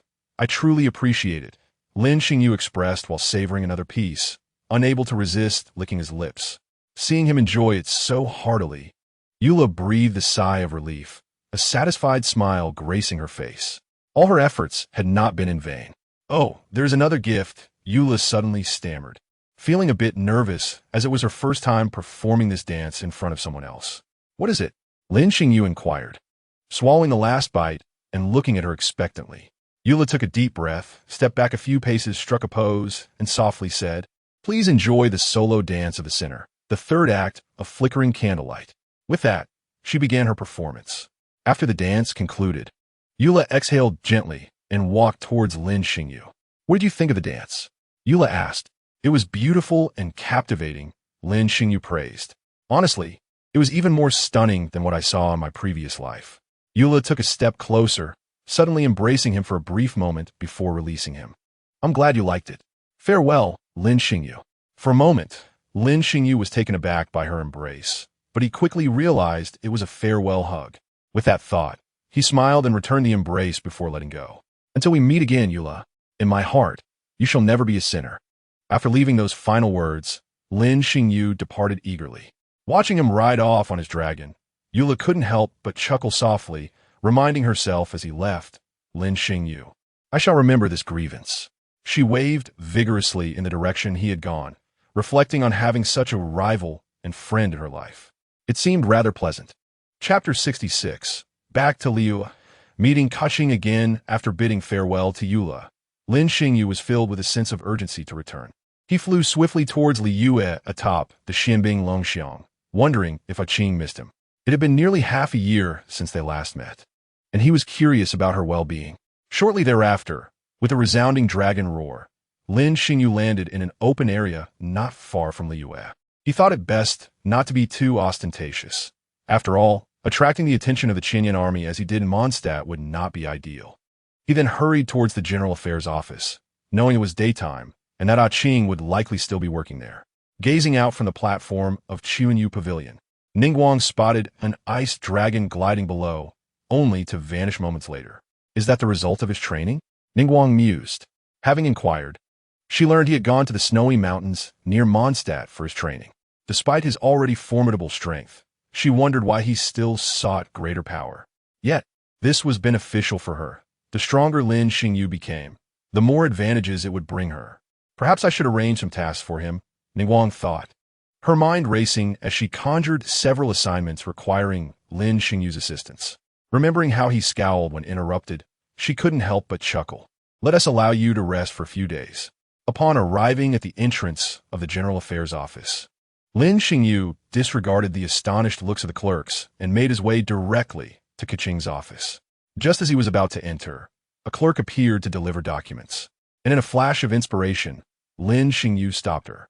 "Excuse me, miss, let me handle those documents," he said.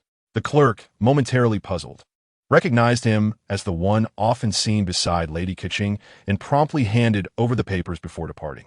Lin Xingyu took the documents with a grin. "Thank you, miss." After adjusting his appearance, Lin Xingyu lightly tapped on the door twice, feeling a flutter of nerves. It had been a long time since they last met. He wondered how Keqing would react upon seeing him. "Come in," Keqing's melodious voice called from within. Lin Xingyu opened the door and stepped inside, only to find her immersed in her work, oblivious to his presence. Noticing this, Lin Xingyu approached her slowly, placing the documents down. "You can leave the documents here," Keqing said without looking up, clearly expecting someone to deliver them. Lin Xingyu cleared his throat and spoke in a high-pitched tone. "Certainly, Lady Keqing." Hearing this unusual voice, Keqing frowned, pausing in her tasks to glance up. The moment she raised her gaze, she beheld the face she had longed for, his delicate features and chiseled profile. He was smiling gently at her. For a moment, Keqing was stunned, unable to process what she saw, merely staring in disbelief. Upon hearing the familiar voice and meeting his tender gaze, her eyes glistened with emotion, and she sprang to her feet, throwing herself into his embrace. Lin Xingyu wrapped his arms around her, gently stroking her hair. "How long has it been since I last felt Keqing's breath so closely?" Inhaling the faint fragrance wafting from the girl in his embrace, Lin Xingyu let out a deep sigh of contentment in his heart. Keqing, nestled in his arms, repeatedly murmured his name.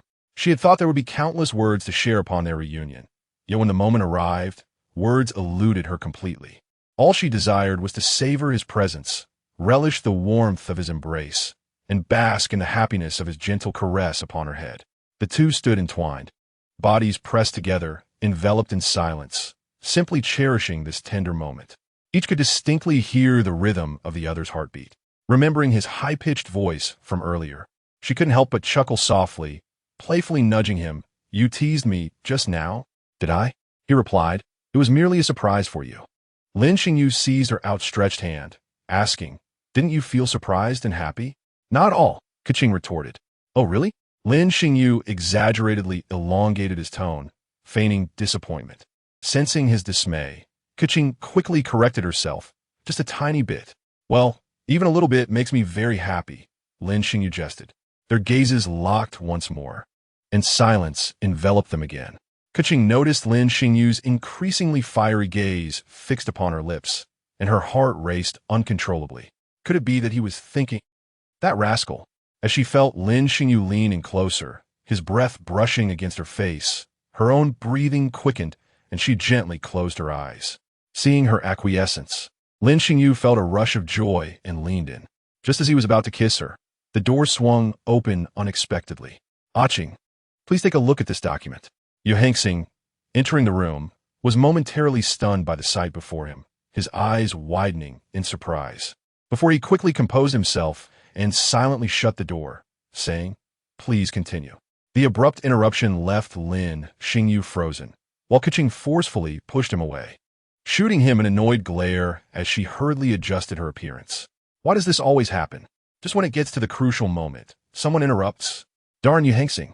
Lin Xingyu silently cursed, his gaze toward Keqing tinged with a hint of grievance. Keqing, observing his pitiful expression, felt a mix of anger and amusement as she shot him another glare. Serves you right. Meanwhile, Xingyu, having just exited, began to ponder, why did I step out? That person was Lin Xingyu, wasn't it? They were in the office, being all lovey-dovey. Didn't that disrupt him? The thought made him chuckle, and he pushed the door open once more. Feeling Lin Xingyu's almost murderous glare, Xing's mood brightened considerably. Keqing, please review this document, and let me know if you encounter any issues, he instructed. Certainly, sir, Keqing replied, taking the document to examine it intently, both of them ignoring Lin Xingyu, standing nearby. After delegating his tasks, Xing cast a glance at Lin Xingyu and exited the room, leaving behind a parting remark, "It's fine for young people to date, but do be mindful of the occasion." At his words, Keqing's cheeks flushed once more as she shot Lin Xingyu an accusatory look. Chapter 67. A cozy routine. Though Lin Xingyu felt a twinge of annoyance, he was powerless to change the situation. After all, engaging in such activities in the office and getting caught by a superior was rather mortifying. With a sigh, he turned his attention to Keqing, who was diligently reviewing the document, her expression serious and focused. Once she entered her work mode, she became oblivious to everything else, fully engrossed in her tasks. Unless she completed her work, interrupting her might invoke her ire. With this thought in mind, Lin Xingyu quietly tiptoed into the adjacent break room. Lying on the small bed and finding a comfortable position, he closed his eyes, deciding to wait for her. As for confronting Xing, that was out of the question. He had interrupted his precious moment. And why would he report back anyway? Since starting here, he hadn't received a single day's pay, and instead had incurred deductions.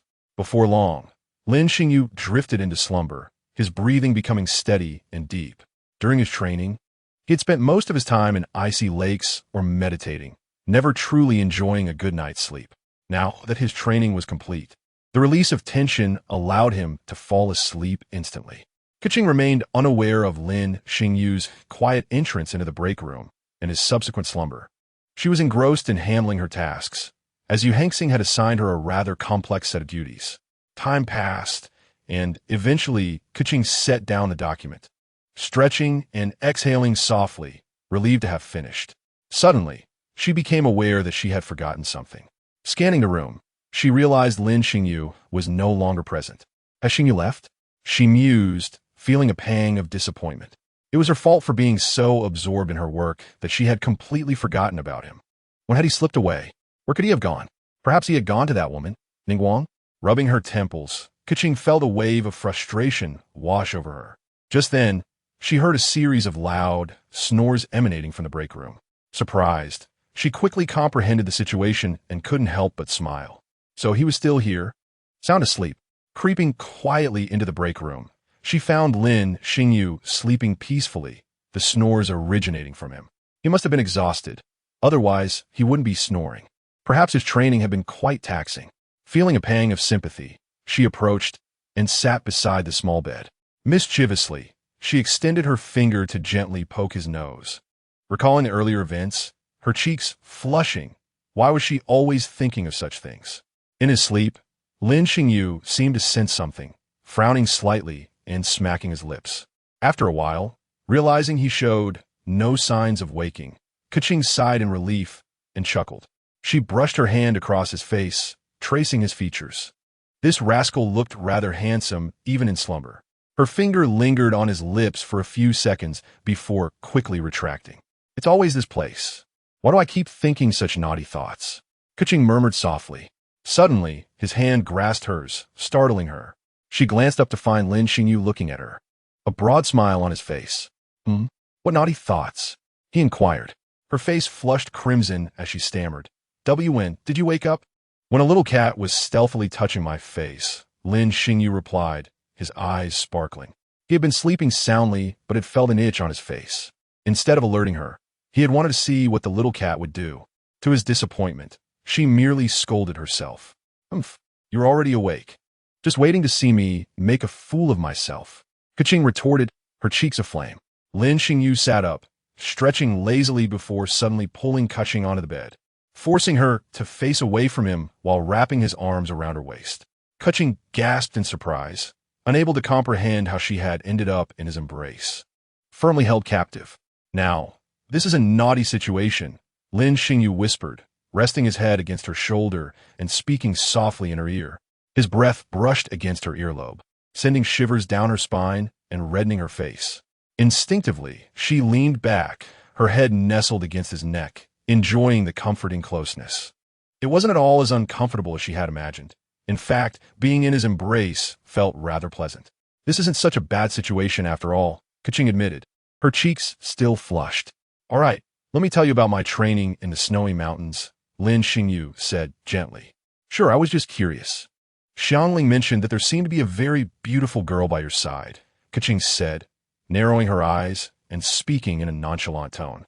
Upon hearing this, Lin Xingyu's body trembled slightly, and he managed an awkward smile. How could Xiangling even mention this? She truly relished in the drama. He had merely asked her to express her feelings of longing for Keqing, yet unexpectedly, he felt betrayed. He then recounted his encounter with Eula on the snowy mountains, sharing the hardships she faced in Mondstadt and how her character allowed her to confront them. Naturally, the matter of seeing her bathe was something he could not disclose.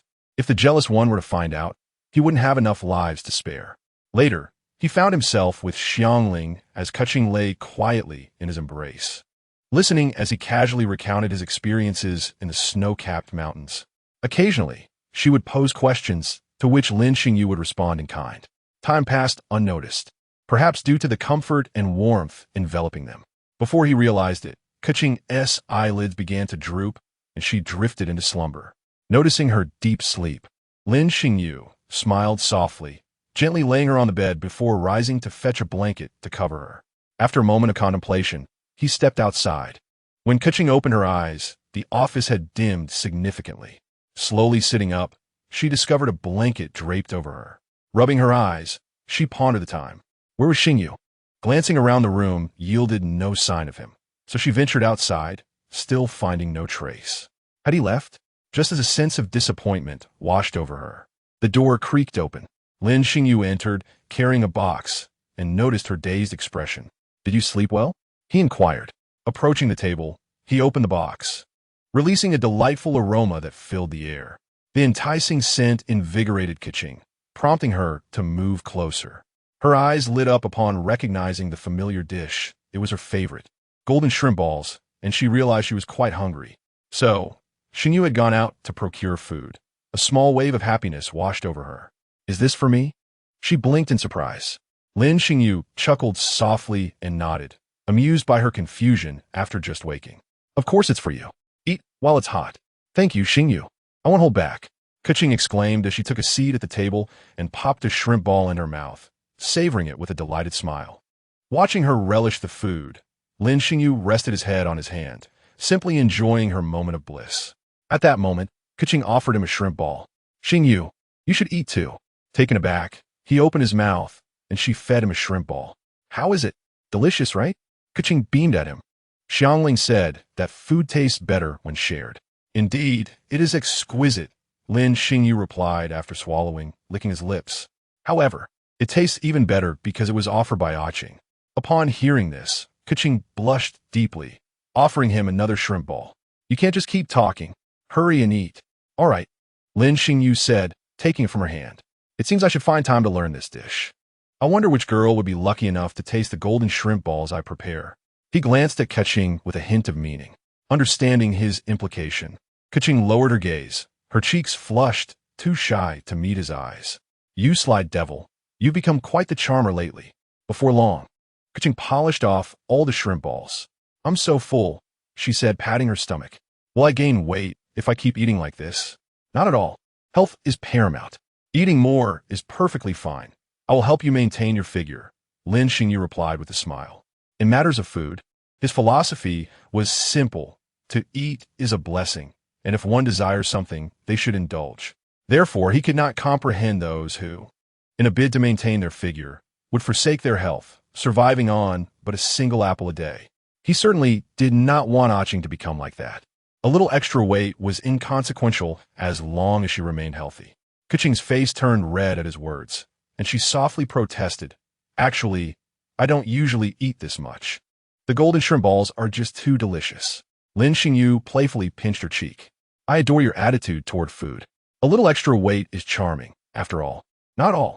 Sister Ganyu is always troubled by this, afraid to eat too much," Keqing retorted, pouting as she swatted his hand away. "But isn't it all right to indulge every now and then?" she mused, recalling the delightful taste of the shrimp balls. "Ha ha!" Lin Xingyu laughed heartily at her response. Keqing looked at him quizzically, unsure of what was amusing. "Did I say something wrong?" "No, not at all. I was just reminded of something funny," he replied, though he dared not reveal the embarrassing tale of Ganyu from her childhood that was best left unspoken. "By the way, Xingyu," Keqing suddenly recalled something, her expression turning serious. "How are your training results? If it comes again, do you have confidence?" At this, Lin Xingyu fell silent for a moment before smiling reassuringly. "It's all right. I have reached my limits." In truth, he did not possess much confidence, but this was the utmost he could achieve, and his assurance stemmed from that forbidden technique. "Keqing, if there comes a day when I am no longer here, you must live well and pursue your dreams. All right?" he said, trying to sound casual. Keqing's eyes glistened with unshed tears, her voice trembling as she replied, "You know I dislike such hypotheticals. You promised me." All right, Noifs. Do not be upset," Lin Xingyu said gently, wiping her tears. "For you, I will give it my all. From now on, don't utter such words. I don't like hearing them." Keqing insisted quietly. "Understood. I will always be here," Lin Xingyu affirmed. "See you tomorrow," Keqing replied softly as he exited the office. "Lin Xingyu, you better keep your word, or I will hold a grudge against you for a lifetime," she murmured to herself. From their earlier conversation, she realized that Xingyu was not entirely certain of defeating the adversary. Even if he had some confidence, it would likely come at a great cost, which was why he would speak of such things. Yet, she felt powerless, devoid of even a vision, unable to assist him in any way. With these thoughts swirling in her mind, Keqing became increasingly anxious, silently praying for Lin Xingyu. She hoped that fate would not be so cruel as to shatter his peaceful daily life. Lin Xingyu sighed, regretting his earlier words that likely caused Keqing distress.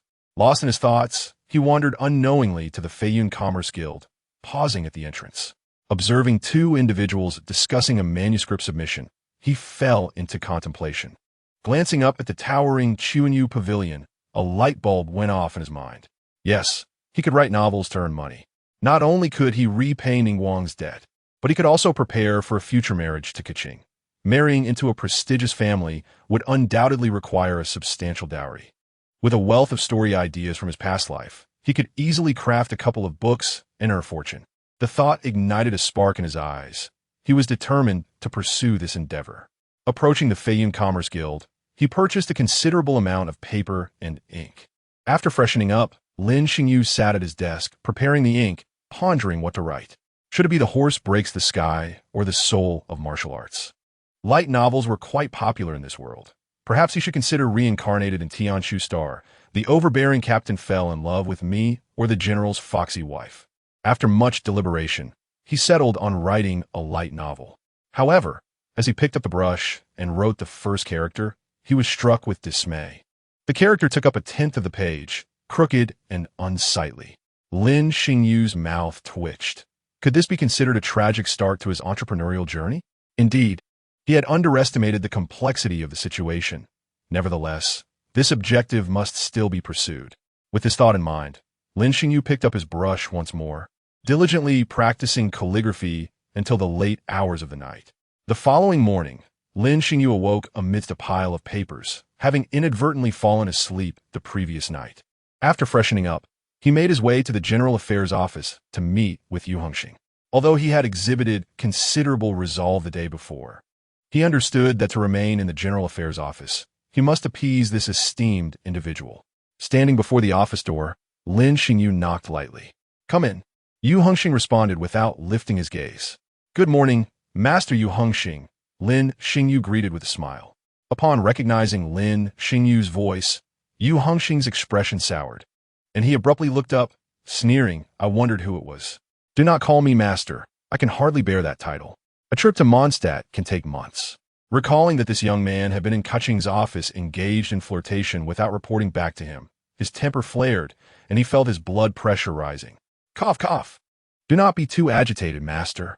Lin Xingyu stood tall, adopting a serious demeanor. Feel free to deduct my salary. Do you even have a salary? Cough, cough. I assure you that I will complete any tasks assigned to me with utmost diligence. All right, you may leave. Your presence is bothersome, Yu Hongxing acknowledged, knowing that this young man was incorrigible and choosing not to argue further. Thank you, master. If there's anything, please seek me out in Keqing's office, Lin Xingyu said, hastily exiting before Yu Hongxing could react. The latter, seeing his retreat, could not help but laugh in anger. What a rascal. With you around, I feel as though I could live another 10 years. You'll surely be the death of me. Chapter 69.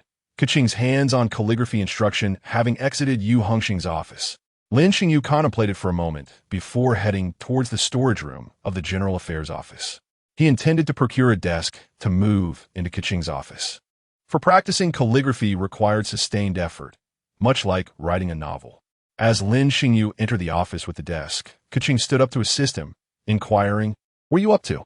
Upon hearing his response, Keqing paused. Then her eyes lit up with realization. A novel? Is it about that monkey? Lin Xingyu replied with an awkward smile. Not quite. It's a light novel theme, given the time that had elapsed.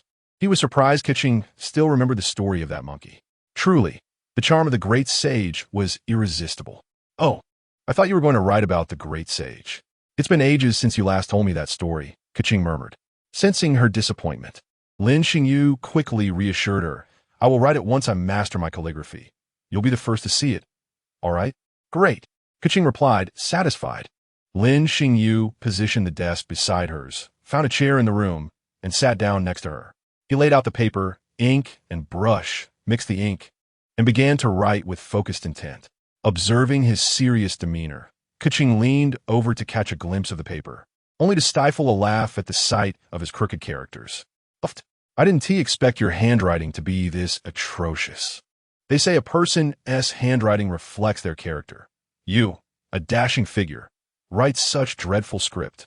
Lin Xingyu's lips twitched. Had he been using a fountain pen from his past life rather than a brush, his writing would surely be more aesthetically pleasing. After all, he had grown up practicing with a fountain pen, but the brush required a period of adjustment.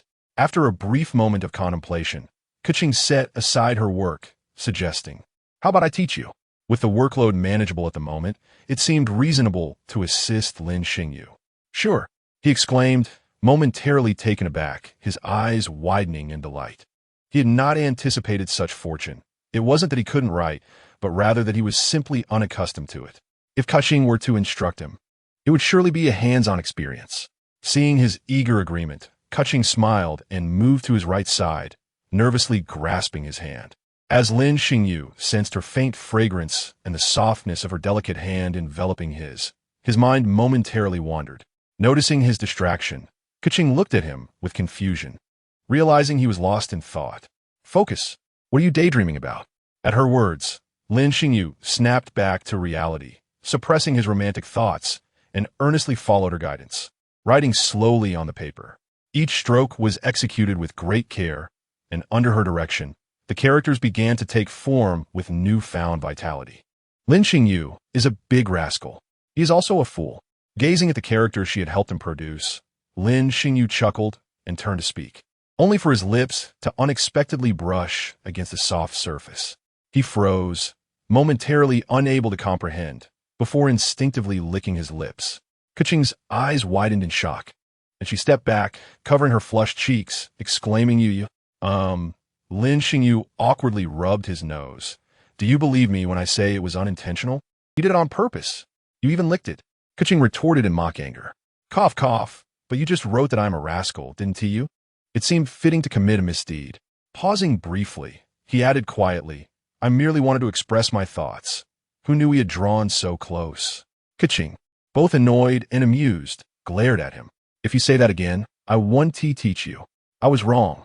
Shall we continue practicing? Lin Xingyu pleaded. Observing his endearing demeanor, reminiscent of a puppy, she couldn't help but chuckle, her irritation dissipating. Fine, let us carry on. After the brief interlude, Keqing vented her frustrations by writing a series of cheeky remarks about him on the paper. Lin Xingyu is a rogue. Lin Xingyu only knows how to provoke my ire. Lin Xingyu is a fickle-hearted scoundrel. Lin Xingyu could not help but smile at the light-heartedness of her teasing. His Keqing was utterly delightful. After about half an hour, Keqing finally stopped, shaking her numb hand. Observing the increasingly elegant characters on the paper, she glanced at Lin Xingyu with a sense of accomplishment, thinking to herself that her teaching had proven effective. However, Lin Xingyu remained silent, seemingly lost in thought. Sensing this, Keqing curiously inquired, "What are you pondering?" "I was reflecting on how, during our sword practice, it was I who held your hand, and now the roles have reversed." Upon hearing this, Keqing recalled their sword practice and couldn't help but laugh. "In that case, does this mean we are even? Between us, there is no need for such formalities. We are like family, so why speak of such distinctions?" Lin Xingyu replied nonchalantly, "Who considers you family?" Keqing blushed, shooting him a playful glare. "You are just trying to take advantage of me verbally." In response, Lin Xingyu inscribed a phrase on the paper, stating with a serious demeanor, "That is incorrect. I am not merely taking verbal advantage of you." Curious, Keqing leaned in to see, her face instantly turning crimson as she reached out to pinch his waist. "Ouch!" Lin Xingyu gasped, though the pain was accompanied by a strangely familiar sensation that he found nostalgic. The paper now read, "Lin Xingyu has deep affections for Keqing." Rubbing the pinched area, Lin Xingyu chuckled helplessly and resumed practicing with the brush. Thanks to Keqing's earlier instruction, he had grown accustomed to the brush, and his writing became increasingly fluid. Thus, Lin Xingyu immersed himself in mastering the brush while Keqing attended to her work. Whenever he felt fatigued, Lin Xingyu would glance at Keqing's profile, and upon sensing his gaze, she would turn to shoot him a quick glare. When he deemed it time to conclude, Lin Xingyu wrote one final sentence and set down the brush. "Keqing, I must take my leave. I am heading to Chuanyu Pavilion." Upon hearing those words, Keqing's hands hesitated momentarily, her heart tightening as the atmospheric pressure around her lowered significantly. Seemingly casually, she inquired, "Where are you planning to go?" Chapter 70, Chuanyu Pavilion. Ningguang resonated with the eye of God. Feeling the palpable tension emanating from Keqing, Lin Xingyu shivered. For some inexplicable reason, he sensed that Keqing harbored an unfriendly demeanor towards Ningguang. "Then you may go," Keqing replied with a light huff, relaxing slightly. "It's not that I particularly care." Lin Xingyu's lips twitched at her words. If only her expression could be a tad more pleasant, he might believe her. "I must strive to earn money. Otherwise, proposing in the future will be quite difficult," Lin Xingyu lamented. Before Keqing could respond, a golden light flickered, and he vanished from sight. "What do you mean by proposing?" "Your words are becoming increasingly unrestrained," Keqing murmured, covering her flushed face. Imagining the day she would wed Lin Xingyu, a smile crept onto her lips. Yet, the thought of her father weighed heavily on her heart. Perhaps he would not approve? Keqing patted her blushing cheeks, encouraging herself to work even harder, just as she was about to return to her tasks. Her peripheral vision caught sight of a piece of paper on the adjacent table that seemed to have something written on it. Curiously, she reached for it and read aloud. "If one encounters a person like a rainbow, how does one know?" Frowning slightly at the phrase, she turned the paper over and discovered another line. "When you meet someone as splendid as a rainbow, the beauty spoken of by others pales in comparison to what you witness with your own eyes. Keqing, you are the radiant rainbow I have encountered." Staring at such an overt declaration of affection, Keqing's face instantly flushed, her heart racing as her mind exploded with thoughts, akin to fireworks bursting forth. She buried her head in her arms on the table, tightly clutching the paper, unable to suppress the grin spreading across her face. After a considerable time, she finally regained her composure, carefully folding the paper and placing it close to her, as if it were a treasured possession. After sitting in a daze for several minutes, she leaned over the table again, her gaze softening as she looked towards the spot where Lin Xingyu had just sat. "Xingyu, what should I do? I seem to be becoming increasingly dependent on you." At Chuanyu Pavilion, Lin Xingyu's figure suddenly appeared, stroking his chin. pondering how Keqing would react to the words he had penned. Surely, she would be delighted, he thought, his spirits lifting as he greeted the two secretaries at the entrance and strode inside. "Ningguang, I have arrived," Lin Xingyu called out exuberantly. At that moment, Ningguang was seated at a table, busily writing something. Upon hearing his voice, she glanced up briefly before returning her focus to her work. Lin Xingyu's hand, which had been waving, froze mid-air as he rubbed his nose and approached her. "What are you writing so earnestly?" he inquired. "Be quiet and wait a moment," Ningguang replied, her brow furrowing in annoyance. "All right then," Lin Xingyu conceded. Noticing her apparent urgency, he took a seat at the tea table for guests and began brewing himself some tea. After what felt like an eternity, just as Lin Xingyu's patience began to wane, Ningguang finally set down her pen. Her face lit up with joy, her spirits soaring as she gazed at the paper before her, increasingly satisfied with her work. At that moment, she sensed a lingering gaze upon her and turned to see Lin Xingyu's quizzical expression. "When did you arrive?" she asked, her brow knitting. "I've been here quite a while." "I had no idea you were so engrossed in your work," Lin Xingyu replied, a hint of displeasure in his tone. "Apologies, I was drafting an auction proposal. I acquired something remarkable yesterday," Ningguang said, her eyes sparkling with excitement. "An auction proposal? Something remarkable?" Lin Xingyu's brows furrowed. "What is it that warrants such meticulous attention?" Ningguang handed him the empty shell she held, a playful smile dancing on her lips. "This is the shell of the Eye of God. It will undoubtedly fetch a handsome price, so I meticulously crafted a proposal. Having acquired it yesterday, it was her first encounter with such an item. Instinctively, she thought. Another business opportunity had presented itself. Selling this to a wealthy family, even if it does not resonate, would serve as a splendid adornment for their home, certainly enticing affluent buyers to part with their riches. The thought brought an even brighter smile to Ningguang's face. It was yet another stroke of fortune. Noticing Lin Xingyu's peculiar expression as he regarded the shell, Ningguang raised an eyebrow. "Is there something wrong with this item?" "No, here you go." Lin Xingyu returned it to her. "It is indeed a fine item. However, you likely won't be able to sell it. It will surely resonate with you. Allow me to assist you." With that thought, Lin Xingyu couldn't help but chuckle. "What did you say you wanted to do with it?" "Auction it off. Just look at this detailed proposal," Ningguang replied with a smile. As she reached for the proposal on the table, the empty shell in her hand suddenly erupted in radiant light, illuminating the room. Ningguang's smile froze in place. She had never anticipated that it would resonate while in her possession. Wasn't the probability of that happening exceedingly low? "Congratulations, Lady Ningguang, on acquiring a precious treasure." Lin Xingyu congratulated her warmly. "Are you mocking me on purpose? What is there to celebrate? It has already resonated. I cannot sell it," Ningguang retorted, exasperated. "This is a recognition from the divine. You should accept it. It will enhance your abilities, which is a positive outcome," Lin Xingyu encouraged her. "A fine sentiment, but since it cannot be exchanged for mora, it holds little value for me." Ningguang sighed, resignedly gazing at the Eye of God before her. She had no choice but to accept it. "So, why aren't you with that little girlfriend of yours? Have you come to visit me now?" Ningguang teased, casting him a sidelong glance. "Don't you dare say you missed me." Lin Xingyu replied earnestly, "Ningguang, although you just lost a fortune, I have something entertaining to share with you. As for how to utilize it, that is entirely up to you." "Oh," Ningguang narrowed her eyes, intrigued. "What is it?" Lin Xingyu produced a star conch, channeling elemental energy, and brought it to his lips, calling out, "Ningguang." He then handed it to her. Ningguang blinked in confusion. "What does this mean?" "Put it to your ear and listen," Lin Xingyu instructed. With a skeptical gaze, Ningguang held the star conch to her ear and heard Lin Xingyu's voice calling her name, which played on a continuous loop. Her eyes widened in shock as she turned to Lin Xingyu. "What is this?" "This is something Xiao and I developed, but it requires a voice imbued with elemental energy to be stored, and the star conch itself must be devoid of sound," Lin Xingyu explained. After a pause, he added, "As for how to use it, I believe you will come up with many brilliant ideas."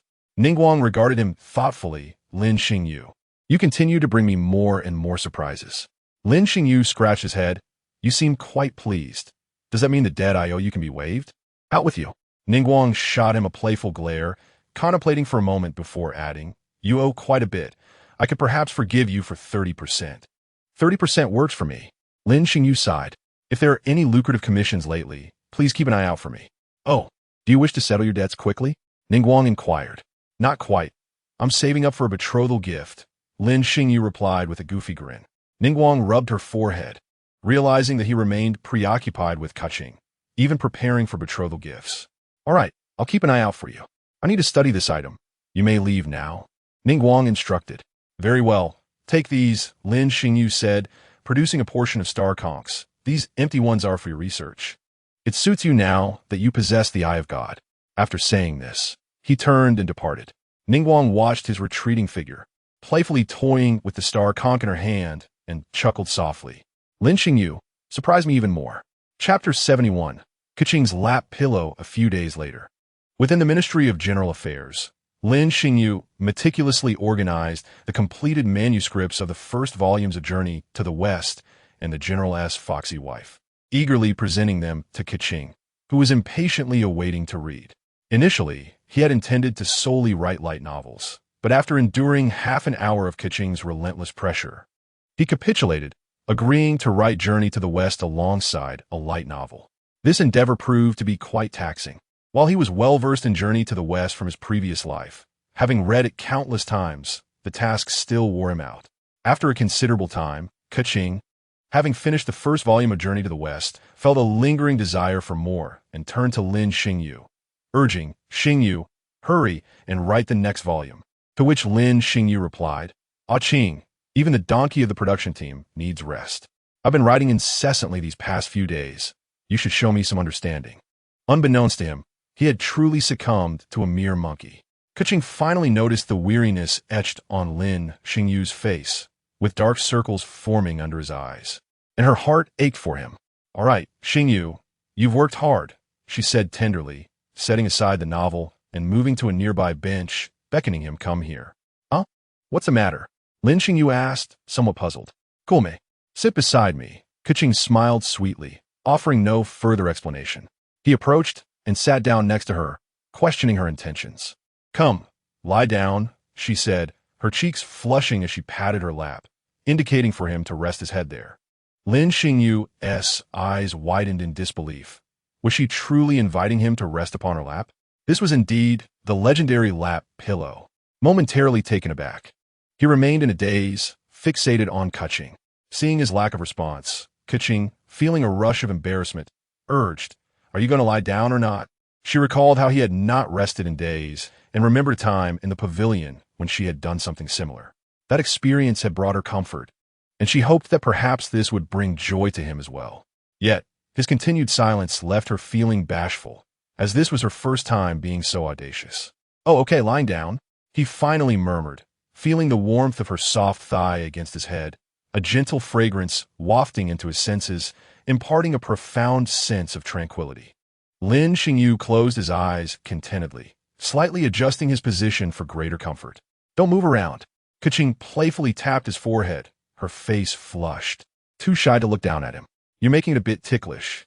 Moments later, Lin Xingyu felt the gentle caress of her fingers through his hair. Xingyu, don't push yourself too hard. You must rest well, Keqing softly urged, her tone imbued with warmth. Otherwise, I will worry about you. Upon hearing her words, Lin Xingyu felt a lump in his throat, the tension within him dissipating entirely. He no longer wished to think of anything but to enjoy a peaceful slumber.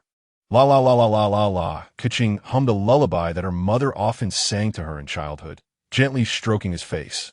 She realized she might not be able to alleviate his burdens and pressures directly, but at least here, Xingyu could be like a child, free from worries. Before long, Lin Xingyu drifted into a tranquil sleep, a serene smile gracing his lips, embodying relaxation and happiness. Observing his peaceful demeanor, Keqing ceased her humming, gazing at him tenderly.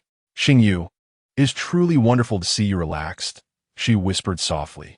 He slept for a long while, experiencing a level of relaxation he hadn't felt in ages.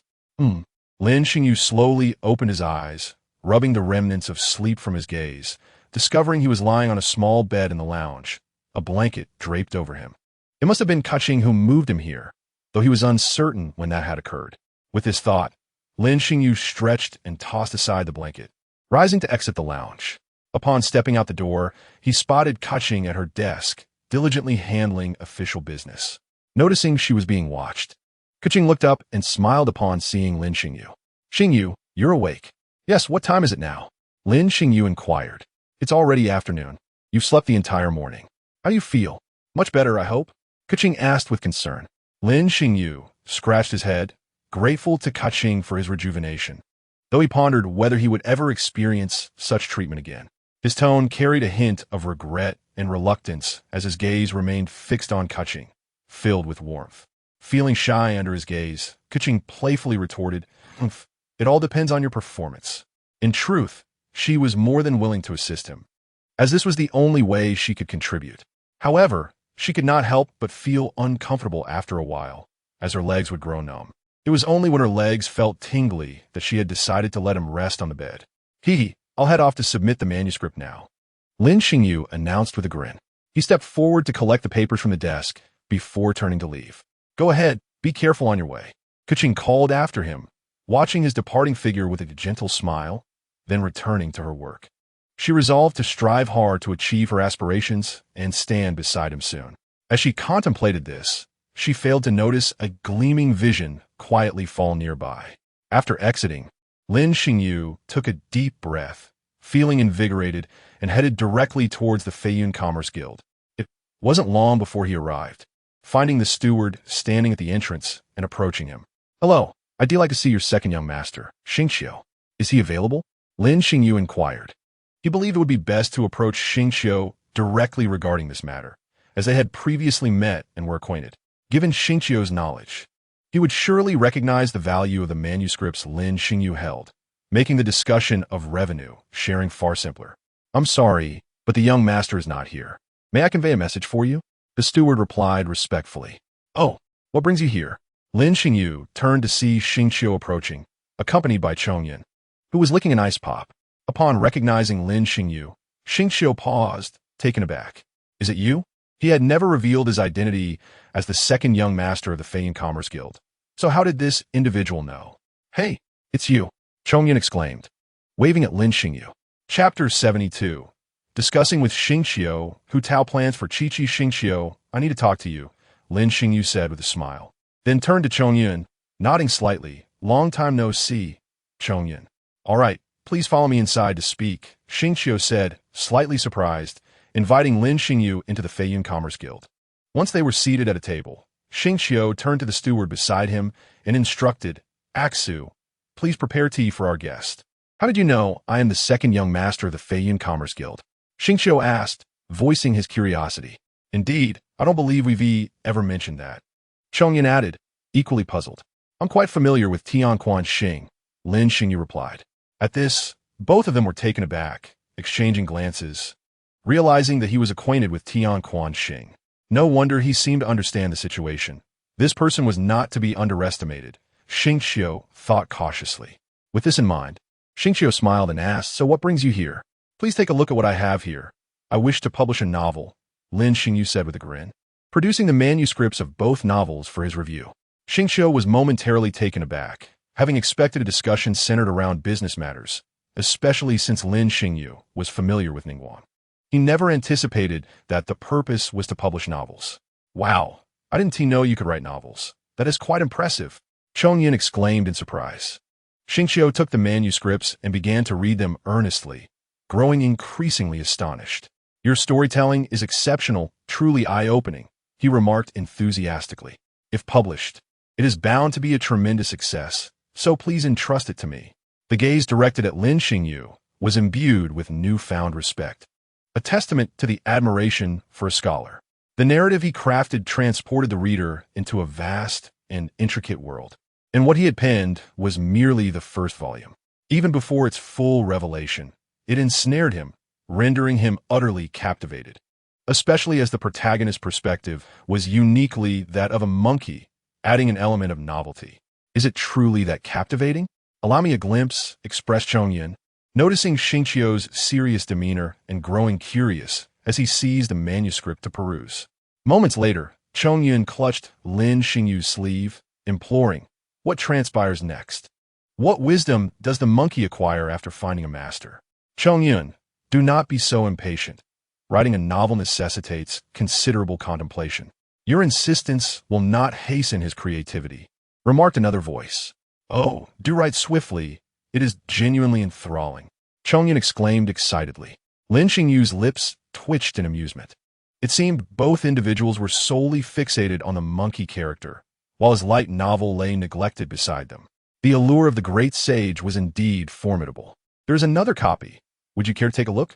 Lin Xingyu coughed lightly, gesturing towards another manuscript on the table. Xingxiu picked it up, furrowing his brow before relaxing, his gaze toward Lin Xingyu filled with increasing admiration. I had not anticipated your ability to master two distinct writing styles. Each work possesses its own merits. May I address you as teacher? Hearing this, Lin Xingyu chuckled. There is no need for such formality. Let us simply regard each other as friends. Then shall we discuss the matter of royalties? Xingxiu inquired, narrowing his eyes with a gentle smile. Might I ask how you envision our collaboration? I shall be straightforward. Let us proceed with a royalty arrangement, and you may determine the division. I trust you will not disappoint me. Lin Xingyu replied candidly. Taken aback, Xingxiu had prepared for a lengthy discussion, yet Lin Xingyu's trust in him was unexpected, allowing him to wield the decision-making power. Are you not concerned about potential losses? He probed cautiously. There is no need for your caution. I possess confidence in my narrative, and I trust you as a friend, Lin Xingyu assured him, pointing skyward. Naturally, how could one lack confidence? After all, one of the 4 great classical novels of Huaxia is my heritage, a testament to cultural pride, he continued, and Xingxiu soon grasped the source of his confidence, realizing he was backed by the celestial influence of the Tianquan star. You are truly an enigma. Let us proceed with the highest tier of our Feiyun commerce as profit sharing. Xingxiu declared with a smile. Agreed. Lin Xingyu reciprocated, both sharing a hearty laugh as they extended their hands for a firm shake. I wish to join, exclaimed Chongyun, placing his hand atop theirs. The two paused, their expressions both bemused and amused, before releasing their grasp to briefly shake Chongyun's hand. What pseudonym do you wish to adopt? Xingyu? Xingxiu observed the absence of a pen name on the manuscript and inquired. Let it be Xingyu. Lin Xingyu mused, a slight smile gracing his lips, the character for clear and temple. Very well, Xingxiu replied, though uncertain of the name's significance. He surmised it held personal meaning for Lin Xingyu. Then I bid you farewell, until we meet again, Lin Xingyu said as he rose to take his leave. Farewell. Do remember to visit us again. Upon exiting the Feiyun commerce, Lin Xingyu noted the encroaching dusk and resolved to dine at Wanmin Hall. After a satisfying meal at Wanmin Hall, he departed with contentment, the night having fully descended.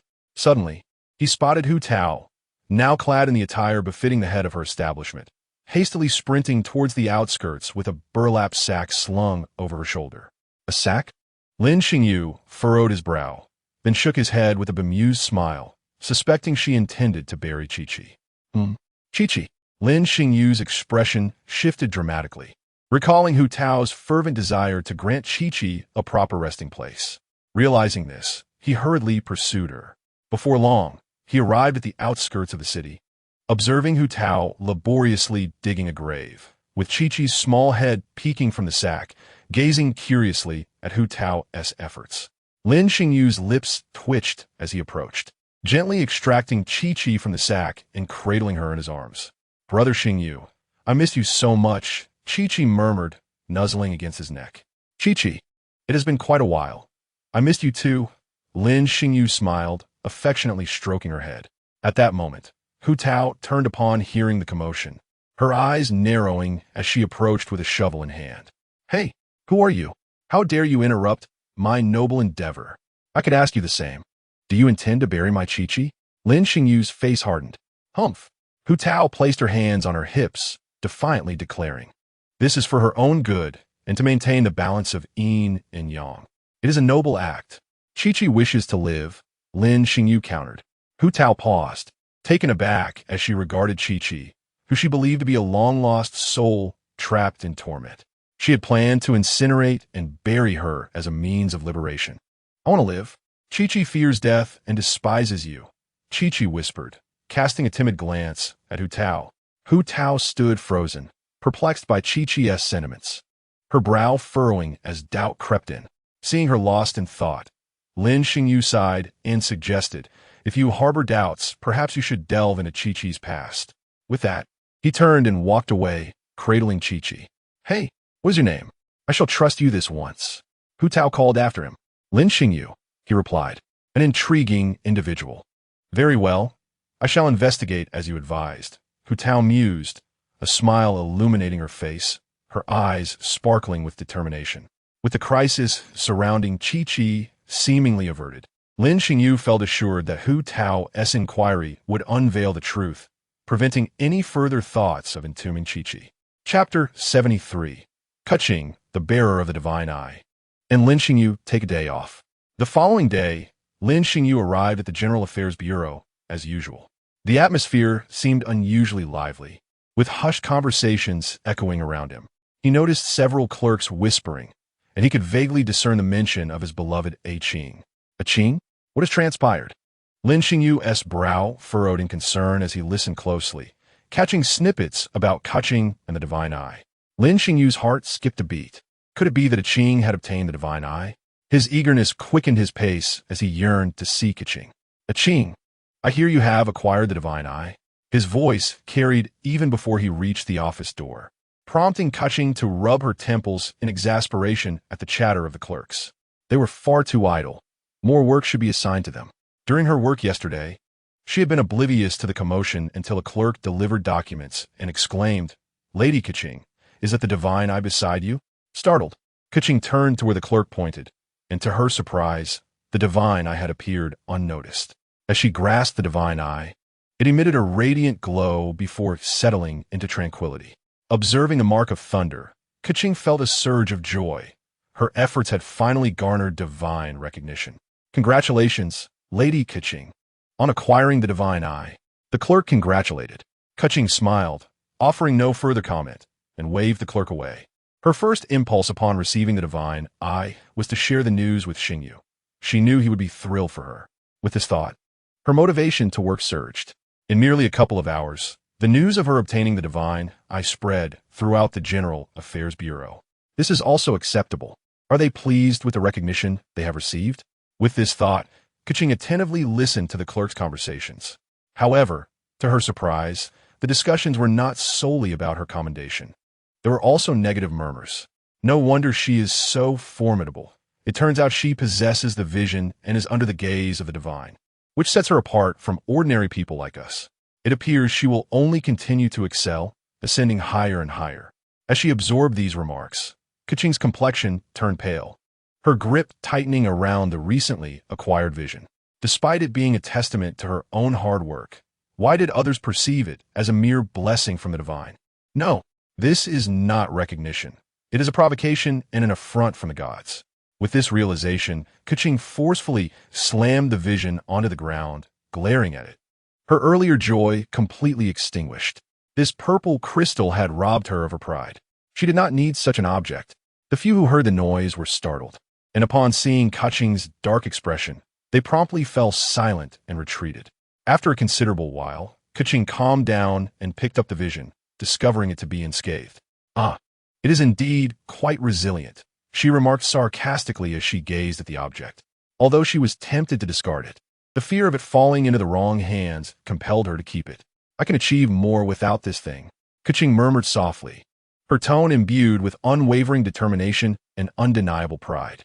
At that moment, Lin Xingyu entered and noticed that she did not appear as jubilant as he had imagined. Instead, she seemed rather subdued. "Are you not happy?" Lin Xingyu inquired. "Happy?" Keqing scoffed lightly, lifting her gaze to Lin Xingyu.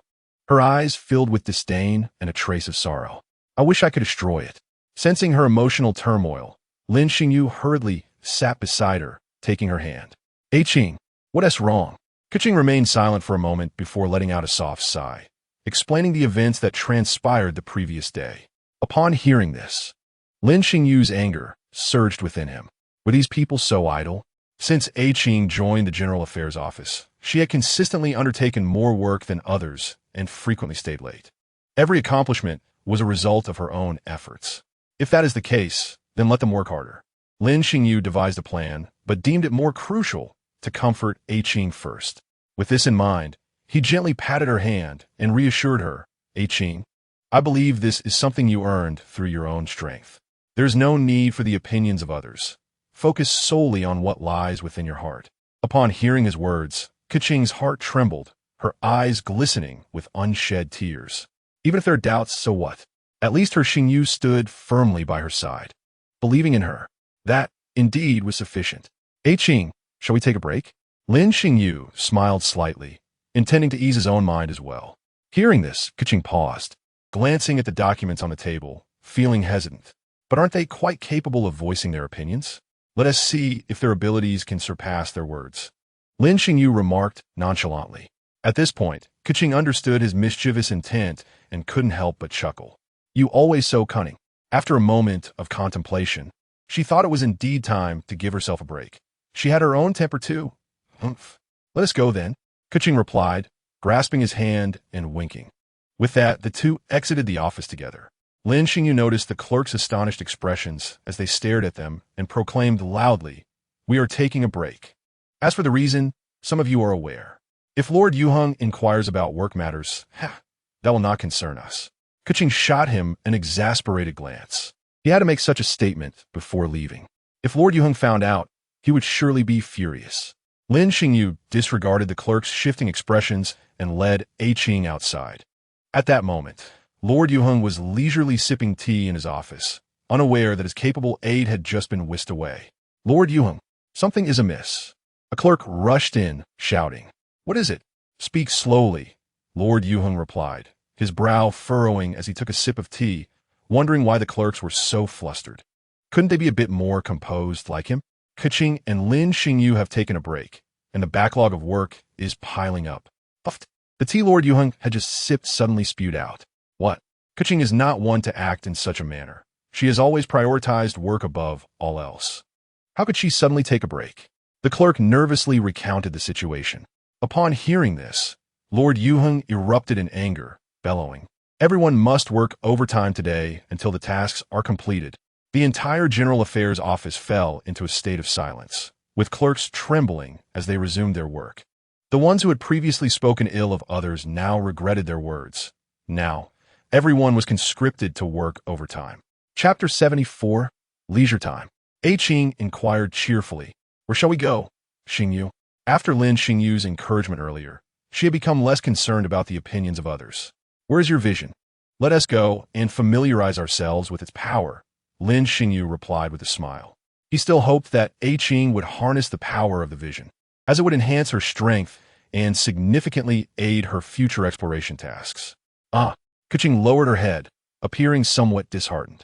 Do you want me to wield its power as well?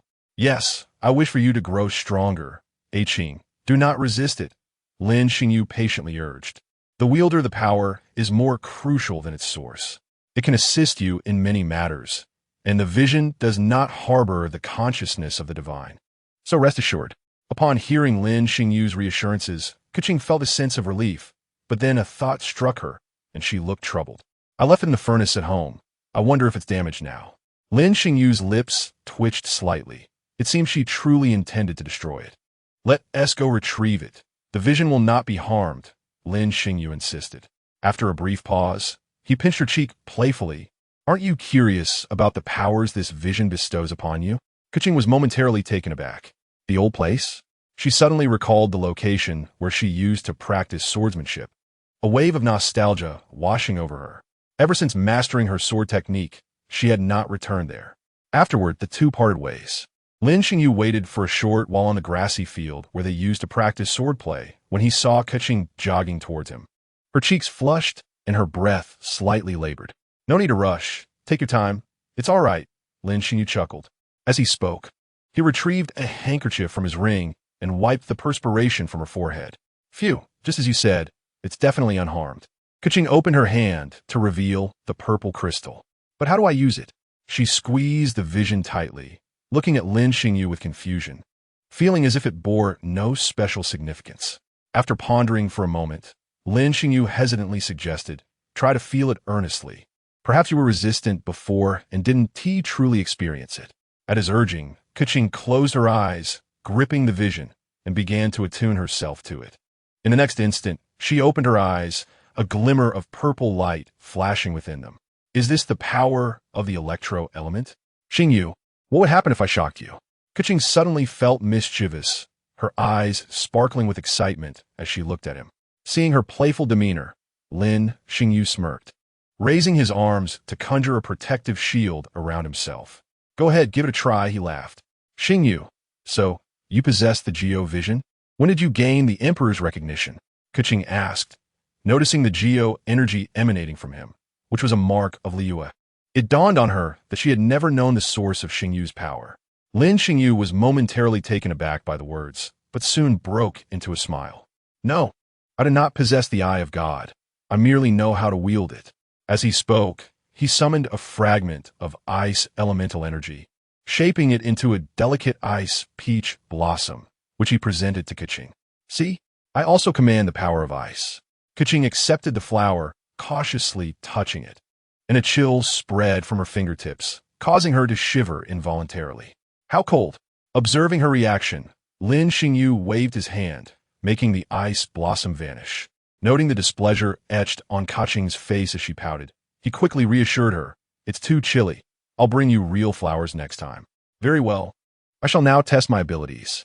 Do watch closely, Keqing declared. After taking a light breath, she summoned her sword, gripping it firmly with her right hand while forming a sword gesture with her left, forcefully swinging it downwards in Lin Xingyu's direction. In the next instant, a lightning elemental mark appeared before him. While he was momentarily stunned, Keqing's figure vanished from her initial spot, suddenly reappearing right before him. Fearing she might collide with a shield, Lin Xingyu hastily retracted it, only to be jolted by a shock of electricity that made him shudder. Keqing, having just materialized, stumbled and fell into Lin Xingyu's embrace. His still tingling body could hardly react in time, and the impact sent him crashing to the ground. Ouch, Lin Xingyu muttered, rubbing the back of his head. Thankfully, they landed on the grass. Otherwise, he might have sustained a painful fall. After a considerable pause, Keqing remained motionless. Lin Xingyu glanced down to find her clutching him tightly, her head nestled against his chest, rendering her expression unreadable. What are you doing? Why don't you get up? He chuckled softly. I don't want to get up. Let me stay like this a little longer, Keqing mumbled, her cheeks flushed as they pressed against him. Initially intending to rise, she was captivated by the warmth and scent emanating from him, suddenly reluctant to leave his embrace. She yearned for this closeness, having not experienced it in quite some time. Hearing her words, Lin Xingyu chuckled silently, wrapping his arms around her to make her more comfortable. Go ahead and hold on. I quite enjoy this too. Thus, the two lay on the ground in a moment of silence, simply savoring each other's presence. Xingyu, Keqing, how long do you intend to hold each other? A familiar voice chimed in. Keqing's eyes flew open, and she swiftly sat up, spotting Ganyu approaching with a playful grin. Feeling a bit embarrassed, she stammered, Sister Ganyu, what brings you here? At that moment, Lin Xingyu also rose, brushing off the grass from his clothes, perplexed. Ganyu, it's been a while. How did you know we were here? This place was usually a private retreat for just him and Keqing. Ganyu shouldn't he have known? Ganyu discreetly cast a glance at Keqing, noticing she wasn't watching, and stifled a giggle. It was Keqing who mentioned it. During our afternoon tea, she said this place was your little secret. Before she could finish, Keqing quickly covered her mouth, her face flushed with embarrassment. Sister Ganyu, how could you say that?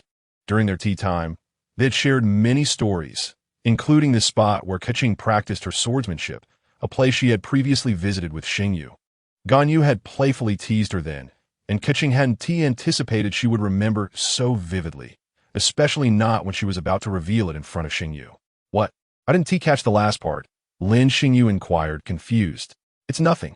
I was just saying I practiced my sword here, that's all, Keqing quickly replied, then shot a warning glance at Ganyu, her eyes gleaming with a hint of danger.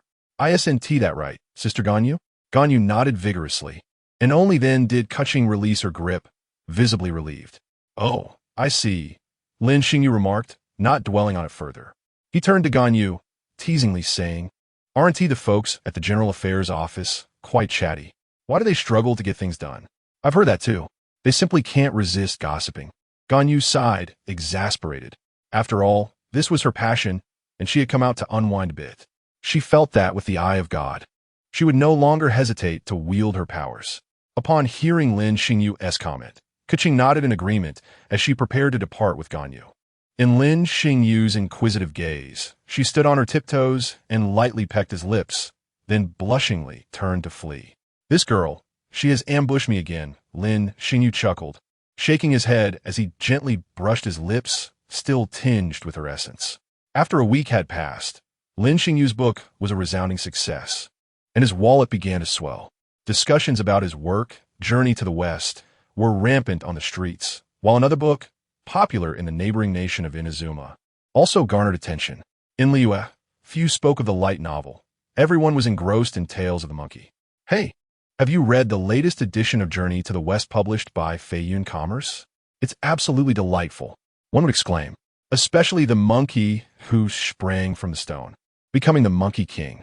The depiction of the water curtain cave is truly enchanting, akin to a paradise. Lin Xingyu found this amusing, as Xingqiu frequently urged him to write faster, compelling him to remain diligently at his desk. Meanwhile, Keqing was quite content, as she was always the first to experience the unfolding narrative. On this day, having completed the latest volume, Lin Xingyu handed it to Keqing. She set aside her work and eagerly began to read, momentarily delaying her tasks. Upon finishing, she felt somewhat unsatisfied, eagerly anticipating the next volume, which would likely depict the great heavenly palace commotion. Her gaze toward Lin Xingyu was filled with encouragement, hoping to witness the monkey's escapade soon.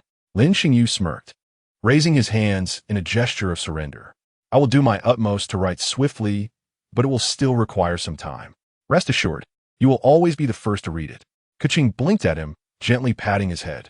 You're working hard, Xingyu. Please remember to take care of yourself. Alas, there won't be any rewards this time, Lin Xingyu lamented. Days had passed, and he found himself nostalgic for the comfort of her lap. It was a soothing experience. What reward? Keqing blinked, quickly realizing, her face reddening as she shot him a glare. Nothing. Just go away. Lin Xingyu could only smile sheepishly, retreating to the nearby lounge. I'll take a break. If there is nothing urgent, don't call for me. All right, you go rest, Keqing replied with a smile.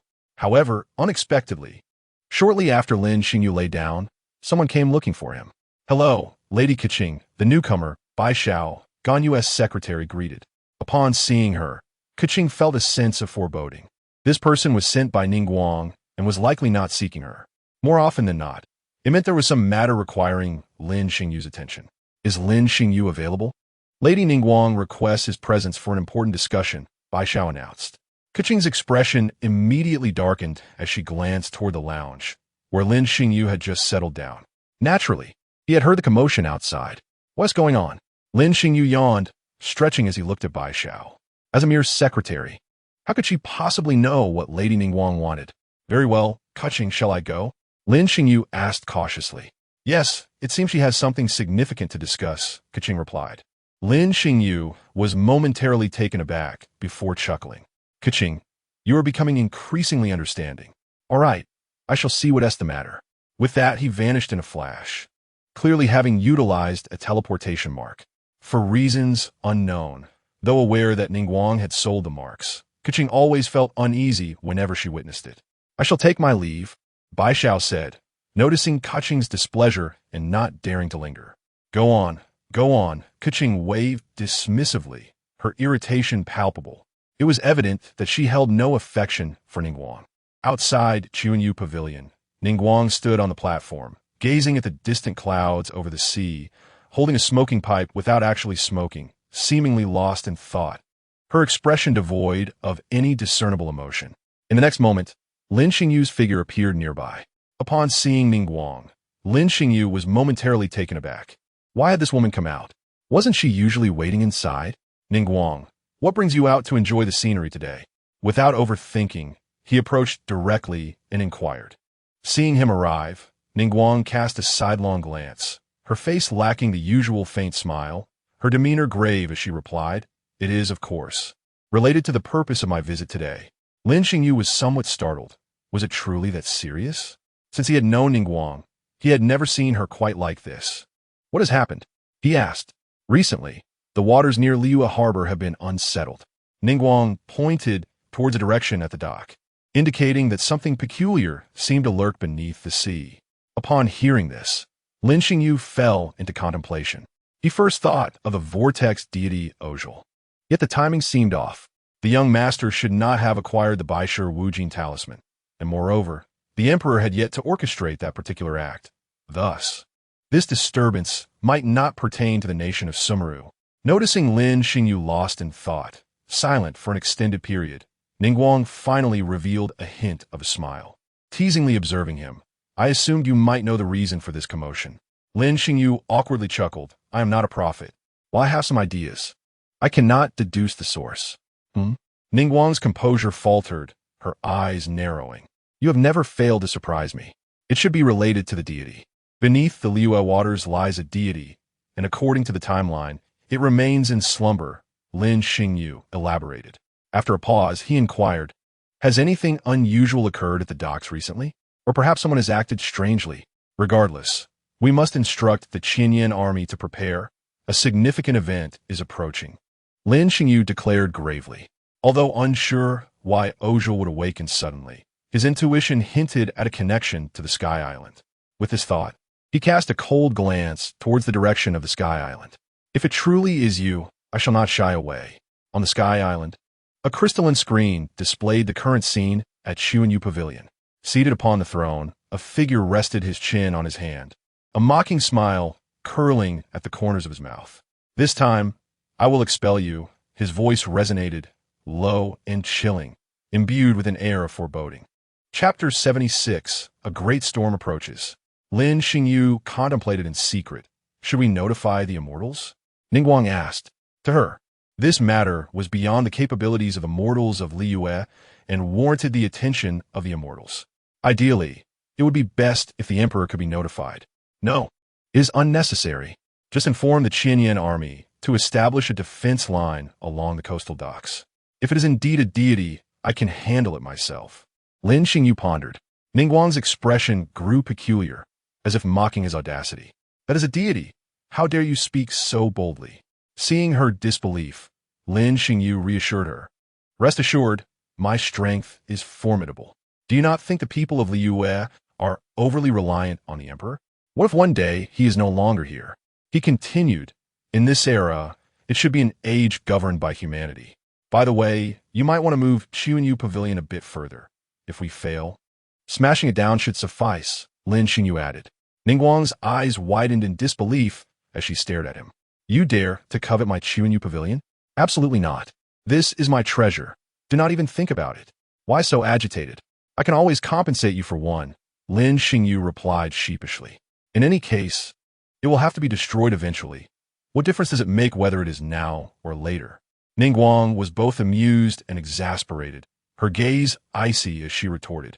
You truly dare to say such things. Do you have any idea how much effort I poured into Xuanyu Pavilion? And how does that compare to the people of Liyue? To the future of Liyue? Lin Xingyu countered. Ningguang fell silent. Although Xuanyu Pavilion was her labor of love, with Mora, it could be rebuilt. Yet the fate of Liyue was already a foregone conclusion. She could not gamble, could not wager the future of Liyue. Ningguang gazed at him deeply, sighing as she looked at Xuanyu Pavilion, a hint of melancholy in her eyes. Very well, should the deity truly appear, I will call upon my master for assistance. Lin Xingyu suggested with a smile. Understood. I will convene the Keqing meeting immediately to discuss this matter, Ningguang stated solemnly. I must take my leave. I, too, have preparations to make, Lin Xingyu said. After all, he had two masters. Wasn't that so, Zhongli? Once outside Xuanyu Pavilion, Lin Xingyu made his way to the tea house. Feeling it was essential to discuss matters with Zhongli. He had withstood Ozhel, yet a formidable force loomed behind him, and he was uncertain of its intentions. Fortunately, Zhongli was at the tea house, enjoying tea. Lin Xingyu approached and sat beside him, pouring himself a cup. Zhongli, it has been a while. Indeed, it seems you have found your path, Zhongli remarked, glancing at him and sensing the formidable ice element within. Thanks to the guidance of the esteemed emperor. Lin Xingyu replied with a grin. What brings you to seek my counsel again? Zhongli inquired. Well, the recent waters seem unsettled. There appears to be something restless. Lin Xingyu hinted. I sensed it as well. Zhongli frowned, but it poses little threat to me. Typical of the esteemed emperor to speak such assertively. However, you must not intervene this time. Allow me to handle it, for I suspect it may be that individual planning to strike at me. Lin Xingyu stated earnestly. I wish to resolve this matter in one go. Otherwise, the unease will persist.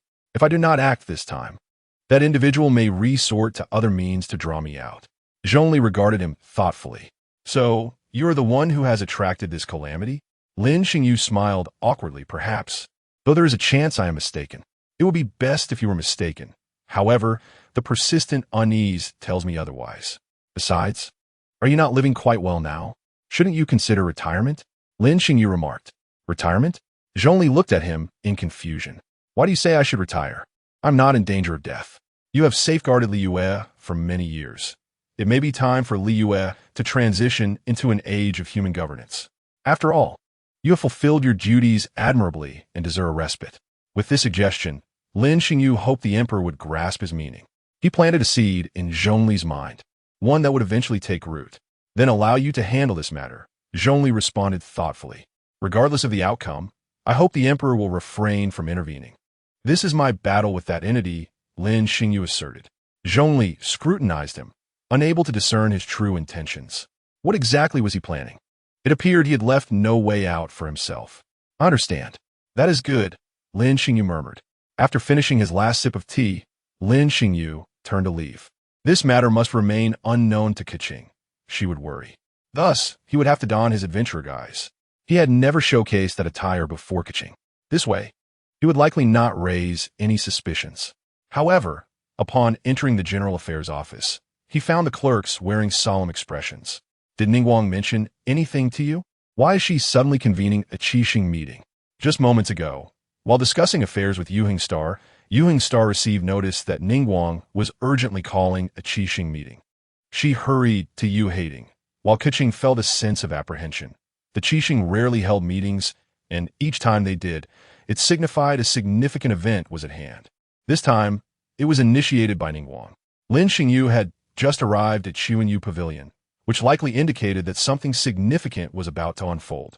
It's nothing, just that the Liyue waters have been a bit turbulent lately, but the 7 stars will handle it, Lin Xingyu reassured her. Keqing looked at him with suspicion, doubting his words. Does this matter have nothing to do with you? Lin Xingyu scratched his head and smiled. Well, it has some relation, but it's nothing serious. So don't worry. I'm sorry, Keqing, but I must keep this from you. I don't want you to worry. That's good. I'm just concerned you might engage in something perilous. Keqing sighed in relief, a smile breaking on her face. Now I feel reassured. Lin Xingyu felt a pang in his heart as he embraced her gently, whispering, Fool, with my abilities, how could I possibly be in danger? Caught off guard by his sudden embrace, Keqing blushed and playfully retorted, What are you doing? Nothing. Just felt like hugging you, Keqing. Hee. Thank you for caring about me. Lin Xingyu chuckled. Keqing didn't pull away, letting him hold her for a while. Eventually, they separated. Chapter 77. The Vortex Archon Osail approaches days past, and the waters grew increasingly restless. Ships had been ordered to halt their voyages, and personnel near the docks were evacuated. The Qinyan army rotated their watch, standing ready near the docks. Chuanyu Pavilion had also relocated to the coastal area, constantly observing the changes of the sea. For these past few days, Lin Xingyu remained at Chuanyu Pavilion, awaiting the emergence of something significant while sensing the increasingly potent aura of the Archon from the sea. He knew it would happen in a day or two. Keqing was assigned by Yu Hangsing to oversee the Qinyan army at the docks, and Lin Xingyu cautioned her to be vigilant. The next day, a fierce storm raged over the waters near Giyun Pavilion, and a vortex emerged at the sea's center. The sky crackled with thunder, heralding the impending arrival of the Archon. It's here. Lin Xingyu, standing on the platform of Chuanyu Pavilion, wore a grave expression. To be honest, the aura of this Archon felt somewhat weak, as if the seal had not been completely lifted. It seemed that someone had weakened the seal, allowing it to struggle free. Lin Xingyu glanced towards the direction of the Sky Island, thinking, was it you? To drive away an intruder, you went this far. How excessive. Ningguang, give the orders for the Qinyan army to exercise caution, Lin Xingyu said, gesturing to her to commence. All right, what do you plan to do? Where's your master? Ningguang noticed the absence of any celestial figure and questioned him. Xiao! Lin Xingyu called towards the direction of Wang Xuan. Xiao, who had been resting there, suddenly sensed the aura of an archon from thousands of years ago approaching from the direction of Liyue Harbor. In the next moment, he heard Lin Xingyu's call and appeared at his side without hesitation. Someone is scheming. It is about to awaken. Xiao, I hope you can assist, Lin Xingyu stated. You must have sensed the sinister presence drawing near, right? I wish for you to help the Qianyan army eliminate them. Xiao paused momentarily, then coldly replied. You knew all along? Why didn't you inform the celestial beings? To be honest, you might not believe it, but this is a conspiracy aimed at me. I don't want to trouble you all. Let me handle it myself. Lin Xingyu shrugged. I can take care of it. And besides, you can feel that its aura isn't overwhelmingly strong. This is a request from a friend, Xiao. Lin Xingyu added, his tone tinged with sincerity. Xiao regarded him deeply, unable to comprehend his reasoning but respecting his choice, before vanishing from sight.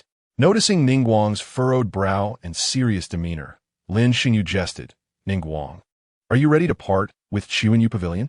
In times like these, you still jest. Ningguang shot him a glare, crossing her arms. Regardless, you promised to compensate me with another.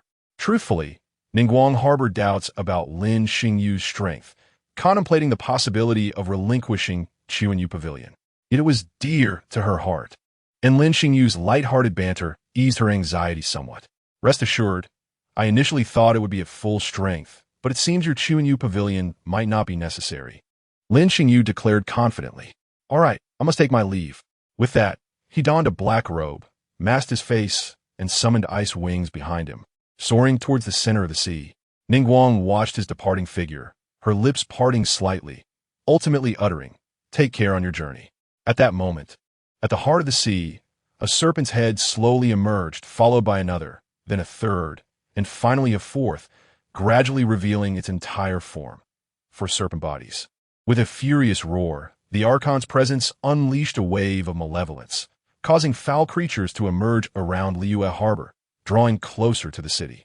The people of Liyue sensed this unusual pressure, trembling in fear, some ordinary citizens even unable to stand. How terrifying! Where's the Emperor? Someone protect us. The Qianyan army stood resolutely against the monstrous beings. It's all right as long as the Emperor arrives. Look, who is that? They looked up to see a figure in a black robe, wings unfurling behind him, flying towards the center of the sea. An adventurer recognized him, exclaiming, that black-robed figure can only be the master-level adventurer, Mo. Watching the approaching malevolent creatures, Keqing felt a twinge of anxiety. This was her first battle, leading a contingent of the Qianyan army at the forefront. Don't be nervous, Keqing, Ganyu reassured her calmly. I can sense that these fiends pose little threat. Then let us advance. With Ganyu's encouragement, Keqing steadied herself, her expression serious as she gave the orders. Following her command, the Qianyan army advanced in small squads, engaging the malevolent beings. Ganyu summoned Amos Bao, channeling her power to shoot an arrow into the approaching horde. With a swift motion, an icy arrow detonated among the demons, splitting into several projectiles that eliminated the surrounding fiends. Witnessing this, the Qianyan soldiers felt their confidence surge, charging forward with renewed vigor.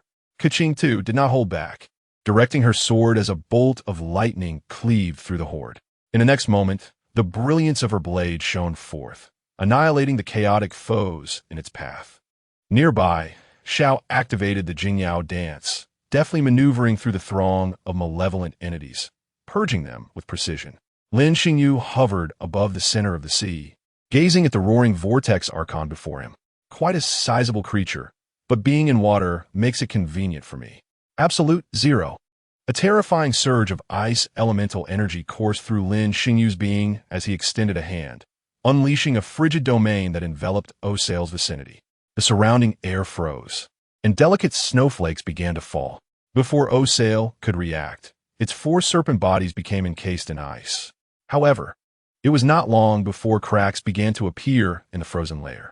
With a resounding crack, Osail broke free, its serpent bodies writhing in indignation. Feeling humiliated for being ambushed and frozen by this insignificant creature upon awakening, it seethed with rage, intent on shattering the one before it. In the next instant, its four heads converged, gathering energy to form a watery sphere that it launched towards Lin Xingyu. Xianbing Lingjing. Lin Xingyu stood firm, summoning a massive ice mirror before him as defense. With a thunderous crash, the watery force collided with the ice mirror, producing a tremendous roar, but the mirror remained unbroken. Chapter 78. Repelling O Sail, the emergence of Teenly ha ha ha. It seems I have truly overestimated you. Lin Xingyu laughed heartily, casting a disdainful gaze upon the Archon. Seeing that no harm had befallen the figure before him, Aozier felt a surge of humiliation and rage. If not for being sealed away, how could he endure such an affront from this insignificant creature? With a furious roar, Aozier appeared to lose his sanity, his serpentine body thrashing against the surface of the sea, gathering energy at his serpent head to unleash water projectiles toward Lin Xingyu. Bang! Bang! Bang! 3 consecutive strikes hit the Xianbing mirror before Lin Xingyu, barely causing a few cracks to appear. I shall no longer indulge you, Lin Xingyu uttered with a cold snort, a murderous intent flickering in his eyes. Since you were sealed by the rock spear years ago, let us see how you fare against the ice spear this time. Taking a deep breath, Lin Xingyu fixed his steely gaze upon the demonic god before him, raising a hand as the ice elements within him surged like a torrential river, forming the crude shape of a spear in the sky. Aozier, perceiving the terrifying energy emanating from above, felt the chill of death akin to the years past when Morix had nearly vanquished him. This person possessed the capability to kill him. He could not allow this to continue. With this thought, Aozier intensified his assault, a 5th serpentine body emerging from the center of the vortex, further weakening the seal under the oppressive aura of death. Observing this, Lin Xingyu's expression grew grave. He dared not underestimate the situation. Extending his left hand, he conjured layers of Xianbing mirrors before him, establishing a comprehensive defense against Aozier's onslaught. As Aozier's power waned, the malevolent spirits diminished in number until they were ultimately annihilated. The Qinyan army, having successfully defended against the assault, erupted in cheers. But this is not the end. The true challenge still lies ahead. Ganyu gazed at the figure shrouded in black robes above the center of the sea, murmuring to herself, unsure of who this formidable individual was, capable of standing undefeated before a demonic god. No, to be precise, they were suppressing the demonic god. Hearing her words, Keqing also turned her gaze in that direction, momentarily taken aback, feeling an unsettling sense of familiarity and sensing the ice element emanating from that location. She thought of Lin Xingyu, who also wielded ice elements. Could it be? Keqing's complexion paled as her form wavered, struggling to maintain her balance. Are you all right, Qing? Ganyu quickly supported Keqing, her expression filled with concern. I am fine. I just suddenly feel a bit fatigued. Keqing steadied herself, taking a deep breath as her anxiety intensified. It must be a coincidence. It cannot be. Xingyu promised he would not. Wait, could it be that he deceived her?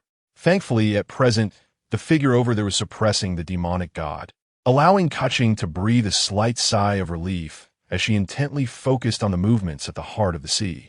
Meanwhile, Ningguang anxiously monitored Lin Xingyu's actions, astonished by the extent of his newfound strength.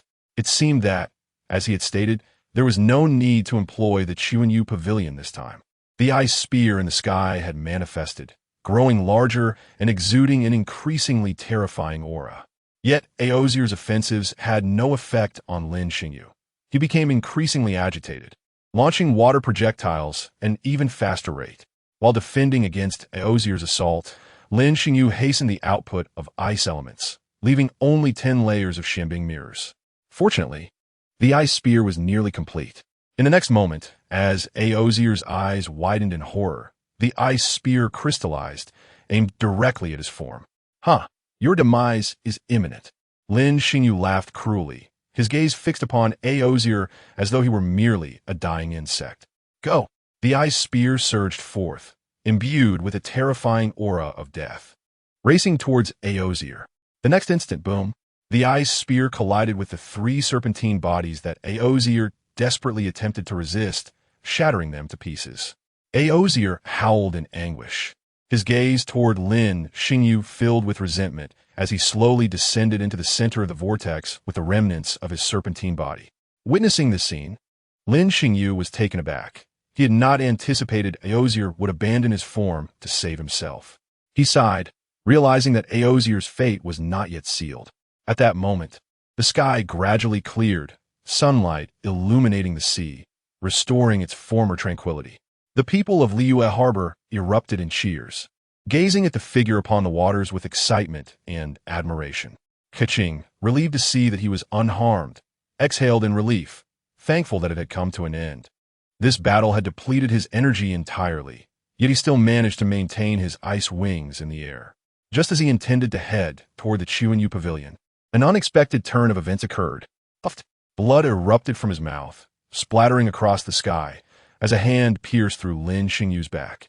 His eyes widened in disbelief, the smile frozen on his face as he turned to see the figure of Tianli. "Did you think it would end this way?" Tianli's indifferent voice resonated from behind him. "No." Keqing watched in horror as Lin Xingyu was ambushed from behind, her complexion turning pale, heartbroken. With a surge of blood rising within her, she could not accept what was unfolding before her, collapsing into a faint upon Ganyu. "Keqing, what has happened to you?" Ganyu rushed to support her, anxiety etched upon her face. Ningguang also sensed the anomaly and prepared to investigate, only to be halted by Lin Xingyu's urgent voice. "Ningguang, do not come over." Lin Xingyu, fighting against his rising fury, wiped the blood from the corner of his mouth, chuckling darkly. "So, it was you waiting for me all along." Initially perplexed as to why Aozier, even in a weakened state, would not suffice for Tianli, it became clear that she was merely biding her time until his strength was depleted to strike decisively, indicating that he indeed posed a threat to her. Lin Xingyu coughed up another mouthful of blood, his complexion pale as his consciousness began to blur. "Thus, the outsider has been expelled." Tianli's emotionless voice echoed once more. As she attempted to withdraw her hand, Lin Xingyu seized her wrist tightly, refusing to let her depart. Tianli, perplexed, noted the imminent loss of life force in the figure before her and wondered why he would still cling to her.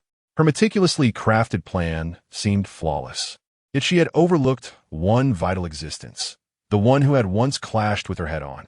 "Honestly, I have been waiting for you as well." Lin Xingyu smiled, laced with mockery. "Shouting system, if you do not awaken now, I will truly perish." Sensing an ominous shift, Tianli realized that the situation was slipping from her grasp. In the next moment, a familiar electronic voice resonated in Lin Xingyu's mind. Chapter 79, System Awakening, teaching Tianli a lesson. Detecting the host's life force continuously diminishing. Requesting assistance from a central main system. Request approved. Central channel opened. Energy is being transmitted. Continuous flow of energy initiated.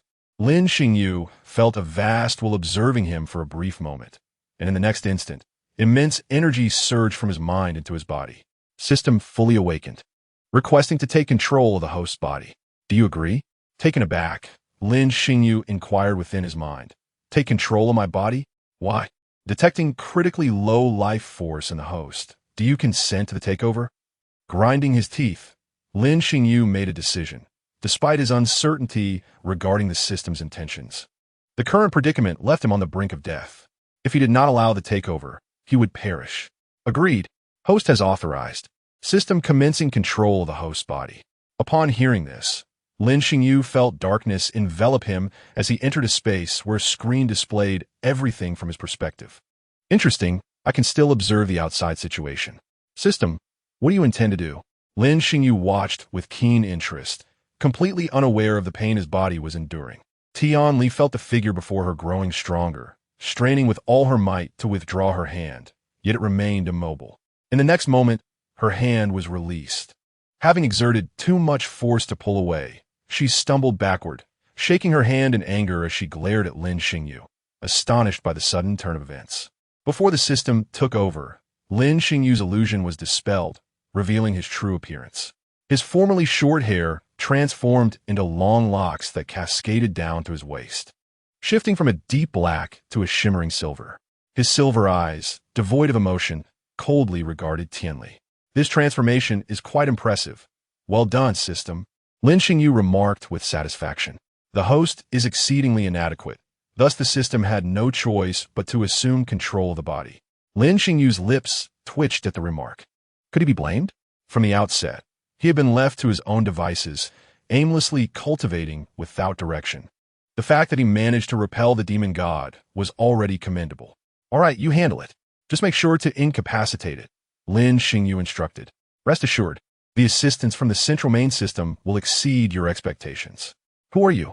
Tianli asked, suspicion evident in his gaze as he scrutinized the individual before him.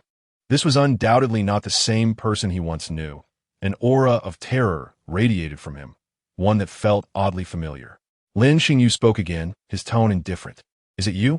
Tianli's expression shifted, recalling the mysterious entity that had confronted him upon arriving in this world. Previously, they had only battled in consciousness. Now, it was time for a true test. Lin Xingyu extended his hand, swiping over his wound, causing blood to surge forth and hover before him. He then gestured again, healing the wound. This amount of blood will suffice, he mused. Blood of utmost frost, absolute frost sealing the heavens. The blood before him erupted, forming a domain that enveloped both Tianli and himself. A crimson canopy loomed before them, and Tianli felt a chilling dread envelop him, causing him to panic. System, what is this technique? Why does it seem as though Tianli is quite distressed? Lin Xingyu inquired. A frigid domain created from your own blood. Quite an ingenious notion, though the efficacy remains unclear. So it's something more formidable than absolute zero? Lin Xingyu contemplated, realizing the system possessed a wealth of remarkable abilities that he would seek to learn in due time. Extreme, cold blood red rose. In the midst of Tianli's terror, Lin Xingyu gently clenched his hand, summoning ice vines from the canopy to ensnare Tianli's limbs, rendering him immobile. Now genuinely alarmed, Tianli attempted to channel energy to break free from the vine's grip. However, as he did so, a wave of coldness surged from the tendrils into his body, slowing his energy flow and rendering him powerless. Release me. I promise not to target you again. I swear. Tianli, now completely unhinged, pleaded desperately, disregarding any semblance of dignity. Host, please make a decision. Will you spare him? Lin Xingyu hesitated for a moment, then cautiously asked, what would happen if he were to be killed? The will of the world will watch over you. And what would be the consequences? All misfortunes shall befall you, such as... All right, you needn't be elaborate. I understand. Lin Xingyu's mouth twitched, realizing he would be cursed with Bennett's unfortunate fate. Is it possible to teach him a lesson without resorting to murder? He inquired again. That is permissible. Then let us proceed. I've endured him for far too long, and I cannot suppress this frustration any longer. You may be spared. Tianli felt a surge of joy, ready to express his gratitude, only to hear Lin Xingyu add, however, a minor lesson is still in order. Rose extraction. What does that mean? Before Tianli could comprehend, he sensed his energy depleting rapidly. No, this isn't right. I will. But before he could finish, a brilliant light enveloped him, and he gradually shrank until he transformed into the form of a 7- or 8-year-old girl, her garments resizing accordingly. Lin Xingyu stared in astonishment at the white-haired lowly before him, pausing for 2 seconds before erupting into laughter, tears streaming down his face. Unbeknownst to you, the system intended merely to extract a portion of his energy to ensure compliance, but it seems to have tapped into his primal strength. The white-haired lowly, Tianli, stood frozen, instinctively clutching her chest and gazing down at her diminutive form, her eyes brimming with tears as she glared at Lin Xingyu and wept loudly. Wah, you jerk! Do you have any idea how many years I spent to become such a stunning beauty? My bosom is gone. Ha ha, this is too amusing. This version of Tianli feels much more human. Lin Xingyu continued to chuckle, finding the transformed Tianli rather adorable. The matter has been resolved. The central system's transmission channel requests to relinquish control. Do you consent? I agree. In the next instant, Lin Xingyu found himself enveloped in darkness before emerging from the shadowy void, reclaiming his body. He clenched his fist with effort, feeling his body was significantly weakened and drained of strength. Lift the extreme cold, he commanded weakly, waving his hand to disperse the canopy that had encompassed them. As the crimson veil gradually lifted, revealing the two figures within. Lin Xingyu beheld a robed deity and a woman clad in a kimono with purple braids observing them, along with the Chuanyu pavilion nearby. Lin Xingyu was astonished to see them. He could comprehend Ningguang's presence, but what were the deity and the thunder god doing here? As Lin Xingyu unleashed the frigid canopy, Zhongli, who had been stealthily observing from Liu, felt a change in expression. He swiftly materialized before the crimson curtain, donning his white-robed deity form. Meanwhile, Ying, engaged in conversation with Ye Miko, turned her gaze toward Liu. Ying, what is it? Ye Miko inquired curiously. There exists a power beyond comprehension. I must investigate. Without waiting for Ye Miko's response, Ying vanished into the one-heart pure land. Hey, I want to see too. Why didn't you take me with you? Ye Miko pouted. In the next moment, she appeared before the crimson canopy, glancing at the deity beside her. Vinny also sensed the disturbance. He merely furrowed his brow and continued drinking in the tavern, muttering, "What does it matter to me? Are you not the overseer of Liu?" Ying remarked, her gaze fixed on him with a hint of mockery. As the illustrious Geo, Archon Morix, you remain oblivious to the happenings in your domain? Merely a common occurrence. Indeed, it is so. However, those involved requested that I refrain from intervening, and now I can only await their emergence. Zhongli was aware of her sarcasm, but chose to disregard it, offering a brief explanation before falling silent. Greetings, esteemed deity. From a distance, Ningguang, spotting the deity, was taken aback and approached with the Chuanyu pavilion. No need for such formality.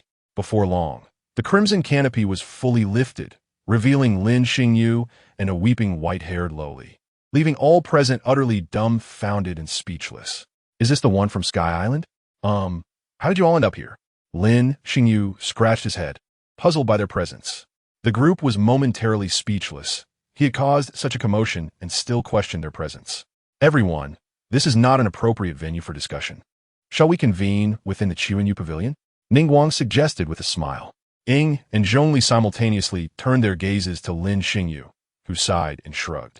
Very well, let us proceed. Out of the corner of his eye, he noticed the white-haired lowly had ceased her crying and was attempting to make a discreet exit. Lin Xingyu swiftly darted forward, seizing her by the collar. Trying to flee? Lin Xingyu sneered. Not so easily. You shall remain here and experience the hardships of the mortal realm. I'm in this state. What more do you want from me? You scoundrel. Tianli struggled, attempting to break free. However, her strength now resembled that of a child, and though Lin Xingyu felt weak, lifting her was effortless. Nothing much. Just wish to have you experience some suffering. Otherwise, shall I eliminate you now? Lin Xingyu threatened. Tianli shuddered, recalling the terror of facing death moments ago, and fell silent, allowing him to carry her towards Chuanyu Pavilion. Inside the pavilion, 5 cups were arranged on the tea table, surrounded by 5 individuals. Please, though the tea is modest, it possesses a certain charm. I invite you all to partake. Ningguang filled the cups with tea. What is so delightful about mortal tea? Tianli scoffed, nonchalantly lifting a cup to her lips. Upon tasting it, her eyes brightened. Instantly, she cradled the cup with both hands, savoring it with great care. After a short while, she extended her cup towards Ningguang, requesting another serving. How delightful! Ningguang, this tea cannot merely be described as modest. It surpasses what I usually consume. Zhongli took a sip as well, praising it. Indeed, I usually only get to enjoy it once or twice. Lin Xingyu chimed in. Ying observed them in silence, thinking, so, are we here to discuss the merits of tea? Might I have some of this tea? Ying inquired. Of course, it is not a precious commodity. Ningguang replied with a light laugh. Just some tea leaves, a small exchange for a deity's favor. This is a worthwhile trade. Ying nodded with satisfaction. Her gaze towards Ningguang now tinged with additional appreciation. This person was quite amiable and easy to deal with. After a tranquil tea session, all eyes turned towards Lin Xingyu, who felt a bit uneasy under their scrutiny. He hastily spoke, "Feel free to ask whatever you wish. Why are you staring at me like that? It's unsettling. Where did your power originate?" Zhongli asked. It was simply an ambush. I was on the brink of death, but someone above took notice, and my elder brother's anger led him to temporarily seize control of my body. Lin Xingyu replied with feigned seriousness. Curse that bastard for putting me in this state. Tianli huffed indignantly, delivering a playful punch to Lin Xingyu. I see. Zhongli nodded thoughtfully. Ying sighed. If that were the case, this individual might be a formidable opponent. Allow me to introduce myself. I am Balzef, the Raiden Shogun of Inazuma. Lin Xingyu's lips twitched at their reactions. Wait, are you seriously believing this? Did my words not raise any suspicion? He had intended to concoct a more elaborate tale, but they accepted his words far too readily. Greetings, I am Lin Xingyu, an ordinary resident of Liyue. Unbeknownst to him, the blood-red, icy power he possessed exceeded their comprehension, leading them to trust his story. Zhongli and Ying exchanged sympathetic glances towards the white-haired girl, shaking their heads in disbelief. What a tragic fate. Who told you to provoke someone like him? Did you not realize his connections were so formidable?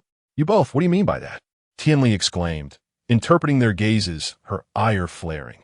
The two paid her no mind, engrossed in their conversation about recent events, completely disregarding her feelings. Now that you look like this, who would even care about you? Tianli cried out in frustration, feeling she might explode if she didn't vent her anger. She glared fiercely at Lin Xingyu and bit his hand. Ouch! Lin Xingyu widened his eyes, quickly shaking her off. Hey, don't bite me. He retaliated with a light smack to her head, causing her to yelp in pain, clutching her head while gazing at him with tearful eyes. You're bullying me. And what of it? Who told you to ambush me? Lin Xingyu replied with a cold chuckle. Had he not dared to gamble, trusting that the system would awaken during his life's fleeting moments, he would have perished by now. With this thought, Lin Xingyu devised a plan, reaching out to tap her lightly. Tianli felt a chill surge through her, vanishing almost instantaneously. Her eyes filled with terror as she asked, What did you do to me? Nothing of consequence. Should you venture beyond the boundaries of Liyue, certain repercussions will occur, Lin Xingyu replied nonchalantly. From now on, you will accompany me, and when I feel inclined, I shall release you. Tianli immediately settled down. In the face of death's peril, everything else was trivial, and she could only obediently remain by his side. Watching this unfold, Ningguang stifled a laugh. She understood that Lin Xingyu's nature likely meant he was merely trying to intimidate her. Although the situation appeared resolved, Lin Xingyu felt a lingering unease, as if something was about to transpire. Chapter 81. Learning of Keqing's injury. Lin Xingyu's guilt after their pleasant tea session concluded, Lin Xingyu bid farewell. Suddenly, he recalled that when the system took control of him, his original appearance had been revealed. Keqing should have realized it was him by now. Rubbing his temples, he pondered how to mend things after deceiving her. He would have to figure out how to placate her. Glancing at the reluctant Tianli by his side, Lin Xingyu felt irked. If it weren't for her, he wouldn't be entangled in such complications. Do you have any other name? He asked, realizing he couldn't keep calling her Tianli. Please call me Queen, Tianli announced proudly, hands on her hips. Lin Xingyu, expressionless, lightly tapped her on the head, causing her to crouch down, clutching her head with watery eyes. I was serious, Lin Xingyu stated. Queen, do you truly believe yourself to be a Hershers? Tianli pondered for a moment, lowering her head, her tone a touch melancholic. It's been so long that I've forgotten. All right, I shall call you Shaoli. Lin Xingyu decided without much thought. That sounds dreadful. Tianli pouted in displeasure. At least call me Shaoli to run. Lin Xingyu's lips twitched, taking a deep breath. Feeling the tension build. Hey, don't. Shaoli stepped back a little, fear evident in her gaze. Shaoli's just fine. Seeing her settle down, Lin Xingyu refrained from further conversation. He was eager to explain things to Keqing at the Yanxing Bureau. Upon arriving at the bureau, a familiar clerk who recognized him and his connection to Keqing quickly stopped him. Lin Xingyu, please wait a moment. What is the matter? Lin Xingyu inquired, puzzled. It seems Lady Keqing has sustained injuries. Secretary Ganyu has taken her to Bubu Pharmacy, the clerk explained. Upon hearing this, Lin Xingyu's expression changed drastically, realizing that the unease he felt was indeed due to this news. Isn't Ganyu supposed to be by her side? I even sent Xiao to assist. How could she still be injured? Let us go. Lin Xingyu wasted no time, lifting Tianli by her collar, who looked utterly bewildered as he hastened towards Bubu Pharmacy. Moments later, Lin Xingyu arrived at Bubu Pharmacy at full speed, spotting Ganyu at the entrance. Seeing Lin Xingyu approach with a white-haired girl in tow, she momentarily disregarded her curiosity about the girl. Xingyu, Keqing was watching the battle above the sea when she suddenly coughed up blood and fainted after witnessing that mysterious figure being ambushed from behind. After Keqing collapsed, Ganyu had rushed her to Bubu Pharmacy, thus missing Lin Xingyu's reveal of his identity. Lin Xingyu felt his breath catch, his face paling as he staggered back. Did she recognize me at that moment? Did I cause her distress? That person at that moment was me, Lin Xingyu said bitterly. He never expected that Keqing could deduce his identity solely from his silhouette and intuition. It is my fault, Lin Xingyu murmured, a pain in his heart so profound he could hardly breathe. It was his lack of foresight that led to Keqing's injury. Yet he had no choice. He could not refrain from battle. Until the threat of Tianli was neutralized, he had no future in this world. With this thought, he cast a cold glance at Tianli, who dared not speak, her head bowed, fingers entwined in apprehension. Ganyu, startled by his words, recalled the scene of him being stabbed, glancing at his chest with concern, relieved to find no wounds. Xingyu, how is it that you seemed injured then, but appear fine now? That is a lengthy tale. I will explain later. What matters now is how Keqing is faring, Lin Xingyu sighed. At this moment, Bai Zhu and the healer emerged, followed closely by Qi. Lin Xingyu turned to them. Ah, Xingyu Gij, you're here, Qi exclaimed, joyfully running towards him. Lin Xingyu knelt down and lifted her into his arms, gently saying, Qi, it's been a while. He then turned to Bai Zhu and inquired, how is she? After a brief pause, he added, please prepare some prescriptions. She should wake up soon, but for the time being, it's best not to let her be disturbed. All right, may I go in and see her? Lin Xingyu asked cautiously. Of course, Xingyu Gij.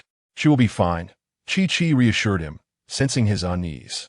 At this, Lin Xingyu gestured towards Ganyu, indicating Shaoli. Ganyu, could you please take care of her for me? Her name is Shaoli. After saying this, he carried Qi into the Bubulu. Tianli's lips moved slightly, and she could only sigh before obediently walking toward Ganyu. This was all her doing. It was better not to provoke him further in this situation. Ganyu curiously looked at the white-haired girl, finding her somewhat adorable. She reached out to poke her cheek, which felt soft and smooth. Don't touch me, Tianli protested, swatting her hand away. I'm sorry. You're just too cute. I couldn't resist. Ganyu replied apologetically. Come on, let me take you to get something to eat. She extended her hand and took hold of Tianli, leading her away without caring whether she wanted to go or not. Tianli stared blankly at the person holding her hand, instinctively squeezing it, feeling the warmth and comfort brought. Suddenly, she was taken aback, feeling flustered. Why did she have such feelings? After years of solitude, could she be yearning for this warmth? How ironic, she thought with a self-deprecating smile. Inside the Bubulu, a resting area, Lin Xingyu followed Qi inside. Keqing lay quietly on the bed, her complexion pale and brows furrowed, beads of sweat glistening on her forehead, as if she were dreaming of something terrifying. Lin Xingyu gently set Qi down, moved a chair to the bedside, held one of Keqing's hands, and took out a silk handkerchief to delicately wipe the sweat from her forehead. His movements were tender and slow, afraid to disturb her slumber. In her dreams, she seemed to sense something, her brow gradually relaxing into a serene smile. I'm sorry, Keqing. I've worried you all this time, Lin Xingyu whispered, pressing her hand to his face. Chapter 82. Comforting Keqing. Lin Xingyu faces a problem system. Can you check her physical condition? Lin Xingyu inquired within his mind. Oddly, ever since he regained control of his body, the system had become quite silent. Detection complete. Her physical condition is stable. However, host you. What is it? Lin Xingyu asked curiously. Nothing. Lin Xingyu felt somewhat speechless. The system, which had previously been so quick to mock, had now turned into a riddle. He didn't dwell on it and remained quietly by Keqing's side. Qi had seemingly left at some point, perhaps not wanting to intrude upon this scene. Gradually, Lin Xingyu began to feel fatigued and weak, likely a result of the recent battle, as his body had yet to fully recover. He stifled a yawn and rested his head on the edge of the bed, drifting off to sleep. Time passed, and no one disturbed them. In her dreams, Keqing once again saw the image of Lin Xingyu's body pierced, along with his smile as he told her to take care. Xingyu, no. Qu'est-ce qui Keqing yolted avake. Sitting up, drenched in cold sweat. Lin Xingyu was startled awake by her cry, gently patting her hand to soothe her. "It's all right, I'm here. Hearing his familiar voice, Keqing turned her head in a daze and saw Lin Xingyu, whole and unharmed, tears streaming down her face. "This isn't a dream, is it? I'm so glad you're okay," she sobbed, throwing herself into his embrace. "You lied to me. You said it wasn't serious. Did you not see me watch you get pierced?" When Keqing witnessed Lin Xingyu's injury, her heart and lungs felt as if they had stopped, her mind exploding with shock, unable to bear the scene before her, leading to her fainting from the onslaught of emotions. "I'm sorry, Keqing. I didn't mean to worry you. I'm fine now.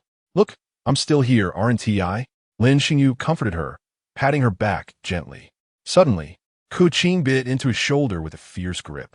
Lin Xingyu winced but continued to soothe her softly.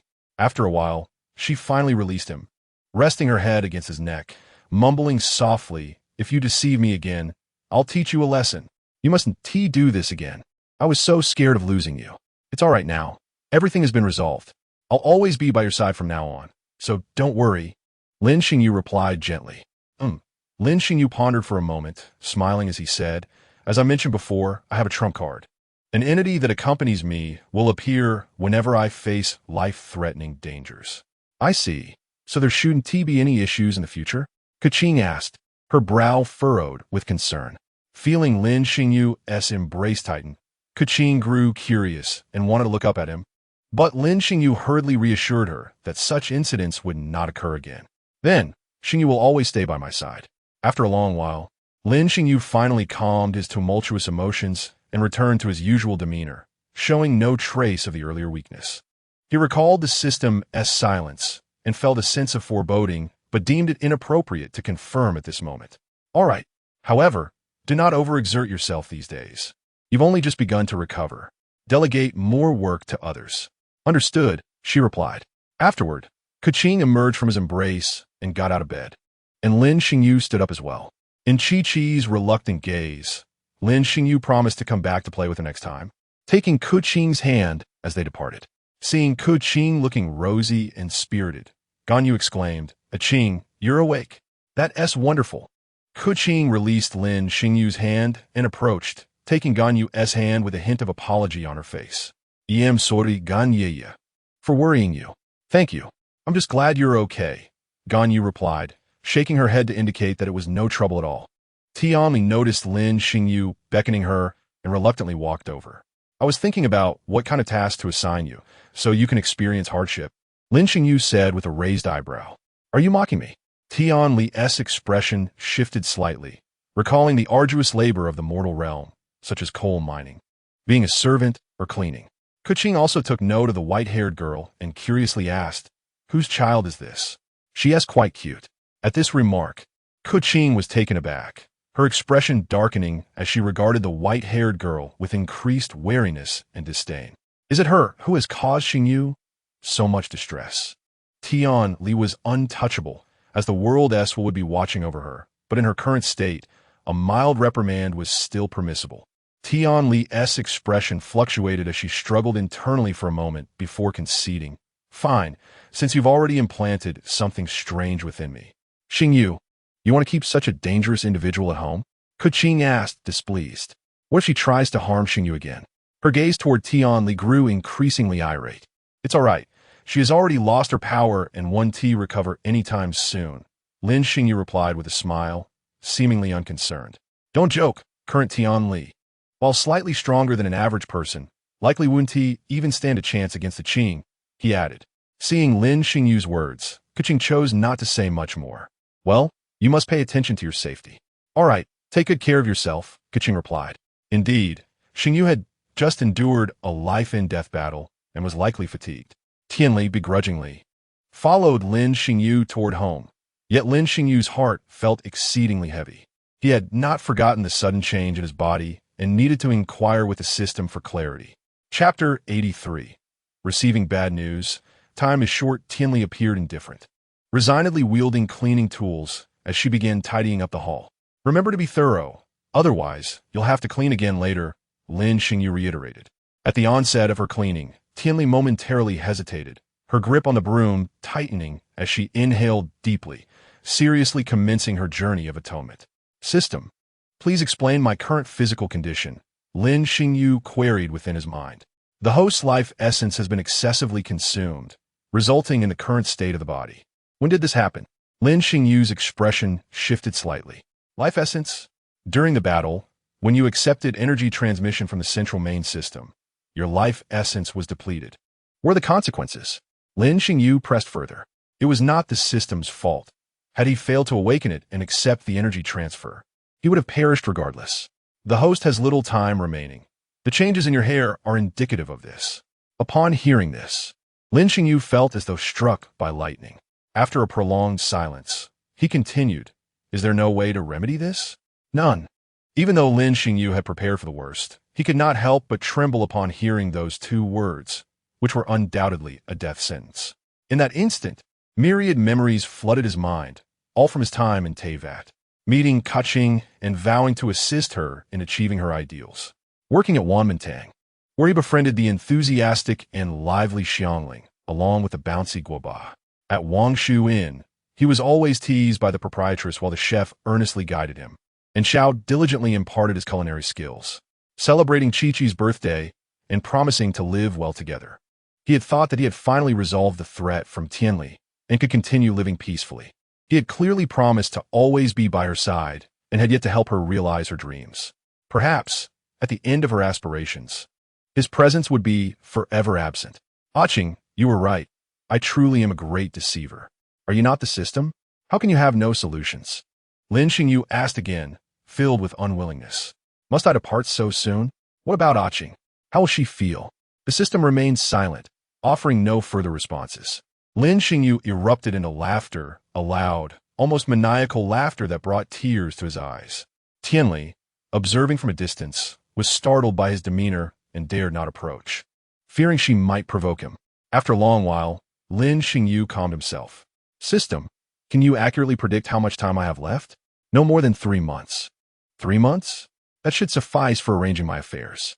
Lin Xingyu recalled the incident of coughing up blood earlier that day. Can that suppress the changes in my body? Yes, it can forcibly suppress, but the backlash will be severe and will shorten your lifespan. I see. Lin Xingyu sighed. Then please help me suppress it when the changes occur. At the very least, it must not be revealed before Keqing. He needed to seek Ningguang's assistance, he pondered. However, time was not on his side, and he would have to wait until tomorrow to address it, rubbing his temples in hopes that Keqing would not harbor resentment towards him.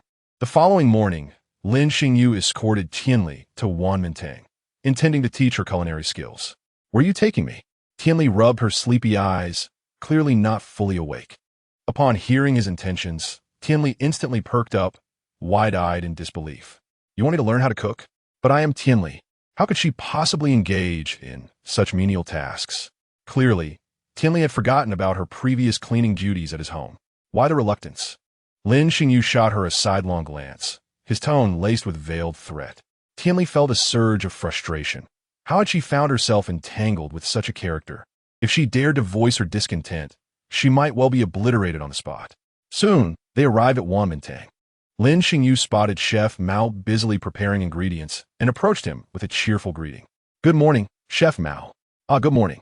Seeing you here this early, you must have something on your mind, Chef Mao remarked with a smile. Ha, you see right through me, Lin Xingyu chuckled, nudging Tianli forward. This is Xiaoli. She wishes to learn culinary arts. Upon noticing Tianli's height and appearance, Chef Mao furrowed his brow.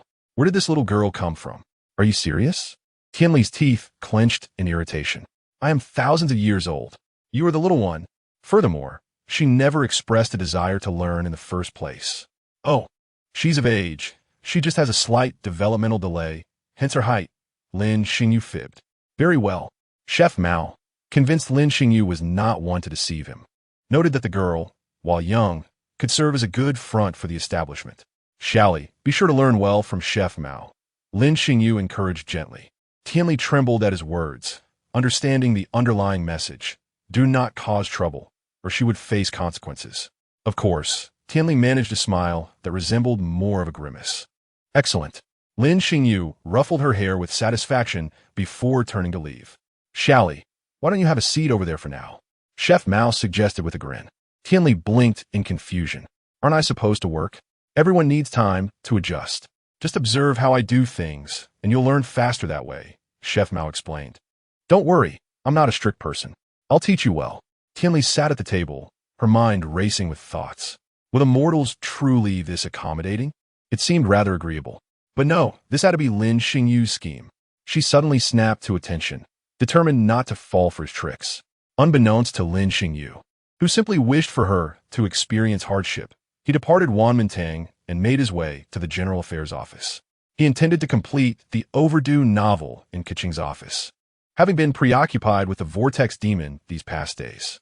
Soon, Xingqiu would likely come to pressure him for his manuscript. As an author, he was bound to deliver. He could not disappoint his devoted readers. With this thought in mind, he quickened his pace.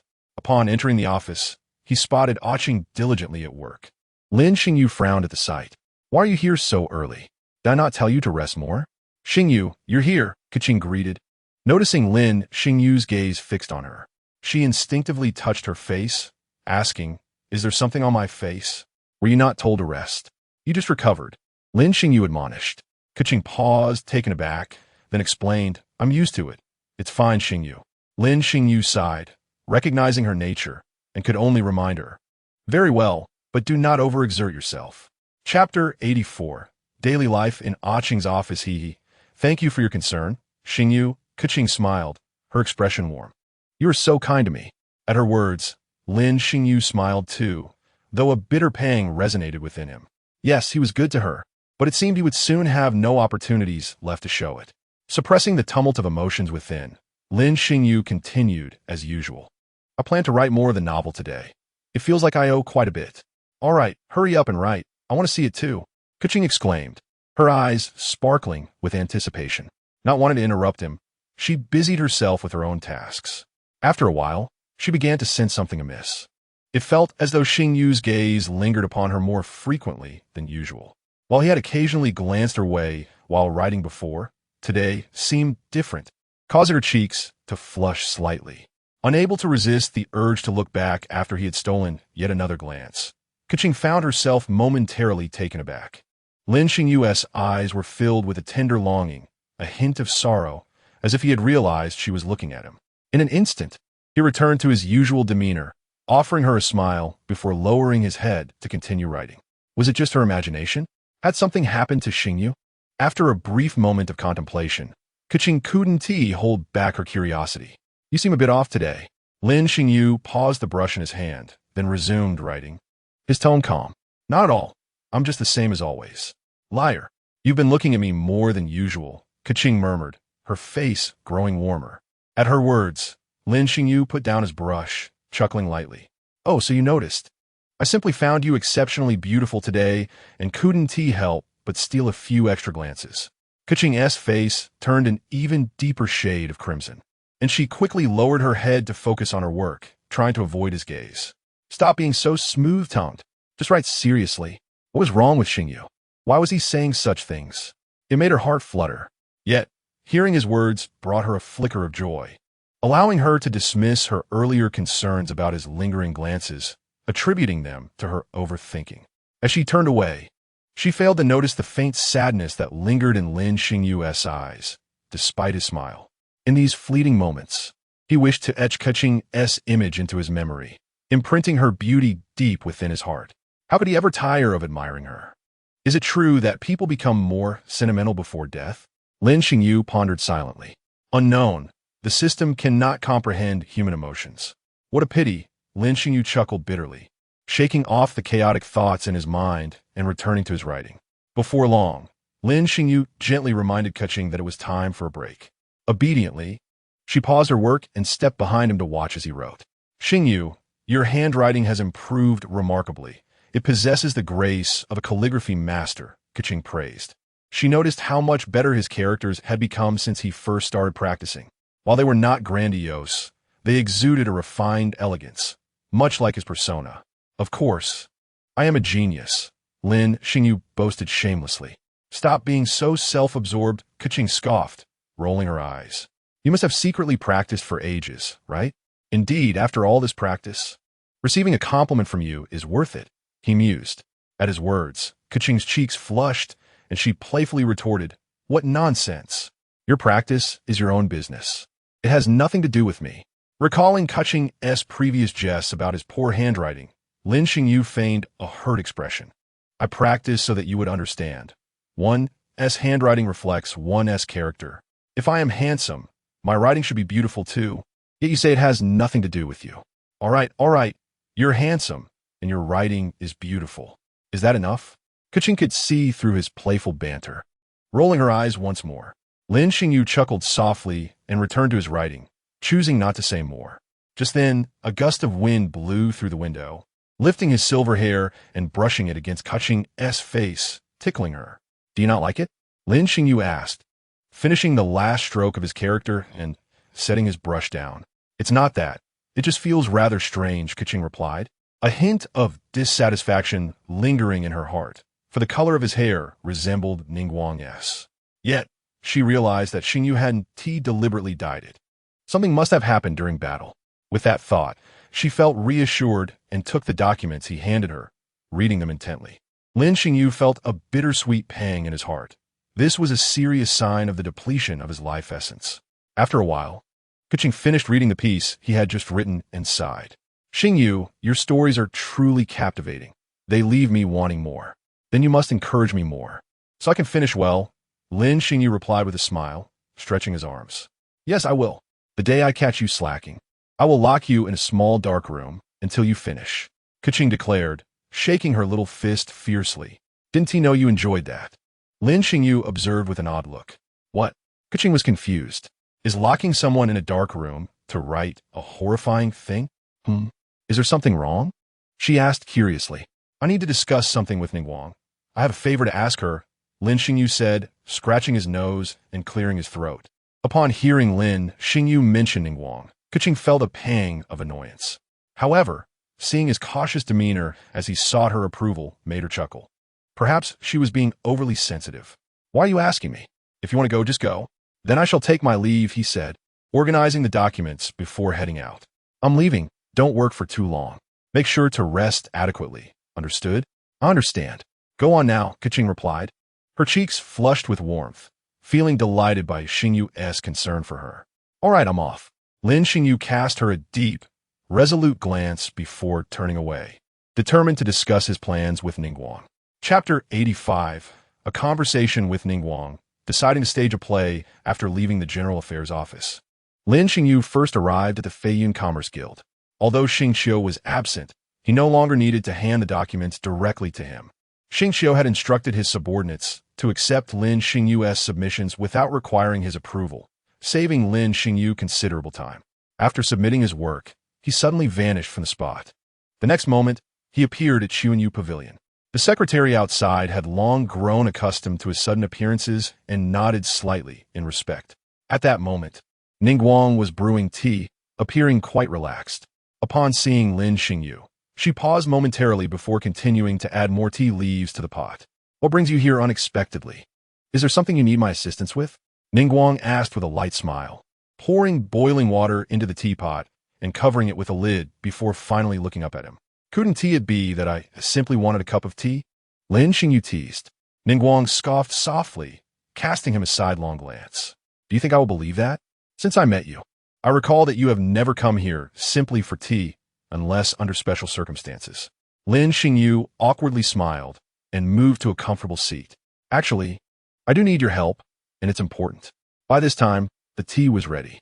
Ningguang poured a cup for him and another for herself, raising her cup and listening attentively. After taking a sip, Lin Xingyu sighed before slowly speaking. "I have little time left and wish to discuss something with you." At his words, Ningguang paused, her hand holding the cup momentarily before taking a sip, clearly skeptical. "You're not jesting with me, are you?" "I'm not joking. The battle has severely depleted my life essence. Just look at my hair," Lin Xingyu said with a resigned smile, gazing earnestly into Ningguang's eyes. Seeing the seriousness in his expression, Ningguang's eyes narrowed, and she set her cup down, her voice grave. "Are you telling the truth? How much time do you have left?" Ningguang trembled slightly at his words, her gaze shifting with a deeper intensity. "Is there no solution?" I have heard that the Chi-Chi from Bu Lu possesses a celestial art that can bring the dead back to life. Lin Xingyu was taken aback. Indeed, he had not considered this possibility. He promptly inquired of the system in his mind. Is what she said feasible? It is not possible. As the host, you are not a native of this world. Thus, the celestial arts hold no power over you. Is there truly no glimmer of hope left? I am afraid not. Lin Xingyu replied, shaking his head bitterly. Taking a sip of tea, he continued, you know well that I do not belong to this realm. So the celestial arts are futile for me. Upon hearing this, Ningguang fell silent, her mind swirling with thoughts, and she couldn't help but feel a tinge of sadness. Over the years, there have been so few who she could genuinely call close friends. How unpredictable the affairs of the world are. Sensing the sorrow emanating from her, Lin Xingyu teased, hey, this isn't like you. Everyone is destined to die. I've come to terms with that. And what of her? Ningguang suddenly asked. Does she know? Lin Xingyu understood she was referring to Keqing. After a moment of silence, he replied solemnly, she does not know, and I wish to keep it that way. So you came to me to help you conceal this matter? Ningguang frowned. If that is the case, there is no need for you to disclose this to me. Of course not. I wish to enlist your aid in performing a ruse. Lin Xingyu smiled. A ruse? Ningguang was taken aback, pondering for a moment before asking. Please elaborate. It is like this. Details of the plan omitted. After sharing his thoughts, Lin Xingyu raised his teacup and took a sip to soothe his throat. At this moment, Ningguang's brow furrowed as she absorbed his plan, remaining silent for a long while. Lin Xingyu chose not to interrupt, allowing her the space to contemplate. With a long sigh, Ningguang gazed at him, her expression complex. Are you certain you wish to proceed this way? Is it not too cruel for her? Compared to me passing away before her, it is perhaps better for her to harbor feelings of resentment towards me, Lin Xingyu said softly. I cannot agree with your perspective. In my view, cherishing the remaining time with her may be more beneficial, Ningguang replied earnestly. No, she still has her own aspirations to fulfill. Furthermore, by resolving to forget me, she will be able to welcome new companionship in the future. Lin Xingyu looked at her resolutely. So you mean, nevertheless, I will assist you because we are friends, are we not? Ningguang smiled, her gaze gentle and less inscrutable than before. Lin Xingyu was momentarily stunned, then laughed, his eyes slightly moist. Indeed, it is a fortune to have a friend like Lady Ningguang in this world. Flattery won't get you anywhere. Enough of that. Ningguang shot him a playful glance, her tone considerably lighter. When you plan to set this plan in motion, you may begin preparing. I will notify you when the time comes. Must it be so absolute? Ningguang sighed, attempting one last persuasion. This is too harsh, both for you and her. It is better to endure brief pain than prolonged suffering, Lin Xingyu sighed. Have you considered what will happen when she learns the truth one day? Ningguang inquired. I have contemplated that, but perhaps by then, she will have moved on. You must help me keep this under wraps. Lin Xingyu forced a smile, hoping that by that time, she would be standing upon the stage of her dreams, soaring high. Alas, I shall not reach that moment. You truly are a scoundrel. Ningguang chided with a laugh. It seems you initiated this, and now you wish to push her away. Lin Xingyu awkwardly chuckled, diverting his gaze. Perhaps I should not have appeared in this world at all. Do not say that. At the very least, you have brought me considerable benefits, Ningguang jested. Lin Xingyu's expression stiffened as he recalled his outstanding debts to her. It seemed he would never fully repay that debt. Do I lack for money? Ningguang shot him an exasperated glance. This amount is so trivial. Even a single tile from Chuanyu Pavilion costs more. Lin Xingyu's lips twitched. It appeared that during their contract signing, she had not taken his debts seriously at all. Well, I have overstayed my welcome here. It is time for me to leave. I may impose upon you more in the future. With that, Lin Xingyu rose to take his leave. As he exited, Ningguang watched his departing figure, her expression complex and her heart feeling somewhat hollow, realizing she was about to lose a friend. He truly does not regard himself as an outsider.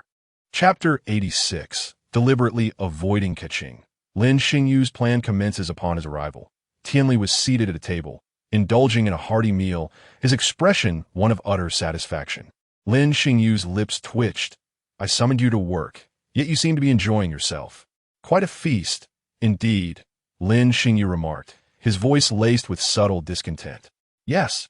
The food here is quite delightful, Tianli replied casually, then suddenly realized Lin Xingyu was present, stiffening as he looked up. Lin Xingyu was wearing an insincere smile, and Tianli hastily finished the last sip of soup in his bowl, licking his lips. To be honest, it is merely average, barely satisfactory, Tianli insisted stubbornly. I recall instructing you to learn culinary skills. What have you learned today? Lin Xingyu asked, his tone calm, though Tianli could discern his annoyance. Ahem. Master Mao instructed me in this manner. You cannot blame me, Tianli retorted defiantly. Throughout the day, Master Mao had not assigned her any strenuous tasks, merely allowing her to wash vegetables, observe him cook, and assist in serving, which left her feeling quite at ease. Star, you've come. Would you care for a meal? Master Mao's figure appeared, smiling at him. Lin Xingyu felt warmth in his heart and called out, the usual, please, signature dish. All right, just a moment. Lin Xingyu gestured to Tianli, who was puzzled, tilting her head. What are you doing? Get back to your duties. Lin Xingyu inhaled deeply, gritting his teeth. How can you learn culinary skills without observing? Speak plainly. I thought you were having a spasm. Tianli grumbled, reluctantly retreating inside. Have you become arrogant? Before long, she re-emerged, calmly sitting down in front of Lin Xingyu. Her tone slightly smug. Master Mao instructed me to wait outside. No need to observe. He will personally teach me another day. Lin Xingyu's lips twitched. Had Master Mao become too indulgent? He was clearly deceived by her appearance. He realized that her time at Wanmin Hall did not expose her to hardship at all. But given Master Mao's intentions, he could not voice much criticism and could only hope she would contribute more at home. As he departed, it seemed Master Mao had cheerfully told Tianli, Little Li, rest well, come back tomorrow, his tone gentle, as if he had become an entirely different person. In Lin Xingyu's memory, he had never treated Xiangling this kindly. The more he thought about it, the more irritated he became. He playfully tapped her on the head, and as he watched her glare at him while cradling her head, Lin Xingyu felt a sense of satisfaction. Upon returning home, he did not allow Tianli to rest, but had her sweep the floor and wipe the windows again. The following day, Keqing arrived at the General Affairs office, as usual. After finishing her tasks, she realized it was nearly noon. However, Lin Xingyu's figure was still absent. Keqing furrowed her brow.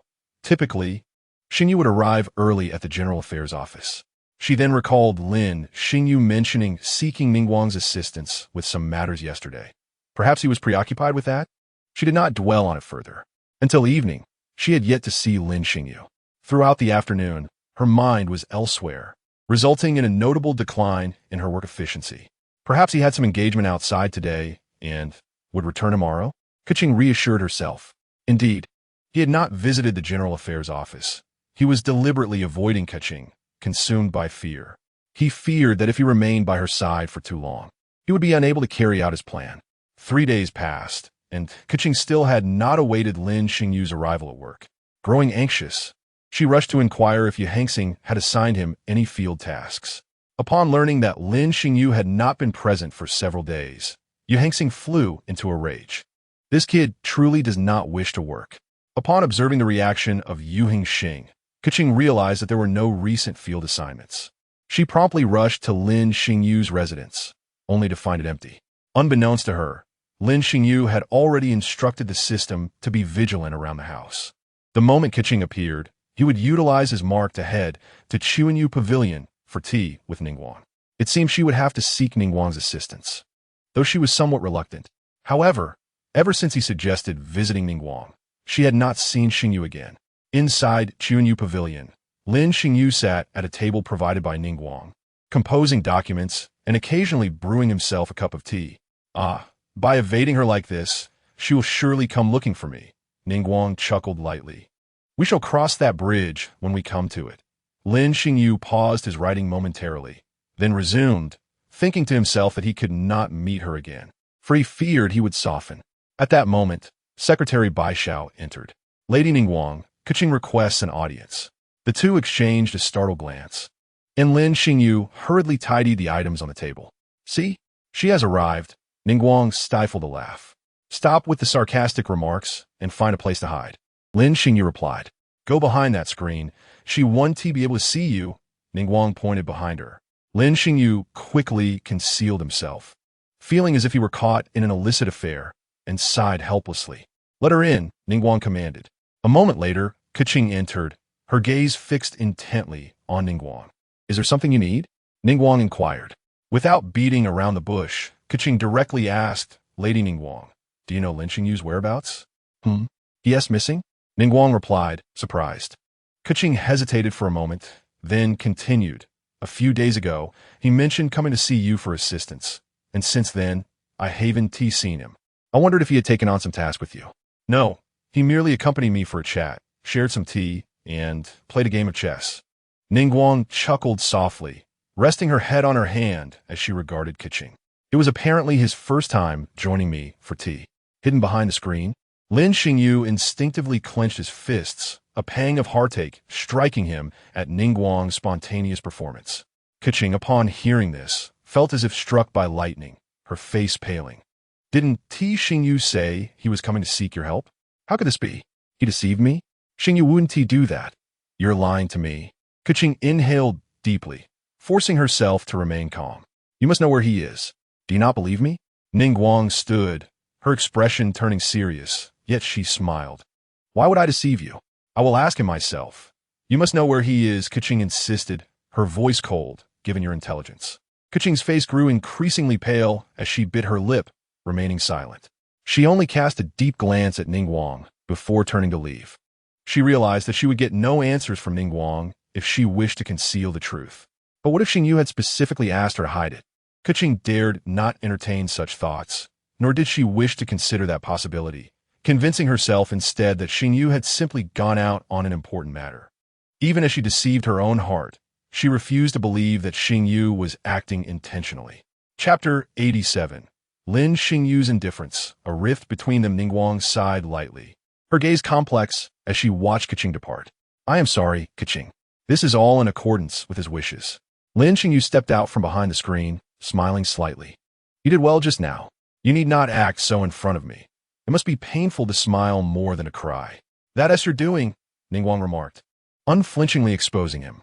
"Indeed, it is my own doing," Lin Xingyu replied with a bitter smile. "I must hasten my pace." Why?" Ningguang asked, puzzled. "Didn't you say to take it slow?" Even without witnessing Keqing's expression, Lin Xingyu could sense her pain and disbelief from her words. Ningguang paused, then looked at him with an odd expression. "I thought you were truly heartless. Sometimes, I genuinely wish to become a cold-blooded creature. That way, I would not feel pain." Lin Xingyu sighed softly. "I must accelerate my pace. Tomorrow, I will head to the General Affairs office, and we will plan accordingly afterward." Lin Xingyu took a deep breath, his gaze resolute. Once calm, she sensed something amiss. Her memory was sharp. She had visited Chuanyu Pavilion several times and remembered its layout distinctly. In hindsight, it seemed someone had been using that table and had even brewed tea. Could have been Xingyu? Was he inside at that moment? If so, why was he avoiding her? Keqing suddenly stood, wanting to return to Chuanyu Pavilion for confirmation. After taking a few steps, she halted. If it were truly Xingyu who wished to avoid her, then it would be futile. Keqing's face drained of color as a foreboding feeling intensified within her. He would continue to evade her unless he chose to appear. With that thought, her gaze darkened, but she inhaled deeply, her resolve strengthening. He would show himself eventually. The next day, when Keqing entered the office, she found a familiar figure standing by the window, gazing outside. Upon hearing her voice, Lin Xingyu's heart trembled. Yet he maintained a facade of indifference, merely responding with a nonchalant without turning to face her. "I just stepped out for a bit." Lin Xingyu's tone remained flat, devoid of any emotional fluctuation. At that moment, Keqing sensed his coldness and panicked, hastily asking, "Xingyu, has something happened?" "No." "Then why are you so aloof with me? Where have you been all this time? Don't you know how worried I've been about you?" The accumulated grievances and bitterness erupted, and large tears streamed down her face as she questioned him vehemently. Lin Xingyu struggled to suppress the urge to turn around, his voice growing colder. "I said there is nothing wrong. I don't have to report everything to you." She stepped closer to him, and as Lin Xingyu heard her footsteps, he felt a jolt of fear and repressed all emotion, turning to regard her with icy eyes. "I told you there is nothing, and I don't wish to explain anything." Lin Xingyu's voice echoed coldly. He did not want to be this way, yet he could not avoid it. Only in this manner could Keqing be disheartened by him, losing all expectations. Fine, Lin Xingyu. I don't know what you've been doing or what has happened, but do you think this behavior is appropriate? Keqing gazed at him, perceiving a stark transformation. It was as if he had become an entirely different person, inscrutable and distant, making it difficult for her to comprehend or touch. The distance between them was gradually widening. I don't wish to say much more. Think as you will, Lin Xingyu replied coldly. With that, a flash of golden light enveloped him, and he vanished from sight. In the next moment, he found himself at Xuanyu Pavilion. Lin Xingyu's escape was far more painful than he had anticipated. He could not bear to witness Keqing's tear-streaked face and her voice raised in despair. It was unbearable. An intense surge of energy coursed through his body, and a sharp pain left him unable to stand upright. He sensed the system preparing to assist him, but Lin Xingyu halted it. No need this time. In the next instant, without the system's restraint, Lin Xingyu could no longer contain himself, spitting out a mouthful of blood, startling the nearby secretaries at Xuanyu Pavilion, who rushed over to assist him. Lin Xingyu waved them off, signaling that he was fine, wiping the blood from the corner of his mouth as he advanced into Xuanyu Pavilion. Why not? To release some pent-up feelings. Otherwise, my heart feels unsettled. Lin Xingyu chuckled lightly, his expression calm, as if discussing something trivial. It seemed that only in this manner could he alleviate a fraction of the guilt he bore within. At the General Affairs office, Keqing watched him disappear, the familiar golden light indicating he had gone to Xuanyu Pavilion. She could now be certain that Xingyu had indeed been there the previous day. Keqing gasped, her face turning pale, her body swaying slightly before she ultimately collapsed to the ground. Why? Keqing kept murmuring. Why must it be this way with me? She curled her legs, burying her face in her hands, weeping uncontrollably. After disappearing for so many days, not even a word of explanation was offered, and now he felt so unfamiliar. A strangeness that made her heart race. Why was he treating her like this? Keqing could not fathom it. She merely wished to cry out her pain, unwilling to accept this harsh reality. If Xingyu wished to treat her this way, so be it. For the time being, she did not want to entertain any further thoughts, nor did she wish to dwell on it, as she too possessed her own pride and reserve. Thus, an invisible barrier seemed to have arisen between the two once inseparable souls, making it impossible for them to reach one another. Days passed, and Lin Xingyu resumed his routine at the General Affairs Department, writing manuscripts. However, during these days, although they occupied the same office, their conversations had dwindled significantly, with Lin Xingyu typically passing his completed writings over to Keqing, who would glance at them when time permitted. Each time he stepped out, Keqing found herself speculating about his whereabouts, wondering if he had returned to Xuanyu Pavilion, though she desperately wished to avoid this state of affairs. Every encounter with Lin Xingyu's indifferent demeanor rendered her speechless. Keqing's disappointment in Lin Xingyu grew. Her patience, decorum, and pride were nearing their limits. She yearned for Lin Xingyu to comfort her as he once did, to embrace her, believing that would lead to forgiveness and restore their previous closeness. As days progressed, Lin Xingyu remained unresponsive, cold as a stranger, and their exchanges had not exceeded 10 sentences. Keqing felt a foreboding sense that something was approaching. The occasional glances Lin Xingyu cast her way only deepened her sense of helplessness and despair. She was at a loss for words, uncertain of what more she could do. One day, after completing his manuscript, Lin Xingyu broke the silence of their Cold War, saying, "Keqing, my novel is finished. I may not return afterward." Keqing's hand trembled as she accepted the manuscript, her voice barely above a whisper as she asked, "Then what about the work at the General Affairs Department?" "I have resigned. Perhaps I will wander aimlessly from now on, maybe even travel to other countries," Lin Xingyu replied calmly, yet his words plunged Keqing into an icy abyss. She stared blankly at the manuscript in her hands, feeling its lightness juxtaposed with an overwhelming heaviness. She knew that once she finished reading it and handed it back to Lin Xingyu, they would part ways, despite never having officially been together.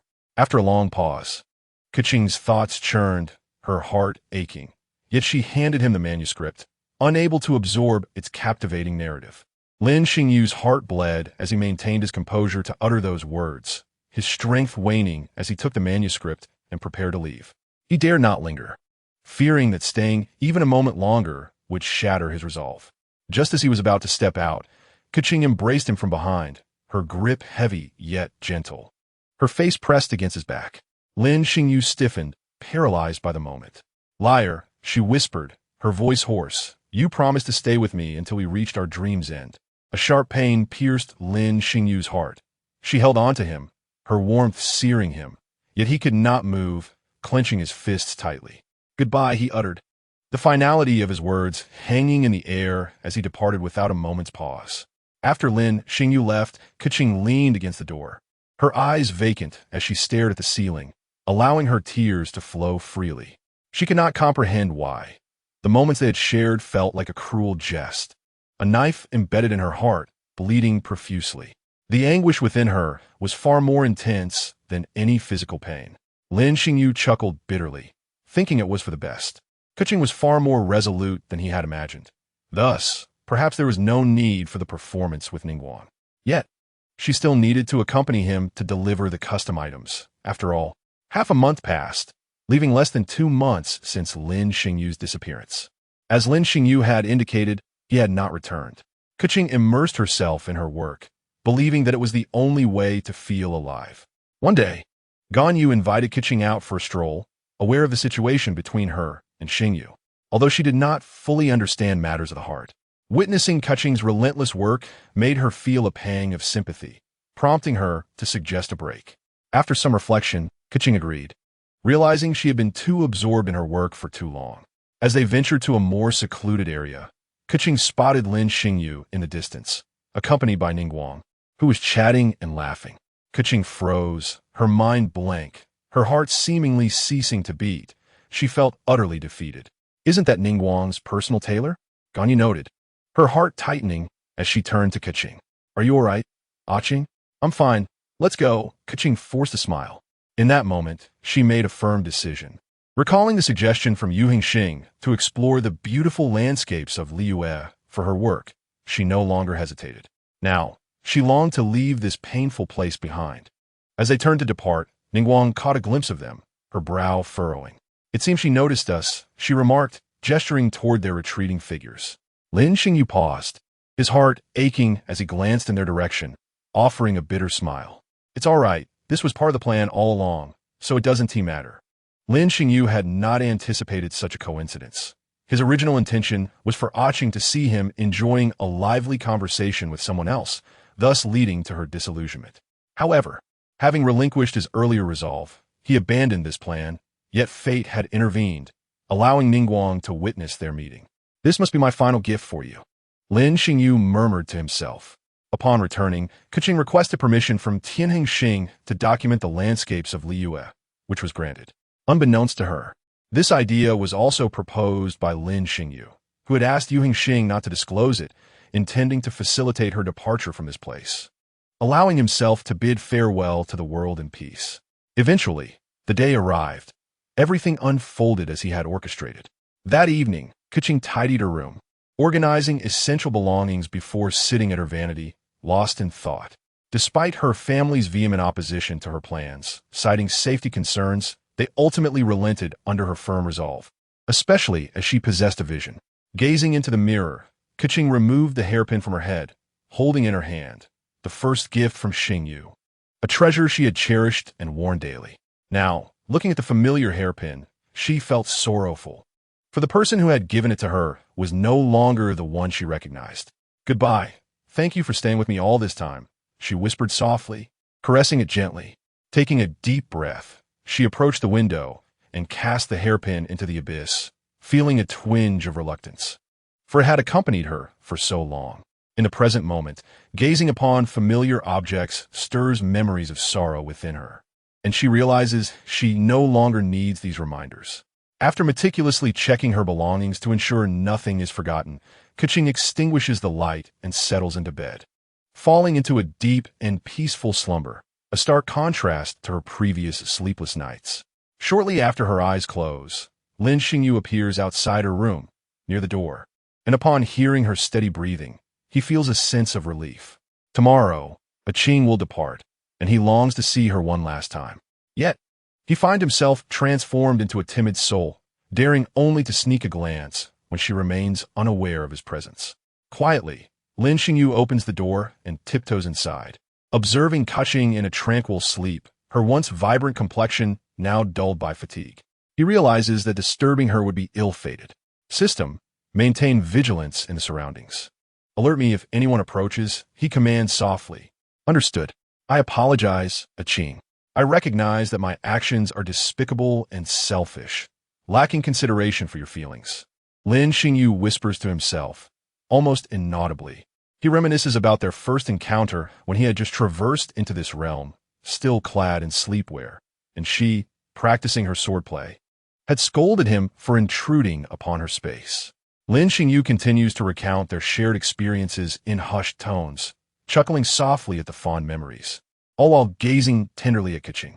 After a lengthy moment, he leans down and plants a gentle kiss upon her forehead, murmuring, Keqing, I love you. Farewell. With a final lingering glance at her, he turns to leave. Stepping into the courtyard, Lin Xingyu looks up at the luminous moonlight, recalling a famous confession from his past life. The moonlight tonight is exquisite. He shakes his head with a self-deprecating smile, feeling somewhat melodramatic. Just as he is about to depart, a glimmer catches his eye amidst the grass, piquing his curiosity. He crouches down, picking up the shining object illuminated by the moon, and discovers it to be a hairpin, one he recognizes all too well. Have you even discarded this? Lin Xingyu's heart aches as he tightly grasps the hairpin, slowly pressing it against his forehead, his lips quivering. This is what I wish to see, is it not? This hairpin was perhaps the only gift he had bestowed upon her. In this moment, Lin Xingyu feels his heart shatter more than he ever anticipated, a veil of tears obscuring his vision of the hairpin. Indeed, this is what I desired. Let all memories of me be forgotten, let them be cast aside. That would be for the best. The following day, Keqing gradually opens her eyes, rubbing the sleep from them as she sits up and stretches languidly. Surprisingly, she had a restful night, though she finds it peculiar that in her dreams, someone seemed to be speaking beside her, whenever she sought to uncover the source. The voice vanished. What a strange dream. Keqing chuckles softly, rising to tidy her belongings, freshening up, and collecting the luggage she prepared the night before. After bidding farewell to her family, she heads to the General Affairs Department. Ganyu Yuhengxing and several clerks who had worked alongside her await her arrival at the entrance to see her off. Keqing, please take good care of yourself on this journey. Ganyu expresses with a hint of reluctance, enveloping her in an embrace. Yes, I will. And you, Ganyu Jie, please refrain from overworking, Keqing responds with a smile. Indeed, I shall, Ganyu assures her. Turning to Yu Hengxing, a semblance of regret crosses Keqing's face. I apologize, Lord Yu Hengxing. The matters of the General Affairs Department will require your personal attention from now on. Very well, and thank you for everything, Yu Hengxing replies. A wave of emotion washes over Keqing. Since her arrival at the General Affairs Department, Yu Hengxing had always held her in high regard, nurturing her talents and entrusting her with significant responsibilities. She understands that this is a preparation for her eventual succession as Yu Hengxing nears retirement. Having always strived diligently, she vows never to let Yu Hengxing down, both now and in the future. After exchanging a few words with familiar clerks and issuing important instructions, she prepares to depart. As she casts a final glance at the crowd, a flicker of expectation dims within her heart. Would you not even come to bid me farewell at this moment? Very well, it shall be as it is. From now on, I shall pursue my dreams and aspirations with even greater fervor. With this resolve, Keqing dons a confident smile and strides purposefully towards Liyue. She takes one last look at Liyue Harbor and the sea of clouds, the very places she intends to protect in the future. After pausing to admire the view for a moment, she turns away and departs. High above, in an inconspicuous spot, Lin Xingyu watches her retreating figure, murmuring, "Take care on your journey, Keqing." He had contemplated stealthily following her, wishing to accompany her on this final voyage. Yet the thought of his acquaintances in Liyue held him back. Lin Xingyu resolves to bid them farewell before the end, for there are other matters that require his attention. Thus, he silently wishes Keqing well on her journey. Chapter 90. Bidding farewell to acquaintances in Liyue, Lin Xingyu visits Wanmin Hall, the place that initially welcomed him, where he secured his first job and met the warm-hearted chef Mao and the lively Xiangling. Upon his arrival at Wanmin Hall, he notices Tian Li crouched down, diligently washing vegetables. Observing her earnest demeanor, Lin Xingyu finds himself bemused. This girl has integrated rather swiftly, hasn't she? Has her youthful spirit transformed alongside her smaller stature? Xingyu, you're here, Xiangling exclaims, her eyes lighting up as she spots him approaching. Hearing her call, Tian Li pauses her work, feigning ignorance as she continues washing, though the blush on her cheeks betrays her true feelings. How long has she been watched? Is she being ridiculed for her earnestness? Is there something new on the menu today? Lin Xingyu inquires with a smile, noting the rarity of their encounters due to his frequent foraging for ingredients. Indeed. Please, have a seat, Xiangling replies, turning to enter the kitchen. Lin Xingyu takes a seat at the table, watching her flit about with a gentle smile. This might very well be his last chance to savor Xiangling's cooking, and he finds himself reluctant to part with it. When Xiangling presents a dish composed of peculiar ingredients, Lin Xingyu cannot help but swallow hard. The aroma is enticing, yet its appearance suggests it may be something quite unusual. What is this? He asks. Lin Xingyu winces, mentally querying the system. System, please assess whether consuming this will result in my demise. Assessment complete. No harmful substances detected. It is edible, though consumption is not advised. Seeing Xiangling's eager gaze, Lin Xingyu exhales deeply, preparing to take a bite, only to notice Tian Li's stifling laughter nearby. Xiaoli, come over and join us. Lin Xingyu invites warmly. Are you mocking me? You should join too. I believe this will pose no harm to you. He adds with a mischievous grin. Tian Li's smile falters as she contemplates Lin Xingyu's playful challenge, realizing her folly in laughing. Reluctantly, she approaches. The two engage in a silent stare-off until Xiangling prompts, Eat already. Why are you hesitating? Lin Xingyu closes his eyes and, mustering his courage, takes a bite. Surprisingly, aside from its unappealing appearance, the dish is rather delicious. This is wonderful. Quite a success, though the presentation leaves much to be desired, Lin Xingyu praises. Encouraged by his words, Tian Li grits her teeth and takes a bite as well, her eyes widening in delight. This is fantastic. Here, you can have it all. Lin Xingyu offers, handing her the entire platter. Tian Li is taken aback, her fondness for him growing. He truly is generous when it comes to delicious food. What? A journey. If you come across any fine ingredients, please remember to bring some back for me. Xiangling exclaimed excitedly, then added thoughtfully, then let's go. Take care of yourself, but don't be away for too long. I will miss you. Upon hearing these words, Lin Xingyu could not help but chuckle silently.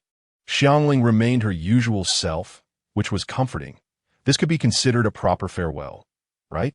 I understand. I will miss you too, along with your dishes. Please work hard and create even more delicious meals, Lin Xingyu replied with a smile. Tian Li cast a strange glance at him. Traveling? Did that mean she would accompany him? Indeed, the earlier act of letting her eat was merely a ploy to lower her guard and build trust. I won't fall for that, Tian Li thought to herself, feeling quite pleased with her astuteness, while Lin Xingyu found her behavior rather puzzling and chose to ignore her. Yes, I will. Thank you very much, Lin Xingyu said, his nose tinged with a bittersweet sensation as he earnestly expressed his gratitude. Upon hearing this, Tian Li's heart tightened. What was he planning now?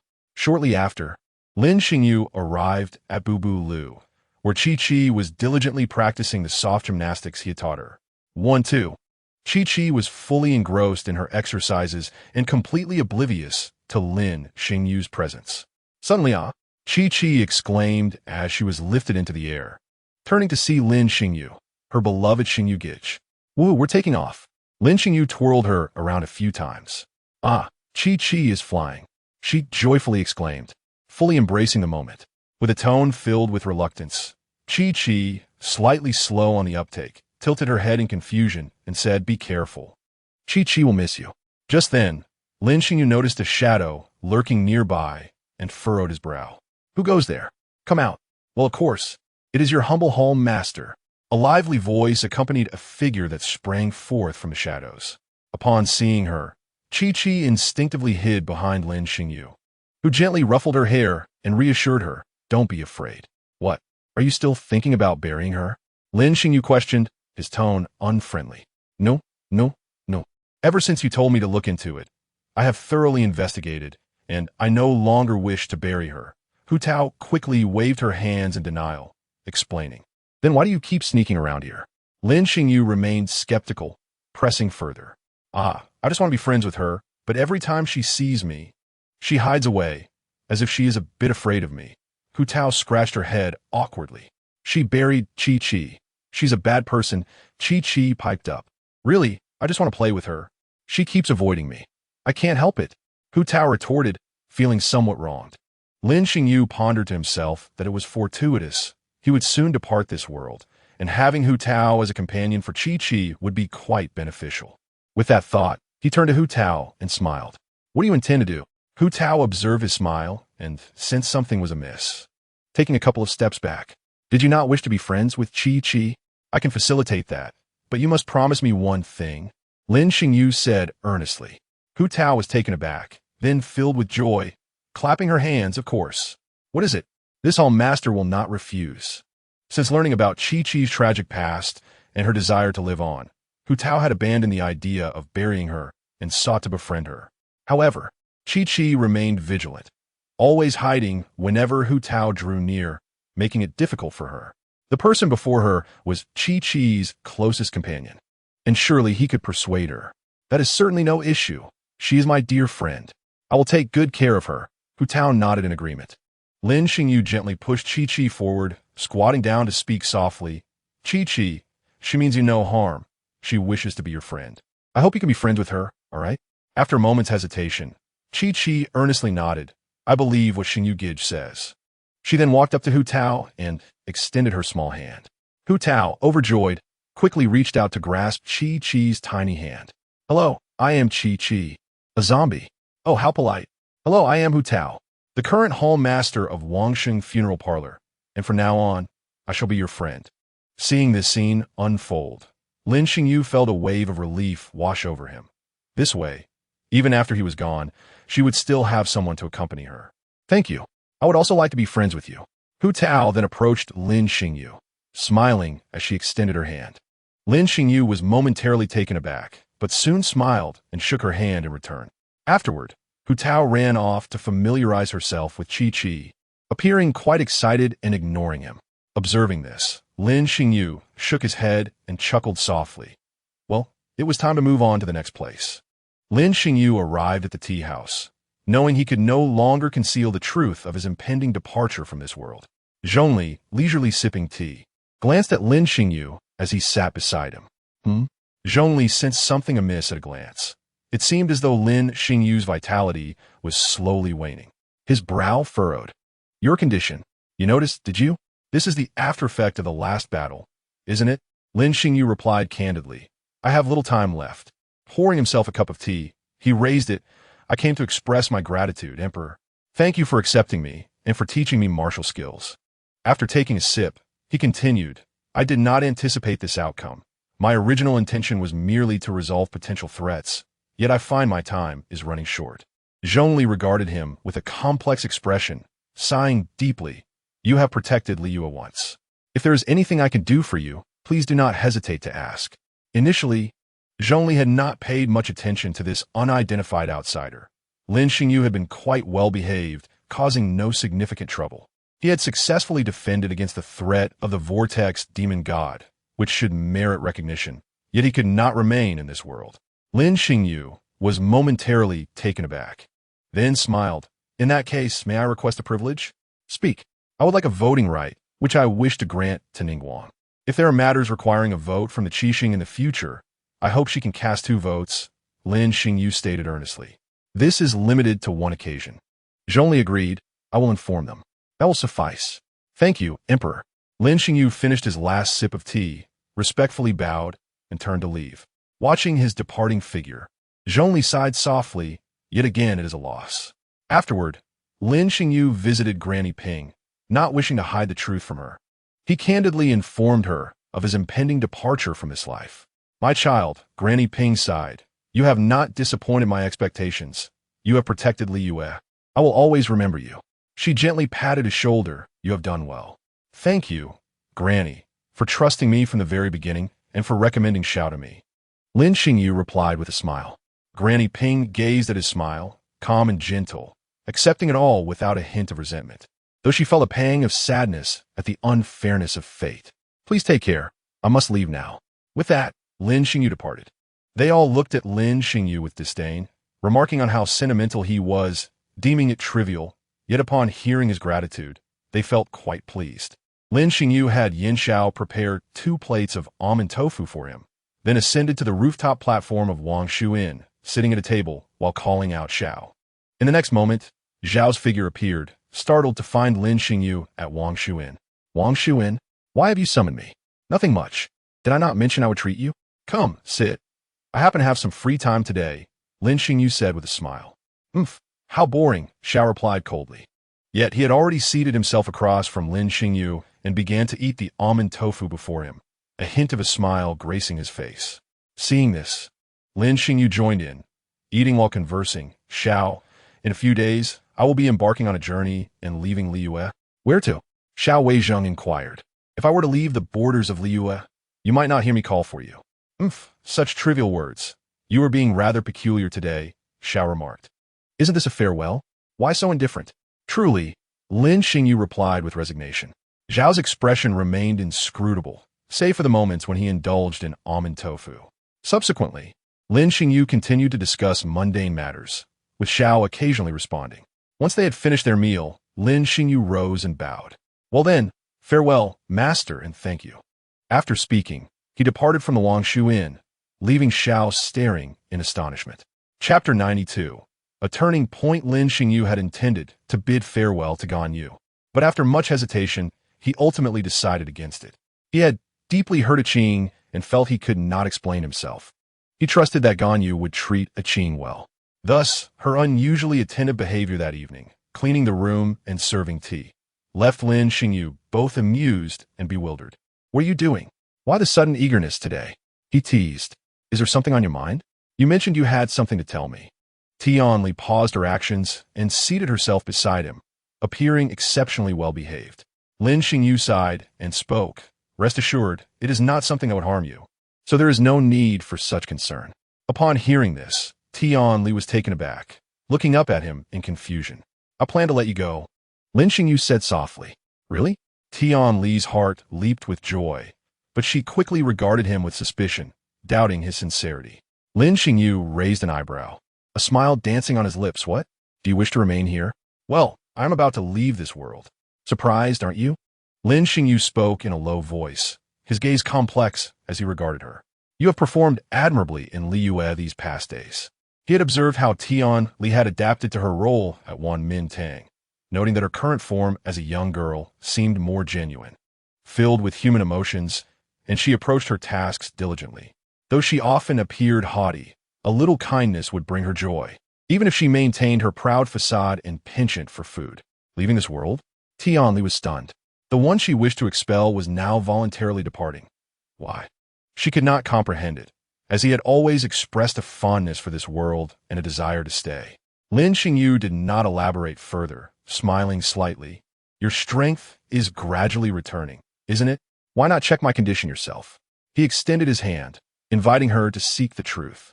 After a moment of hesitation, Tianli reached out, placing her hand on his wrist, closing her eyes as a wave of energy flowed from her into Lin Xingyu's body. Indeed, I am nearing death. My time is limited. In our battle, I sustained damage to my core, Lin Xingyu stated with a calm smile. Don't you hate me? Tianli lowered her head, a vague feeling rising within her. The man before her had exhaustively sought to survive in this world, while she had only aimed to expel him. To be precise, she had been devoid of emotion, merely a tool executing the will of the world. Not at all. After all, I am an outsider, an intruder in this realm. You are simply fulfilling your duty. Now, everything will unfold as you desire, and I need not keep you here. Lin Xingyu sighed softly. Moreover, through our time together, I have come to see that you are indeed just an ordinary girl. Although I did not appreciate your former lofty demeanor, perhaps we could become friends now, he jested. Who would want to be friends with you? Tianli retorted, flustered. You said it. You have already promised to let me go. She felt a bit uncomfortable, as she had never experienced someone speaking to her in such a manner. Go on then. Oh, by the way, that thing within you? I was just teasing. Lin Xingyu recalled the fictitious tale he spun to frighten her, unable to suppress a laugh. I can't believe you fell for it. Tianli froze, then quickly reacted with anger. You dare to deceive me? She lunged at him, wanting to teach him a lesson for scaring her for so long. All while try to please him and endure humiliation. Stop. You cannot defeat me now. Be careful, or I might change my mind, Lin Xingyu warned, his expression turning serious. He recalled the events of his past life, sensing that Tianli harbored undisclosed motives. I am aware that, as Tianli, you seem to be plotting something. Regardless, I hope you do not harm the people of Liyue. Tianli abruptly looked up, astonished. You know? I don't know. Lin Xingyu shrugged, feigning ignorance. I was just speaking randomly. So, you really do have an agenda? Tell me about it, he said, intrigued. Tianli's expression stiffened, and she huffed, refusing to acknowledge him. This person had tricked her once more, and she certainly did not want to be friends with him. She remained rooted in place, pondering as she watched him depart. After a long moment, a flicker of struggle crossed her eyes. Biting her lip, she resolved, it was I who caused you to become this way. Thus, I must repay you. In the stillness of the night, Lin Xingyu had fallen into a deep slumber. At that moment, a sneaky figure appeared at his bedside. The system detected her presence and was about to awaken the host when it recognized Tianli.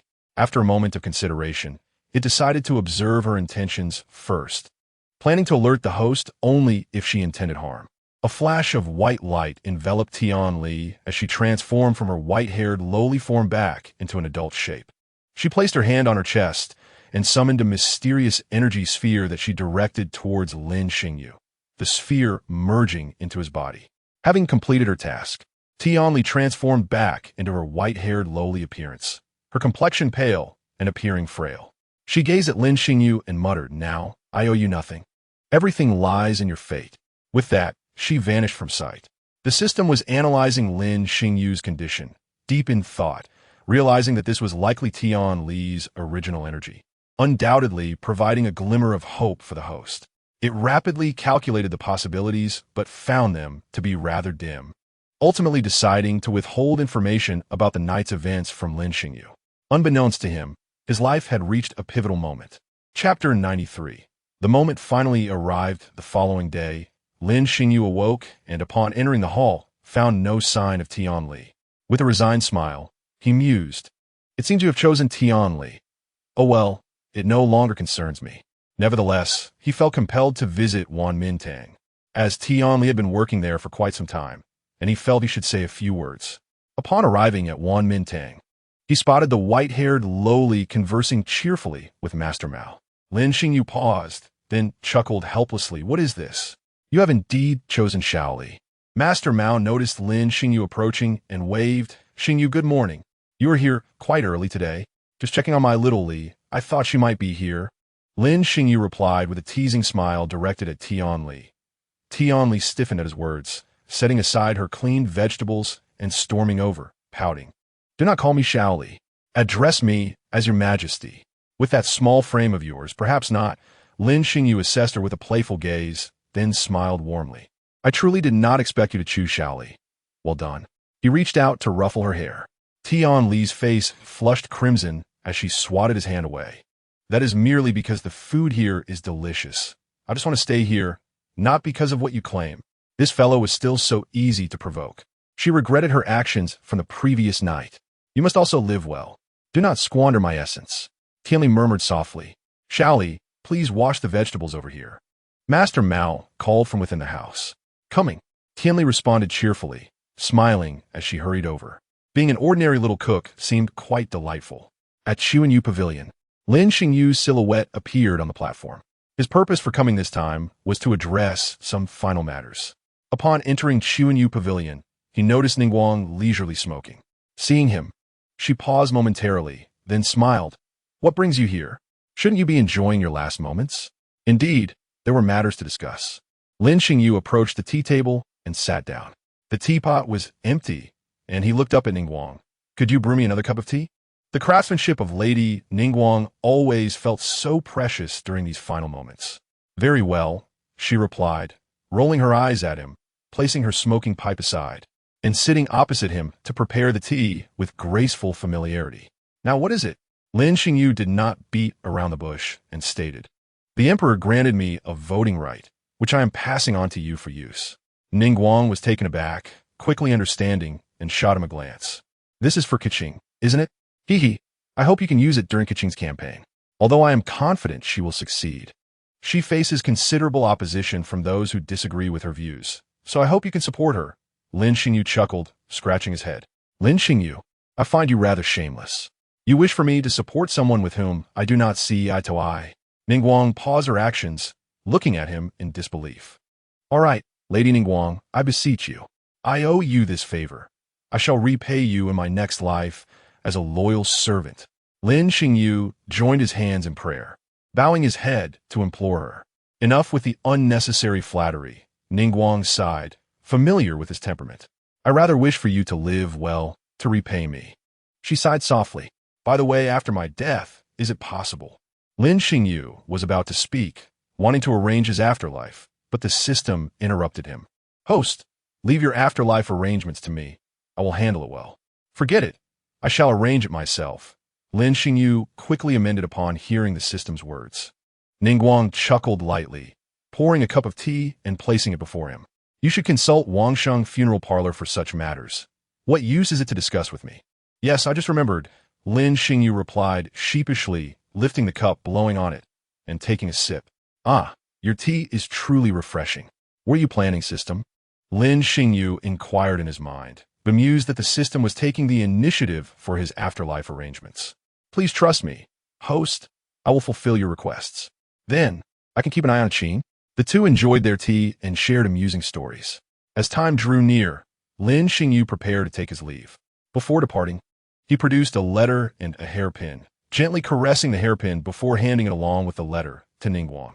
"If she learns of my passing, please give this to her," he said softly. Ningguang accepted the items, her lips parting slightly, as if to say something, but ultimately refraining. She simply uttered, "Goodbye, Lin Xingyu." Goodbye. With that, he turned and left. In the days that followed, Lin Xingyu quietly awaited the arrival of that moment.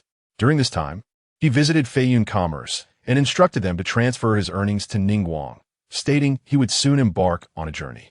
In the days that followed, he frequently visited Bubu Pharmacy to play with Chi-Chi, occasionally chatting with Xiangling at Wanmin Restaurant, and would sometimes engage in conversation with Xingqiu and Chongyan. At times, he would visit tea houses to listen to stories and discuss them with Zhongli. Before his final days arrived, he sought out Ganyu to express his apologies, admitting his shortcomings toward the Qing and hoping she would look after Keqing. He informed her of his impending departure from Liyue. Ganyu, observing his serious demeanor, wished to inquire if he harbored any burdens, but ultimately refrained, recognizing it to be a matter between them. As the final days approached, Lin Xingyu found himself unable to leave his bed, his body deteriorating significantly, leaving him too weak to move. He lay quietly, awaiting the inevitable. "System, I never expected you to accompany me in this final moment." Lin Xingyu reflected, uncertain of why he had come to this world or why he had been chosen. Moreover, the system had never assigned him any tasks, and he felt gratitude for being able to live here for so long. He had formed connections with the people, encountered a girl he cherished, and while he regretted not being able to be with her, he had no regrets about the vibrant life he had led.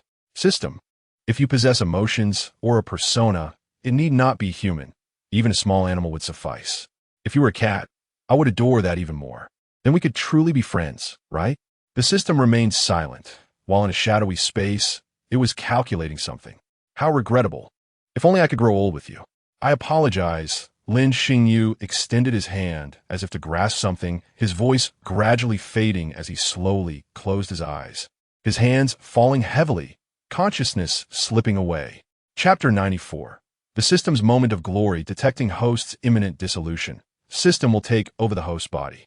In the next moment, Lin Xingyu opened his eyes, rising from the bed, activating the energy sphere given by Tianli. The energy of Tianli belonged to this world. Once restored, the essence of life would adapt to this realm, and the repair was progressing slowly. However, the energy was insufficient, and the essence of life continued to deteriorate. Lin Xingyu's eyes flickered with streams of data. Experimental System Number 233, requesting energy support from the Central Main System. Experimental System Number 233, applying for the activation of the Main System's energy transport channel. Lin Xingyu's hands danced through the air, the data streams in his eyes accelerating. Initiating emergency measures. Forcibly opening the energy channel of the Main System. Forcibly opening the channel. Energy transport in progress. Lin Xingyu felt the energy from the void gradually replenishing his essence of life and sighed in relief. Yet his movements quickened. He had to hurry, as this was against the regulations. Warning. Experimental System Number 233 has violated regulations by forcibly opening the Main System's energy channel without permission. Issuing order to sever the channel. Completely abandoning Experimental System Number 233. Order successfully issued. Severing connection. Lin Xingyu's expression changed, the data streams in his eyes slowing, and his hands ceased their motions as he sensed his essence of life still had not reached the threshold needed for survival. Have I failed? Lin Xingyu felt a wave of despair wash over him. The Central System granted minimal authority to experimental systems, leaving him feeling powerless and abandoned. I cannot give up. The data streams in Lin Xingyu's eyes reignited, and his hands resumed their frantic movements as if striking a keyboard. Searching for available energy in the Genshin world. Liyue commencing detection. The Genshin map unfolded before him as he sought alternative resources. Liyue detection complete. Mondstadt commencing detection for life energy. Target located, Dragon's Pine. Lin Xingyu's eyes gleamed, the data streams vanishing as he swiftly moved towards Dragon's Pine. Moments later, Lin Xingyu materialized within a cave nestled in the Longji Shuashan, where a crimson heart pulsated rhythmically. Upon detecting it, Lin Xingyu extended his hand to touch the heart, and in that instant, the energy contained within was comprehended by the system. Such immense life energy was astonishing, sufficient, indeed, with an excess. What a wondrous world this is. Lin Xingyu felt a surge of joy. The host was saved. He connected the energy transmission channel to the heart before him, guiding its vitality into his own body. However, the process was slow, prompting Lin Xingyu to furrow his brow and expand the channel to hasten the transfer. In the next moment, his expression shifted as a terrifying will descended upon him, compelling him to cancel the channel for that what was probing. At that moment, a sphere of white energy emerged from Lin Xingyu's body, the essence of celestial law. After a while, the ominous will finally dissipated. It seemed to be the will of this world, sensing any acceleration in his actions. It appeared that he must proceed with caution. With a sigh, Lin Xingyu approached the cave's entrance, manipulating the ice element to seal it securely. Thus, with the system's assistance, Lin Xingyu gradually began to recover. Meanwhile, in Liyue Harbor, several days had passed. Ningguang's intelligence personnel discovered Lin Xingyu's disappearance, leaving no trace behind. You chose to face this alone, did you? Ningguang gazed into the distance, her expression growing melancholic. I hope you're living well on the other side. Within the Wanmintang, the celestial law also sensed something amiss. It had been several days without sight of Lin Xingyu. Considering the possibilities, her countenance altered slightly as she murmured, "This shouldn't be. I possess the essence, and that existence from that day." Shaking her head, she refused to believe Lin Xingyu had simply vanished. Surely, he had been taken by that being to another location. At the Bubu shop, Chi-Chi watched Hu Tao sing an original Chichio song in front of her, a glimmer of sorrow flashing in her eyes. Xingyu hasn't come for several days. Has he gone traveling? Chi-Chi, what do you think? This original Chichio song I composed is delightful, isn't it? Hu Tao proudly posed with hands on her hips, beaming at Chi-Chi. Unfazed, Chi-Chi responded, "It's wonderful. You're amazing." Tao Tao. "Oh, flatter me more.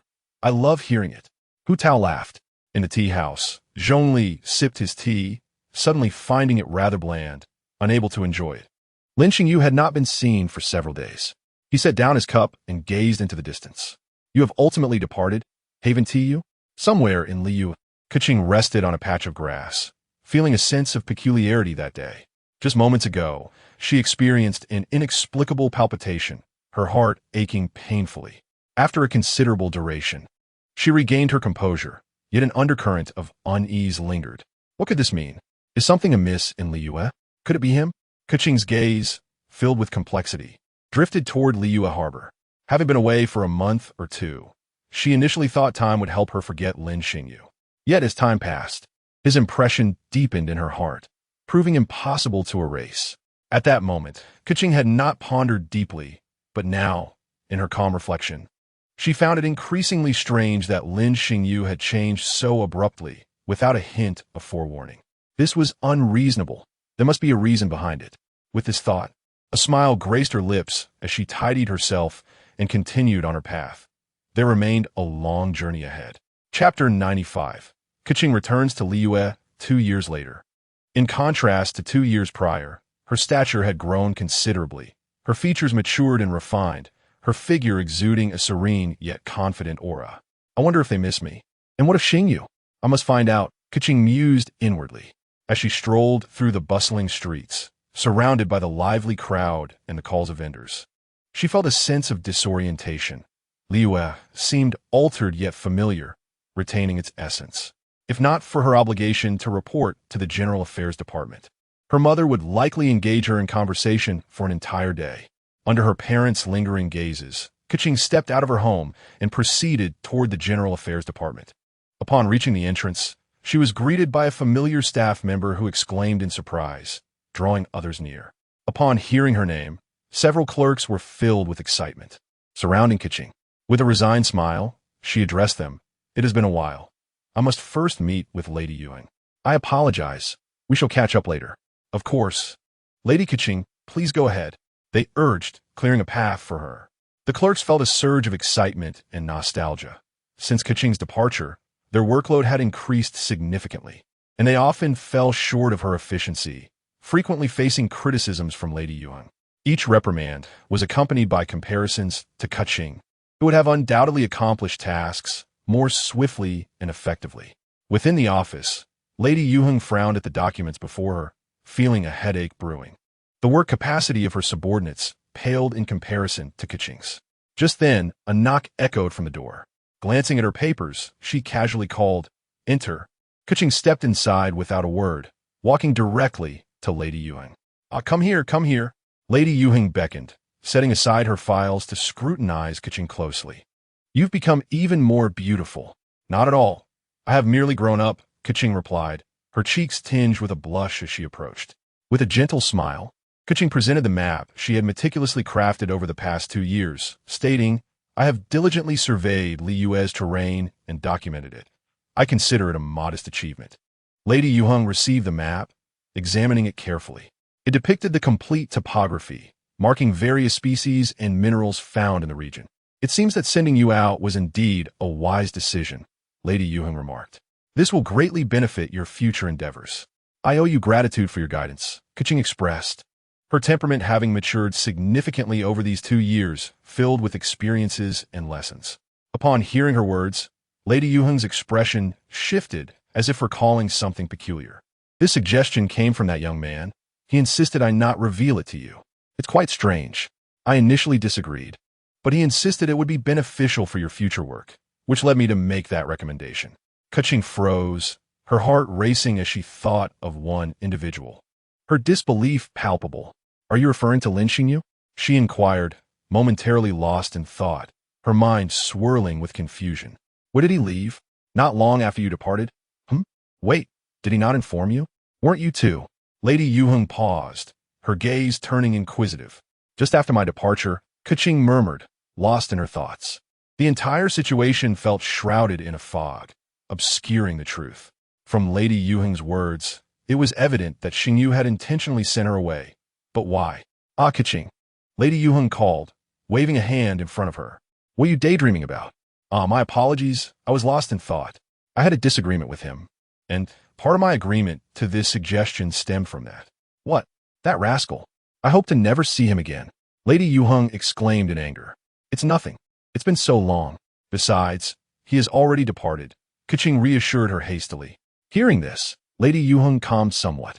"That scoundrel has spun you in circles. What a rascal. It had been 2 years. Where could he have gone?" After exchanging a few more pleasantries with Lady Yuheng, Keqing took her leave, stating she would return to work the following day. Chapter 96. Keqing becomes Yuheng, yet why did he choose to act in such a manner? Keqing found herself in a state of confusion, yet she was aware that there existed a person who might comprehend the entire course of events. She gazed upwards at the floating Chuanyu pavilion, realizing that Ningguang played a significant role in this matter. Maintaining her composure, Keqing had no intention of seeking her out for clarification, for if Lin Xingyu had conspired with her, she knew she would not extract any information. Sighing, she pondered, "Were you truly after Xingyu? Do you genuinely wish to part ways with me?" A shadow fell across her expression, and with a soft sigh, the memory of that day when Lin Xingyu had displayed such coldness and indifference pierced her heart, a pain that lingered, refusing to fade, often creeping into her thoughts during the quiet of the night. Within Chuanyu Pavilion, recalling this, Ningguang opened a hidden compartment in the corner of the desk, revealing a hairpin and a letter, uncertain of when she might deliver it to her. She hoped that when the time came, Ningguang would not hold it against her. "Ah, I have indeed become a paragon of virtue," she mused.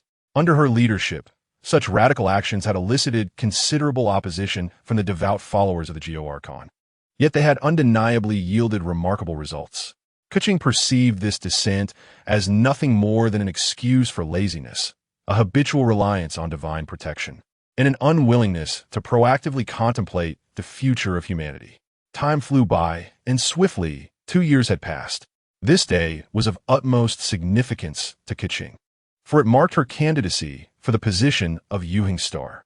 During the Liyue Qixing meeting, the stars were engaged in deliberations regarding the voting process, with Keqing and another candidate standing before the table, awaiting their votes. Undoubtedly, Keqing possessed the capability to excel in the role of Yuheng Star. However, her radical ideas had encroached upon the interests of some of the Qixing, who had secretly nurtured a rival to counter her. After tallying the votes from the public representatives and the Qixing, the count stood at Keqing 149 to her opponent 150, leaving only Ningguang's vote remaining. All eyes were fixed upon Ningguang, for her vote was crucial. Should she cast it for Keqing, a tie would ensue. Keqing felt a surge of frustration, her fingers digging into her palm, as the denial of her abilities due to dissatisfaction with her methods seemed utterly absurd. "Of course, my vote will go to Ningguang." She elongated her tone, directing a glance at the opposing candidate, who was met with elation from his supporters, believing the matter settled. Keqing's gaze dimmed as she bit her lip in defiance, yet found herself powerless. "Keqing," Ningguang said with a light chuckle, addressing her directly. "What?" gasped the dissenters, their expressions darkening. Keqing shot her head up, disbelief etched across her face, her gaze filled with confusion and uncertainty. "No one knows her abilities better than I do. I believe she is more than capable and poised to lead us into the future," Ningguang explained slowly, her eyes radiating encouragement and admiration. "Yet this merely results in a tie," someone retorted. "You seem to have forgotten that the Archon has decreed I possess the right to cast 2 votes in significant decisions." Ningguang replied coolly, fixing her gaze upon the challenger. "I shall cast both votes for Keqing. She deserves this." With a smile, Ningguang gazed deeply at Keqing. "I hope you won't disappoint me. Please continue to strive forward." "Yes, I will do my utmost." Keqing met Ningguang's gaze, then turned her cold stare towards those who had opposed her. "I hope you are prepared." Keqing suddenly smiled, causing a chill to sweep through the dissenters, who dared not meet her eyes. After the meeting adjourned, Keqing called out to Ningguang, indicating she wished to speak. "What is it, Yuheng Star?" Ningguang teased. "I wish to understand why you supported me despite our differing ideologies," Keqing inquired, perplexed. How could Ningguang possibly vote for her? Many of her actions had encroached upon Ningguang's interests, leaving her utterly astonished. "I believe in your abilities. While our principles may not align, what you're doing holds significant importance for Liyue, and this is part of why I chose to support you," Ningguang explained with a smile. "The impact of your actions on me is negligible, so go boldly forth." "Thank you, Ningguang. I will not let you down." A myriad of emotions surged within Keqing, and her eyes brimmed with unshed tears, realizing that her greatest understanding came from a rival. Ningguang smiled again, refraining from further comment as she turned to leave. At that moment, Keqing called out, filled with curiosity, "You mentioned part of the reason. What is the other part?" Ningguang paused, turning back to face her, a playful smile gracing her lips as she affectionately ruffled Keqing's hair before departing the meeting room, leaving behind the enigmatic remark, "Who knows?" Keqing stood there bewildered, pondering the meaning behind her words. Stepping outside, Ningguang looked up at the clear blue sky and sighed softly within her heart. Lin Xingyu. I believe I've done quite well. Haven Ti. That gesture was my way of conveying congratulations on your behalf. Continue to excel. I will always support you. Keqing observed the jubilant faces of those around her, her eyes glistening with emotion, vowing silently, I will not betray your trust. Following the celebration, Keqing sat alone in her office, lost in thought, reflecting, I have realized my ambitions. Xingyu, you must be pleased for me, yet why are you not by my side? How disheartening it is to feel this way. Chapter 97. Keqing learns of Lin Xingyu's demise on the snowy peaks of Longji within a hidden cave. A red heart pulsed rhythmically, beside which lay a figure, serene and tranquil, appearing as though in slumber. A cat, with white fur and violet eyes, lounged upon the person's chest, its tail flicking idly as it observed the heart and the conduit of energy connecting them with a bored expression. Oh, how slow this is. It has been years already. If anyone were present, they would be astounded, for this cat was speaking.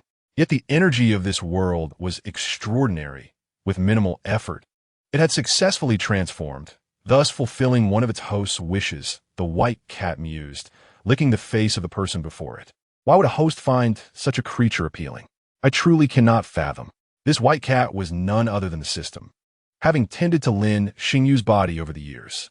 Out of boredom, it had whimsically utilized the life force of the heart, along with its own knowledge as a system, to take form.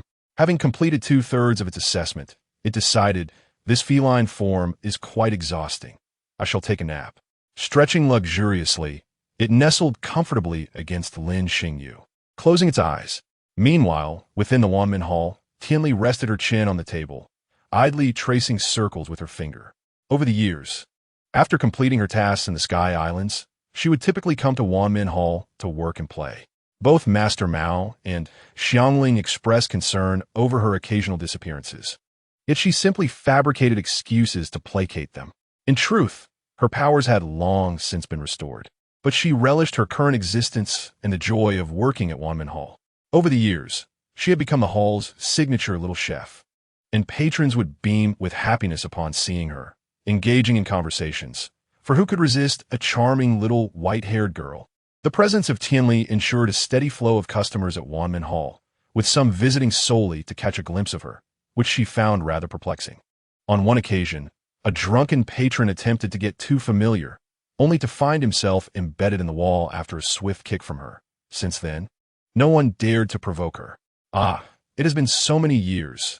He cannot truly be gone, can he? Tianli sighed, feeling disheartened. In her mind, with her essence combined with the high-tier energy from that battle, Lin Xingyu should have recovered swiftly, yet she had not seen him since. She refused to believe he would abandon this place for frivolous pursuits elsewhere. She had sensed his deep connection to Liyue during their time together. If it truly is gone, it would indeed be quite regrettable. You mentioned wanting to be friends with me, lamented Tianli. At that moment, Keqing arrived at Wanmin Hall and noticed Tianli slumped over the table. She was momentarily taken aback, finding her somewhat familiar, and approached her. Hello, may I ask?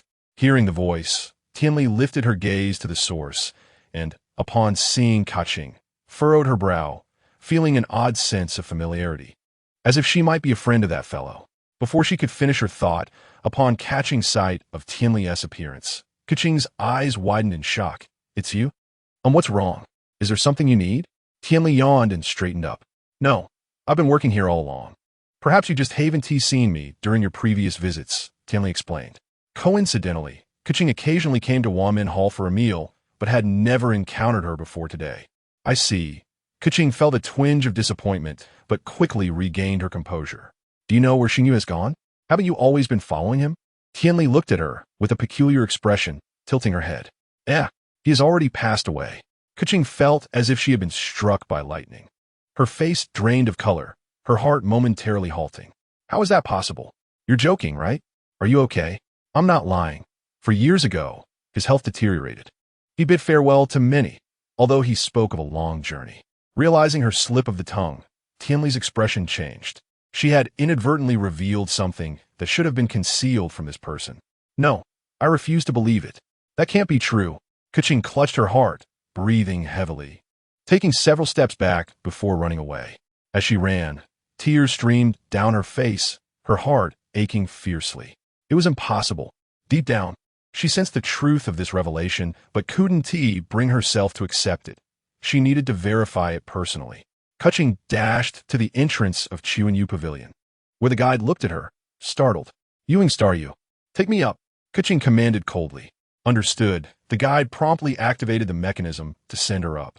Upon reaching Yu Pavilion, Keqing pushed the door open and rushed inside, determined to uncover the truth. Ningguang observed Keqing, whose face was streaked with tears, and was momentarily taken aback. She gestured for her secretaries to leave. "Keqing, what happened?" Ningguang had an inkling, but was uncertain. "Lin Xingyu. I want to know if he is truly dead," Keqing choked out. Upon hearing this, Ningguang sighed and managed a bitter smile. "So you found out. Is it true?" Keqing felt a wave of dizziness wash over her, nearly losing her balance. Her mind was consumed by a singular thought. Xingyu was dead. He was truly gone. Ningguang quickly supported her, guiding her to a chair. "Calm down for a moment." Ningguang felt a headache coming on. She hadn't anticipated such a strong reaction from Keqing upon learning the truth. "Calm down? How can you expect me to remain calm?" Keqing retorted fiercely. "Why was I kept in the dark? Why didn't he tell me?" Sighing heavily, Ningguang began recounting the events of when Lin Xingyu had come to her, laying out a series of plans. "So that's how it was." Keqing's heart trembled violently, and she coughed up blood before fainting. In the haze of her consciousness, Keqing dreamt of a bright passageway, with Lin Xingyu standing at its end, smiling at her as if saying something. Panic surged within her as she yearned to rush forward, to grasp him and demand why he had abandoned her.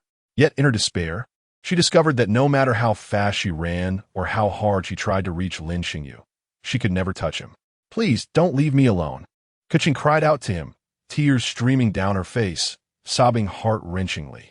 Afterward, he turned away, no longer looking at her. Keqing's heart shattered as she pressed onward. But still, she could not catch up to him. The path was not long, yet Lin Xingyu vanished from her sight. "Don't go." Keqing awoke with a start, sitting upright, cold sweat pouring from her forehead as she gasped for breath. After a while, she regained her composure, glancing around to find herself in a lavishly adorned room, suggesting it was a lady's boudoir. Furrowing her brow, Keqing felt a headache and rubbed her temples. Where is she? How had she ended up here? Xingyu.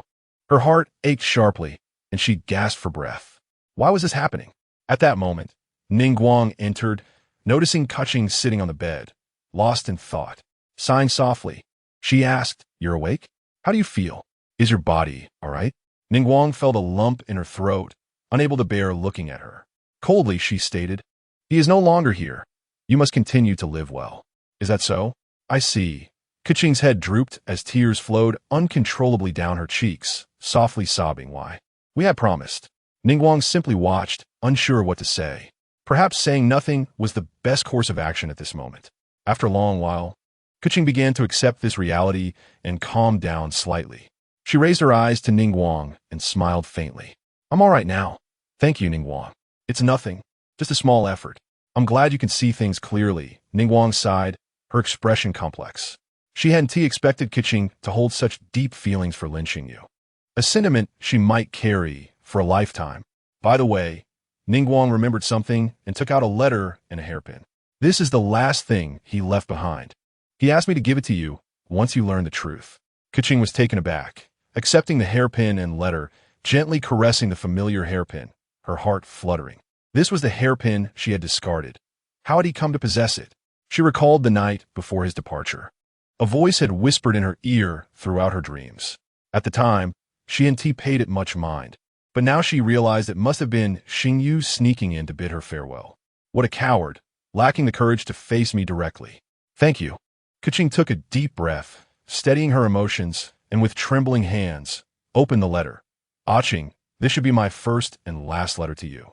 I have arranged many matters recently and said farewell to many friends, yet I regret that I did not bid you farewell. I am truly sorry."